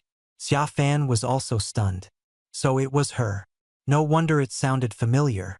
Xia Fan said softly, "Don't make a scene. Let's watch first." Seeing Jin Manji arrive so quickly, Situ Yang's expression changed slightly.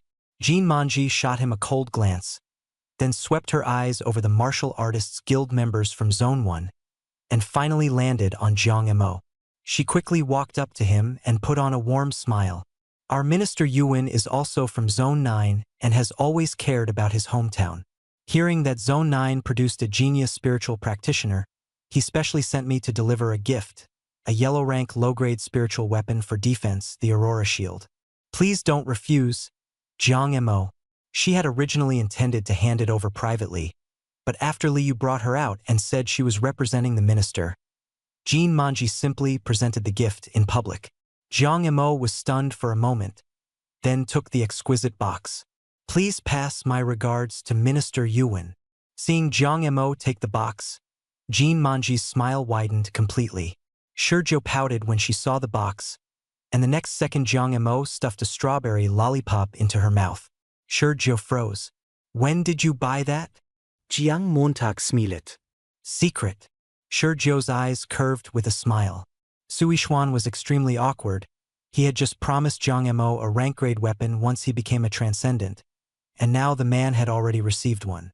Alarm rose in his heart. Jin Manji's name felt very familiar. So she was a top graduate from Renxian University. Although she had not yet become a transcendent, her vital energy had broken through 30,000, making her formidable even among advanced martial artists, and she was well known in the three major circles. And she had actually come to Bincheng. Was she here to snatch someone away? The faces of the warriors from District 1 turned so ugly it looked as if water could drip off them. They had known of Jin Manji's whereabouts in advance and made arrangements, but their plan was thrown into chaos right from the start. Jin Manji looked at Xia Fan and smiled. "Senior, do you want to recruit Jiang Mo on behalf of Renxian Martial Arts University?" Xia Fan laughed heartily. "Where Jiang Mo goes is his own freedom. We won't interfere." Su Yishuan's face darkened even further. So the president of the Warriors Guild in District 9 was actually from Renxian. Tianhuang, Diwan, Renxian. Tianhuang ranked first, while Diwan and Renxian tied for second, refusing to yield to each other. At that moment, Jiang Mo suddenly spoke up. "Everyone saw it just now. My score is real, absolutely no cheating. Teacher Su from Diwan University even promised to recruit me into Diwan with a tiered weapon." Everyone froze. Qi Shuan asked instinctively, "Who are you talking to?" Jiang Mo said matter-of-factly, "The viewers in the live stream chat, of course." Everyone was shocked. Live streaming? Just then, someone finally noticed the phone lying among the pile of mutated beast corpses. Jiang Mo said, "Of course I'm live streaming. People online were questioning whether I faked my exam score, and I don't even know whose hired trolls are stirring things up and slandering me." Jiang Montag smiled faintly. "Naturally, I have to prove my innocence. I started the live stream before coming in. Teacher Su's assessment just now was also streamed in. Don't worry, though only martial artists can watch it. It's a room on the Martial Artist Forum." After hearing that, the faces of the people from District 1 grew even uglier. Su Yishuan froze, feeling as if the sky had fallen. Only one thought surfaced in his mind. Damn it, I really did become an insurance salesman. None of them had expected Jiang Mo to live stream the entire scene, completely blocking any route for spreading rumors about exam points. There was no point in staying any longer, and everyone dispersed. Su Yishuan almost fled from the Warriors Guild. Junior, go wait for me in my office. I still have things to do here. Xia Fan called out to Jin Manji. Jin Manji nodded and left. After everyone left, Xia Fan patted Jiang Mo on the shoulder. The people from District 1 won't let this go. They'll target you afterward. Jiang Montag frownet. They're that petty? Xia Fan explained that the joint recruitment by the 3 major universities was carried out by school and fought out by city district. If Jiang Mo entered Tianhuang Martial Arts University as the top student in Binchang and ranked near the top nationwide, the biggest beneficiary would be Binchang No. 9 High School. In recent years, Binchang's resources had been monopolized by districts 1, 2, and 3. What they feared wasn't resources being tilted elsewhere, but the monopoly being broken and the whole board reshuffled. Be especially careful when hunting mutated beasts. Xia Fan reminded him. Jiang Mo complained that the rules were unfair and that civilian geniuses were easy targets. Everyone was stunned. Xia Fan asked, "You mean civilian geniuses?" Jiang Mo nodded. Xia Fan gave the example of Li Shouchuan, the former top student in Binchang before Jiang Mo. He came from a poor family, but his talent showed at age 6. The very next day, he became the disciple of the District 1 president, and his whole family achieved a leap in social class. In order to secure Li Shouchuan, District 1 sealed off a stretch of sea, and that island became his exclusive exam ground. This time, they were targeting Jiang Mo to protect Li Shouchuan. Real geniuses are discovered and fought over. If no one's fighting over you, it means you're not talented enough, Xia Fan said. Jiang Mo subconsciously looked at Xin Yan, who felt a chill from being stared at. What are you looking at me like that for? I haven't offended you, have I?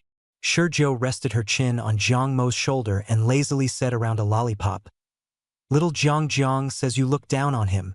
Xin Yan panicked, feeling as if all his efforts during this time had been wasted. Xia Fan gloated and chuckled, then cleared his throat. Also, about the rules you mentioned, the 3 universities' recruitment, apart from the expansion quota, very rarely has anyone targeting the exam before he could finish. English candidates, Xin Yan said coldly.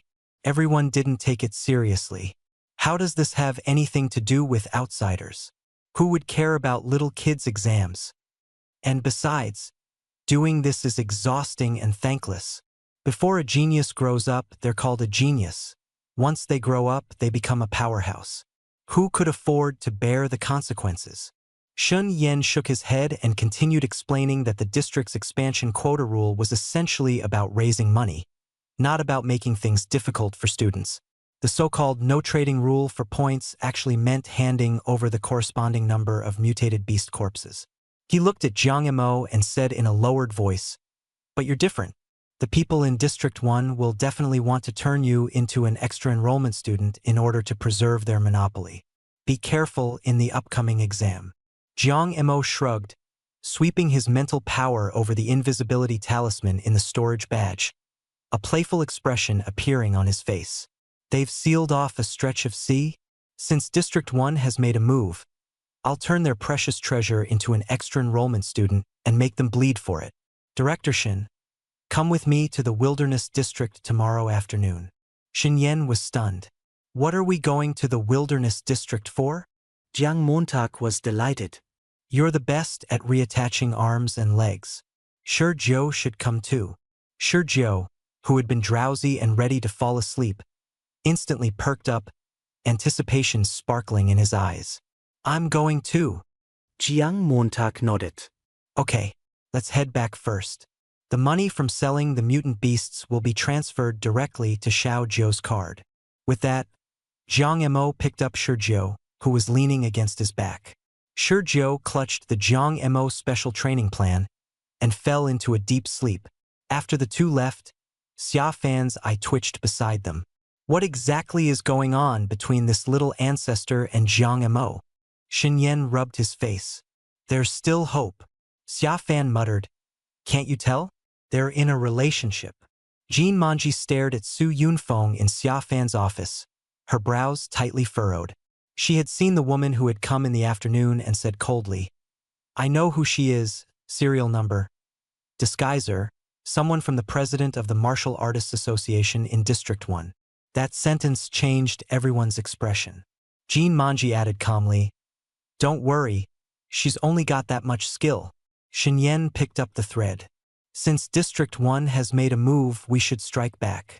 I heard the District 1 Martial Artists Association has a third-tier spirit fruit tree. Jean Manji glared. You don't mean to move that tree to District 9, do you?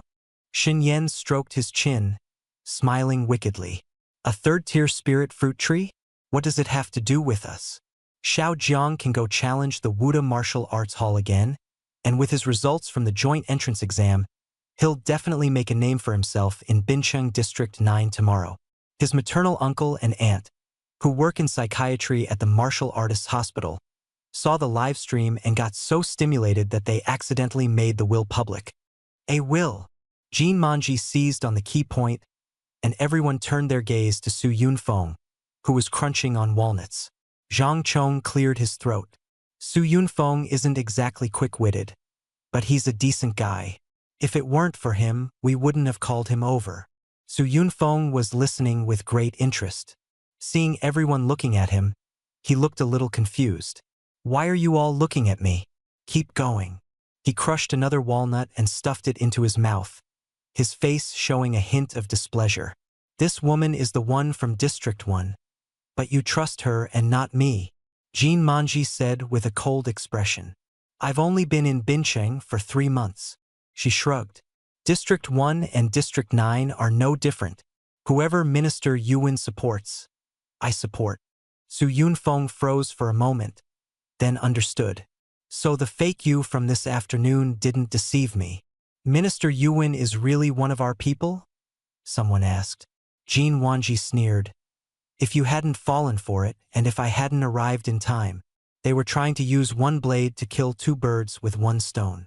Xia Fan's expression darkened. If Jean Wanji had arrived later, and that impersonator had gone around District 9 wearing her face and doing whatever she pleased, the consequences would have been unthinkable. Yu Wenyue had come from District 9, yet he had become the Minister of Education of District 1 and had openly supported Jiang Emo. Some of the higher-ups in District 1 had wanted to use this trick to win on both sides, but they had underestimated Jean Wanji, the top student from Shen University. According to the other side's plan, Jean Wanji was supposed to be trapped in District 7 for 3 days. Jean Wanji motioned for Shen Yan to continue. Shen Yan recounted, in full detail, the wills and the cause and effect chain left behind by Jiang Mo's parents before they dealt with the boundary beast Song back then, and finally brought up the spiritual fruit tree. They can create public opinion to force the other side to yield, but they must never step into the spotlight themselves, and even more so must never become a target. As for Jiang Emo, tomorrow I'll leave the city with him. Someone will definitely tail us, and then we'll make our move. Xia Fan looked at Jean Wanji and reminded her, you need to be careful of the people around you. For an impersonator to mimic you, they first have to get close to your aura-bearing personal belongings. You may already have been betrayed by someone close to you. Jean Wanji's brows tightened, and she let out a cold laugh. Relying on public opinion alone isn't enough. I'm going to stab them in the back too. She pulled out her phone and, in front of everyone, made a call. Xia Fan was very satisfied with her decisiveness. 7:33 p.m. Blue Shore Manor. Jiang Emo placed Shi Jian on the bed, took off her shoes, covered her with the blanket, and casually put that book, Jiang Emo Special Training Plan, on the bedside table. Standing there and watching her fall asleep, he muttered to himself, sleep quality times 10, lasting 10 hours. These past few days, Shi Jian had barely slept properly at all, always getting up in the middle of the night to revise the training plan. Just as he was about to leave, his phone vibrated. It was a message from property management. Dear owner of Villa 666, Someone is waiting to see you outside the community. Would you like us to let them in? Jiang Mo thought of Su Yishuan and sneered inwardly. That teacher from Dimensional University still hadn't given up? Anyway, after so long, he should have already communicated with the school. He glanced at the unopened gift box.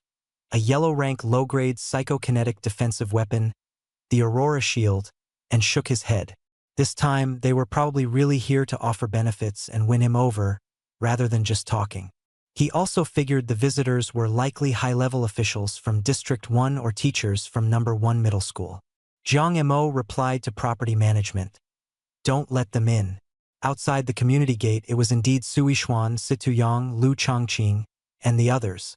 Su Yishuan had changed into casual clothes, and when he heard the words, "Don't let them in," his face turned ugly. Situ Yang sneered. Looks like Jiang Mo won't take the toast and is insisting on the penalty. Su Yishuan's face darkened. I won't ask about this matter any further. However, before he finished, he only left behind a meaningful line. You can target Jiang Mo. If you dare cause a death, there will be no mercy. Su Yishuan's eyes turned cold, and the words were thrown out like a blade. The crowd immediately felt displeased. Lu Chongqing frowned. Su Yishuan, what do you mean by that? Jiang Mo may be from District 9, but he's still a genius from our Bincheng. Even if we go after him, at most we can disrupt his exam. How could we possibly kill him? Su Yixuan nodded lightly. Then that's fine. At that moment, a coquettish woman beside Lu Chongqing interjected. Whoever can get personal clothing items from someone close to Jiang Mo. I heard there's a campus goddess at his school named Han Ruobing. I can turn into her and seduce Jiang Mo. He should obediently fall into line. Lu Chongqing was silent for a moment. That might work too. The next day, Bincheng Number 9 Middle School, Senior Year Class 14. Lu Pin yawned as he walked into the classroom. Seeing Han Ruobing, he rubbed his eyes.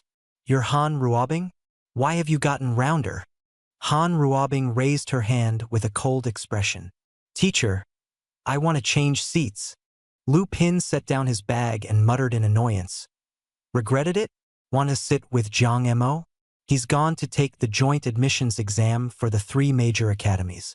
You might not even see him before the college entrance exam. He even leaned in and sniffed Han Ruobing. Why can't I smell anything on you? Bought concealment spray, huh? That stuff costs 166,000. At that moment, Su Qi tapped the blackboard in front and said, Quiet, stop making noise.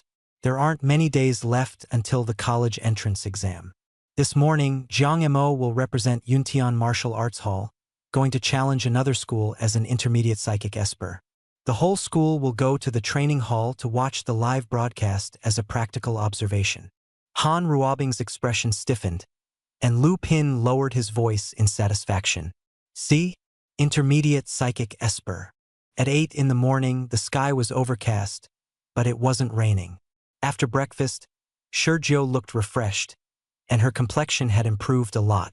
She stood in front of Jiang Mo, placed a hand on his lower abdomen, and, working with the origin-attracting art, performed the qi and blood channeling method. Shurjiu moved her fingers. 6 abs. Jiang Mo muttered softly, Too bad it's not 8. Shurjiu said calmly, 6 is pretty good already. Jiang Mo nodded and practiced several more sets of the origin-attracting art. 5 minutes later, on the system panel, his qi and blood jumped from 86 to 92, and his lifespan also increased slightly. It became 10 years and 1 day. Jiang Mo's heart trembled. His essence was depleted, his potential exhausted, and he had less than 10 years of life left. Ordinary qi-restoring medicines were useless to him. But Shurjiu's method not only increased his qi and blood, it actually brought his lifespan back as well. He suddenly thought of the Tianbao Yuanqing pill and the Xiaoyuan pill, and turned to ask Shurjiu, Do you know what those 2 things are about? Shurjiu froze for a moment. You actually fished them up? Jiang Mo nodded. Fished them up, but then they were gone. In the sequence's fishing records, there had been the Tianbao Yuanqing pill, the Xiaoyuan pill, and also a Jiao Huanyuan pill whose attributes were close to the Tianbao Yuanqing pill.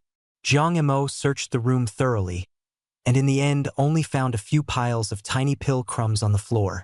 Shi Zhou furrowed her brows, a hint of confusion in her eyes. She knew the Tianbao Yuanqing pill could cure Jiang Mo's illness, and she also knew it was a rare pill surpassing top-tier heavenly grade, but she didn't know the specifics. "I'll look it up," Shi Zhou said. "The Tianbao Yuanqing pill and Jiao Huanyuan pill can't be found. Let's look up the Xiaoyuan pill first." She waved someone over to ask about it. Her phone, untouched for 2 days, was only now picked up by her.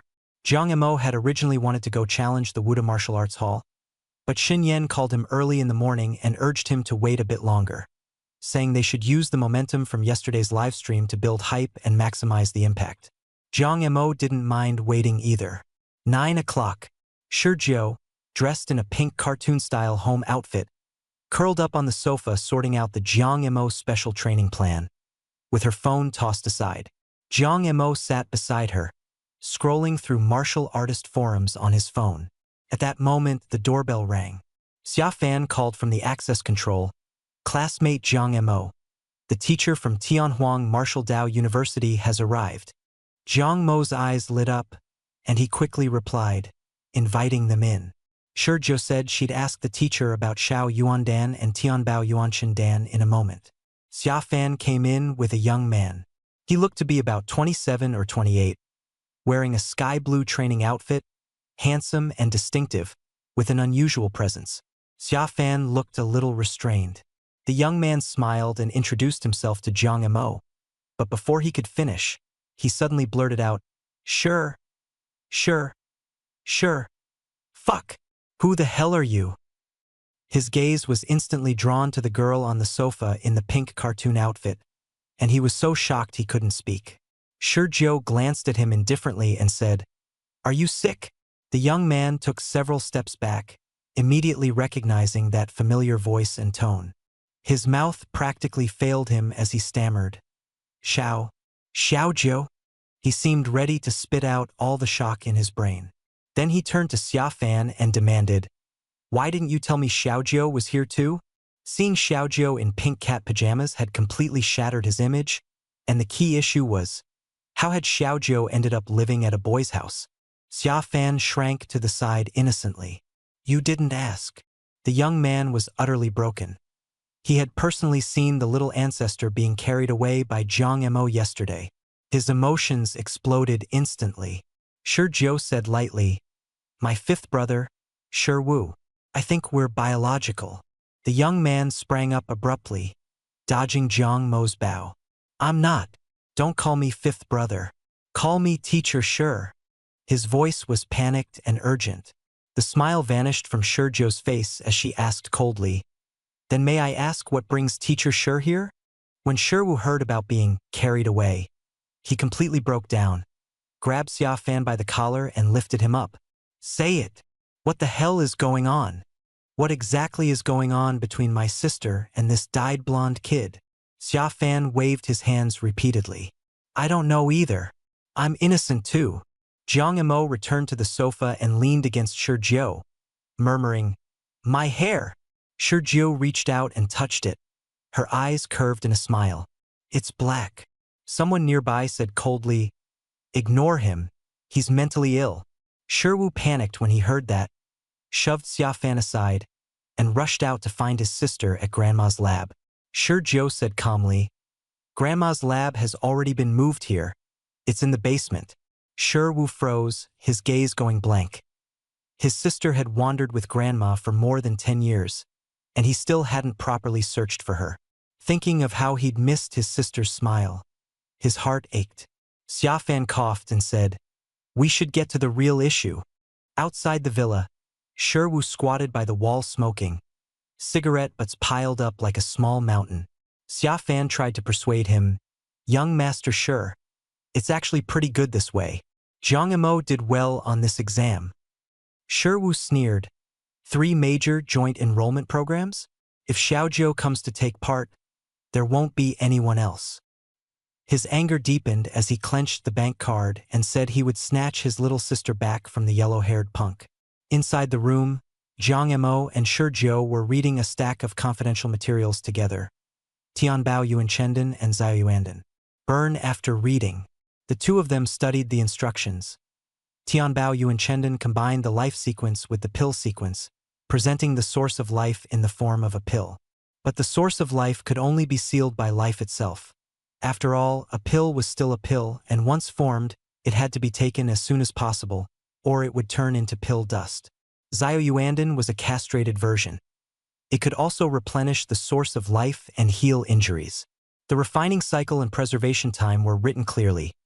Xiao Yuanden took 21 days to refine and could be stored for 23 minutes. Tianbao Yuanchenden took 81 days to refine and could be stored for 13 minutes. Looking at the materials, Jiang Mo asked in confusion. Strange.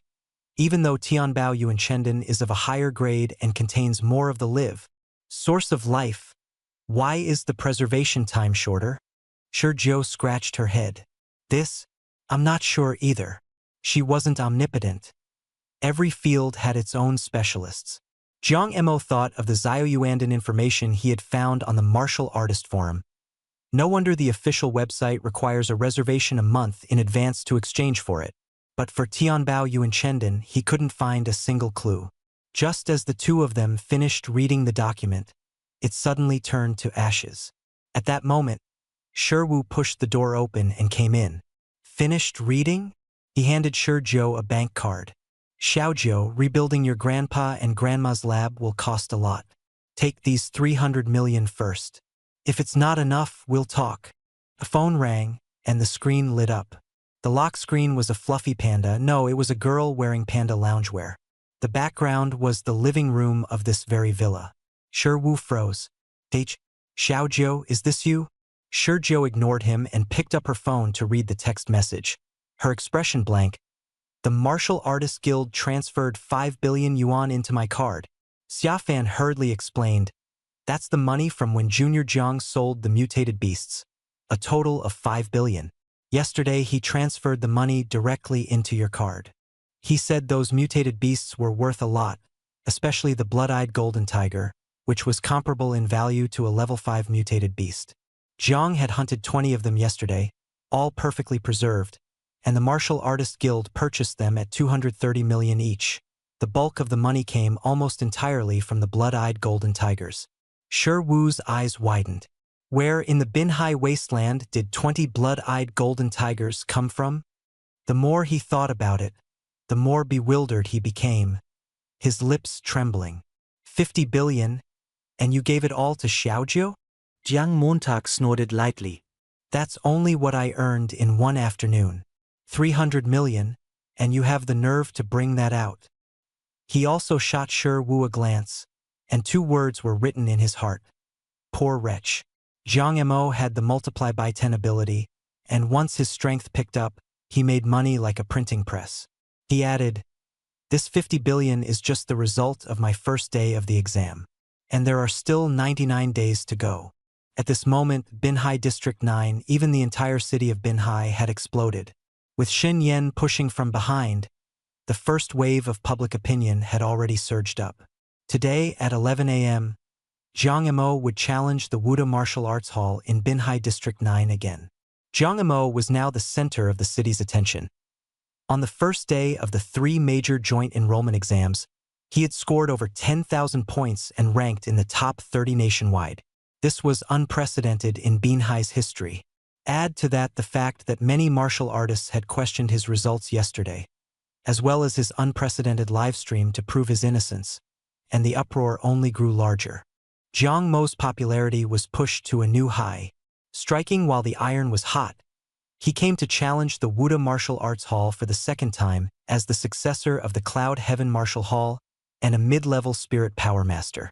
With Shen Yan secretly manipulating things, the tricks the Martial Arts Hall had used yesterday were brought into the open, and Wuda immediately became the target of public criticism. The upper management of Wuda was in a panic in the conference room, and everyone's faces were grim as they looked at the media crowding outside the door. Wu Tianqing said coldly, "We can't avoid the fight anymore. We absolutely cannot lose this battle. If we keep dodging, Jiang Mo will keep coming back to kick our door in." Everyone regretted having played tricks yesterday. They should have sent some beginner students to spar with him early on. But now they could only rely on the stronger intermediate fighters. Just as everyone was frowning with worry, the meeting room door was pushed open, and a cold, hard voice said, "I can temporarily join you and help you face Jiang Emo." Everyone's eyes lit up. Qi Shanghui, last year's top recruit in Binhai. Hope was reignited. Meanwhile, at a five-star hotel in District 9, Ma Xiaojia held Han Ruobing's white spaghetti strap top and sniffed at it in disgust. "It smells like scallion's mutton?" Lu Chongqing pinched his nose and said she might have worn it while eating. Ma Xiaojia activated sequence disguise, blending the top into her body and transforming into Han Ruobing as she had been at the time. Plump in build with a pungent odor.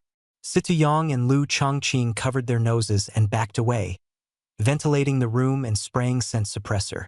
Ma Xiaojia suppressed her helplessness and said, "Fine, let's go meet Jiang Emo." As she spoke, her hip-hugging skirt split with a tearing sound, revealing two legs covered in thick leg hair, and everyone froze again. Lu Chongqing. Inside Xiafan's off-road vehicle, Shiwu sat in the front passenger seat, staring through the rearview mirror at Shijiao and Jiang Emo in the back, unable to stop muttering. Losing to that blonde punk really made him unwilling to accept it. If only we hadn't rushed to buy equipment and had kept the money instead. Now they only had 300 million left, and he felt deeply resentful at being outmatched by that blonde punk. He then thought of the lock screen photo on Shijiao's phone. It was obviously a candid shot, and Shijiao had been completely relaxed and unaware at the time. The more Shiwu thought about it, the angrier he became. Shijiao glanced at the rearview mirror, took out her phone, and snapped a selfie with Jiang Emo. The two leaned their heads together, changed poses, and took several shots in succession. Shijiao picked one and said she wanted to use it as her wallpaper. Shiwu exploded. "Pull over. Blonde punk. Get up front." Xiafan stopped the car. At the entrance of the Wuda martial arts gym, crowds packed the area, and the media had already set up live coverage. As he got out of the car, Jiang Emo saw Han Ruobing walking toward him through the crowd and immediately stepped forward to stop Shijiao, who was about to get out. "Don't get out. It's a human-shaped toxic gas bomb." With that, he lifted his foot and kicked. Upon contact, Jiang Mo's expression changed. This Han Ruobing was actually a high-level martial artist, with abundant vitality and force no weaker than Wu Tianda's. Ma Xiaojia, who had been kicked, was stunned. "How did I get kicked? The intel was all fake." She quickly sprang up, shouting, "Jiang Emo, you're really heartless. Just you wait." Then she fell heavily to the ground, rolled into the crowd, and disappeared. At this moment, in the training hall of Binhai No. 9 Middle School, the entire school had been temporarily recalled and was sitting in front of a large screen watching the live broadcast. Qi Xiu Yuan wanted the whole school to see it. Jiang Emo, as an intermediate spiritualist, storming a martial arts hall. If he succeeded, it would be a historic event for District 9. The senior students in the front row watched Han Ruobing being kicked flying on the screen, and Lu Pin shouted with a laugh. So Han Ruobing didn't come to watch the live stream. She went to find Jiang Emo. Good kick. That shameless woman actually had the nerve to go find Jiang Emo.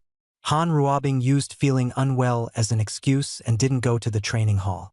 Instead, she squatted in a corner of the school, clutching her phone in her hand, staring fixedly at the live stream. Anyone could hear the barrage of curses in the comments. Go challenge a martial arts school? Humph. It'd be better if he got beaten to death. Ha! Han Ruobing's eyes flew wide open. Her face went deathly pale, and she trembled with terror. What is going on? Why is there another me over there? The next second, her whole body jolted as if hurled upward by an invisible force. She shot into the air and vanished toward the western horizon.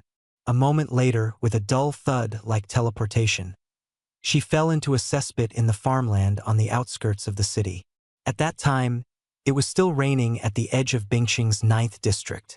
In the psychiatric ward of Bingqing's 9th Martial Artist Hospital, Cheng Fangdong, Li Yanxia, and Cheng Xiaofeng, the three members of the Cheng family, were neatly tied to hospital beds.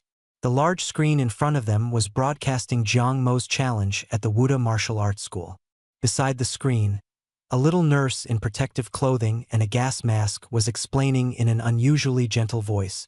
Jiang Mo is representing our Bingcheng 9th District in the Tianhuang, Dun, and Renxian school admissions. On the very first day, he ranked in the top 30 nationwide, and getting into Tianhuang Martial Arts University is basically a foregone conclusion. Now he's here to represent the Jiang family's Yuntian Martial Arts School in a challenge at the Wuda Martial Arts School. Oh, and he's currently an intermediate spiritual Nansuro. Li Yanxia struggled desperately on the bed, screaming that she wanted to kill someone and pin all the blame on Jiang Mo. But she was bound tightly and couldn't move at all. Her eyes were wide open, and blood suddenly spurted from her nose. Cheng Fangdong's face was swollen, and he was already too weak to go on. Cheng Xiaofeng had gone mentally deranged, muttering nonsensical things to himself, completely insane. Outside the ward, the hospital director, Ji Lin, stood watching the family, muttering about their condition. Blood sugar, blood lipids, and blood pressure all skyrocketing to absurd levels. If even one indicator were missing, this family wouldn't survive. Beside him, Zhang Chong held that will in his hand, smiling coldly. They deserve it. After Jiang Mo goes to the wilderness area this afternoon, give the will to Li Yanxia and then let her out. Guide her to read the contents of the will aloud in public. Ji Lin took it, his eyes shining. Leave it to me. Zhang Chong added, Cui Siwen also needs to be handled properly. He has some background. Zhang Chong smiled and said Cui Siwen was part of the plan. The director nodded. She already believed that will. In front of the Wuda Martial Arts School, the originally noisy scene fell silent in an instant. With so many people staring at him, Jiang Mo felt a bit awkward. Shi Jiu got out of the car and stood beside him, lowering her voice to ask, Who is that person? She had already noticed that Han Ruobing was wrong. Jiang Mo let out a breath of relief. An advanced martial artist. Shi Jiu frowned. Sequence, disguised one. Toward the end, her tone was a little sour. Looks like someone wants to use your childhood sweetheart to force you out.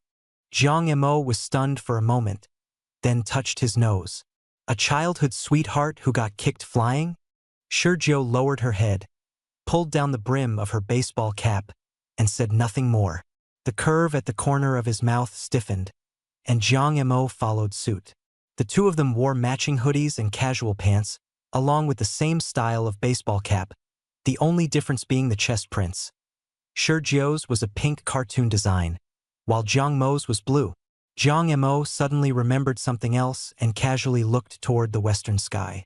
Just now, that scene seemed to have magnified the distance between Han Ruobing and him by tenfold. The fake Han Ruobing wasn't affected, so where would the real Han Ruobing be?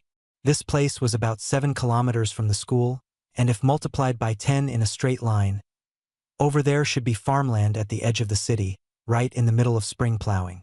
While Jiang Mo was still thinking it over, the upper management of the Wuda Martial Arts School had already come out.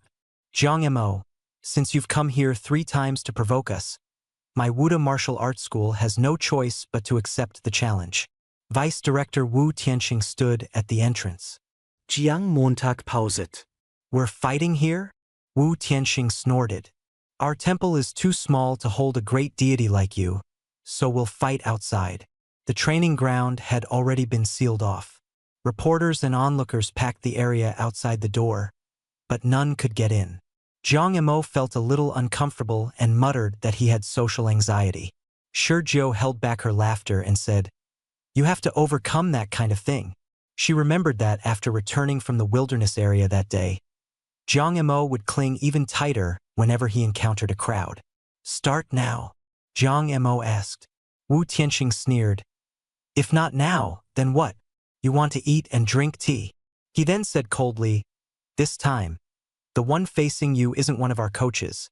It's a student, a junior disciple of Wuda Martial Hall, Qi Shanghui. Hearing the name, the high-ranking officials of District 9 watching from afar all changed expression. Qi Shanghui? How could it be him? He was first in Bingcheng in last year's joint exam for Tian, Di, and Ren. He's now a student at Tianhuang Martial Arts University. What's he doing getting involved? And he's even become a junior disciple. Jiang Mo stepped into the arena. Shi Jiu returned to Xiafan's car and watched him from afar with telekinesis. Shi Wu looked at his sister and said meaningfully, I know that Qi Shenghui. When he entered Tianhuang University, his qi and blood were under 2,000. Within a year, he broke through to 5,000. Half a month ago, he went alone into the depths of the wilderness and hunted down the level 3 mutated beast, Monghuang Tyrannosaurus. Stronger than the blood-eyed golden tiger and the soul-eating magic frog. Tianhuang University only admits the top geniuses from every city. If you can't kill beasts across levels, what kind of genius are you? Jiang Mo's spiritual power is decent, but his qi and blood are too low. In crowded places, a spiritual master can't fully let loose, and once Qi Shenghui gets close, every word was a warning. On the arena, Qi Shenghui, dressed in a junior disciple uniform, walked up to Jiang Mo and introduced himself with a smile. Jiang Mo nodded and asked coldly, a student from Tianhuang University coming to a low-tier martial hall. Does your teacher know about this? Qi Shenghui froze for a moment, then smiled and said he had only joined temporarily and would leave after the match. Why not add some conditions? Jiang Montag frownet. Conditions? Qi Shenghui's smile turned even more sinister. Yuntian Martial Hall is left with nothing but a name. So for this battle, for you, there is no.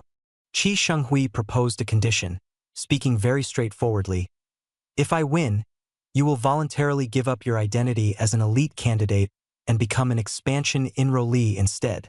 Jiang Mo was stunned for a moment. You're doing this for Li Shouchuan? Qi Shenghui nodded. He's my junior brother. We agreed to meet at Tianhuang Martial Arts University. Qi Shenghui went on to explain.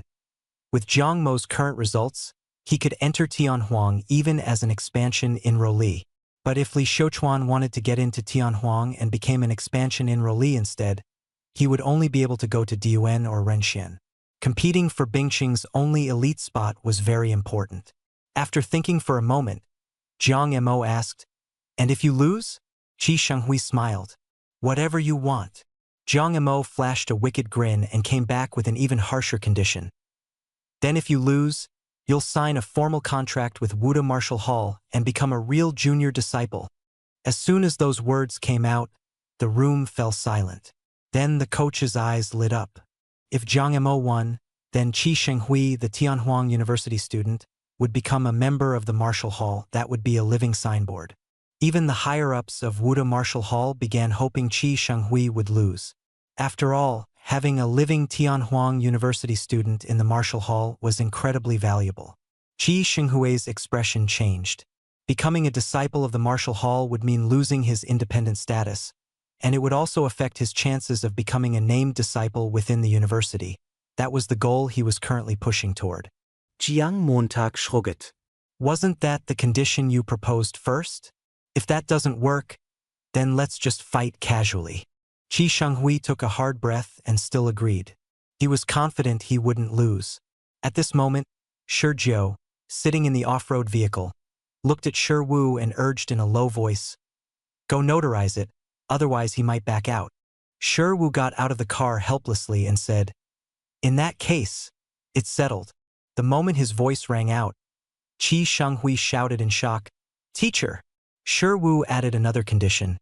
"Qi Shenghui, if you win, I'll take you in as a named disciple." A moment later, Qi Shenghui's eyes lit up. Jiang Mo pointed at himself and asked, "Then what if I win?" Shi Wu smiled darkly. "If you win, I'll take you as my direct disciple." Jiang Mo glanced at Shi Jiu in the car and said half-jokingly, "Do you really have to make this so exciting?" Shi Wu looked at Jiang Mo, and his heart tightened. This blonde kid clearly wasn't an ordinary person. He suddenly realized that Jiang Mo's motives might not be so simple. Shi Wu cursed inwardly, but still snorted coldly, "Don't rush this. We'll talk when you get into college." Jiang Mo answered, and disappointment was obvious in his eyes. Another empty promise. Shi Wu was speechless. At this point, Wu Tianxing stepped forward and asked cautiously, Shi Wu put on a stern face and said he was a teacher at Tianhuang Martial Arts University, and that this time he had sent a student representative from Wuda Martial Arts Hall to challenge Jiang Mo, with him serving as the witness. The terms were clear. If Qi Shenghui won, he would take him as a registered disciple, and Jiang Mo would give up his elite candidate status for this joint enrollment. If Qi lost, then Qi Shenghui would have to sign with Wuda Martial Arts Hall and become a formal student, with no right to leave the hall. He asked Wu Tianxing whether he agreed. Wu Tianxing was both pleasantly surprised and nervous. With a teacher from Tianhuang University personally serving as witness, once it was settled, no one could go back on their word. He quickly agreed and prepared to clear the field. The crowd stepped back. Shi Wu nodded and looked to Qi Shenghui for his opinion. Qi Shenghui flushed red, excitement surging through him. Good. I won't let the teacher down. The media and spectators around them were also fired up. This was a high-stakes gamble, and everyone held their breath. In the distance, Sui Xuan, who had not shown himself, darkened in expression. Damn it! Shi Wu is here in Binqing too. He felt that Jiang Mo was only around the top 20 nationwide, so why would Tianhuang send a transcendent-level expert? But if he could bring Jiang Mo over to Diyuan University, he could rise in rank too. Silently, he decided to find a way to win Jiang Mo over. On the open-air martial arena, Jiang Mo lowered his head and silently boosted himself. Blood energy, neural reflexes, speed, and explosive power all multiplied by 10, until the match ended. Shi Wu said lightly, "Begin." Qi Shenghui's eyes sharpened. His blood and energy surged as he lunged at Jiang Mo like a tiger descending a mountain. Jiang Mo suddenly looked up and shouted, "Wait!" Qi froze. The next second, his pupils were tinted purple by a streak of light and shadow. Wu Tianxing clapped and laughed. This sword strike came out of nowhere. The people around were stunned. What? Qi Shenghui was representing Wuda in the match, and now he'd been ambushed. You're actually clapping and praising it? The crowd burst into laughter, the atmosphere turning strange. Wu Tianxing also felt something was off and hurriedly changed his wording. That sword strike was utterly shameless. To launch a sneak attack. And in my Wuda Martial Arts Hall. No less. Where's the martial virtue? Qi Shenghui was a little angry, but as a student of Tianhuang Martial Arts University, he had seen life-and-death situations, and his reactions had been trained into his bones long ago. At the critical moment, he twisted his body and changed his footwork, narrowly avoiding Jiang Mo's nearly sneak-attack sword strike. Shameless scoundrel! Tianhuang Dragon Transforming Fist. He finally shouted the name of his ultimate technique. Both fists condensed qi into dragons as he leapt toward Jiang Mo. But Jiang Mo roared again. "Amwa! Damn it! You think I'd still? Holy shit!"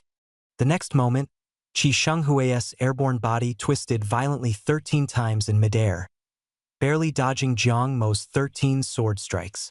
When he landed, he was in a miserable state with 13 sword marks on his clothes. In the end, he still hadn't completely avoided them. A senior figure from Wuda Martial Arts Hall clapped and laughed. That move was really perfect. Qi Shenghui's movement technique is exquisite. If it were me, I wouldn't be able to dodge it. Qi Shenghui was so angry he glared over there. And before the words were even finished, he charged again, throwing a punch at Jiang Mo's chest. Look, a flying saucer. Jiang Mo suddenly looked up and pointed at the sky. Qi Shenghui's instincts drew his attention back for a split second, and in that instant Jiang Mo had a black blade in his hand. With a flash of cold light, he brought it down hard. Qi Shenghui immediately twisted away and retreated explosively. The blade slammed into the ground, carving a huge scar across the martial arena, and cold sweat poured from his forehead. Jiang Montag. You're not following martial virtue, Qi Shenghui roared. Jiang Mo replied lightly, How am I not following martial virtue? My flying sword is called Wait a Moment. My sword move is called Hold On. And my saber move is called Look, a UFO. These are all aimed at mutated beasts, and mutated beasts can't understand human speech anyway, so how am I not following martial virtue? It's you, a student of Tianhuang Martial Arts University, who got distracted by a few words from me. Looks like your cultivation still isn't up to par. Wu Tianqing quickly chimed in. I think Jiang Imo makes sense. Mutated beasts really can't understand human speech. Others nearby joined in. In the video of Jiang Imo killing mutated beasts in the wilderness, he was shouting, "Wait a moment," and "Hold on." He's used to it. Shen Yan had already edited the video and uploaded it to the official website of the Binchang 9th District Martial Artists Guild, and many people had seen it. Shi Wu heard the discussions around him. Shi Jiu couldn't help but take out his phone and open the official website of the Binchang 9th District Martial Artists Guild. Sure enough, the homepage was a video of Jiang Imo hunting the spirit-eating demon frog. In the footage, Jiang Imo shouted, "Wait a moment," and "Hold on," and the spirit-eating demon frog was beaten into a folding screen. Xia Fan drove the off-road vehicle to the edge of the arena, and Shi Jiu leaned against the car window, staring at Jiang Imo without moving. Xia Fan felt a little pity. Such a great trick can only be used once. Whoever learns it next time won't be able to catch people off guard. Shi Jiu stared at Jiang Imo, not even lifting his head. If I shout UFO next time, will a UFO really appear? Xia Fan was speechless.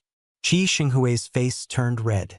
Just as he was about to argue, Jiang Imo cut him off with one sentence. You've already lost.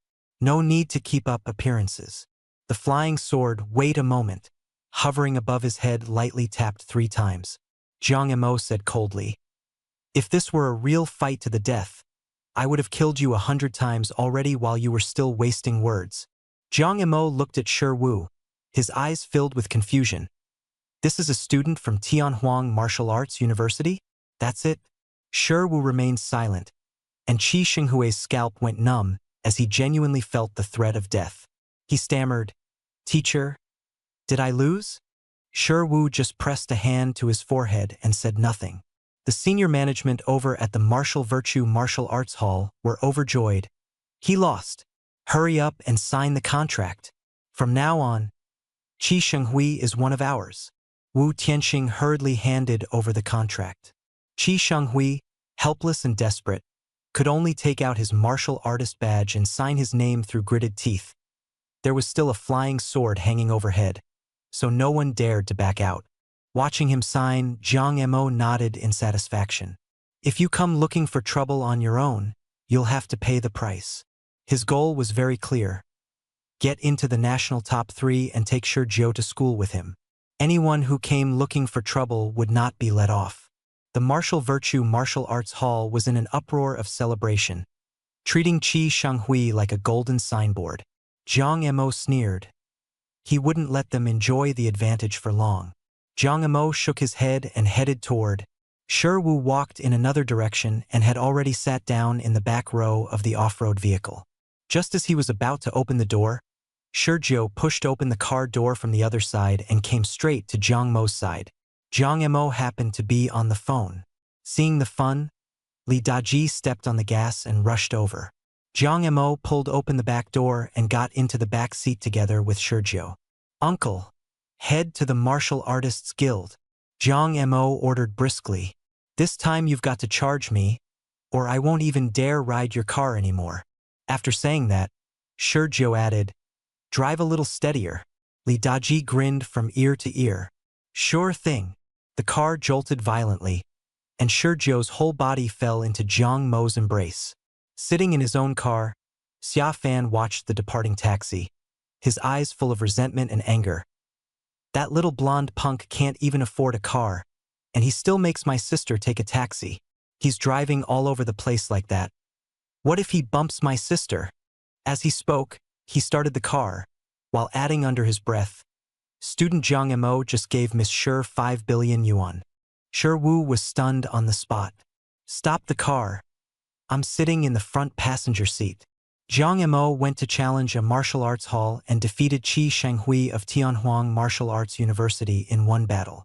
As soon as the live broadcast of the match was released, Bincheng 9th District exploded, and the media quickly spread the news throughout all of Bincheng. After receiving the news in Binhai City, Li Shouchuan collapsed on the spot. Senior brother actually lost? He held his phone tightly, his voice trembling.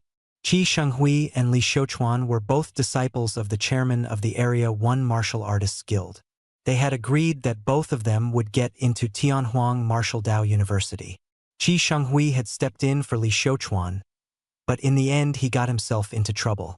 At that moment, the chairman of the Area 1 Martial Artists Guild called and calmly instructed him, "Xiuchuan, return to Area 1 immediately and continue with the exam. Just focus on doing your part. Leave everything else to me." Li Xiuchuan took a deep breath, hung up, and told the driver, "Go back to Area 1. The luxury car drove off. At the entrance of Wuda Martial Arts Hall, the martial artists slowly dispersed, while the ordinary people were left completely bewildered. What? That's it. The crowd in front couldn't see clearly and could only rely on reports from journalists and martial artists. Only after all the martial artists had left did the ordinary people rush forward to check. Some people saw the vice hall master of Wuda Martial Arts Hall smiling so brightly his face seemed ready to split, and they all assumed Jiang Emo had lost. But in the next moment, a push notification came through with the truth. Jiang Emo had won. He had defeated Qi Shenghui of Tianhuang Martial Dao University. The crowd erupted in uproar. Suddenly, the loudspeaker at Wuda Martial Arts Hall blared, and Wu Tianxing's voice echoed through the district. To celebrate Jiang Mo's victory over our hall's Qi Shenghui, Wuda Martial Arts Hall has decided to serve 3 days of free-flow banquet meals. Anyone, from north or south, is welcome to come eat. Qi Shenghui listened, his gaze hollow. This was obviously rubbing salt in the wound. He only felt like he had been set up. The training hall of Binhai No. 9 Middle School was filled with joy, and Qi Shiyuan and the school leadership were all beaming. Jiang Emo had done it. Qi Shiyuan walked up to Su Qi, patted him on the shoulder and said, "Old Su, your daughter wants to go to No. 1 Middle School? I can throw caution to the wind and do my best to help." Su Qi came to his senses and said seriously, "Principal, what do you mean by that? I'm a teacher at No. 9 Middle School, so of course my daughter should come to No. 9 Middle School too.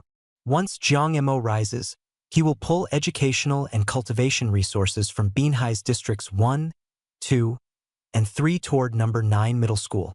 But normally, No. 9 Middle School would still need time to catch up to District 1. In a 5-star hotel, Ma Xiaojia had just finished transforming and was sitting on the sofa, gasping for breath. Si Tuyang. Lu Chongqing, you 2 old bastards.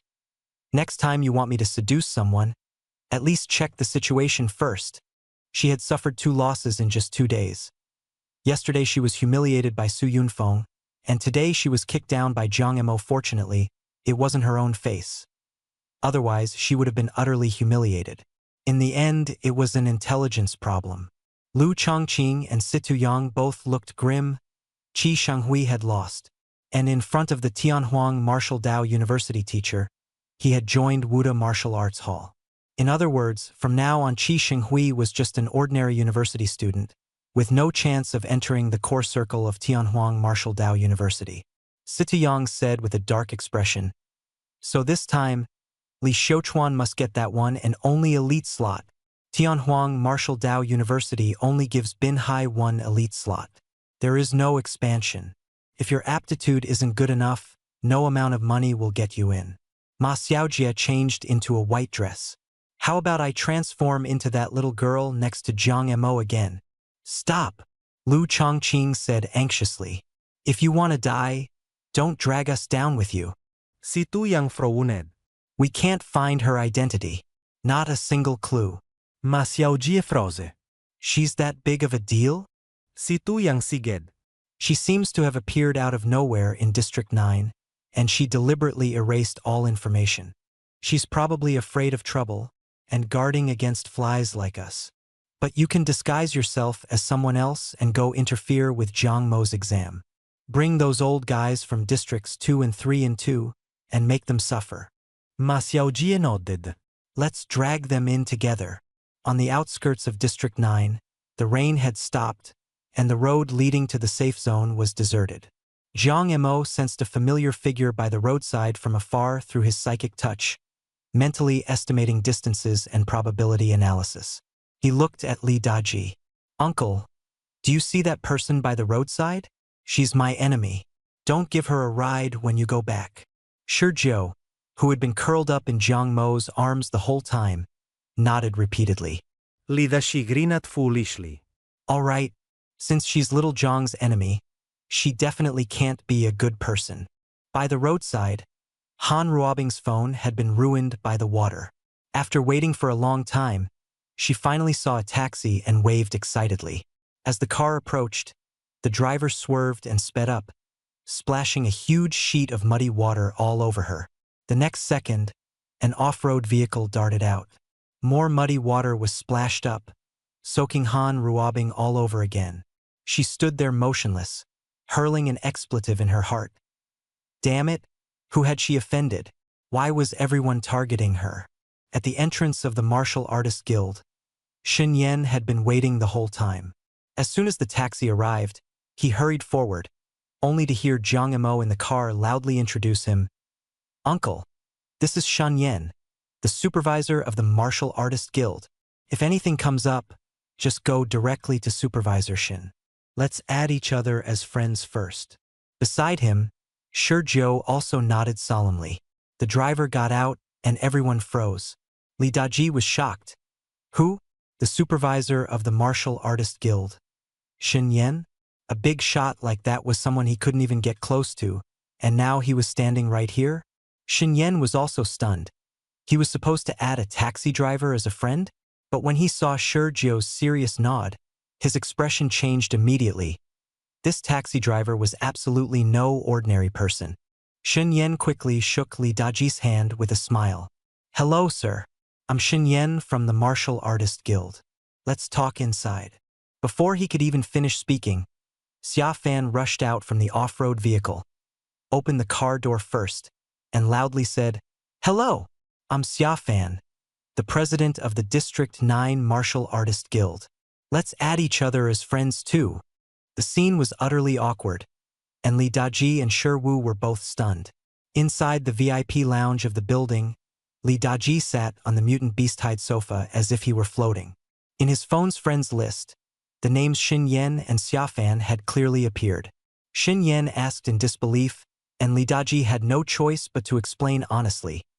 He really was someone Jiang Imo had called uncle, and could also be considered Little Zhou's uncle. Little Zhou's uncle? Shen Yan and Xia Fan exchanged glances. Shen Yan's heart sank. So the little demon wasn't as hard to get along with as he had imagined? Li Daji, hearing the words little demon, immediately panicked. Watch what you're saying. Who said little Jiang is a little demon?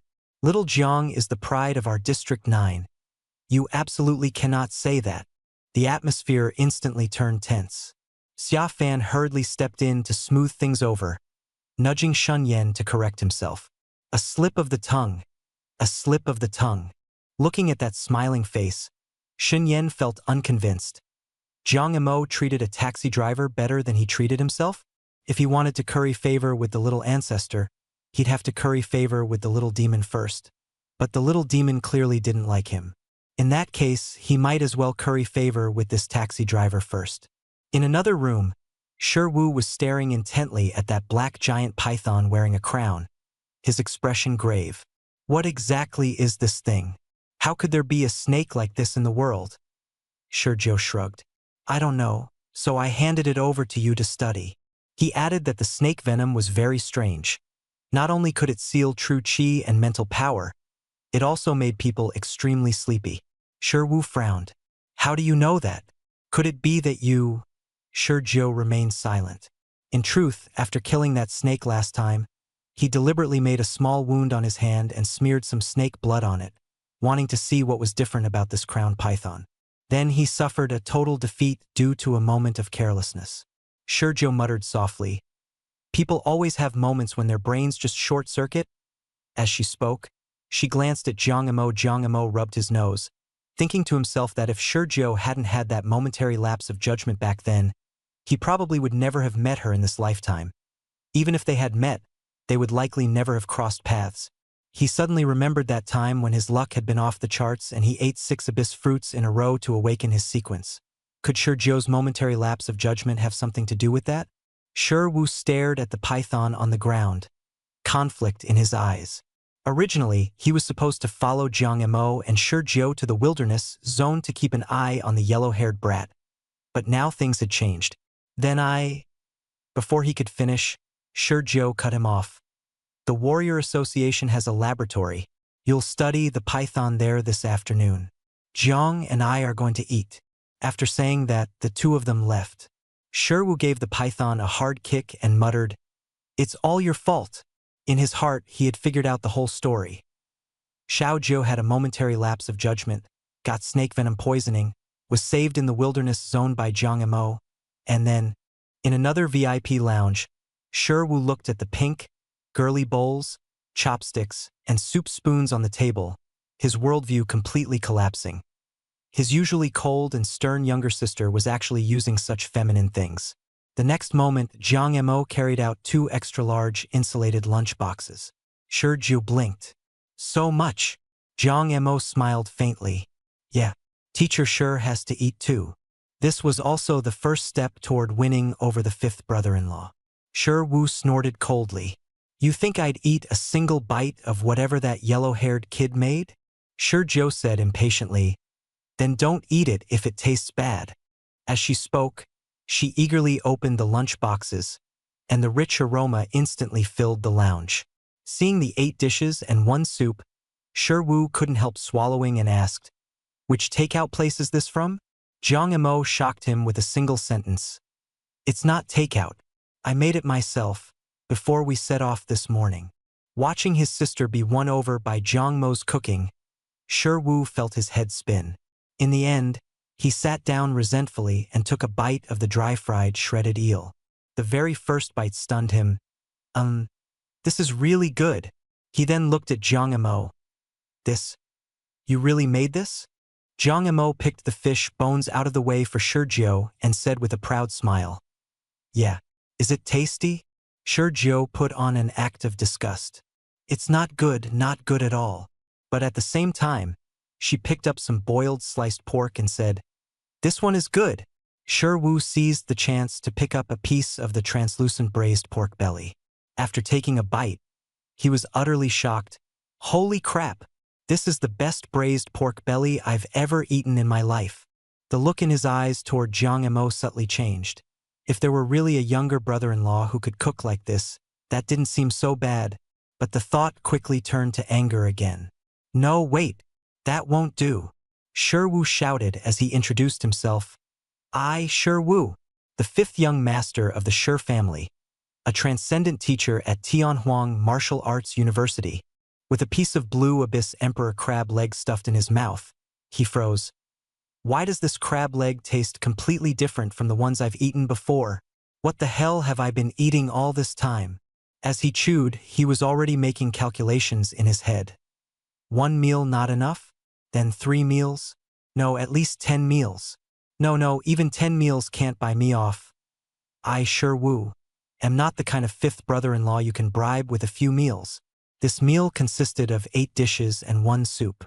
Jiang Emo and Shi Jiu barely ate, and the rest was almost entirely devoured by Shi Wu. In the end, Shi Wu was still unsatisfied, sucking on his chopsticks with a look of regret as he asked, "Is that all?" Jiang Emo rested his chin on his hand and smiled. "I didn't expect you to eat that much either." The portions had all been increased too, far more than the 6 dishes and 1 soup he and Shi Jiu usually had. If he'd known the 5th brother-in-law could eat so much, he should have prepared a few more sets. Shi Wu was a little embarrassed. "Actually, it's fine. I wasn't this big an eater before." Shi Jiu urged him in disgust. "All right, the meal's over. Go do the real work." Hearing that, Shi Wu immediately remembered the python that had taken his sister away and reluctantly left the lounge to deal with the corpse. Shi Jiu looked at Jiang Emo. "So what do we do next?" Jiang Emo gave a sinister grin. "People from Zone 1 have already made their move, trying to turn me into a transfer student. Of course I have to strike back. By turning their precious darling into a transfer student." Shi Jiu's eyes lit up. "Start from the wilderness zone outside Zone 9? Jiang Montag nodded. Right. It's easy to be spotted if we go through the city, and that would waste too much time. We'll swagger straight out through the wilderness zone and let them watch us leave through the safe passage. Rainy weather is the most suitable for a spiritual power user. Shi Jiu immediately understood Jiang Mo's intention in bringing Xin Yan along. When the time comes, let Xin Yan make the move and take the blame. The two high-fived, then each sprayed some concealment spray on themselves to wipe out their auras. The news that Jiang Mo had appeared at the 9th District Martial Artists Guild quickly spread. Quite a few people had already gathered at the safe passage entrance. Some were surprised, others sneered. He's not even wearing combat gear, and he's going to the wilderness zone like that? When the guards saw this, they snorted. Where's your sword? Why isn't it strapped to your back? Jiang Montag stammered an explanation. Didn't you say I couldn't draw it if it was on my back? The guard rolled his eyes. You're a spiritual power user, for fuck's sake. If you don't put the sword on your back, where else are you supposed to put it? Jiang Mo had no choice but to hang the sword at his waist. The guard impatiently warned him to be careful in the rain. The onlookers muttered that he was far too arrogant, strolling out in a hoodie. Inside the guild, Shun Yan, who was about to set off, was suddenly yanked to a stop by Xia Fan. Xin Yan froze. President, Xia Fan, what are you doing? Xia Fan was dressed in high-end combat gear, looking solemn. Supervisor Shin, you're only an intermediate martial artist. There are some things you can't handle, so let me, your president, go. You stay in the city to steer public opinion, and make sure you get that third-tier spirit fruit tree. You know as well as I do, spirit fruit trees have spiritual awareness. For spirit fruit trees above the 4th tier, it's impossible.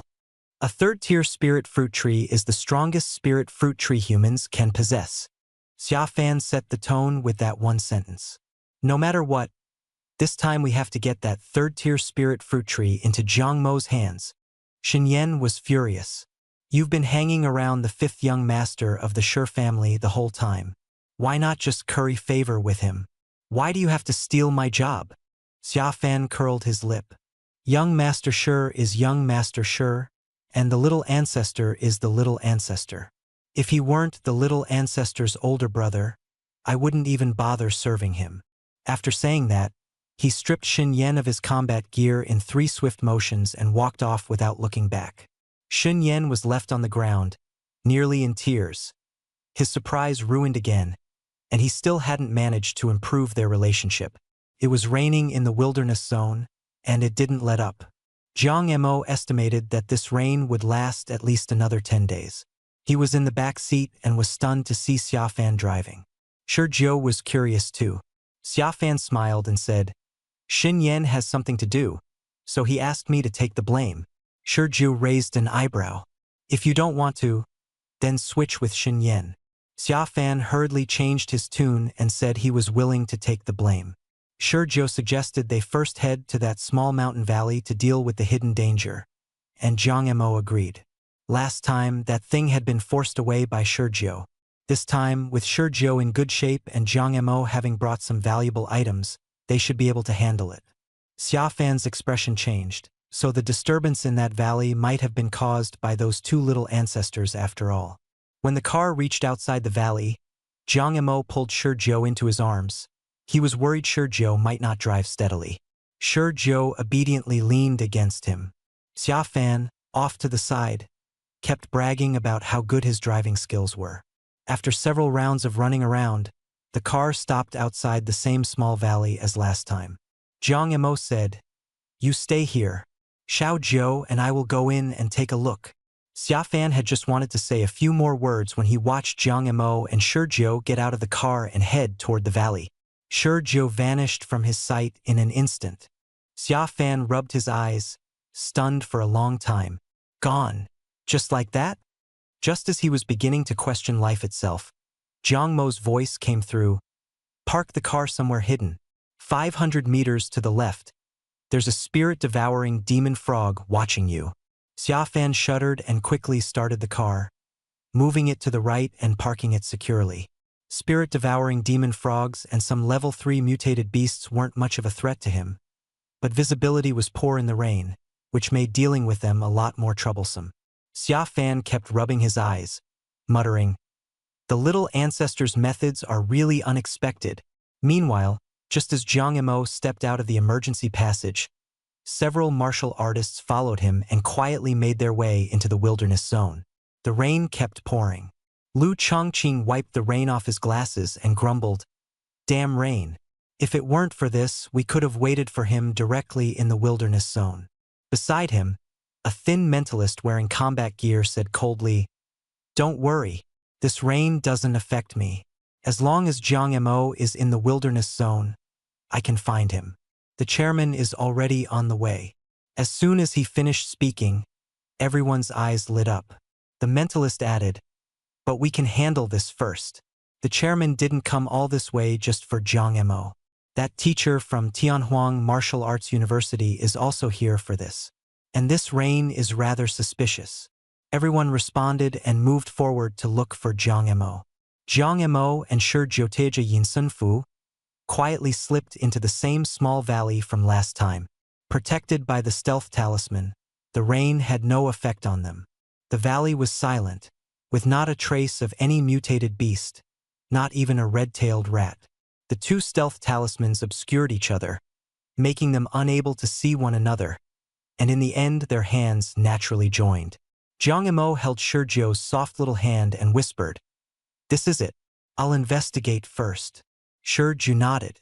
Jiang Mo silently chanted in his heart, "Mental touch, effect multiplied by 10. Mental touch concentrated his dispersed spiritual power into a single strand, allowing him to amplify its effect tenfold. In an instant, his spiritual power transformed into a tentacle 5,000 meters long, extending underground. Jiang Mo muttered, "Strange. Last time that thing clearly emerged from underground and even affected the ground. So why is everything normal now?" At that moment, a new light screen suddenly appeared before Jiang Mo. The fourth system light screen. He stared at it. Name, Calamity. Species, Boundary Beast. Weakness, as shown. Most valuable part, crystal core. Beneath the light screen appeared a snake-like creature, but under its abdomen were 4 powerful claws, and atop its head sat a black crown. Inside its body, a red glowing dot moved continuously. The system had locked onto the location of this boundary beast named Calamity. But when Jiang Mo's mental touch swept over the area, everything there seemed normal, with no trace of any living creature. Jiang Mo said to himself, "So this is the legendary boundary beast? It doesn't even have a level." Shizhou sensed Jiang Mo's hand trembling and guessed that he had found the target. Jiang Mo nodded slightly. "Boundary beast, Calamity. It looks a lot like the python that ambushed you, but it has 4 claws. It must have noticed me already." Spiritual power could hide from a boundary beast, but the stealth talisman only protected the body. Once spiritual power left the body, it would be exposed. A pair of white gloves shrouded in wisps of cloud-like mist and a purple-gold spear suddenly appeared in Shizhou's hands. Heaven tier upper grade, cloud pattern gloves.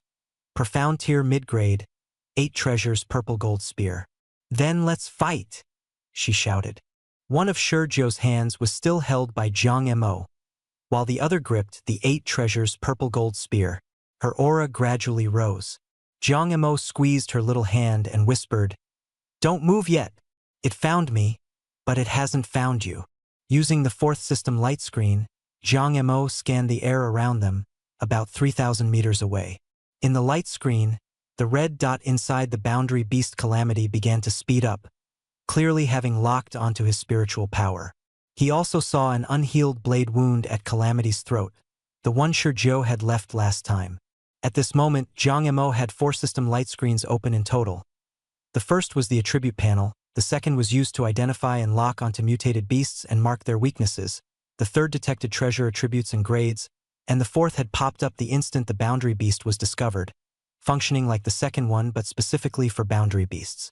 Shizhou understood what he meant and shook her head, saying it was too risky. Jiang Mo squeezed her hand again. "It'll be fine if you strike fast enough. You can sense my spiritual power.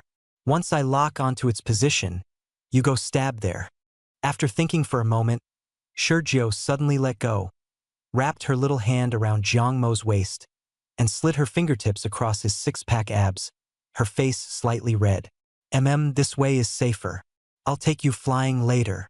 Because of the stealth talisman, Jiang Mo couldn't see her, but he could feel the softness and stammered, Then, okay. Anything else to prepare? She asked. Jiang Mo shook his head. No need. Then I'll make my move. Shurjo hugged him tighter. Go ahead. The next instant, the starry shuttle transformed from Jiang Mo's wrist into a silver beam, piercing through the air and shooting underground. All the values were multiplied by 10. Earth burrowing times 10, attack times 10, damage times 10, defense penetration times 10, speed times 10, explosive power times 10, burst damage times 10, accuracy times 10. The silver beam aimed straight for the red dot marked by the system, the fatal weak point of the world beast A, and stabbed down hard. Roar! An enraged bellow came from underground, the ground trembled, and the raindrops that had been falling downward were suddenly tugged in reverse, flying back up into the sky. The soul-devouring magic frogs near the off-road vehicle were startled and fled in panic with a shriek.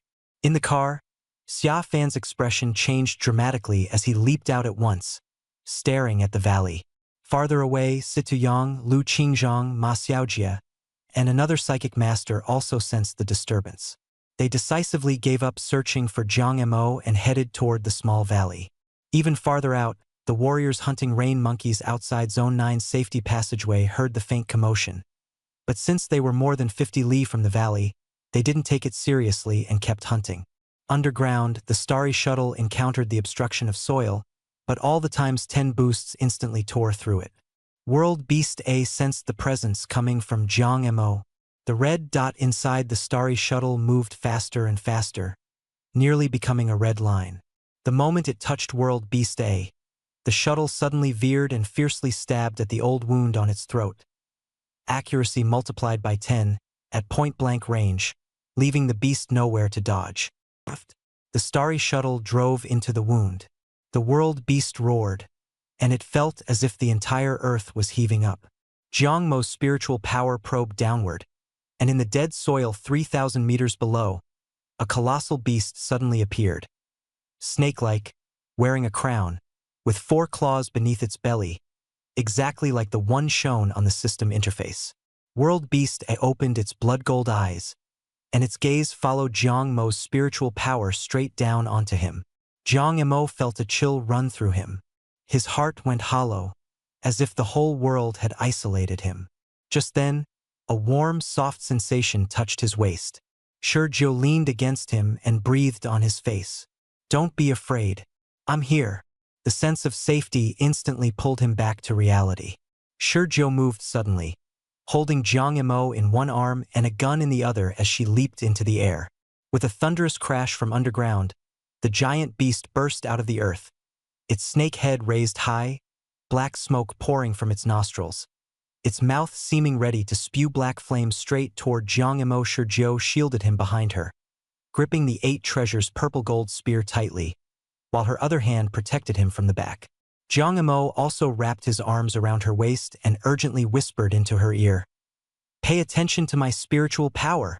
Wherever my spiritual power goes, that's where you strike." Jiang Mo pushed his reactions to the limit, and his spiritual power ranged back and forth over the world beast. Shurjo, though poisoned at this moment, still had enough strength to deal damage. They multiplied their offensive by 10. This strike had 10 times the speed, 10 times the attack range, and 10 times the accuracy. As long as they hit a vital point, that was enough. Shurjo's face tensed as she held Jiang Mo motionless, her mental power almost merging with his. "Here," Jiang Mo said sharply. Shurjo's purple spear flew from her hand, purple light piercing the void and stabbing into the world beast. The beast let out a miserable howl, its body freezing before crashing straight down and splashing up mud and water. A huge hole appeared beneath its neck, its spine shattered, leaving it unable to move but still not dead. Shurjo landed and leaned close to Jiang Mo's ear in excitement. "You do the killing." Jiang Mo didn't hesitate. The starry shuttle lodged in the throat trembled and transformed into a streak of silver light, piercing through the frozen red dot of light. In the next moment, World Beast's blood gold eyes. The savagery in its eyes vanished at once. Its gaze dimmed completely, and the life within its body faded away with it. Shurjo watched, her eyes brightening. She beckoned, and the 8 treasures purple gold spear flew back into her hand. Jiang Imo stared at the corpse on the ground and asked blankly, "You want me to kill it? Don't tell me you're planning to use this world beast for the exam assessment?" Shurjo's eyes brightened even more as she hugged Jiang Mo's waist. "Yeah." Jiang Imo was a little tempted, but also worried. "Won't that be judged as cheating?" Shurjo put away the cloud pattern gloves and the purple gold spear into her storage badge and said lightly, "The stealth talisman you gave me can fool the perception of a boundary beast. So naturally it can fool the Xian Guang mirror too. When I attacked, I wrapped your mental power into my psychic force and my spear. Since the Xian Guang mirror couldn't see me, it would only determine that you killed it on your own." She hadn't originally been sure whether the stealth talisman could hide from the Xian Guang mirror, but once she saw that the boundary beast had indeed failed to notice her, she immediately decided to help Jiang Imo cheat. She gave a disdainful smile. Cheating without getting caught is also a skill. The stealth talisman was originally a low-grade heaven-tier item, lasting 10 minutes. A one-time consumable, it required neither blood chi nor mental power. Jiang Imo multiplied the time by 10, turning the duration into 100 minutes, and multiplied the grade by 10, making it eternal tier. Shurjo added that the heaven tier upper grade rainy night stargazing chart multiplied by 10 became extreme, but the heaven tier lower grade multiplied by 10 became eternal, which showed that eternal tier was below extreme. This eternal tier only appeared on Jiang Mo's 3rd system light screen, and as a counterfeit that could fool sequence items, it was no problem. Jiang Mo's eyes also lit up. "Then I'll cheat," he muttered softly. "That sounds like I've never cheated before or something." Shurjo's lips curved with amusement as she looked at the giant beast and frowned. "But this boundary beast is too big. The Xian Guang mirror space is only that much," Jiang Imo said anxiously. "Then take it back and have the proctor teachers from the 3 major schools verify it themselves." Shurjo hesitated again. "My storage badge doesn't seem big enough to hold it." Before she could finish, the 100-meter-long giant beast in front of them suddenly vanished. Jiang Montag grint. "Then let's talk about it after we get back." The most valuable part of a boundary beast was its core crystal. After the proctor teachers finished their evaluation, they would multiply the beast's head by 10, the quantity by 10, and extract the core crystals and then multiply them by 10 again. 1,000 core crystals. But Jiang Imo also knew that bringing 10 boundary beast corpses back for appraisal was too outrageous. It would be enough to turn trust into suspicion. He couldn't bring himself to do something that stupid. He casually asked, "By the way, what are core crystals used for?" Shurjo withdrew her gaze from where the beast had disappeared.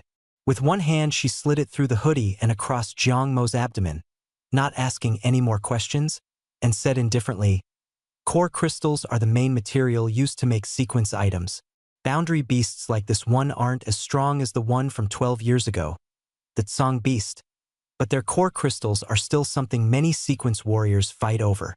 Sequence item crafting is complicated, and it's hard for a single sequence warrior to complete it alone.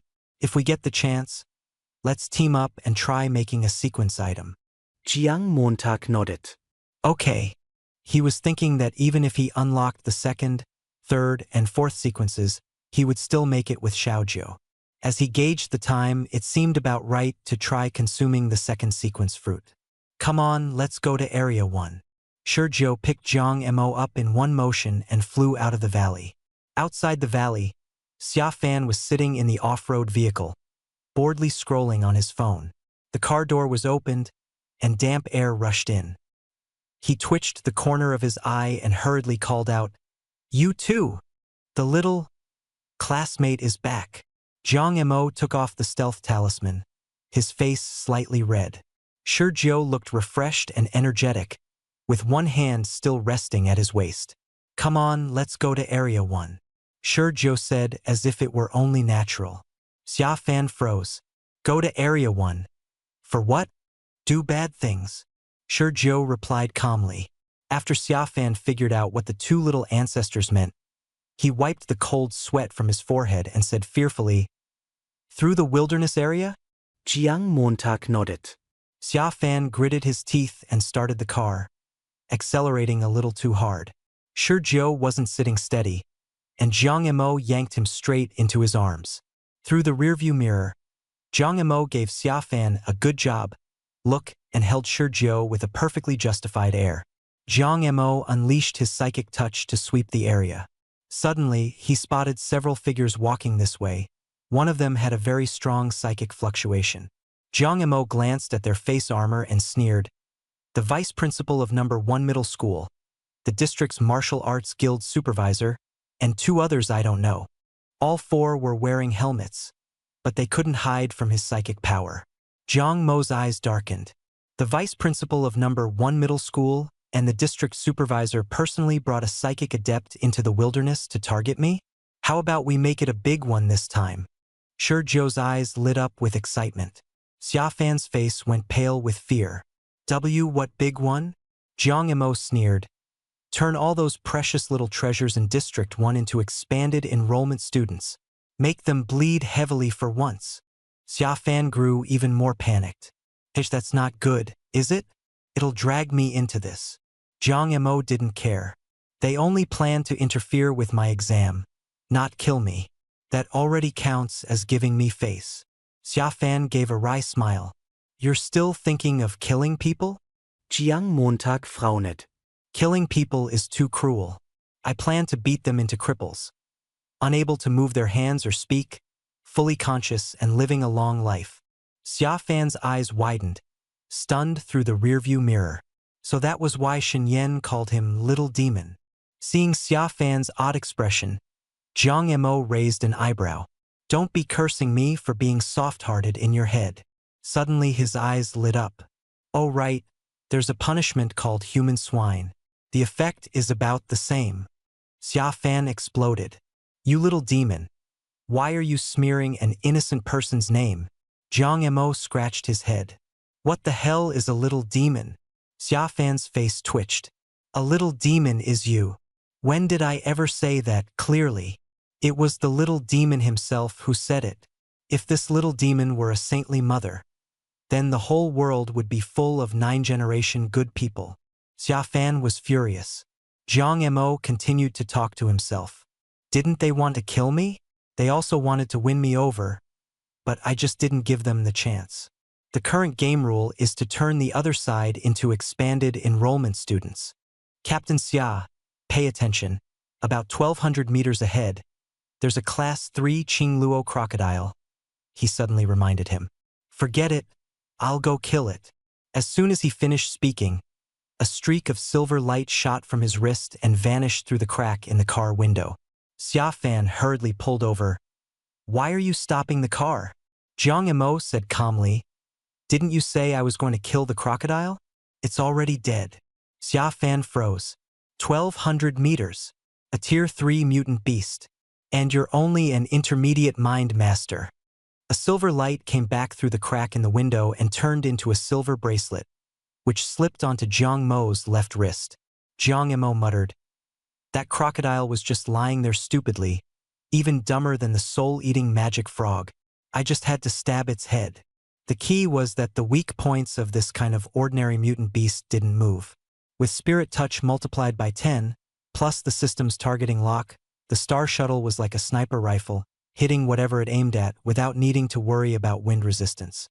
This time Jiang Emo had permanently multiplied his experience accumulation speed by 10, so when facing a stationary weak point, he could just ambush it directly without acting as bait. He used psychic force to drag the corpse of the large blue Luo crocodile 30 meters away from the off-road vehicle, stored it in the storage medallion, and said flatly, "Let's go." The car started again. Xiafan changed the topic and asked, "What exactly did you kill in that little mountain valley?" Shi Jiao leaned comfortably in Jiang Mo's arms and lazily replied, "A boundary beast, E." Xiafan was startled. A boundary beast? Eh? That thing. Jiang Montag nodded. Shi Jiao added, "Where there's E, There's usually also a boundary beast disaster and a boundary beast calamity. Put the three together, and it's a city-devouring disaster. This rain is very likely caused by the boundary beast disaster. Shurjo also thought of the crowned python she had cut down earlier and felt that there were too many strange things going on, but Jiang Emo reassured her, "It's fine. Yi is already gone. Without Yi, this rain won't cause much trouble." Bingqing's defensive wall isn't something a rainstorm can shake. Jiang Emo secretly let out a breath of relief, then thought about improving his strength. He silently recited, "Good luck multiplied by 10 lasts 30 seconds. With one hand, he casually took out a deep abyss fruit and stuffed it into his mouth. Shurjo asked in surprise, "You can eat that too?" Jiang Montag nodded. "Yes. Do you want some?" Shurjo was silent for a moment, then turned her hand over and placed a fruit as black as the abyss into Jiang Mo's hand. Jiang Emo fell silent. "You still had more?" he asked in a daze. Shurjo muttered softly, "I just picked it casually in that little mountain valley. I didn't expect it to be this thing. If you can eat it, I'll give it to you." A single thought flashed through Jiang Mo's mind. What incredible luck! Suddenly, he felt a mysterious force surge up within him. The second sequence activated. 098. Long before Jiang Emo took out the deep abyss fruit, Shurjo had subconsciously used psychic power to shield Xia Fan in the driver's seat. She stared at Jiang Mo and asked excitedly, "Did it work?" Jiang Emo nodded hard. "It worked, and it's very useful." Information flashed across the screen. Sequence. Dodger. Category. Support. Level 1. Skill. Passive evasion. Description. Can be activated for 30 seconds each day, during which there is a 12% chance to evade external damage. Jiang Mo's eyes lit up as he muttered, "Duration times 10. Evasion probability times 10. Sequence level times 10. His mind shook, and the sequence transformed. Sequence. Dodger. Category. Conceptual. Level. Divine sequence. Skill. Absolute evasion. Description. Can be activated for 300 seconds each day, during which there is a 120% absolute chance to evade any damage. Jiang Emo swallowed hard. Absolute evasion, switchable on and off, lasting 5 minutes. At critical moments, he could even multiply the number of sequences by 10. More than enough. He even imagined himself shouting "Dodge, dodge," while making bizarre, exaggerated movements, and wondered whether his opponent would just be utterly baffled. Thinking of how well the conceptual type would pair with fishing through the heavens, he grew even more delighted. Just as he was about to explain, Shurjo Sunso covered his mouth and shook his head while pointing up at the sky. "Don't say it. It's enough if we can use our trump cards in the wilderness zone. We can't reveal them." Jiang Emo remembered what Xia Fan had said. This rain might have been caused by a world beast disaster. They had just killed Beast E, so they mustn't reveal themselves. Shurjo withdrew her hand. Jiang Emo put the abyss fruit into his storage badge and lowered his voice as he gave instructions while reciting the boosts. The number of abyss fruits times 10. The activation probability for Xiaozhou times 10. Xiaozhou's luck recovery speed times 10. The limited number of times the sequence can be activated times 10. The limited number of fruits she can eat times 10.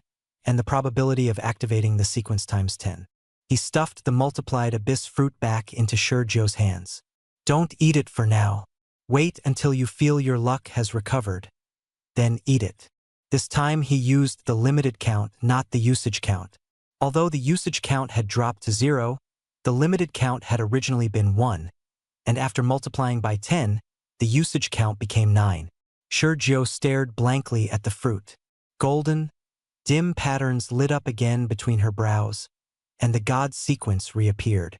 She buried her head in Jiang Mo's embrace, resting her forehead against his chest, swaying as she said, "I knew it was you. You must hide your ability well, very well, very well." She didn't ask him how he did it, only kept muttering, "Hide it well." Suddenly, she thought of something. She got up and took off the pendant around her neck, leaf-shaped in form, still warm to the touch with ripples all over it. She solemnly hung the pendant around Jiang Mo's neck, her expression earnest. This is a shielding pendant made by the Sequence Shielder. Wear it properly, and no one will be able to pry into your secrets. This pendant was also Shi Jiu's maternal grandmother's inheritance, but she didn't say it out loud. A third system screen popped up. Name, Shielding Pendant. Category, Sequence Item. Grade, Heaven Rank High Grade. Ability, passively shields everything about the wearer. Outsiders cannot pry. Jiang Mo touched the pendant on his chest and silently thought, multiply by 10. Multiply by 10 again. Then he took off 5 from around his own neck and put them onto Shi Jiu's neck. Shi Jiu was stunned for a moment, then buried her head in Jiang Mo's embrace again and muttered in a muffled voice, I'm planning to make use of you. You won't be angry, will you? Jiang Mo thought for a moment. You mean you want to take back the true form of the Xian Guang mirror? A trace of sadness flashed in Shi Jiu's eyes. The Xian Guang mirror is a sequence item forged by my maternal grandparents and several elders together. It should contain the cause of their deaths. Jiang Mo placed his hand on her back and gently stroked it. This isn't using me. It's cooperation. To identify the beast calamity, a replica of the Xian Guang mirror wouldn't work. They had to use the original. At 3 in the afternoon, Lu Jingchuan, the president of the Wu City 1st District Martial Artists Guild, arrived in District 9 on time. He didn't go to the Martial Artists Guild. Instead, he headed straight for the headquarters of the patrol team in District 9's Central District. The purpose of this visit was clear: to investigate the invasion of blue-ring octopuses and the mutation of the Blue Abyss Emperor Crab, both of which threatened the human district. As Bingqing's strongest person, he had to come in person. He said he wanted to keep a low profile, but his face was smiling with satisfaction, and he was already calculating in his mind, I might as well take a look at those people's treasures. If I can lure Jiang Mo over to our 1st district, even better. Just as he was thinking this, a huge, flesh-ball-like man suddenly rushed out, crying as he ran toward him, President Lu, you're finally here. This is Jiang Mo's parents' will. You must keep it safe. Never, ever give the Tier 3 spirit fruit tree to Jiang Mo. Li Yanxia shouted like a broken gong, looking somewhat deranged as she waved the will and charged over. The reporters around them immediately swept their cameras over the scene. Someone recognized Li Yanxia. She's Jiang Mo's aunt. Someone else repeated the line. The owner of Yuntian Martial Arts Hall left a 3rd-tier spirit fruit tree in storage with the Martial Artists Guild in District 1 12 years ago. And the news exploded in an instant. Lu Jingchuan's expression changed as he listened, his heart sinking. Damn it! These people from District 9 are after my 3rd-tier spirit fruit tree. He understood now. Although Yuntian Martial Arts Hall had never actually sent over any spirit fruit tree, once enough people repeated the lie, it would become the truth. While steadying himself, he sneered inwardly. They could forget about laying a hand on his spirit fruit tree. At that moment, the patrol warriors rushed forward, pinned Li Yanxia to the ground, and handcuffed her in a flurry of movement. This is the District 1 Guild Chairman. How dare you act so recklessly? What will? What tier spirit fruit tree? Before he could finish, someone snatched it away. A patrol officer casually grabbed the will from Li Yanxia's hands and tossed it aside. The thin sheet of paper fluttered like a butterfly into the livestream camera of a nearby reporter. The contents of the will, the notarization seal from District 9, and even the imprint of the martial artist badge were all magnified by the camera and instantly spread to thousands of households. Lu Jingchuan's face changed. Just as he was about to salvage the situation, Zhang Chong, the captain of the District 9 patrol team, suddenly appeared before him. Shaking his hand while smiling broadly, he said, Chairman Lu, please come have a seat. It's truly our honor. This was all our subordinates' failure in security. Please don't take it to heart. Come inside. Before Lu Jingchuan could even blow up, he was surrounded and ushered into the patrol building. He wanted to look back and signal the driver, but the driver had already been led away by several warriors, laughing as they took him in another direction. His heart turned cold, District 9 had been thoroughly prepared. But Lu Jingchuan didn't panic either. He had seen plenty of storms in Bincheng. Don't even think about snatching his spirit fruit tree. At the same time, outside, one event after another was triggered like falling dominoes. In the morning, Jiang Mo, in the name of Yuntian Martial Arts Hall, stepped onto the stage and challenged Wuda Martial Arts Hall, defeating Qi Shanghui of Tianhuang Martial Arts University and rising to fame in a single battle. The Yuntian Martial Arts Hall, missing for 12 years, was instantly brought up again. In the afternoon, a will surfaced. Before Jiang Mo's parents, Jiang Yunhao, the head of Yuntian Martial Arts Hall, and Wen Yan, the deputy head, died.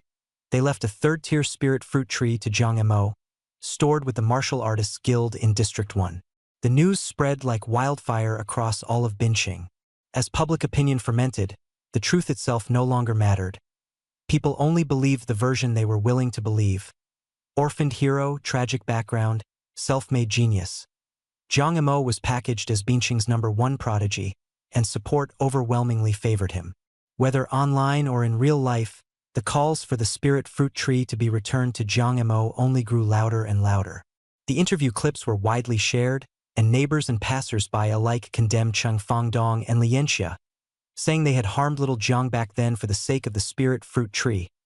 Others lamented that Jiang Mo had been sensible since childhood, sharing resources with his classmates, which only made him seem more pitiful and worthy of sympathy. Excess resources? What excess? He didn't even have enough for himself, and he still foolishly shared them with those ungrateful losers. He's just an idiot who was taken advantage of. No, wait. A kind and helpful classmate. Who am I? I'm Lu Pin, Jiang Mo's classmate. While Lu Jingchuan was being held by Zhang Chong, Xin Yan, and others in the conference room at the patrol headquarters, the outside world had already exploded. Public opinion was being pushed forward by someone, wave after wave, directly overturning the entire city of Bincheng. The senior officials of the District 1 Martial Artists Guild panicked. It was real. A third-tier spirit fruit tree, and the very one that had appeared after the Beast King Song attacked Bincheng 12 years ago. Even more absurdly, someone suspected that this tree might have come from Yuntian Martial Arts Hall. The entire guild was in total chaos. Quick, call the chairman. Can't get through? Then call the supervisor. The supervisor won't answer either. Then hold a press conference and say it's ours first.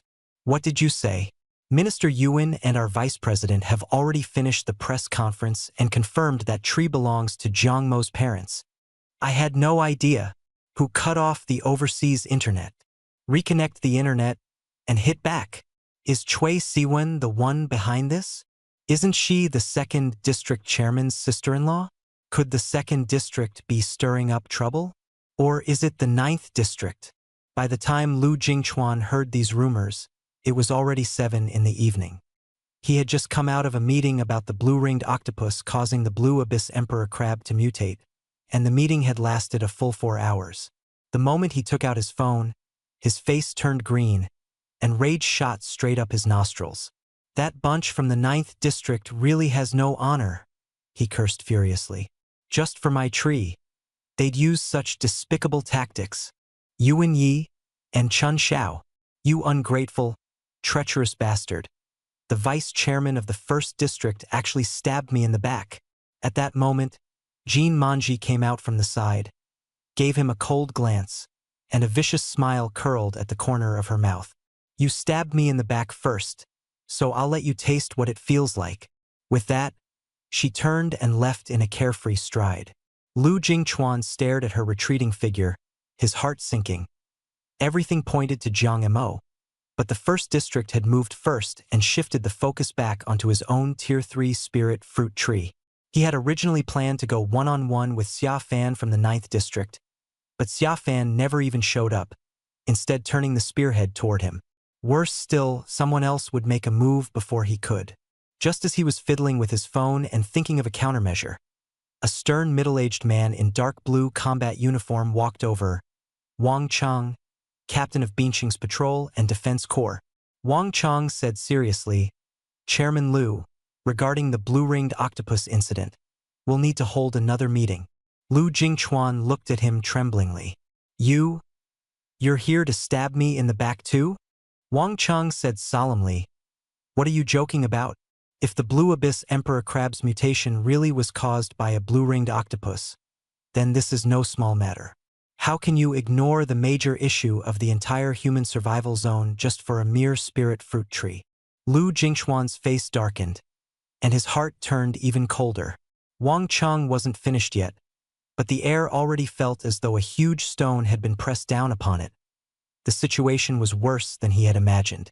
The bodies have already been sent over. Someone suggested holding another meeting to study the two corpses, and said that Tiangang Martial Dao University had sealed off the cave that had been infiltrated into the city, but it still needed a careful search. After the meeting, they would go out at night to see whether anything had been missed. Lu Jingchuan lowered his head to look at his phone, but Wang Cheng snatched it away and glared at him. Chairman Lu, it's already this late and you're still playing with your phone? Are human lives worth less than your Tier 3 spirit fruit tree? He dragged him into the meeting room, all the while trying to soothe him. Don't worry. The patrol team has prepared energy pills. Wang Cheng added another stab. That Tier 2 blue-ringed octopus that sneaked into the city was slain by Jiang Mo. If he also gets the Tier 3 spirit fruit tree, that would be like adding wings to a tiger. Helplessly, Lu Jingchuan felt as if he had been kidnapped and couldn't break free. He pinned his hopes on Lu Chongqing, who was capable of getting things done. So long as the guild's upper management firmly insisted the will was fake, that would be enough. In any case, the will was fake. Now that the chairman was under control and the vice chairman had become an insider, he could only rely on Lu Chongqing. That night, the wind was cold and the rain drizzled. At the entrance to District 9 security passage, Lu Chongqing pulled his combat uniform tighter around him and, after seeing the message on his phone, suddenly understood. So that's it. District 9 isn't stopping us because they've set their sights on our Tier 3 spirit fruit tree. Masiaoji is nird. They've got a lot of nerve. Do they really think they can hold onto a Tier 3 spirit fruit tree?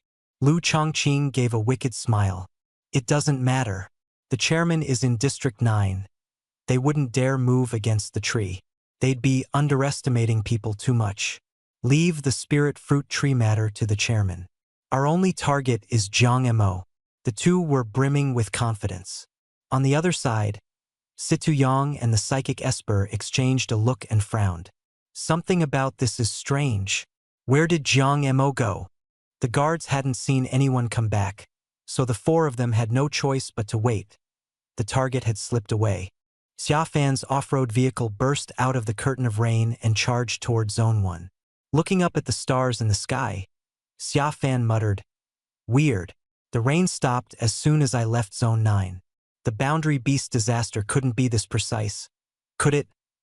Jiang Mo touched his nose. "Pull over." Xia Fan complained. "Didn't we just go to the bathroom?" Jiang Mo said indifferently, "It's time to eat." Xia Fan froze, pulled out an energy pill and stuffed it into his mouth, chewing it as Shizhou paused and said, Chairman Xia probably can't eat anymore, right?" Jiang Montag nodded. "Then the two of us will eat." As he spoke, Xia Fan took the lunchbox back and watched as Jiang Mo lifted the lid. Once it was opened, for dishes and a soup were revealed, all still steaming hot. Xia Fan was stunned. Camping in the wilderness zone, and these two little ancestors were actually eating such a lavish meal? He caught another whiff of the fragrance, and with a twitch of his nose, regretted swallowing the energy pill earlier. The lunchbox must have originally been left for him. Using his spiritual power, Jiang Mo peeled shrimp for Shizhou as he asked faintly, "Will this smell attract mutated beasts?" Shizhou nodded eagerly. Jiang Mo said, "Don't worry, just treat them as exam prey." Xia Fan recalled Jiang Mo's long distance sniping along the way and felt somewhat relieved. Jiang Mo also brought up whether the mutated beast they killed in the afternoon should be sent into the Mystic Light Mirror, and said that Chairman Xia had now fallen out of the top 30. He liked seeing people lie awake in the middle of the night, anxious and frustrated. He asked, "What time do the elites taking the joint exam of the three major institutions usually go to sleep?" Xia Fan hurriedly replied, "High school martial arts students usually rest around 11. If you want to stir up trouble, start before 11. 10 would be better. Jiang Emo glanced at the time, 8 p.m., and muttered, "When did I say I wanted to stir up trouble? But since Chairman Xia said so, I won't let you down." He picked up his bowl and chopsticks and began eating, while quietly reciting in his mind, "The fragrance of the food spreads, multiply by 10. The aroma really spread out." Hearing it, Xia Fan both hated it and craved it, swallowing hard and secretly regretting having eaten the energy pill in the first place. Ordinary martial artists in the wilderness zone would not feast like this, because the smell could attract mutated beasts and trigger a beast tide. But Jiang Emo was a spiritual Nancer and could sense mutated beasts from several thousand meters away, so he wasn't too worried. As for the rankings, the overall leaderboard for the 3-in-1 joint exam only recorded the top 100, and candidates could only see their own ranking in the Mystic Light Mirror, while the official website showed the top 100 list. Jiang Mo's breakthrough into the national top 100 yesterday had attracted attention. Although it was only the first day and the true experts had not fully made their moves yet, he had once reached as high as 26th place, and he was from Binhai City, which made him especially eye-catching. Today, as candidates from other regions started putting in effort, by 8 p.m. he had already been pushed down to 39th place. The points were still 15,666, but his ranking had fallen out of the top 30. At night, the wilderness was dangerous, and most candidates would not come out hunting beasts after dark. But many people would check the leaderboard one last time before going to sleep, especially when watching a dark horse like Jiang Emo who had suddenly surged upward. Some of them thought to themselves, "Tomorrow I'll work harder and push him out of the top 100 again." After dinner, Jiang Emo and Shi Jiao had no intention of getting back in the car at all. The two of them sat leisurely on small stools. Xia Fan looked at the map and asked, a little puzzled, "We're staying here tonight?" This was considered Zone 8, not far from Zone 9. Jiang Emo glanced toward Zone 9 and muttered softly, "Strange, why aren't they here yet?" "What isn't here yet?" Xia Fan froze. "The mutated beasts?"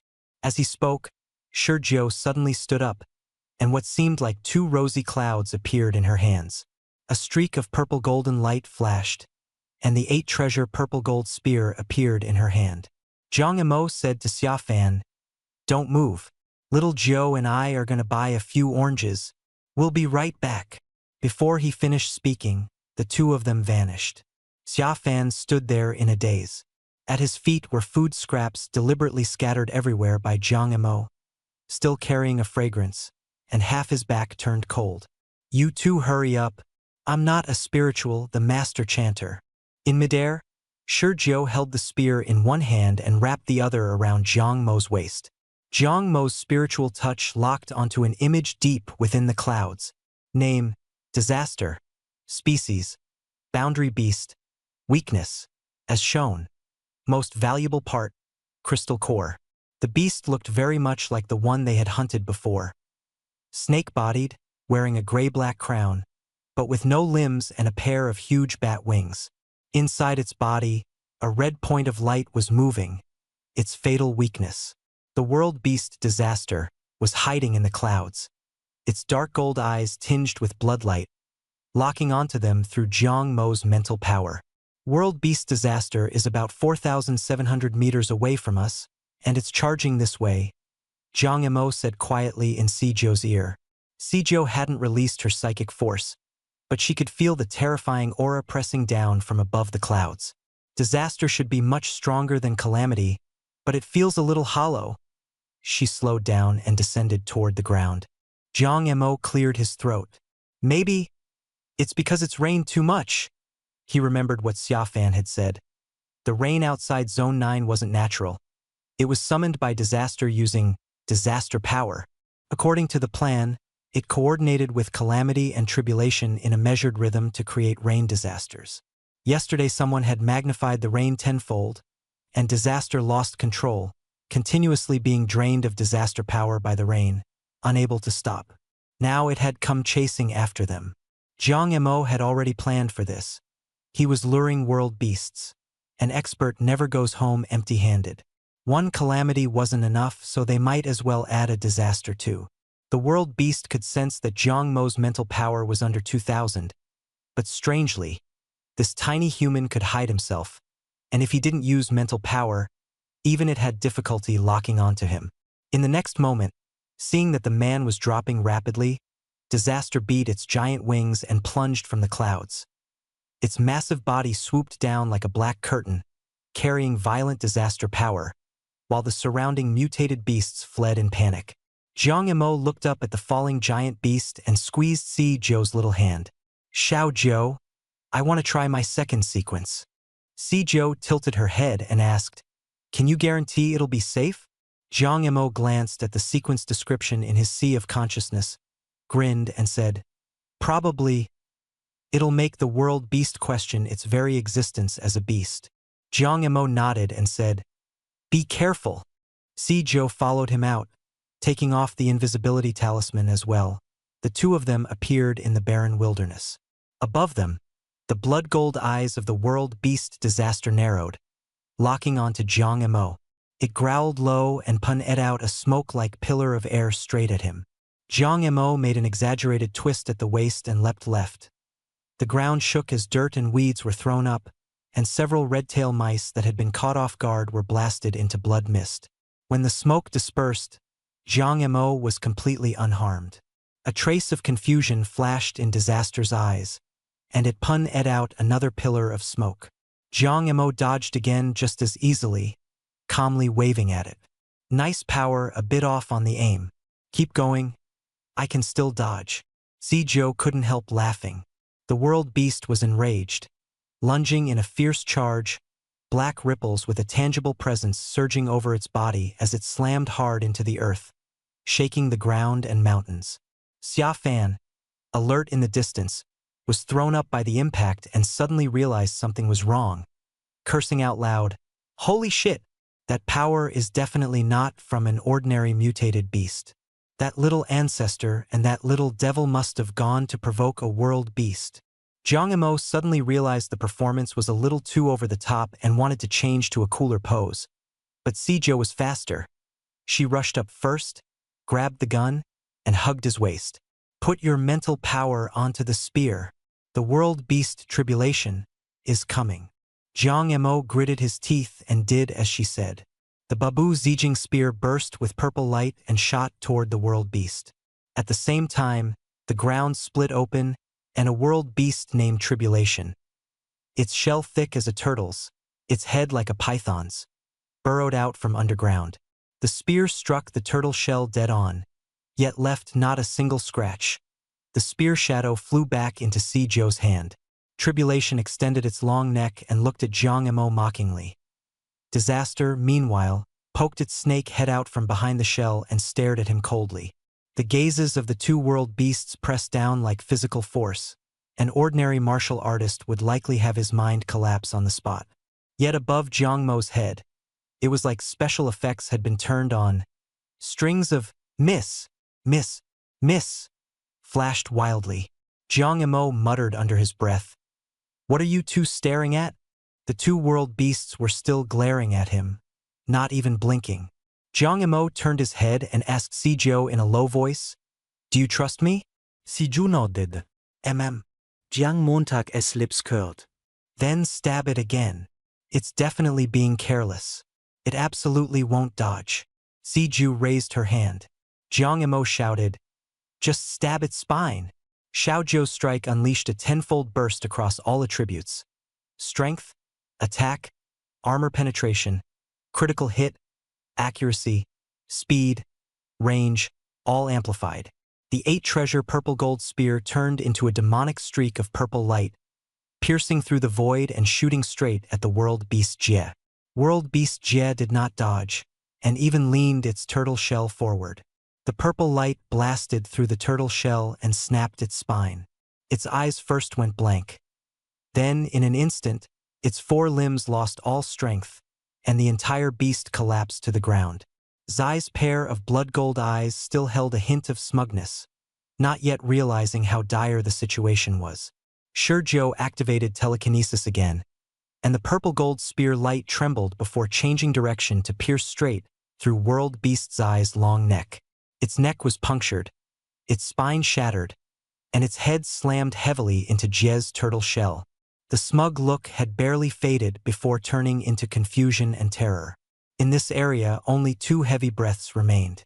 Shurjo stared at the 2 beasts that had completely lost their ability to move and urged, "You do it? Kill them!" Jiang Mo did not hesitate. The star shuttle transformed from his wrist into a streak of silver light, passing through the huge hole in Jie's turtle shell and drilling into its body, heading straight for its fatal weak point. World Beast Jie's eyes lost their light, and its life aura vanished in an instant. It didn't even know how it died.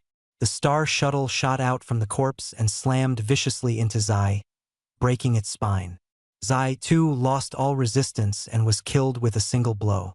At this point, the 3 great world beasts lurking outside Zone 9 of Bin City, Zai, Yi, and Jie, all perished. Shurjo took off the invisibility talisman, her eyes full of tangled thoughts. She grabbed her hair and muttered, "Your ability is way too outrageous. If it leaks out, you'll definitely be targeted, and your sequence must never be known to anyone. I need to go snatch a few more treasures back before I can feel at ease." Jiang Mo shook the invisibility talisman in his hand. Going to steal them would be too risky. If there really is a treasure, we'll just use the invisibility talisman to take it. Shurjo's eyes lit up, eager to try. The Dean of Tianhuang Martial Arts University has one. It's a sequence item forged by the reality sequence and the trickster sequence working together, the shielding pendant. It only blocks other people's perception, so I'm still not entirely reassured. But, did we forget something? Jiang Mo froze, then immediately remembered. President Xia. I just used him to lure the mutated beasts. Shurjo hurriedly added. He can't die, and he still has to take the blame.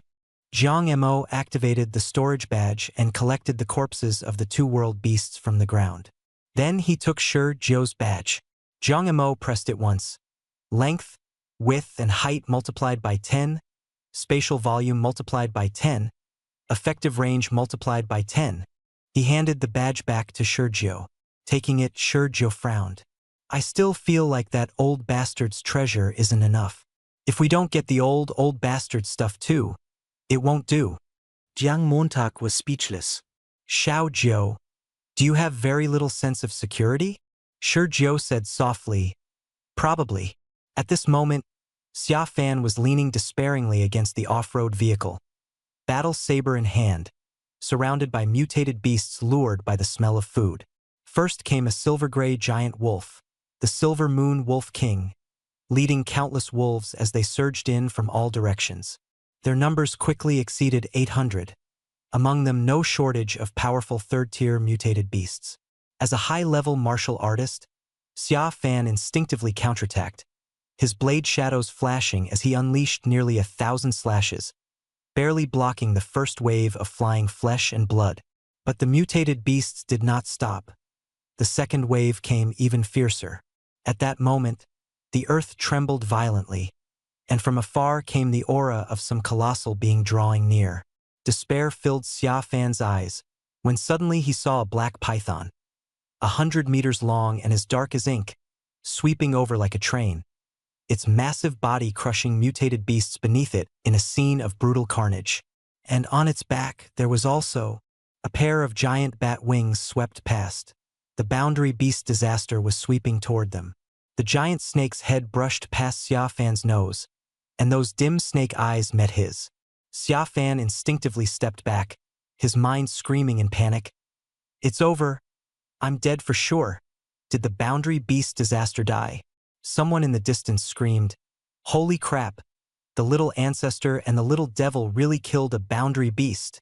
Hearing about it in the small valley outside Zone 9 in the afternoon and seeing the corpse with his own eyes now were completely different levels of shock. The corpse of the boundary beast disaster swung around, sending the off-road vehicle that Xia Fan's mutated beasts had overturned flying again. Xia Fan cried out, Hey! My car!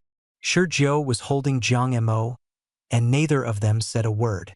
Jiang Mo used psychic power to drag the tail of the boundary beast disaster in a sweeping arc, gathering nearly all the mutated beasts within a radius of 10 li in an instant, then put the corpse into his storage badge. Xia Fan trembled as he asked, El little ancestor, No, student Shi. You too are. Shurjo blinked. Little ancestor? Jiang Mo pulled the scattered corpses over here, smiling as he said he just liked keeping people from sleeping at midnight and making things a little exciting. Xiafan froze. Using a boundary beast corpse to kill mutated beasts, were you trying to wake everyone else up? Jiang Mo beckoned again, and a streak of purple light slashed toward the mutated beasts that still hadn't died completely. The flying sword went back and forth, clearing out the remaining ones. After glancing at the time, he said, "It's not even 9 yet." Shurjo's eyes lit up. "No need to wait anymore?" Jiang Mo said solemnly. "Makes sense. They can't sleep, but we still have to sleep." Just as Xiafan was about to speak, he was struck on the back of the head by the 8-treasure purple gold spear and passed out on the spot. The two discussed whether they should let him sleep a bit longer, and in the end decided there was no need. He still had to be the driver. Shurjo muttered that Xiafan had absolutely no sense, and Jiang Mo agreed. Then Jiang Mo picked a 3rd-tier Silver Moon Wolf King out of the pile of corpses, ready to take it away. Jiang Mo took out the boundary light mirror and stored the Wolf King's corpse inside. A string of system prompts popped up: Silver Moon Wolf King, 3rd-tier mutated beast, cause of death. While besieging Xiafan, the president of the Bingqing 9th District Martial Artists Association, it was crushed to death by Jiang Mo wielding the corpse of the boundary beast disaster. Killing above one's level, 300 assessment points credited. The bullet comments exploded. "Wait, what did you use to kill the Silver Moon Wolf King?"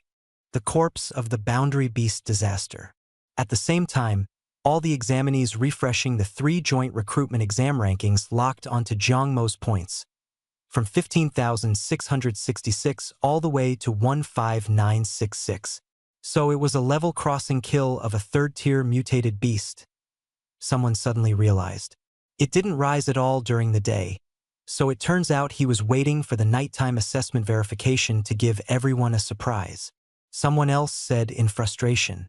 Everyone clicked into the detailed point records and saw that the Silver Moon Wolf King had the same cause of death. Either crushed to death by the corpse of the boundary beast disaster, or first crushed into severe injury and then slain by a sword. At night, more prompts kept popping up one after another. Jiang Mo's points seemed to be on cheat mode, steadily jumping in increments of 300, all of them 3rd-tier mutated beasts. The manner of death was also highly uniform. While besieging Xiafan, they were crushed to death by Jiang Mo wielding the corpse of the boundary beast disaster, or killed by a sword after being severely injured. This speed, this method, it gave people the creeps. Those top candidates, who had been forced to get some proper rest, were completely unable to sleep. They came out in groups of 3 or 5, pulled out their phones for video calls, and stared at the leaderboard with red-rimmed eyes. "I killed 12 level 3 mutated beasts during the day and still didn't get them identified. I was planning to stage a comeback tonight, but he made his move first." Someone gritted his teeth. "This kid is way too sly. Using a realm beast to smash mutated beasts around in the middle of the night?" Someone exclaimed. Even more outrageous speculation came out in the discussion. A realm beast that size was at least 100 meters long and denser than steel. How could a spiritual mind master possibly swing it around? Others proposed another possibility, that the corpse of the realm beast disaster was simply too huge for the profound light mirror to fit, so it couldn't be identified, making it look like someone had handed out free points. No matter what the truth was, Jiang Mo's points on the rankings kept surging in the night, and everyone was utterly panicked. This was the sound of an obscure high school student igniting in the dark. Holy crap! He identified over 100 mutated beasts at once? No way! Could it be that the profound light mirror has reached its limit, not Jiang Mo's? At the same time, the top leadership of the 3 major martial arts universities, Tianhuang, Diyuan, and Renxian, held an emergency meeting. "It's possible he hunted down a realm beast," someone said in a low voice. Mutated beasts were still beasts. Their weapons were their own fangs, claws, and venom. But realm beasts were different, their power was absurd, and they could trigger natural disasters. The strange rain outside the 9 districts of Bingqing was a precursor caused by a realm beast disaster. Now, one realm beast disaster corpse had been used by Jiang Mo as a weapon. Even if he hadn't killed it himself, the fact that he could swing a realm beast corpse with the strength of an intermediate spiritual mind master was extraordinary. The atmosphere in the Diuan conference room was tense. Jiang Mo publicly said he only wants to come to Tianhuang. Sui Xuan is in Bincheng. Give him the authority and make every effort to get Jiang Mo to our Diuan. If we can't get him, take him as an expanded admission candidate and provide elite admission resources as well. Tianhuang is only giving Bincheng one elite spot this time, and there are no expanded admission spots. According to the rules, once he becomes an expanded admission candidate, Tianhuang no longer has the qualification to admit him. Our only competitor left is Ren Xian. Usually, people would turn a blind eye to such rules, but the situation was sensitive now. A realm beast corpse, Jiang Mo being able to use it, and some even suspecting he did it himself, anyone could choose to take it seriously. Tianhuang, on the other hand, was much calmer. Should we send someone to keep watch in Bincheng? Someone suggested. No need, an old professor said firmly. Teacher Shi Wushi is in Bincheng. With him there, nothing will go wrong. The true body of the profound light mirror is of great importance and cannot be moved lightly. A realm beast disaster isn't enough to require using its true body. As he spoke, he glanced at the official website, and his expression changed. Jiang Mo's ranking jumped straight to 6th, with an exam score of 66,666. The old professor couldn't help blurting out, "Holy shit, 6th place." The top 5 on the official site were all prodigies cultivated by major powers, with exclusive hunting grounds and skyrocketing points. By the next day, even the top 3 had scores exceeding 100,000. But the old professor still said, with Jiang Mo's ranking, he's already enough to come to Tianhuang. No one can be sure whether that realm beast disaster was killed by him, and Jiang Mo didn't apply to have the corpse identified. There's no need for us to make a fuss. Wilderness Area, Zone 8. Xia Fan was sleeping soundly while hugging the corpse of a mutated beast. Shi Jiu looked at Jiang Mo, who was clearing the battlefield, and frowned. Those old fellows at Tianhuang are cautious. They might not easily bring out the true body of the profound light mirror. Jiang Montag grinned. Tomorrow night, we'll go deeper into the wilderness, find a few level 4 mutated beasts, and smash them to death with the realm beast corpse. Let those who didn't sleep well tonight stay up again tomorrow. The wilderness outside Zone 9 is raining. The beast of the boundary realm is dead, yet the rain has not stopped. Gale force winds whip the downpour around, and heaven and earth are in utter chaos. At the entrance to the safe passage in Zone 9, Situyang, Lu Chongqing, Ma Xiaojie, and the mental power user were huddled in a corner against the wall. The mental power user suddenly stood up and shouted angrily, "I'm done. I'm out." Lu Chongqing froze. Just because of this little rain? The mental power user sneered. This little rain? I don't want Jiang Mo swinging a boundary beast corpse around and somehow grinding me into minced meat. With that, he turned and walked into the passage. Go check the martial artists forum yourselves. The 3 of them hurriedly opened the forum and Tianchuang Martial Arts University's admissions rankings. In an instant, their hearts leapt into their throats. Jiang Mo, exam score 66666, 6th in the nation. A Tier 3 Silver Moon Wolf King, crushed to death by him while he was swinging a boundary beast corpse. The wind and rain outside seemed to freeze, leaving only the 3 of them breathing heavily. Ma Xiaojie looked at Lu Chongqing, her lips trembling. Lu Chongqing fell silent, then finally decided, "Go back. See the chairman." Situ yang stood up. "Stop standing guard like idiots. Let's go back." At the same time, the headquarters of the patrol team in Zone 9 of Bincheng was brightly lit. Lu Jingchuan sat there, looking at the dissected blue ring octopus and the blue abyss emperor crab with its severed leg, feeling utterly powerless. Wang Chang came up and handed him an energy pill. Only then did Lu Jingchuan remember Tianchuang Martial Arts University's transcendent instructors had already arrived in Bincheng, so perhaps these matters no longer required their concern. He suspected that Bincheng had stabbed him in the back, but Wang Chang seriously interrupted him and pulled him over to look at new clues about the Blue Abyss Emperor Crab. At the Zone 9 Martial Artists Association, Wu stared at the giant python cut into countless pieces, his face grim. Inside that python's body were actually the powers of 4 different boundary beasts, and those 4 forces were faintly merging into something new. Wu suddenly remembered that Xiao Jiu hadn't come back and panicked. Xin Yan said that Xiao Jiu and Xiao Jiang had gone to the wilderness zone and still hadn't returned, then added that classmate Shi had been staying at classmate Zhang's place these past few days. Wu grew even more anxious. It's already this late and they're still in the wilderness zone? That's too dangerous. Xin Yan comforted him, saying that Xia Fan was also there and that nothing would happen. Wu let out a breath and told someone to prepare a table full of dishes so everyone could feel at ease. Back in the wilderness zone, Xia Fan was holding that silver moon wolf in his arms, looking at the more than 10 mutated beast corpses around him, stammering, "Hey, these?" Jiang Mo glanced at him indifferently. "You're awake? These are all mutated beasts you killed. Deal with them yourself." Just now, Xia Fan had been surrounded and attacked by mutated beasts, and had killed nearly a dozen of them. Jiang Mo piled these corpses beside him. Xia Fan glanced at the off-road vehicle that was now completely wrecked, and his heart twitched. Looks like they'd have to go on foot. Before he could finish speaking, a brand new RV appeared before his eyes. Jiang Mo said calmly, "I told Xin Yan yesterday that I was coming to the wilderness zone, so he prepared it in advance." Then he muttered, "Strange. The vehicle's ready, so why hasn't he come?" Xia Fan quickly changed the subject, feeling that Xin Yan was just making a fuss. Shi Jiu yawned and leaned against Jiang Mo's shoulder, explaining, "The RV has been modified. Its performance is much better than an off-road vehicle. The keys are on the vehicle. Chairman Xia, you keep driving. We'll head a little deeper into the wilderness and see if we can run into a Tier 4 mutated beast." There was only one large bed in the RV. Shi Jiu said, "You sleep on the bed. I'll lean against it."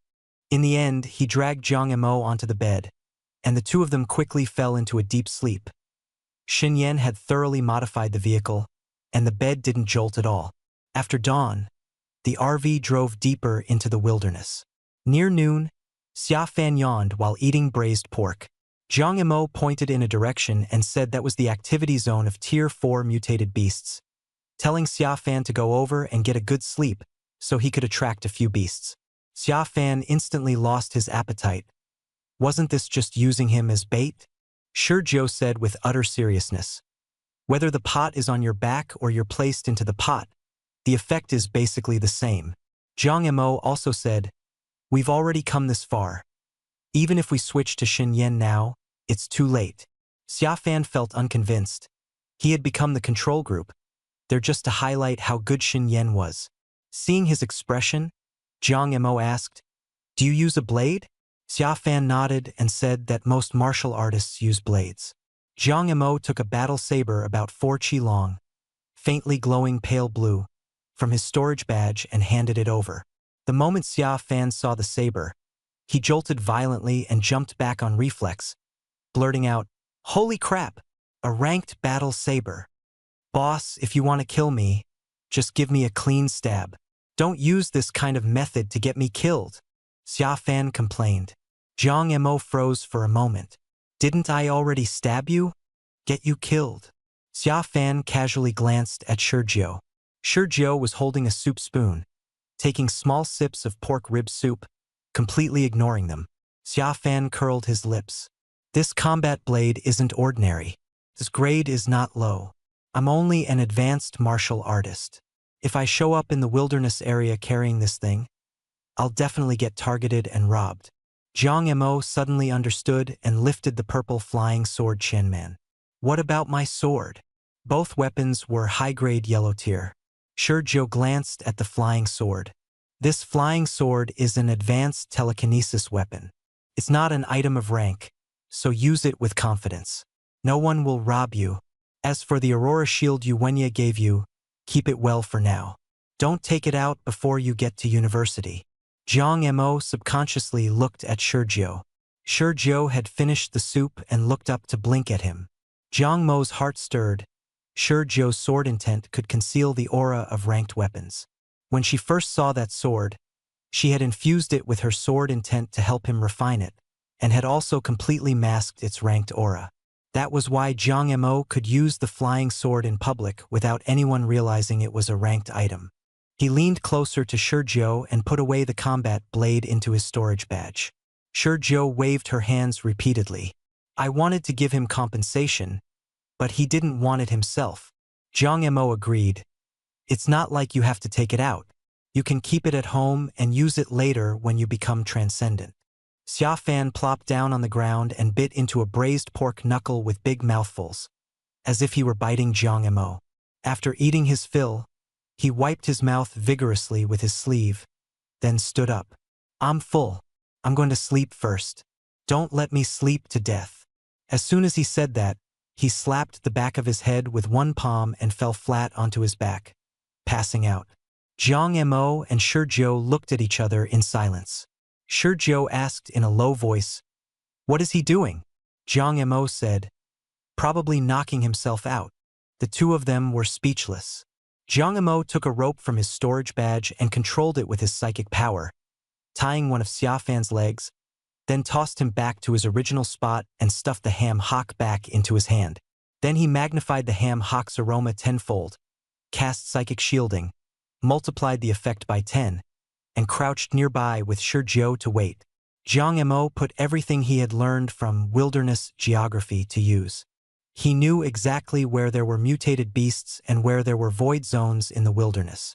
The patch of ground where Xia Fan was sleeping was a level 4 mutated beast activity zone, about 2 kilometers from them. Level 4 mutated beast. Gale Tiger. Jiang Mo's expression changed, and his psychic sense had been scanning that area the whole time. If not for the system interface popping up, he would never have discovered that tiger. The system locked onto the target. A Gale Tiger more than 10 meters long, dark bluish-green in color, almost blending into the terrain, moving extremely fast, its 4 paws silent as wind. In the blink of an eye, it had already reached near Xia Fan and opened its mouth to bite the ham hock in Xia Fan's right hand. A ham hock? For a Gale Tiger, it wasn't even enough to fill the gaps between its teeth. But, so fragrant, it was even more tempting than the human in front of it, who was thick with the smell of blood. Just as that blood Pandako was about to fall, the sky suddenly darkened. The clear afternoon seemed covered by a black cloud, and the Gale Tiger looked up. A thing like a mountain was charging straight toward it. Boom! The giant tortoise-like body swept past like a pendulum, and the Gale Tiger was sent flying like a tiger pancake, rolling several times before scrambling back up, its head buzzing, staring blankly at the giant thing that had vanished overhead. The ground rumbled, sand and wind flew, and after a moment everything calmed down. Shizhou put the RV away into his storage ring and pulled Jiang Mo over. Jiang Mo looked at the tiger pancake lying on the ground with its tongue out and said, "A complete tiger pelt is the most valuable. Take it." The two quickly put it into the storage badge, planning to appraise it later that night. As they left, some warriors in the distance were so frightened by the commotion that they fled, guessing that a super mutated beast was fighting. Jiang Mo and Shizhou walked in the opposite direction, heading deeper into the level 4 mutated beast activity zone. Few people came here, making it a perfect place to set a baiting trap. Jiang Mo pulled over the rope tied to Xia Fan's leg, used the sleeping Xia Fan as bait, and laid out 10 roast whole sheep with mouth-watering aroma. Shizhou was drooling with greed, and Jiang Mo said with a smile that these were only half finished. They would taste even better at night. The two of them set up a ring of roast whole sheep and waited for the effect. As soon as the Great Formation was activated, the aroma multiplied by 10, the spread multiplied by 10, and the attraction to mutated beasts multiplied by 10. The baiting operation officially began. Jiang Mo pulled Shizhou over, activated psychic shielding, and the two of them shrank to one side and quietly waited. Jiang Mo turned his hand and handed Shizhou a fruit pudding, "A dessert I made after dinner." Shizhou was first stunned, then took a bite, and with eyes half closed, brought the spoon to Jiang Mo's mouth to feed him a bite. Inside the roast lamb leg formation, Xia Fan was hugging the ham hock and sleeping soundly. Suddenly, The surroundings fell silent for an instant. Then a gale rose, and a huge shadow descended from the sky. A black-feathered mountain hawk with a wingspan of over 10 meters dove straight at the formation.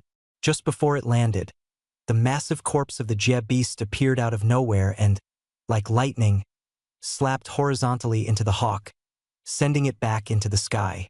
Before the hawk could react, the Jia beast corpse came crashing down from above again, finally smashing it down to a place about 1,000 meters away from the formation. Shurjo got anxious. That hawk is valuable. You can't smash it into a hawk pancake.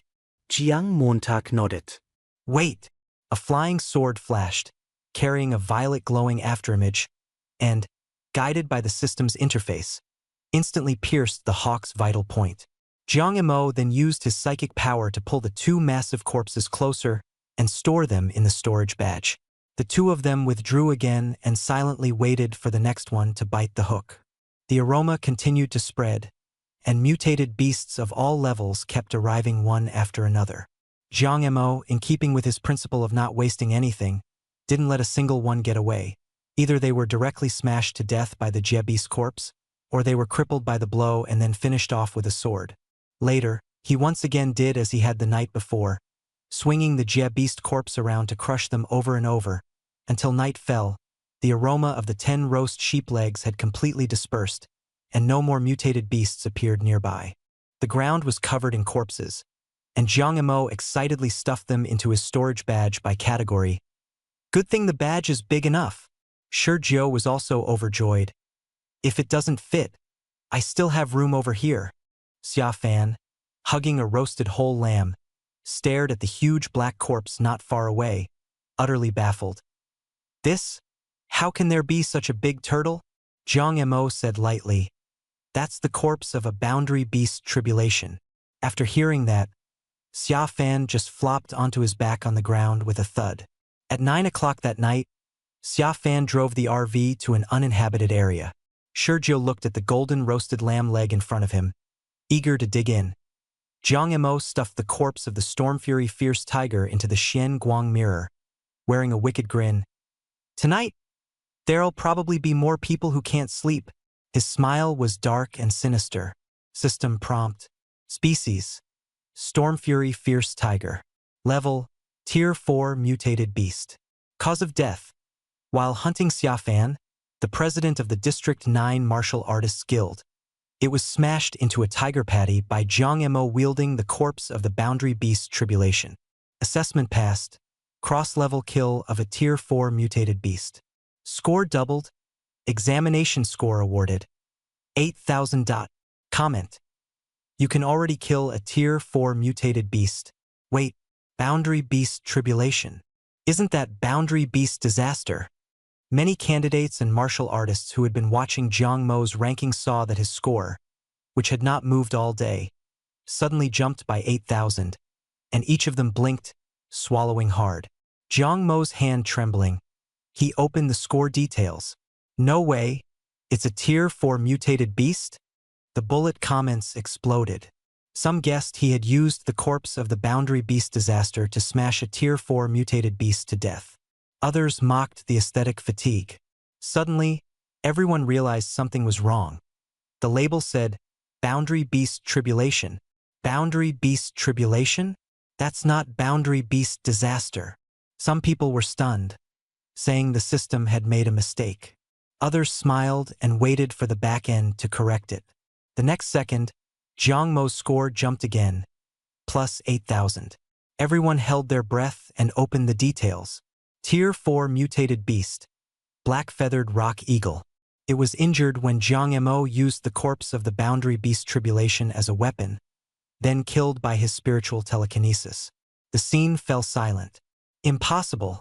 It really is Boundary Beast Tribulation. He actually has the corpse of Boundary Beast Tribulation in his hands.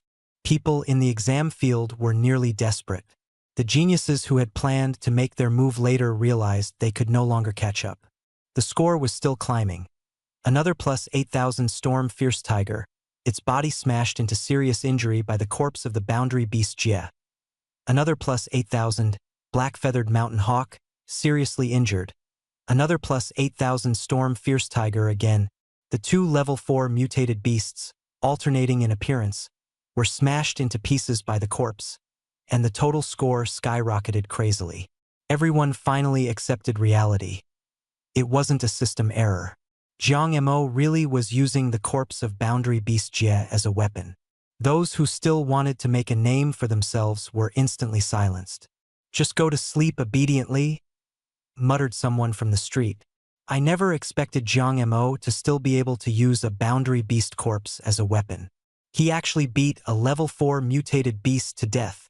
Xia Fan is at it again? How can you run into him everywhere? Someone looked into his background. Xia Fan was a core graduate of Xuanwu Martial Arts University in the human realm. Because of his poor aptitude, he was exiled to Binhai City and made the head of District 9's Martial Artist Association. I really want to become Xia Fan and see with my own eyes how Jiang Mo swings a corpse around. That doesn't count as cheating, does it? Without Jiang Mo, 10 Xia Fans wouldn't do. Could Xia Fan have been kidnapped and used as bait? Kidnapped as bait? At most, he's an exam prop. The three major martial arts universities of Tianhuang, Diyuan, and Renxian all exploded into an uproar at the same time. Call a meeting. All leaders must be present. For 2 consecutive days, one Boundary Beast corpse a day used as a weapon. Such a thing had never been seen before, and the 3-school joint exam was thrown into panic. In District 9 of Binhai City, inside the Martial Artist Association, Shi Wu was wearing protective gear and holding precision instruments, measuring the Boundary Beast corpse that had been chopped into pieces. Furious, he slammed his phone against the wall and said hoarsely, "The power of 4 Boundary Beasts is condensed inside one mutated beast. There are at least 4 Boundary Beasts in the wilderness outside District 9. Little Jiu still hasn't come back. Hurry up and tell them to return. What if they run into a Boundary Beast?" Shun Yen stood to the side, looking at the shattered phone on the floor, his heart twitching. He had suggested checking the news, only to be reprimanded by Shi Wu. Shi Wu repeated the test results like a madman. Calamity, disaster, tribulation, havoc, with stubbornness and frenzy in his eyes. Shen Yen backed out and sent Xiao Jiu and the others a text to warn them.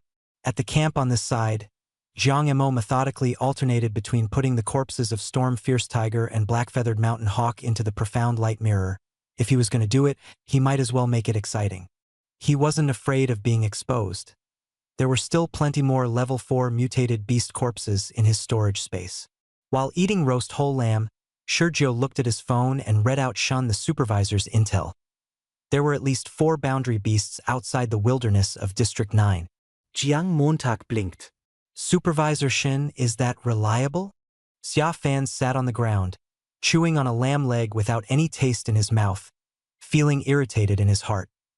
This trip out here had just been to act as a foil for Shen Yen, and he'd lost out miserably. All the good impressions had gone to Shen Yen, and he looked utterly depressed. Jiang Mo suddenly asked, "What does Boundary Beast Havoc like to eat?" Xia Fan said absent-mindedly, "Likes eating people, probably. The more abundant the blood and vital energy, the more it can attract a realm beast." No, wait! He suddenly realized what was going on and looked at Jiang Mo in terror. Montag. "You're not planning to use me to attract a realm beast, are you?" While Jiang Mo stuffed mutated beast corpses into the Xian Guang mirror, he complained, "This Xian Guang mirror is way too small. It can only take in 3 or 4 level 4 mutated beasts at a time. How long is this going to take?" Level 4 mutated beasts were mostly over 10 meters long, some nearly 20. He had to beat them into folded screen shape before he could squeeze them into the Xian Guang mirror. Judging by the evaluation message the Xian Guang mirror gave, there was probably someone manually reviewing it behind the scenes.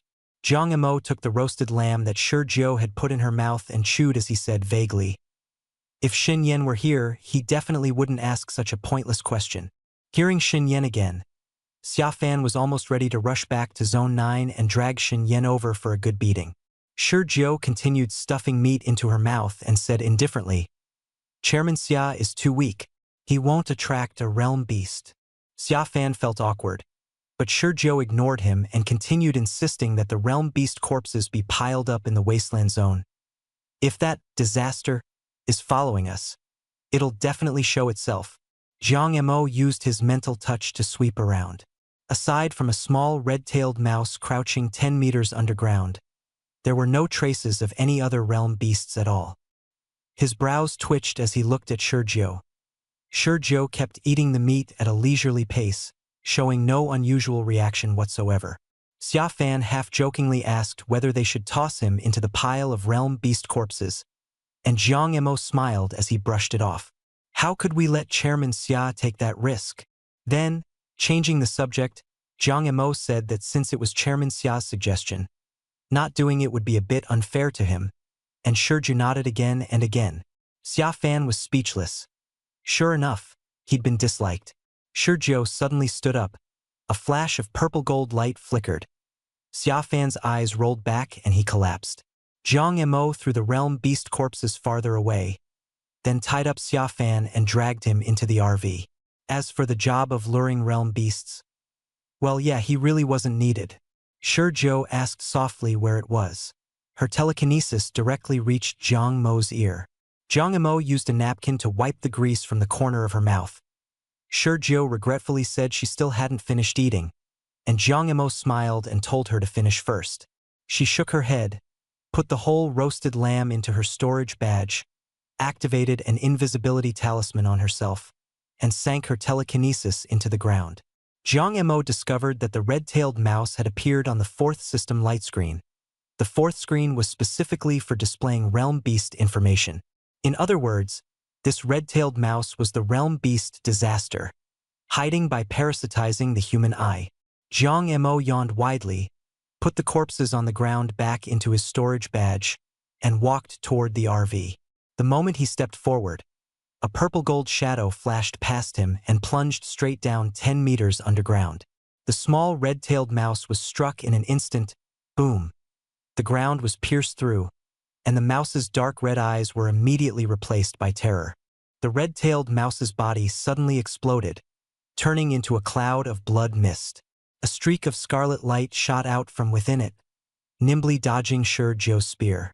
The next second, the ground split open and a scarlet creature burst forth. Name: Disaster. Species: Realm Beast. Weakness: as shown. Most valuable part: Core Crystal. Disaster wasn't as enormous as calamity, plague, or tribulation. It was about 30 meters long, entirely crimson, with a glittering golden crown on its head. Its head was like a python's, but beneath it were countless writhing legs, like a giant red centipede. "Let me do it!" someone shouted. Jiang Mo couldn't help pinching Shurjo's little hand. The moment the giant centipede burst out of the ground, a huge black turtle fell from the sky and slammed hard onto Hua. The corpse effect of the world beast Jie.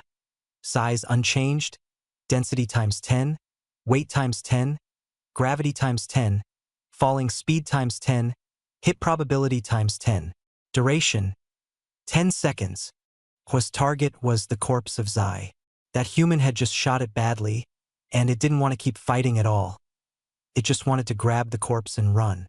Hua lunged straight over, ignoring Jiang Mo.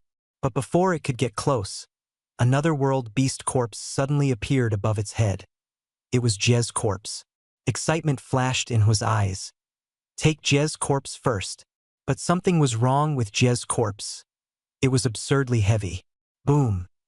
Half its body was instantly pinned down by Jie's massive corpse, and the exposed half thrashed and slapped wildly. 10 seconds later, Hua was smashed so hard it was completely dazed, only feeling as if a mountain were pressing on it, then suddenly lifting away. Hua looked up blankly, and Jie's corpse in the sky came crashing down again with tenfold force. A woo. Hua let out a miserable howl, and the exposed half of its body instantly stiffened. Jie's corpse rose again and again, then slammed down heavily each time. Hua was repeatedly flattened and lifted, struggling desperately, twisting and screaming in agony. The wind howled, the ground trembled, and the world beast shrieked. Hua was crushed over and over, almost beaten to death alive. Watching Hua, which was still struggling, Jiang Mo muttered, World beasts are that tough? It still isn't dead. Shurju looked conflicted. So the fact that you instantly killed a world beast before was really outrageous. We can't let people know I can one-shot world beasts. Jiang Mo was already calculating in his mind. Before, Shurju could heavily injure a world beast, but world beasts recovered quickly, so truly killing one was difficult. Jiang Mo's one-strike kill that time was too eye-catching, so this time he had even knocked Xia Fan out on purpose, only to decide to smash Hua to death this time. Fine, if it gets smashed to death, it gets smashed to death. It's more impressive anyway. Jiang Mo looked at Shurju and smiled. It's okay. One-shotting it was just a trick.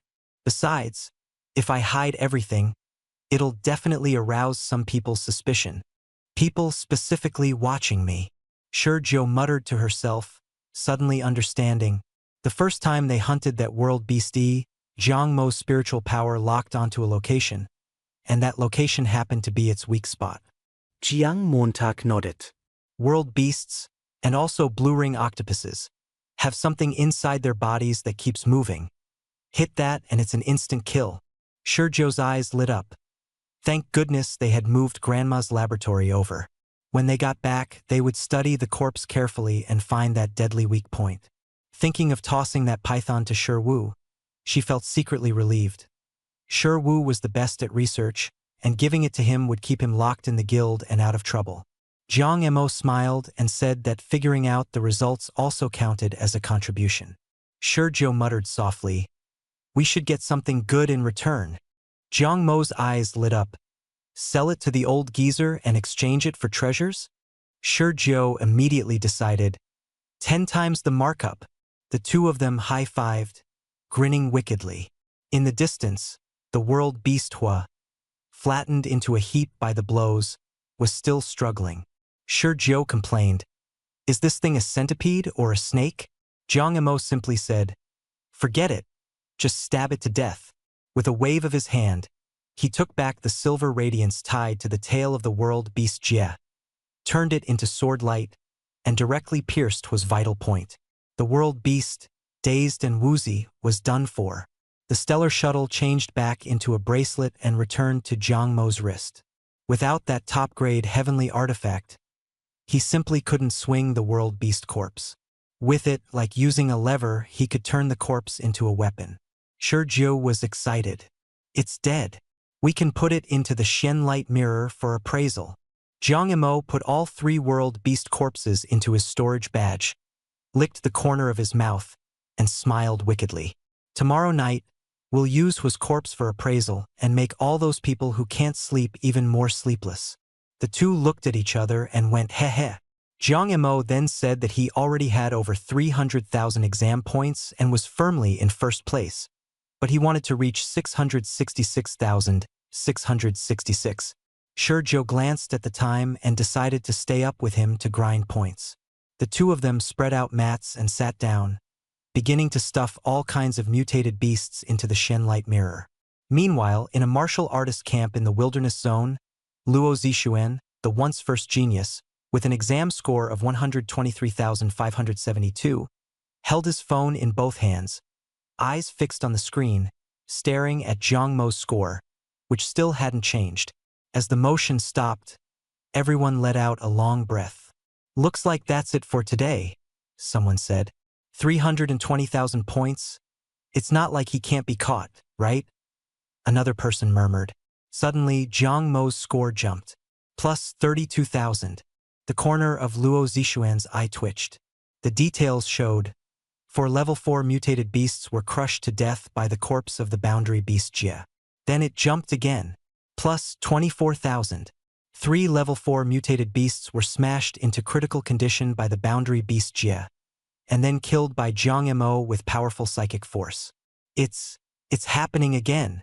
Luo Zixuan lay sprawled on the camp bed, too lazy to move. Just destroy everything already. Quickly. "I'm tired." Tonight, just like last night, countless martial artists watched the official rankings with red eyes. Even those who originally didn't care about the 3 major admissions exams joined in. Everyone's eyes were fixed on the continuously updating score details for Jiang Mo. Level 4 mutated beasts, Level 3 mutated beasts, crushed to death by a boundary beast corpse, crippled by a boundary beast corpse, and then finished off by Jiang Mo's sword. The numbers on the screen kept jumping. Plus 8,000, plus 16,000, plus 24,000, plus 32,000. Some candidates short on resources watched in alarm. An 8,000-point jump at once? If my total score were 8,000, I could pick between Diwen and Renchuan however I wanted. Total score 32,000? I could even get into Tianhuang.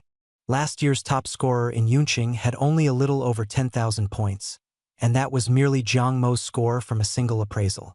At a camp on a wild island in Binqing's Zone 1, Li Xiuchuan lay on the corpse of a giant turtle, staring blankly at the moon. How did I end up in the same city zone as someone like this? Senior brother, looks like I'll have to break my promise. I probably can't go to Tianhuang. He thought of how his master, Lu Jingchuan, said it could be resolved, but he feared his master might be beaten to death by Jiang Mo with a boundary beast corpse just like a mutated beast. Finally, at 11 o'clock, Jiang Mo's exam score stopped at 666666 and no longer moved. Binqing number 9 High School, grade 12 class 14, Jiang Mo, male. Exam score 666666. First in Binqing, first nationwide, leaving second place Luo Zixuan behind by more than 500,000 points. And this was only the third day. That guy is definitely doing it on purpose. Yesterday it was 66,666, and today it's 666,666. Someone shouted. Although his score had stopped, no one left the screen, repeatedly staring at the score, ranking, and details. From last night using the corpse of the boundary beast's eye to smash a level 3 mutated beast to death, to tonight using the corpse of the boundary beast Jie to smash a level 4 mutated beast to death. Everything was dreamlike and unbelievable. The conference rooms of the 3 major martial arts universities, Tianhuang, Diyuan, and Renchuan, were brightly lit. The professors were also staring at Jiang Mo's details. An old professor with graying hair spoke up. I'm guessing tomorrow he'll use the corpse of the boundary beast A to smash a level 5 mutated beast to death. Everyone discussed it, seemingly relaxed on the surface, but tense inside. Boundary beasts had tenacious vitality, and even powerful transcendence found them hard to kill. And now, Jiang Mo likely had 3 boundary beast corpses in hand. Professor Fong, should we bring the Shuangguang mirror to Binqing? Someone asked.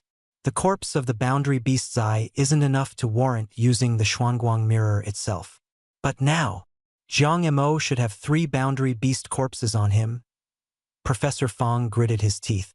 How those corpses came to be, no one can say for sure. Wait until Jiang Mo applies on his own. If he takes the initiative to apply for the Shenguang mirror itself and go take the appraisal exam, I'll personally take the Shenguang mirror to Binqing. Professor Fong made the decision. The other professors and teachers in the conference room, upon hearing this, looked at him with disdain. You'll go in person? Once the Shenguang mirror is in your hands, you'll treat it like your own treasure. Under the moonlight, Shizhou fell asleep leaning against Jiang Mo's shoulder. The breeze gently brushed through her hair and grazed Jiang Mo's cheek, tickling him so much that just as he put away the Shenguang mirror, she woke up. Rubbing her eyes, she asked, "Is it done?" Jiang Mo hummed in response, picked her up, and walked toward the RV. Go to sleep. The next day, the weather was sunny, and the breeze was refreshing. Xia Fan held a bowl of beef noodles and, while eating, looked at the 2 people across from him. Jiang Mo took his stance and repeatedly practiced the yuan attracting art. Shizhou stood in front of him, her fair little hand pressed against his lower abdomen, helping him perform the qi and blood circulation method. Suddenly, a surge of fullness burst from within his body and spread through every limb and bone. I broke through, Jiang Mo said excitedly. My qi and blood value has broken through to 100. I'm officially a martial artist. His lifespan also increased by 11 years. He hadn't fallen behind in mental power these past few days either, and this morning his mental power broke through to 200. Multiplied by 11, that's 2,000. Shurjo's eyes lit up, and she excitedly felt him up all over. You really broke through. Looking at the two of them, Xia Fan suddenly found that the noodles in his bowl had no taste anymore. He muttered softly, "These years I've been trying to break through and become a transcendent martial artist, and I haven't even found a girlfriend. Did I take the wrong path?" Then he comforted himself. Becoming transcendent has nothing to do with whether or not you have a girlfriend. Little demon, Jiang classmate, sure classmate, should we go hunt a level 5 mutant beast today? Xia Fan changed the subject. Jiang Mo looked incredulous. A level 5 mutant beast? Are you kidding me? Me, a mid-level spiritual Nansur, going to kill something like that? Even if I used a realm beast corpse to smash it, I probably wouldn't be able to touch a single hair. Last night, the realm beast had only been smashed because it had taken the initiative to get up and snatch the corpse. That wasn't the norm. Xia Fan snorted. At least you're self-aware.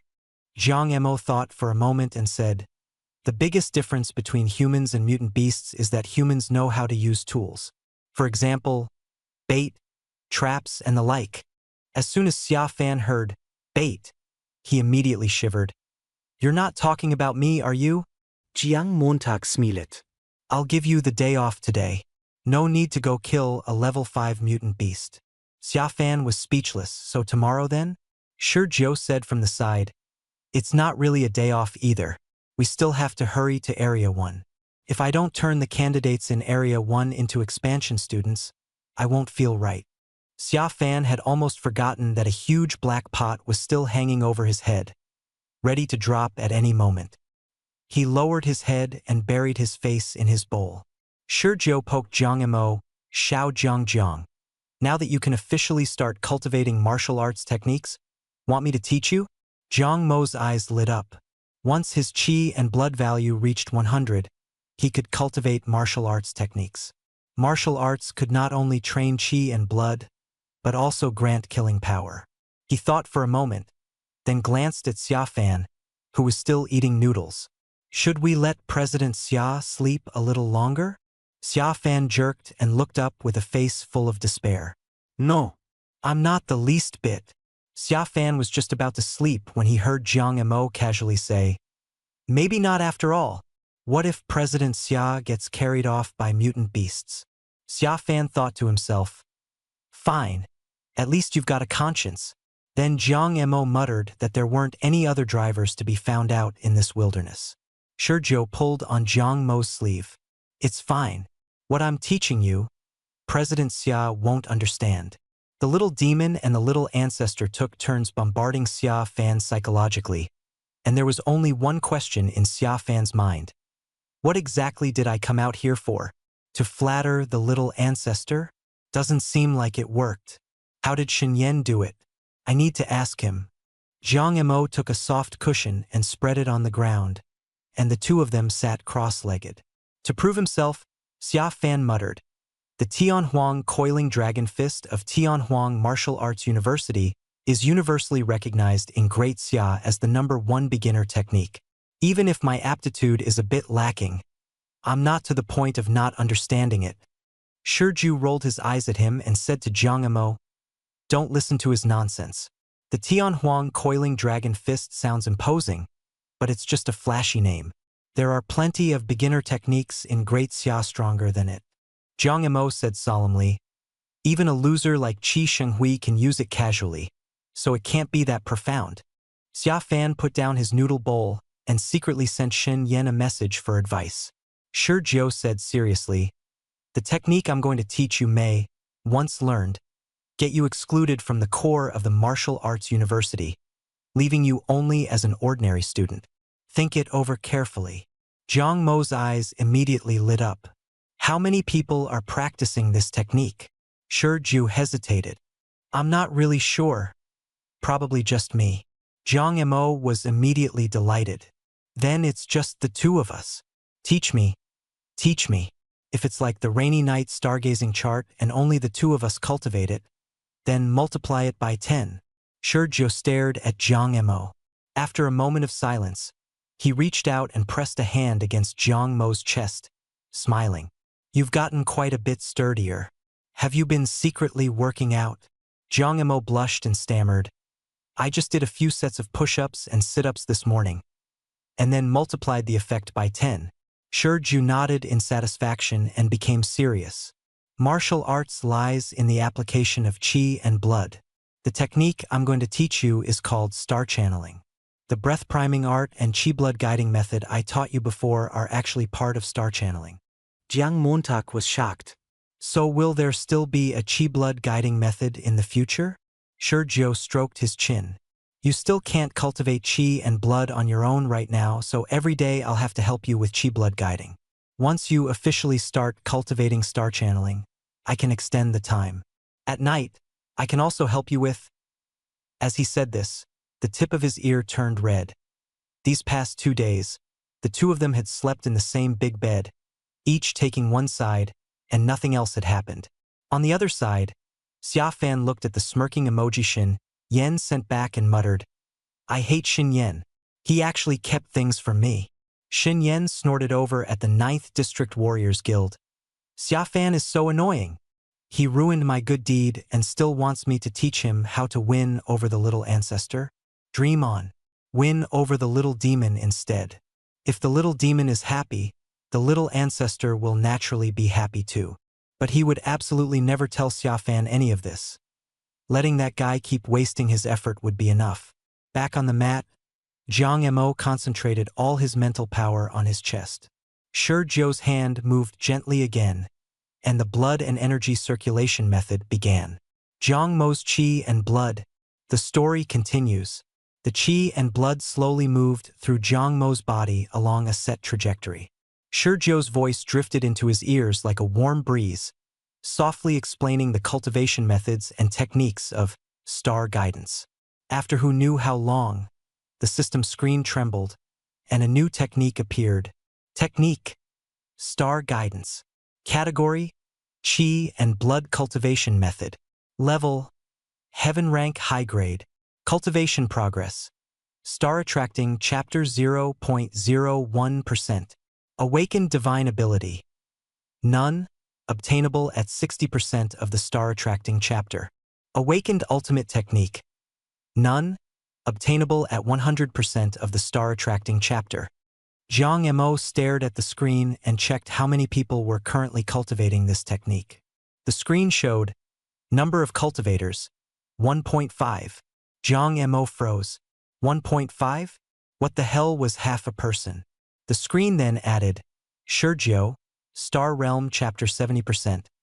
Jiang Mo, Star Attracting Chapter 0.01%. Note: Jiang Mo's original foundation has been destroyed, making it impossible for him to cultivate qi and blood independently. Shurju's assistance is required, so he counts as half a cultivator. Jiang Montag was speechless. Fine, I'm 0.5 now. He gave himself a self-mocking smile. Whatever, let's just call it 0.5. Then he muttered again, Star guidance, technique grade, multiply by 10. The scene briefly jolted. Shurju, who was helping guide his qi and blood, stiffened and knocked straight into Jiang Mo's chest. Jiang Mo hurriedly caught her and comforted her, telling her not to worry. He had checked, and for now it was just the two of them plus half of him cultivating, so it wouldn't be exposed. Shurju said softly, even though it's just the two of us now, there might be other copies stored elsewhere. Later cultivators might notice something off. Jiang Mo brushed aside her long hair and leaned close to whisper, don't worry, raising the technique grade will only make it harder for later people to get started. We've already gotten in the door, so it won't affect us. Want to discover the clues? Wait until they can get started first. It's the same with the rainy night stargazing chart. He moved even closer, his breath warm. Shurju's cheeks flushed faintly. Turning sideways, she met his eyes and asked, if heaven rank high grade is the surface appearance, then what is the ultimate core? Jiang Mo shook his head. I'm not sure yet either. If I can get something beyond heaven rank high grade, I should be able to make a judgment. Shurju's eyes lit up. Then go search the old geezer's treasure vault. On the other side, Xia Fan grumbled into his phone for a while. When he looked up, he found Jiang Mo and Shurjo glued together again. Shen Yan had said the two of them were dating. Probably this was what he meant. Xia Fan complained, "It's broad daylight. Even if this is the wilderness zone, you should still mind your image." Shurjo got up from Jiang Mo's arms, glanced at Xia Fan, and said, "Vacation's over. It's time to head to District 1. Xia Fan swept the food scraps off the ground with a miserable expression and climbed into the RV parked nearby. Jiang Mo laid out the travel plan. There were 2 routes. First, cross the wilderness of District 5 directly, go out to sea, and then take the sea route to District 1. Second, travel along District 5's land, head to the coast of District 3, and enter District 1 from District 3. The author explained the district layout. District 5 does not connect to District 4. District 4 lies on the other side of Binhai City and borders District 2. District 5 adjoins District 3. Binhai City is built along the coast with an irregular shape. The safe passages from District 1 to District 6 all face the sea, but Districts 1, 2, and 3 face the ocean and have the tightest defenses. If mutated sea beasts land from Districts 1, 2, or 3, it would become a surprise attack. The wilderness zones corresponding to Districts 4, 5, and 6 also include land areas. Sitting on the RV's soft seat, Shurjo's gaze gradually steadied. On the big bed, Shurjo handed Jiang Mo the Shen light mirror she had casually set aside, and at the same time pulled out her phone to tinker with it. "A mini program," he said in a low voice. "It can locate other candidates who have activated and are wearing the Shen light mirror." Jiang Mo leaned over to look, and Shurjo's eyes lit up. "There's a signal 10 li away, Binhai No. 1 High School, Senior Year Class 1, Lu Yuanchao, exam points 222, 7th in Binhai, no national ranking." Jiang Montag snorted. "It's already the 4th day and he only has 222? 7th in Binhai is pathetic." After saying that, he pointed in a direction. "Target Lu Yuanchao, charge." Shurjo followed with a charging gesture. Xia Fan asked weakly, "How are you going to disrupt his exam?" Jiang Montag smiled wickedly. "No need for me to teach you, President Xia, you do it. Take 100-odd mutated beasts and charge over, create a life-and-death crisis, and he'll definitely turn on the positioning and distress system on the Shen Guang mirror. Once that happens, even if he fails the exam, the elite candidate will be judged to have cheated and be downgraded to an expanded admissions student." Xia Fan's expression changed. Wasn't this making him take the blame? Jiang Mo added, "The president from District 1 came to District 9 to interfere with me, so I'll have the District 9 president go after a District 1 candidate, and I'm perfectly justified." The scene shifted back to the wilderness. The sun was just right, and Lu Yuanchao was in excellent condition, dressed in camouflage combat gear, a premium combat saber in one hand and a defensive shield in the other. Suddenly, he used his shield to block a charge from a level 1 wasteland wild ox, then raised his blade and brought it down. This low-level mutated beast was decapitated by Lu Yuanchao with a single strike. Humming some unknown tune, he tossed the wasteland wild ox into the Shen Guang mirror for appraisal. Glancing at the points and ranking displayed above the mirror, a trace of envy flashed in his eyes. Jiang Mo had suddenly erupted, and his ranking had shot up like crazy. Lu Yuanchao muttered to himself, "That kid must have gotten lucky. If he could get his hands on a world beast corpse and actually swing it around, he'd have been stronger than him long ago." The internet even said Jiang Mo might use the corpse of the world beast E to smash level 5 mutated beasts. It'd be best if he really got eaten. Still, he was smart enough to take advantage of everyone focusing on Jiang Mo and run to the wilderness to overtake them on a bend. Maybe he could get into Binhai's top 3. He really hoped President Lu could beat Jiang Mo down into an expanded admissions student. Suddenly, his expression changed. The ground in the distance trembled, trees and grass flew up, and low beast roars merged into one continuous wave. More than 10 savage tyrant dragons charged over, massive and ferocious, over 8 meters long, each with a single long horn on its head. Lu Yuanchao was dumbfounded. So many level 3 mutated beasts, he had never seen that many in his entire life. What was even stranger was that in front of the tyrant dragon pack, There was actually a person running while carrying a roasted lamb leg. That lamb leg looked so delicious he swallowed unconsciously. Fear instantly swallowed him. He couldn't outrun them, he couldn't outrun them. It was over, but he was still unwilling to just die. In his panic, he pressed the distress mechanism on the back of the Shen Guang mirror. Ding! Elite candidate Lu Yuanchao has activated the positioning distress system. He has become the first elite candidate in this joint exam to be downgraded to an expanded admission student. Positioning teleportation array activated. A silver beam of light shot him into the sky, the Shen Guang mirror replica was Fei, and the exam ended. In a flash of light, the figure vanished. Only the tyrant dragon's furious roars remained in the wilderness. The sky was overcast in the manor in Zone 9 where Sui Xuan was temporarily staying. Sitting by the window, lost in thought, Sui Xuan suddenly saw the small mirror beside him float up. With a thunderous crash, a teenage boy in camouflage uniform was thrown miserably down in front of him. Sui Xuan glanced over indifferently. It was Lu Yuanchao. Lu Yuanchao understood immediately. Did you get eliminated just like that? He took off his helmet, looking grief-stricken. Ah, Teacher Su. I ran into someone holding a roasted leg of lamb. Sui Xuan recognized him and froze for a moment. Someone holding a roasted leg of lamb? Lu Yuanchao swallowed. It smelled so good that I couldn't help wanting to snatch a few bites. Before he finished, he added, not that leg. The point is, there was a huge group of level 3 mutated beasts behind him. Sui Xuan picked up the small mirror and shone it at Lu Yuanchao. The reason immediately appeared in the mirror. Xia Fan, the president of the Zone 9 Martial Artists Guild, was eating roasted leg of lamb in the wilderness and was besieged by dozens of level 3 mutated beasts. In a panic, he fled in Lu Yuanchao's direction.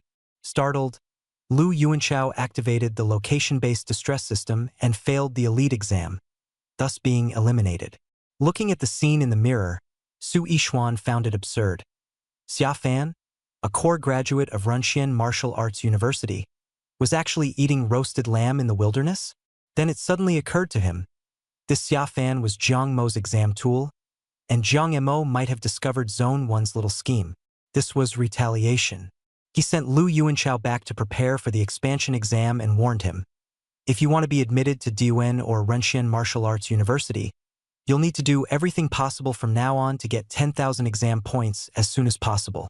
Lu Yuanchao smiled bitterly. The expansion exam wouldn't be doubled, but with family background and outside help, 10,000 points could still be scraped together. What was truly difficult was the subsequent tuition and points. Most of that would probably have to rely on subsidies from the Zone 1 authorities and the Martial Artists Guild. After Lu Yuanchao left, the small mirror flashed again, and another examinee was thrown beside Sui Xuan. As soon as the short-haired girl looked up, she shouted, roasted leg of lamb, so fragrant. Soon, a third, fourth, and fifth followed. Many had tried to use the chaos to overtake on a bend, but one batch after another was eliminated. By evening, nearly 20 examinees from Zone 1 had been downgraded. Looking at the group of worried-looking examinees who were still discussing roasted leg of lamb, Sui Xuan was both amused and exasperated. Could it be that Jiang Mo really wanted to turn all of Zone 1 into expansion exam candidates? He was indeed vindictive, but he also felt relieved. Everyone across the web had thought Jiang Mo was going to smash level 5 mutated beasts with the Boundary Beast E. But instead he had turned all the elite examinees in Zone 1 into expansion exam candidates. At least tonight he could finally sleep peacefully. Once Jiang Mo returned from the wilderness zone, he would try to talk sense into him then. The sun set, and the sea was dyed golden red by the lingering glow. On the beach in Zone 5, Xia Fan stared blankly at the scene before him. WW. What are all these things? Shi Zhou turned his head proudly and said, the Boundary Beast E. Xia Fan collapsed onto the ground. I know it's the Boundary Beast E, but isn't this number wrong? Jiang Mos.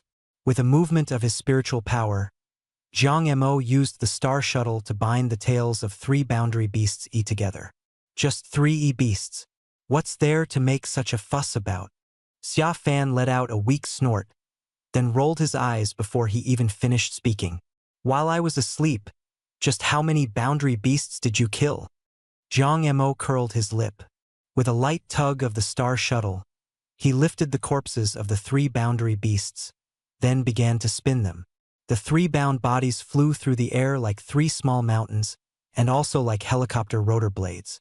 Excitement flashed in Jiang Mo's eyes. Rotors in place. Shiju rubbed his hands together.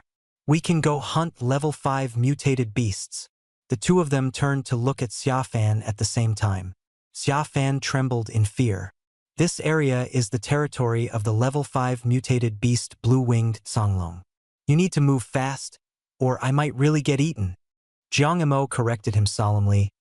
President Xia, the only one making a move is me. Xia Fan looked at him in despair. You still don't trust me. Shiju pulled Jiang Mo and hid with him on the dirt mound behind the beach. Jiang Mo silently did the math. The traumatic beast's organ smell is 10 times stronger. It spreads 10 times farther, and its attraction to the blue-winged Songlong is multiplied by 10. If it lands, the gravity in that area is multiplied by 10, lasting 10 seconds. He didn't know whether his mental power could hold out, but he could set the effect to the environment. This would still affect level 5 mutated beasts. Xia Fan was an advanced martial artist, close to transcendence, so he could withstand 10 times normal gravity. Sitting beside the pile of organs, Xia Fan suddenly covered his nose. Fuck! What is that smell? It's way too stinky. A flash of purple gold light swept by, and Xia Fan rolled his eyes and collapsed onto the beach, falling asleep. Night fell, and the sea surface glittered with ripples. Jiang Mo's expression shifted as the second system screen appeared. Species: blue-winged Songlong. Level 5 mutated beast. Weakness: neck. Most valuable part: it's all treasure. Beneath the screen appeared a giant beast, reptilian in form, over 30 meters long, with its mouth making up a quarter of its body length. Between its forelimbs and hind limbs were wing-like membranes. The undisputed ruler of Zone 5 seas, the blue-winged Songlong. The seawater surged as it was lured by the smell of organs. The colossal beast slowly came ashore from the deep sea. Seeing the pile of organs and that human martial artist, smaller than one of its teeth but seemingly far more delicious, it let out an excited roar and lunged forward. The next instant, the blue-winged, the Songlong was dumbfounded. Looking up, it saw a giant propeller-like thing crashing down from the sky, like a small mountain, carrying a howling gale straight toward it. The blue-winged Songlong had quick reactions and a powerful body. Among level 5 mutated beasts, it was considered strong. Instinctively, it wanted to dodge, but this was land, and, moreover, gravity was multiplied by 10. Then there was no then. Finally, it's 9 o'clock. Time for Jiang Mo's show. Tonight he'll definitely use the corpse of the boundary beast E to take down a level 5 mutated beast. The same trick for 3 days straight. So boring. Their words were sour, but their hands kept refreshing Jiang Mo's score details. Minute by minute, the interface didn't change, and they grew more and more anxious, staring at the screen like madmen. At 11 p.m., the interface finally refreshed. It refreshed. Something happened. Everyone looked at the content and first burst into laughter. It's not Boundary Beast E, it's Boundary Beast Jie. Cause of death: smashed into a disaster pancake by the corpse of Boundary Beast Jie. Then killed by Jiang Mo. Laughter broke out everywhere. See? Jiang Mo's run out of tricks.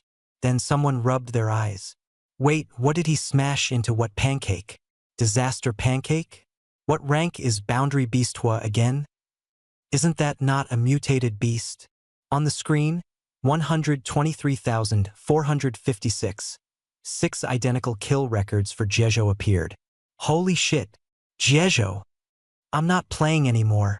We were still sweating over a level 4-1, and this guy just went straight to hammering Jejo with Jejo. Why bother working hard at all? 2 hours earlier, at 9 o'clock at night, back in reality. Jiang Mo shoved the Jejo Hua he had beaten into a pulp into the Shenguang mirror. Sizzle. Name: Hua species. Jejo cause of death: while trying to seize the corpse of the Jejo tribulation, was beaten into a pulp by Jiang Mo with the Jejo tribulation, and finally killed by Jiang Mo. The light screen only showed a comment with no points. Shizhou took the Shen Guang mirror and looked at it with her mind power. There really are no points. She shook it, then lightly tapped the Shen Guang mirror. Could it be lagging, or did the system crash? Jiang Mo changed tactics and took the Hua pulp out of the Shen Guang mirror, then put it into the second Hua pulp obtained after multiplying by 10. Sizzle. Name. Hua species. Jezhou cause of death. Was swung around by Jiang Mo holding the corpse of the Jezhou tribulation, beaten into a pulp, and then killed by Jiang Mo. The light screen's comment changed from question marks to ellipses, but still no points. The two stared blankly at the light screen. Jiang Mo imitated Shizhou, knocked on it, then shook the Shen Guang mirror, wondering in his heart, why aren't the points showing up? Shizhou rubbed her chin and said, how about trying another one? Jiang Mo nodded and stuffed another Hua pulp into the Shen Guang mirror. The result was still no points, the total score didn't budge, and this time even the comments were gone. He kept stuffing in several more in a row. The evaluations all passed, but the points just wouldn't increase, and the comments disappeared entirely after the fourth one. Jiang Mo didn't dare put any more in. Shizhou pulled out her phone and opened the Tianhuang Martial Arts University admissions exam page. The leaderboard still hadn't updated. The points were stuck at 666666, and the last entry was still from last night.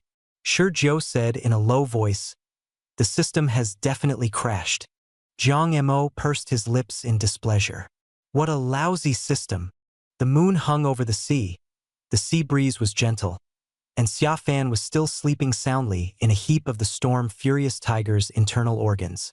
They had already changed beaches more than 10 times, and the level 5 mutant beasts nearby had basically been cleared out by Jiang Mo with the Jezhou propeller. But over at the 3 major martial arts universities, chaos had erupted. The Shen Guang mirror exam system had crashed because it had, for the first time in exam mode, appraised a Jezhou directly.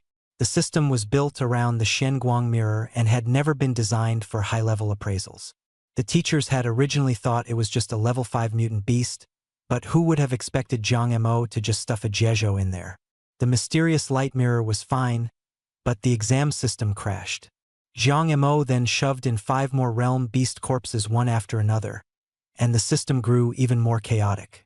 The 3 schools urgently dispatched sequence warriors and transcendent powerhouses to rescue it overnight, and it was only at 11 o'clock that the system recovered, with the points and detailed records finally coming back. The interface showed, examinee, Jiang Mo, school.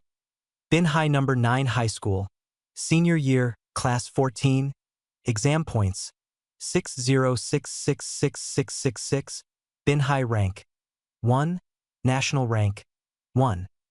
Then came 6 consecutive exam points plus 10 million entries, all with identical details. Species. Realm Beast Calamity, cause of death, killed after Jiang Mo used the corpse of a Realm Beast Tribulation to smash it into a Calamity pancake. Jiang Mo looked at the points and frowned. This exam system really is a huge pit.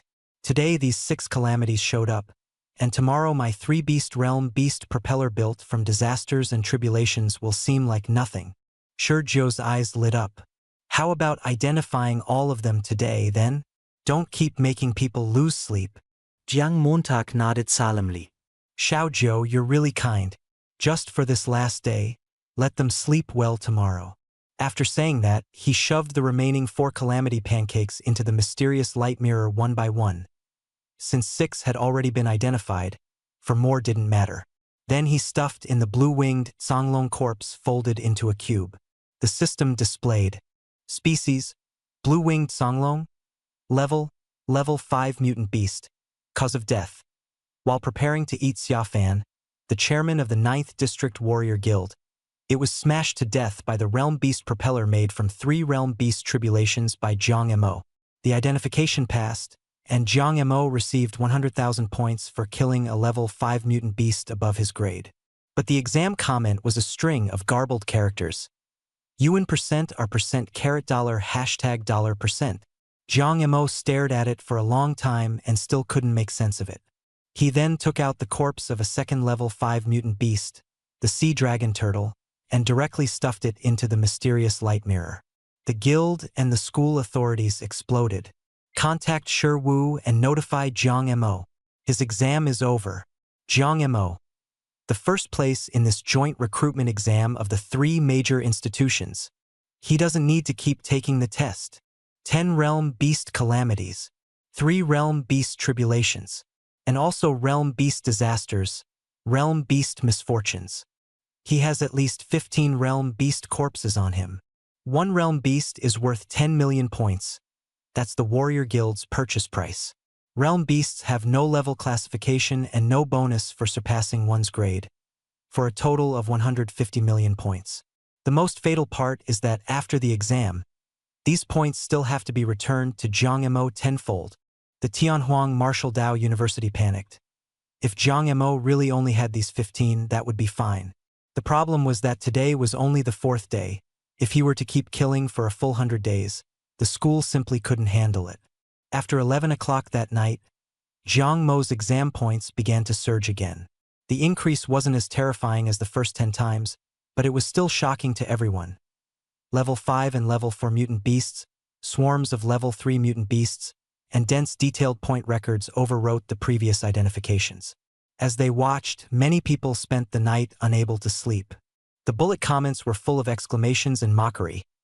He actually tied 3 realm beast tribulations together and turned them into a realm beast propeller, then used realm beast tribulations to smash a level 5 mutant beast to death? This guy has turned realm beasts into an art form. Some laughed uncontrollably, while others gritted their teeth and wished they could go block him right now. In Binhai District 9, Su Yixuan sat staring blankly at the screen in a temporary residence manner. His phone rang. It was the principal calling. Stop the people from Tianhuang Martial Dao University from finding Jiang Mo. Su Yixuan instantly perked up. Understood. Mission guaranteed. After hanging up, he chuckled. Heh heh. Jiang Mo's exam points were too many, and they still had to be returned tenfold. If this kept going, Tianhuang Martial Dao University really wouldn't be able to hold out. The safest way was to go straight to Jiang Mo, take back the mysterious light mirror, tell him to stop taking the exam, and admit him by exception. But ending the exam through the exam system required the consent of both Diyuan and Renxian schools, and Diyuan obviously wouldn't agree. So they could only go find Jiang Mo in person and take the mysterious light mirror back. Su Yixuan immediately called Shun Yan. At this moment Shun Yan was also staring at the screen, having gone 3 days without sleep, regretfully thinking, if only I had reacted faster back then and recruited this little demon into the guild. None of this would be happening now. Shun Yan's eyes were as red as a rabbit's, and his guts were all tied up in knots. He regretted it more and more. Su Yixuan. I'm not buying insurance. Not selling insurance? Then why are you looking for me? He hung up listlessly, casually found Shizhou's number, and sent a text message. Jiang Mo stuffed all the mutated beasts he had killed over the past 2 days into the Shuangguang mirror for appraisal, but the results still didn't reach the 1066666666 he had in mind. Shizhou smiled and comforted him. Don't rush. There are still more than 90 days left. Jiang Mo thumped his chest and vowed to push this exam's points all the way to 666666666. Shizhou agreed on the surface while glancing at her phone with a cold smile. The folks at Tianhuang Martial Dao University have lost their nerve. Jiang Mo froze, then quickly realized. Could it be that his exam points were too high and he'd caught someone's attention? Shizhou explained. Exam points are actually contribution points, which can be exchanged through official channels for high-level supplies. Usually, people earn contribution points by selling mutated beast corpses. The joint exam is different. The corpses from competition do not need to be handed in, and the exam points will be returned tenfold to the elite students who are admitted after the exam ends. This is also a benefit the school gives to its elites. So if Tianhuang Martial Dao University wants to terminate his exam early, Renhuang or Diyuan would have to agree, and they'd also have to bring out the Shuangguang mirror itself to appraise the things he hunted. It's a joint agreement among 3 universities, not something one school can decide alone. A wicked grin appeared on Jiang Mo's face. Then before they find me, I should squeeze out as many points as possible. Shizhou blinked. The university can't directly redeem them. They can only be forced into bankruptcy. That piqued Jiang Mo's interest. He hesitated again. But with the points I have now, is it enough to bring Tianhuang Marshall Dao University down? Each expanded admission student can give them 50 million points per semester. And Tianhuang is all high and mighty, with very few expanded admission slots. Binqing doesn't have a single slot at all. Shi Jiu gave a sly smile. What we have in our hands is more than just exam points. You're kind of locking realm. Jiang Mo said he would study the beast's fatal weakness and sell it to the old geezers at 10 times the premium. After saying that, he even rubbed his hands together, as if waiting to make a fortune. He was doing some little calculations in his head. To study the weaknesses of realm beasts, wouldn't he need to catch live realm beasts? Exactly, he added. Actually, I'm very rich too. Super rich kind of rich. Shi Jiu was startled by him and hurriedly stopped him. Don't rush to cash in your treasures. First get the reality sequence and the fraudster sequence, then we'll talk. Jiang Mo's fisherman sequence was absurdly overpowered. It was practically a treasure-producing workshop, no, a factory. Shi Jiu said seriously, the sequences in this world are bizarre in all kinds of ways, so don't reveal your hand easily. Until you're sure everything is foolproof, don't touch anything you've hooked. Jiang Mo was a little disappointed. Then, should we catch realm beasts first? Catching realm beasts is the safest. Shi Jiu nodded. The two of them said in unison, catch realm beasts and bankrupt Tianhuang Marshall Dao University. Suddenly Jiang Mo thought of something else. We can use the Xuanguang mirror replicas to locate other candidates. Could Tianhuang Marshall Dao University also use this to find us? He shook the Xuanguang mirror in his hand. Shi Jiu smiled with confidence. Don't worry, I've got a way to deal with it. If people from Tianhuang come to Binqing, they'll definitely look for Shi Wu first. I left that huge python at Shi Wu's place. It can hold them off for a while. Only then did Jiang Mo breathe a sigh of relief. Then he said, Xuanguang mirror quantity times 10. Once someone finds any one of the 9, cancel the multiplication. The Xuanguang mirror instantly became 10 copies. Shi Jiu's plan was even more thorough. Fix the 9 copies onto 9 mutated sea beasts. That way we can keep them under control for a while too. She buried her head in Jiang Mo's chest. I'll just take this as your sequence. Want to disguise it as another sequence too. Jiang Mo was a little confused. Disguise it as another sequence? Shi Jiu nodded. You need a reasonable explanation for the exam, like calling it a sequence warrior. Your real sequence isn't suitable to expose, so we need to disguise it as one everyone can accept. The two of them looked into each other's eyes, and the events of the past suddenly flashed through their minds. Jiang Mo blurted out, Shun Yan. Shi Jiu's eyes lit up. Right, Shen Yan. In the distance, Xia Fan woke up on the beach, rubbing his head as he muttered, I hate Shen Yan. That guy is truly like a lingering ghost. Meanwhile, people from Tianhuang Martial Arts University rushed to Binqing overnight. At dawn, they arrived at the Martial Artists Guild in Binqing District 9, looking for Shi Wu. Shi Wu was not an ordinary teacher. He was the youngest professor in Tianhuang's history, had his own private laboratory, and had a terrifying background. After Shi Wu lost contact in Binqing, the university had to find out what had happened. In the reception room, Shun Yan, who had gone 3 days without sleep, looked like a wandering soul. His eyes red, his hair disheveled, his clothes wrinkled. Glancing around as he asked, didn't they say Tianhuang's extraordinary teacher had arrived? Where is the teacher? There was only one person in the reception room. A pale, unshaven, middle-aged man with eye bags so large they seemed to be dragging on the floor. The man spoke tiredly. Hello, my name is Zhou Qing.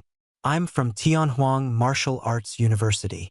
Xin Yan realized the other man had also gone 3 days without sleep and immediately asked, You haven't slept for 3 days too?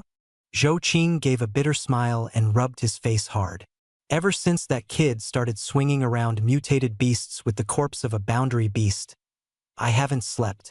Xin Yan was involved in maintaining the Shen Light mirror exam system. Once the system was fixed, he nervously kept watching Jiang Mo's assessment. When things over there finally quieted down, he hurried to Binqing. By then, Zhou Qing had met the similarly exhausted Shen Yan.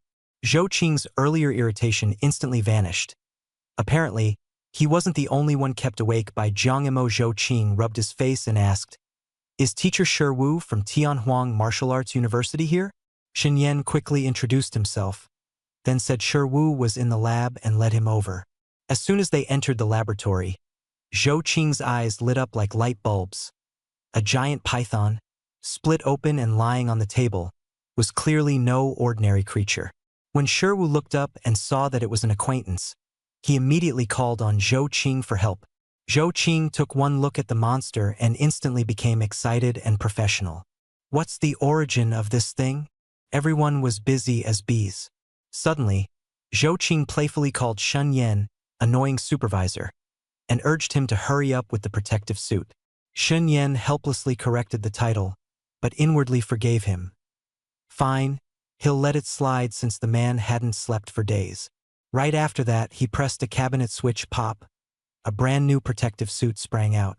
Zhou Qing quickly threw it on and then leaned over the cut-open python, discussing it with Shi Wu at length. Outside, Shen Yan stepped back and didn't immediately send a message to Shi Jiao.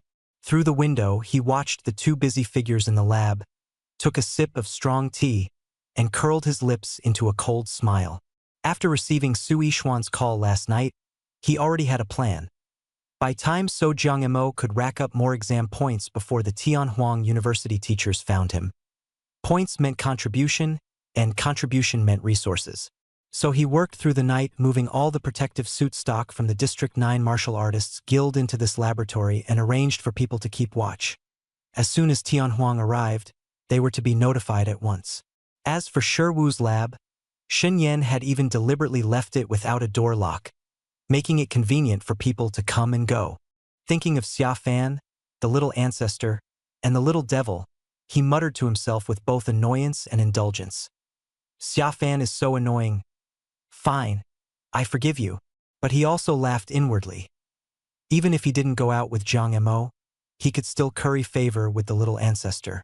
Thinking of Xia Fan being taken out as an exam prop, he couldn't help but grin gleefully. At daybreak, the main group from Tianhuang Martial Arts University finally arrived at the District 9 Martial Artists Guild in Binqing.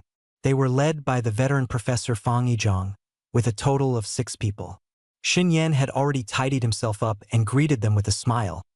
"Shen Yan of the Binqing District 9 Martial Artists Guild greets you all, honored sirs."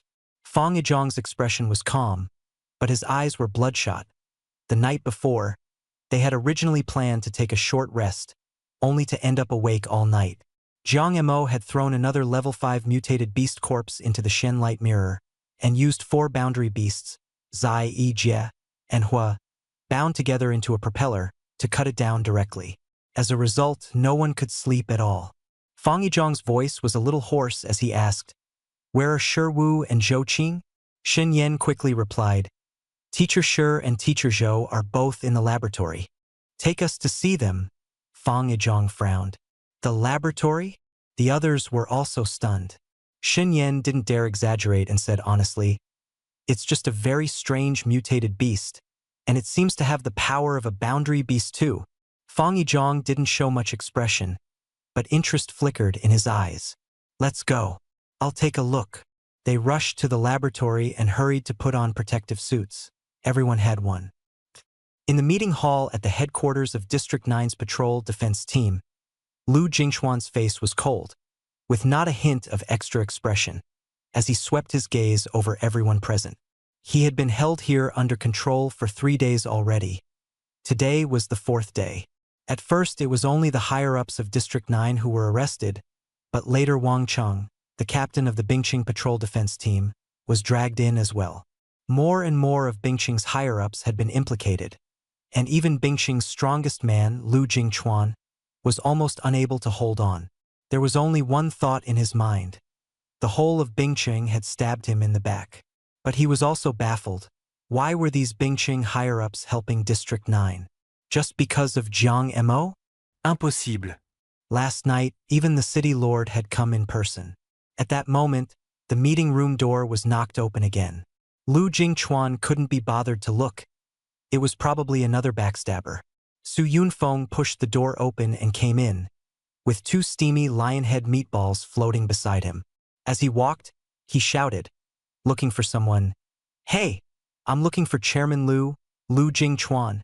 Chairman Lu, look who I brought you," he announced triumphantly. Lu Jingchuan froze, recognizing Su Yunfeng, the one who had thrown a will to the reporter's cameras that day. The person he brought was Li Xiuchuan.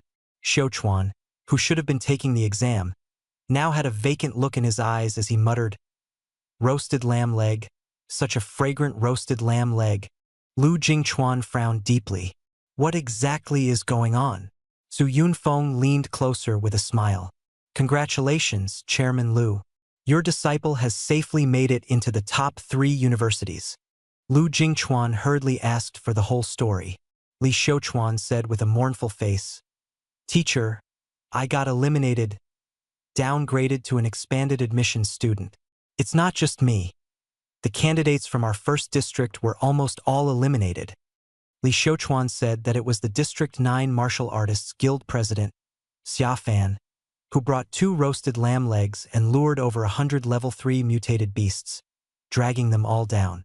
Now, right at the start of the exam, everyone was charging through the wilderness. At night, they mostly stayed at martial artists' camps, where they were easiest to hunt and strike in chaos. As Lu Jingchuan listened, his eyes instantly turned red. Su Yunfeng peeled walnuts on the side while laughing. "Back then, people from your District 1 Martial Artists Guild personally came to eliminate our District 9 candidates. Now we're just returning the favor. Isn't that fair?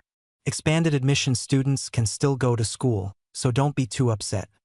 He even looked utterly nonchalant, saying that he had only just learned there were expanded admission students and elite students among the top 3 university candidates. The mysterious light mirror had to be kept secret, and the other exam rules were secret too. In the past, these people hadn't cared, so they hadn't noticed. The angrier Lu Jingchuan became as he listened. "Fine, fine. I thought you were after the spiritual fruit trees in my first district. Now it seems you're targeting my district's candidates. In that case, I'll go down there myself and eliminate that Jiang Mo." Su Yunfeng shouted, then added a finishing blow of his own. "Go, go! Whoever doesn't go is a grandson." Lu Jingchuan was provoked into darkening his expression. The anger he had been suppressing for days exploded all at once, and he turned and strode out of the meeting room. Li Xiuchuan anxiously shouted, "Teacher, you?" Before he could finish, Su Yunfeng slapped a hand over his mouth. Su Yunfeng smiled coldly. "You don't want your teacher to end up calling me grandpa, do you?"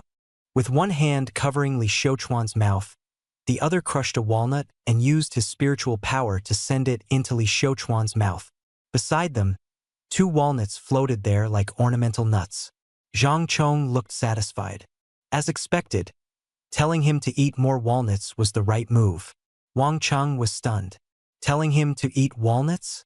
Because they're tasty? Zhang Chong tapped his own head with a finger. "For the brain." Wang Cheng secretly glanced at Su Yunfeng and muttered under his breath, "Isn't this just bullying an honest man?" Everyone present understood that Lu Jingchuan was the chairman of the District 1 Martial Artists Guild and also Bingqing's strongest man.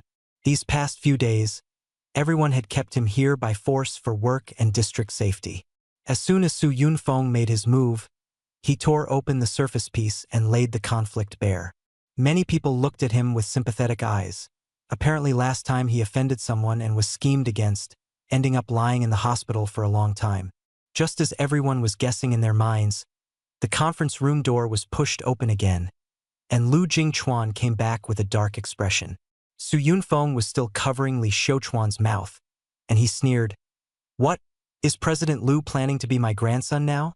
Lu Jingchuan glared at him, then turned to Wang Cheng. "Give me back my phone."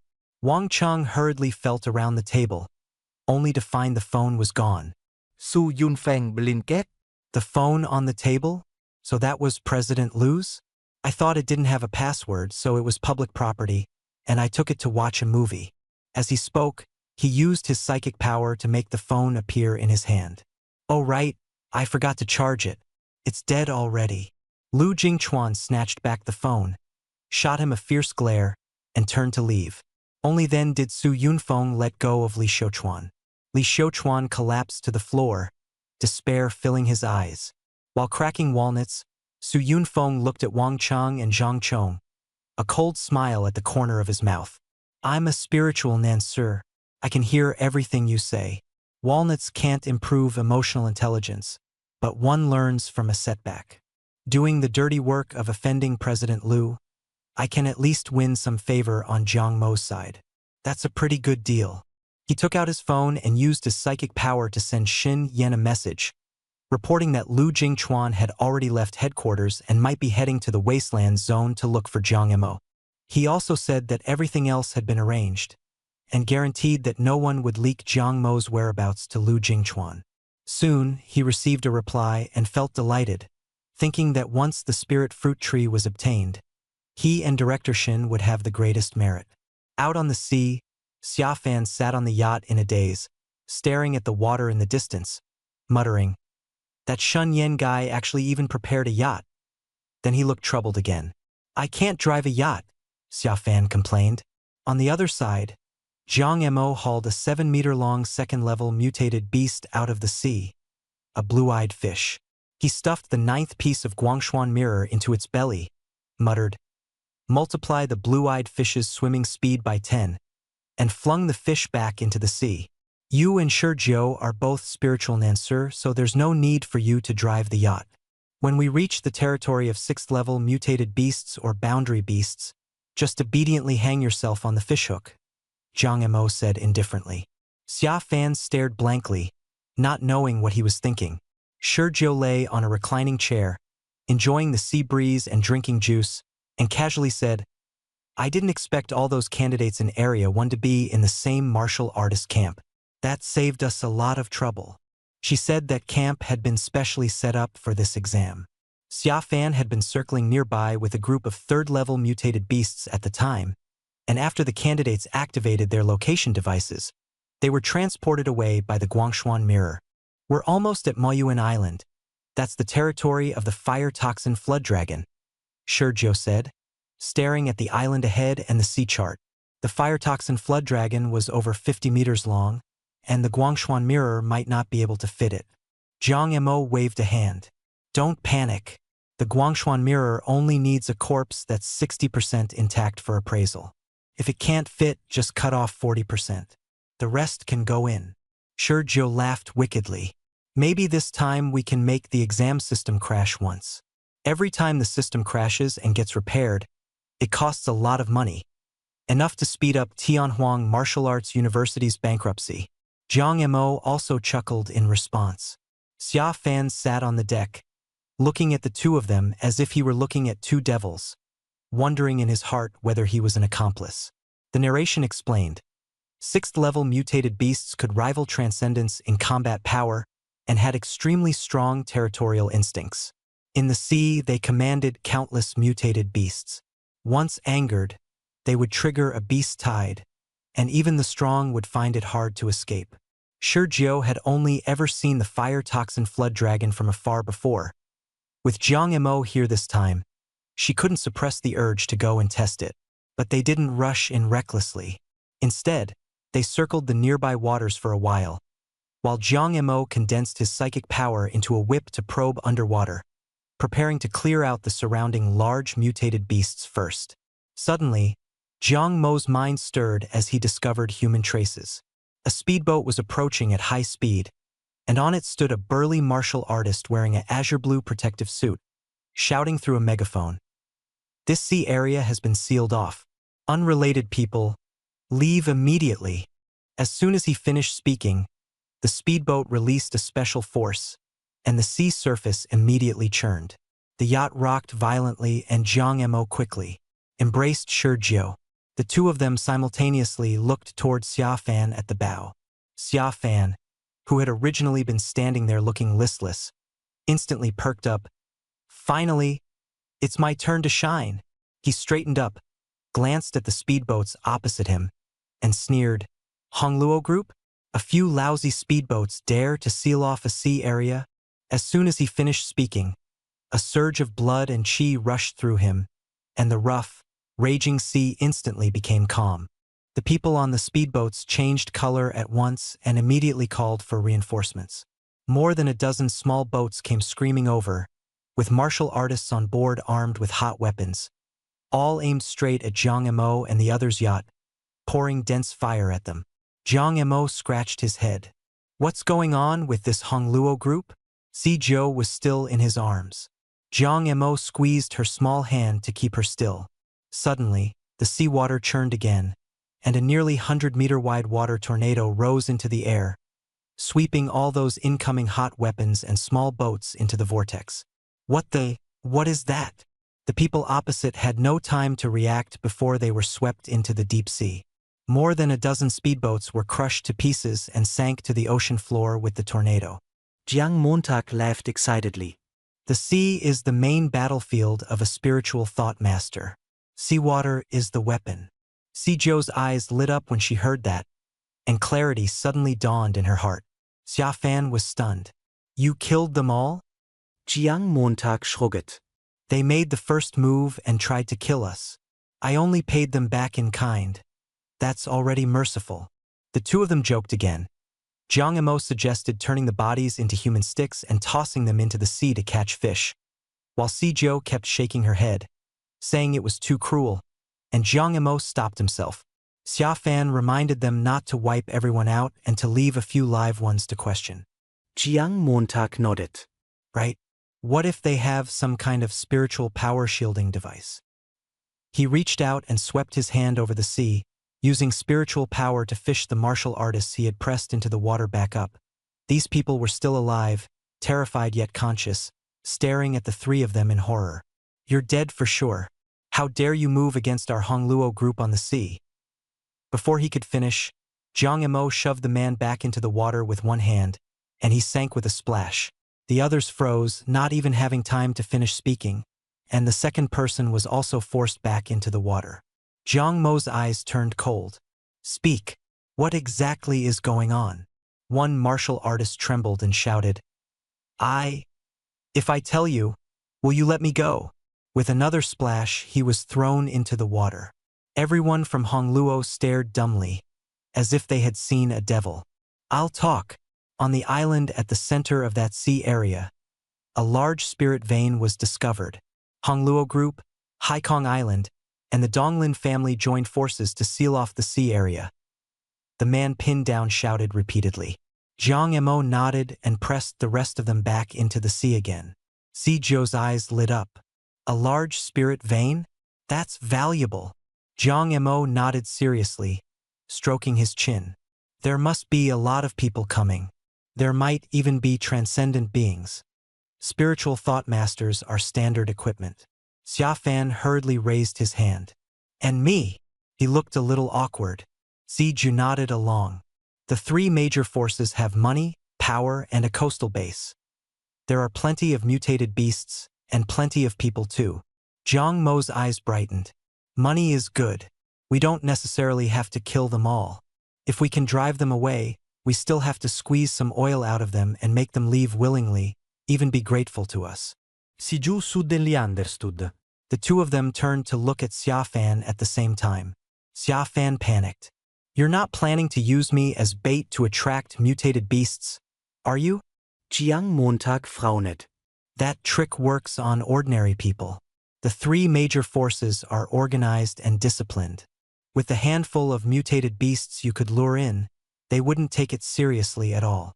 Si Zhou said solemnly, You don't need to worry about that. Your only job is to take the blame.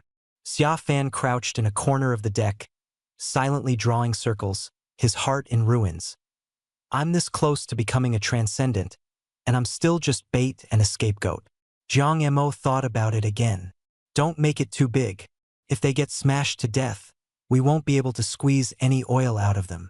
Si Zhou nodded, and her telekinetic force moved. The sea suddenly exploded, and a wave more than 30 meters high was lifted up, surging toward Mayuan Island. Jiang Emo murmured, height times 10, width times 10, Scale times 10, quantity times 10, destructive power times 10, attack power times 10, speed times 10, downward force of the wave times 10, duration 3 minutes. The giant wave instantly roiled violently and swept off into the distance. The island in the distance, about 10 kilometers in diameter, was slammed against heavily. On Mo Yuan Island, Donglin Chushue, the eldest daughter of the Donglin family, dressed in a blue battle suit, sat on the sea cliff, gazing at the ocean. "Someone's here?" she asked, turning back. Her subordinate replied, "Just a few little grasshoppers. We've already sent people to deal with them." She said coldly, "Don't leave a single survivor. The matter of the large spirit mine cannot leak out. The core members of the 3 major factions are all here, and we must not be careless with the outer blockade." Her subordinate reported again, "We've set up the most advanced detection systems underwater. From last month until now, 34 ships have approached Mo Yuan Island, and they all sank." Before he could finish, he suddenly screamed, "That is a tsunami!" Donglin Chushue turned to look at the sea, despair surging in her eyes. A towering wave hundreds of meters high blotted out the sky and hurtled toward the island with devastating force. She saw the desperate eyes of a Donglin warrior within the wave and screamed as she rushed into the island, "Run! Run!" The defenses were activated immediately. Warriors from Haikong Island, the Donglin family, and the Hengluo group all sprang into action, while important figures dove into the underground fortress.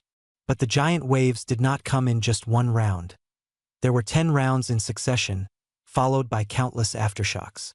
The first, second, and third waves were blocked, but the fourth, fifth, and sixth waves completely shattered their defenses, and an eerie downward force even lifted the underground fortress open. Just as Donglin Chushue ducked underground and had not yet caught her breath, she was torn back out by the waves. Xia Fan, watching from afar as the successive giant waves thundered in, was stunned. No, there were not just 10 waves at all. 10 waves was only the beginning of what Jiang Mo and Shi Jiu had done together. The sea was one vast hole, and one disturbance set off another, with aftershocks continuing endlessly. Jiang Mo had made the giant waves descend downward tenfold, and this strike was enough to destroy all the defenses of the 3 major factions and send everyone into the sea. Xia Fan remembered what Jiang Mo had said. The ocean was the true battlefield of a spiritual power user. After a chain of cascading reactions, he finally understood what that sentence meant. Half an hour later, the aftermath of the sky-high tsunami had completely dissipated. Shi Jiu excitedly pulled a yacht out of his storage badge and tossed it into the sea. "Time to fleece them!" Jiang Mo also laughed and shouted, "Charge, charge, charge!" The 2 yachts sped side by side toward the other side of the sea. On the other side of Mo Yuan Island, strange fragments floated on the water. Houses, ships, trees, and countless warriors struggling in the sea. The people of Hengluo Group, Haikong Island, and the Donglin family were all strong, but once the sea tore through them, their stamina was nearly exhausted. Mutated beasts would soon return to their nests, and then it would be a massacre. No matter how powerful a transcendent was, they could not save those who had exhausted themselves. Hundreds upon hundreds of warriors lay on floating objects, despairingly waiting for death. Suddenly, a voice rang out, "A yacht! 2 yachts!" Someone started shouting for help, desperately swimming toward them. A man who claimed to be a transcendent elder of the Donglin family threatened and called for rescue. Before he could finish, the seawater seemed to come alive and drag him under, turning into a current that swept him away without a trace. On the yacht, Jiang Mo curled his lip. This guy must be out of his mind, still acting all cocky after falling into the sea. Xia Fan looked blank. "Gunpoint!" Jiang Mo kicked him. "Remember your lines." Xia Fan forced a straight face and began to act, shouting solemnly, "We're not a professional rescue team. Boarding the yacht requires a ticket, 1 billion per person, or equivalent valuables, paid on the spot. And you must also hand over all the gains from this trip to sea." The sea fell silent. Everyone was stunned. Were these pirates?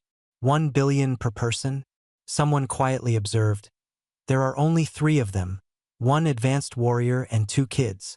Donglin Chushua glanced coldly and said in a low voice, "Agree for now. Once we get close, kill them and take the boat." The people nearby agreed, and some quietly slipped underwater, preparing to ambush. People began shouting that they accepted the terms. The mutated beasts would be here very soon. The yacht drew closer and closer. Just then, 3 figures burst up from the sea and charged straight at the yacht. At the same time, a battle blade suddenly appeared in Xiafan's hand. With one sweep, blade aura slashed across the water, and a mighty burst of blood energy erupted. The people who rushed over were struck by the blade aura. Their bodies instantly repelled, falling back into the sea, where they made no further movement. That man was cleaved into 2 halves. Plop, plop, they crashed heavily into the sea, and blood spread out instantly. Someone on the sea cried out, "Almost transcendent. He's not an ordinary advanced martial artist." Xiafan heard it, straightened up, and finally regained a sense of presence. He looked down at the sea and said indifferently, "From now on, 1 head costs 200 million. Someone said, "If he's transcendent." Xiafan glanced at the old man in the distance. 1 billion. The sea erupted again, and the old man roared angrily, "You're taking advantage of the situation." Jiang Emo popped up and snorted, "It's obviously taking advantage of the flood." Shizhou followed up with a finishing blow. "When the mutated beasts show up later, it'll be taking advantage of the beasts." Xiafan was speechless and everyone else fell silent too. "So, you're admitting this is robbery?" He cleared his throat and pointed at the sea. "Look, the blood has already spread out. The mutated beasts will be here soon." The old man stared fixedly at Xiafan, memorizing his appearance, then looked at Jiang Emo and Shizhou lying on the ship's rail. He muttered under his breath, "Such good kids. And this sleazy bastard is the one who led them astray." The people from the 3 major factions exchanged glances and decided to get on the ship first to stay alive, settling accounts after they recovered. That strange tsunami hadn't killed them outright, but it had exhausted them badly. Many advanced martial artists couldn't even take one of Xiafan's blades, and even the transcendent experts were being targeted, only barely able to float on the sea. The transcendent old man stared at the battle saber in Xiafan's hand and gritted his teeth. "Fine. We agree to your conditions." Xiafan corrected him. "Not conditions. Ticket fare.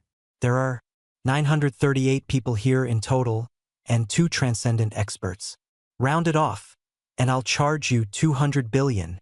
After saying that number, Xiafan's heart ached. He didn't have 200 billion. The people in the sea wanted to curse, and Donglin Chushua pleaded pitifully. "How could the sea possibly come up with that much money? Can we at least issue an IOU first?" Xiafan nodded, but then took out something like a POS machine. The slot was a perfect fit for the martial artist badge. "I accept transfers via martial artist badge. As long as you have a badge, you can transfer money." As the guild leader, he had the authority. Everyone was so furious their teeth ached. This guy is a professional robber, and he even has a badge POS machine. Jiang Emo touched Xiafan with his mental power. "Hand over your storage items as well. Little Joe is using a psychic barrier to block the mutated beasts, and it's pretty tiring." Shizhou touched the 5 shielding pendants on her chest and nodded along. Xiafan's eye twitched, and he gritted his teeth. "Your gains have to be handed over too." Xiafan couldn't be bothered to inventory everything and directly shouted, "Hand over your storage items as well." The moment he said that, the sea fell silent. The transcendent old man couldn't help but explode in rage. "You robber, and you're still raising the price on the spot.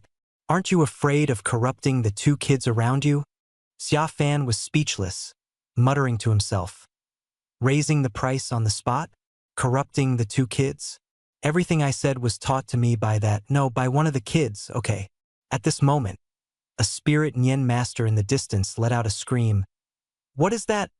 Ah, help, glug glug," and was immediately dragged into the sea, disappearing without a trace. Mutated beasts. Mutated beasts are here. The sea erupted into chaos. Everyone was already out of strength, barely keeping themselves afloat by clutching the floating debris. Once the mutated beasts arrived, there would only be death. On the yacht, Shurjo tugged at Jiang Mo's sleeve and said in a low voice, "That's 200 million yuan?" Jiang Mo grinned wickedly and said, "No problem." President Xia rounded it the other way for them. "Missing one or two still makes it 200 billion. That's more than enough for us to keep fleecing them." Only then did Shurju relax. The two of them looked at Xia Fan together, admiration written all over their faces. As expected of President Xia, to think he'd come up with reverse rounding.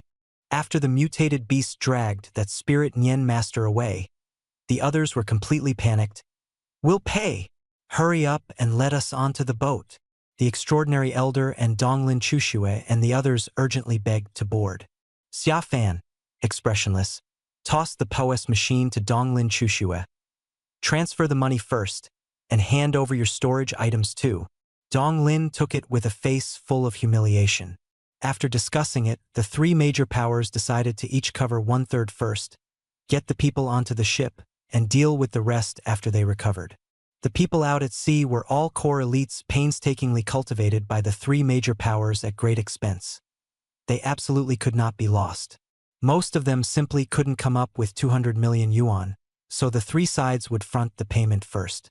Someone recognized that Jiang Mo and Shurjo were wearing the uniforms of Blue-White High School and gritted their teeth in fury.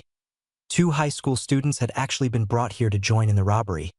They were guilty beyond forgiveness. At that moment, Xia Fan's phone rang 3 times in a row, signaling that the boat fare had arrived. The higher-ups of the three major powers were able to mobilize huge amounts of money, so the transfer was completed very quickly. Looking at the massive sum added to his phone, along with the 3 bracelet-style storage items in his hand and their passwords, Xia Fan felt a chill down his spine. This mess was huge and heavy, and once the three major powers investigated, they'd trace it back to him without fail.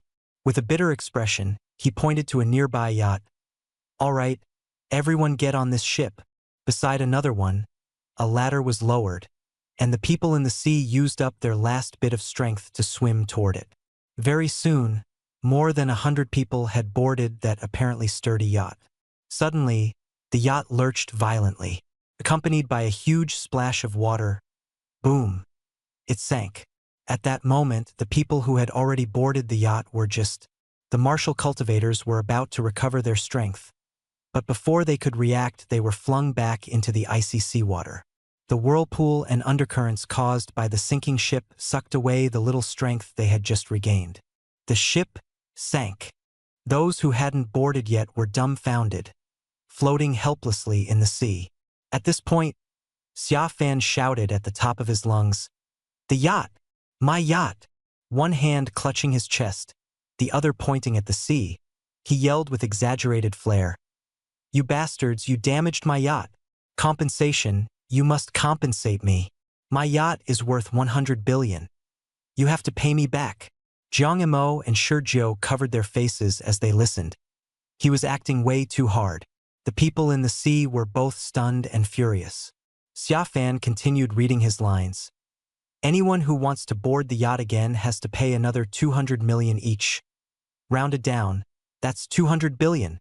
Add the compensation, and that makes 300 billion. The crowd looked at each other in dismay. "Are we being robbed over and over again?" Someone angrily demanded. "Didn't we already pay the boat fare? Why do we have to pay again?" Leaning over the railing, Jiang Mo muttered softly, "Robbery? I brought Xiao Zhou here to fleece them." Shurjo smiled and agreed. "Exactly. If we don't fleece them clean, no one is getting on the boat. Look at all those heads out there, they're clearly all money." The two of them high-fived, thinking that if the lab funding could arrive sooner, they could produce results and then raise the price to sell to the old geezers, driving Tianhuang Martial Arts University into bankruptcy. Xia Fan was getting impatient. Standing at the bow with a knife raised, he threatened them, "Pay up, or I'll kill you." He vented all his grievance onto the people in the sea. The extraordinary elder, who had been toyed with, was shaking with rage. He could have slapped Xia Fan to death with one palm, but now that he was in the sea, He could only grit his teeth and pay. The major powers had no choice but to transfer the money, 100 billion from each side, their hearts bleeding. The extraordinary elder gritted his teeth. Once I recover, I'll make these pirates pay in blood. Donglin Chushue looked at the only larger yacht in front of her, filled with regret. After the whistle blew past, the people dragged the spare lifeboats out of their storage items. But the moment they were lowered into the sea, they were smashed to pieces by the remaining waves. Should have waited until the seas were calm before taking it out, the crowd complained as they transferred the money. A notification popped up on the phone. 300 billion had arrived. Donglin Chushue looked like an enraged lioness, shouting at Xia Fan, "Hurry up and let us on board." Xia Fan glanced at the incoming transfer message and shivered inside. Sneaking a look at Jiang Imo cleared his throat. "They want to pay you in flesh," Xia Fan whispered. "Isn't this all your little troublemaker self's fault?" Jiang Imo muttered, "Well, now we've offended people." The sea churned again, and a yacht identical to the previous one appeared, with several more behind it. The pirates clearly had storage items too. It looked like this was a premeditated series of repeat robberies. Donglin Chushue gave a calm order. "Let the two extraordinary ones board first and recover their strength. Once they've recovered, they'll protect us as we leave." There had originally been 3 extraordinaries, but now the one from the Donglin family and a mind reader dragged into the sea by a mutated beast were both missing, making the situation even worse. The 2 extraordinaries boarded the yacht, gasping for breath. The old man carefully asked Jiang Imo, "Little classmate, do you have energy pills?" Jiang Imo immediately pulled out a pile from his backpack, smiling brightly. "Chocolate, peach, strawberry, kiwi, grape. Which flavor do you want?" After thinking for a moment, the old man said, "Grape." Xia Fan said expressionlessly, "Grape-flavored ones are 200 million each." The crowd erupted in uproar. Just as everyone froze, the hull was pierced by floating debris and the yacht sank. The sea fell silent. Several advanced martial artists desperately salvaged the scene before finally hauling the 2 extraordinaries back up. The 2 extraordinaries' eyes were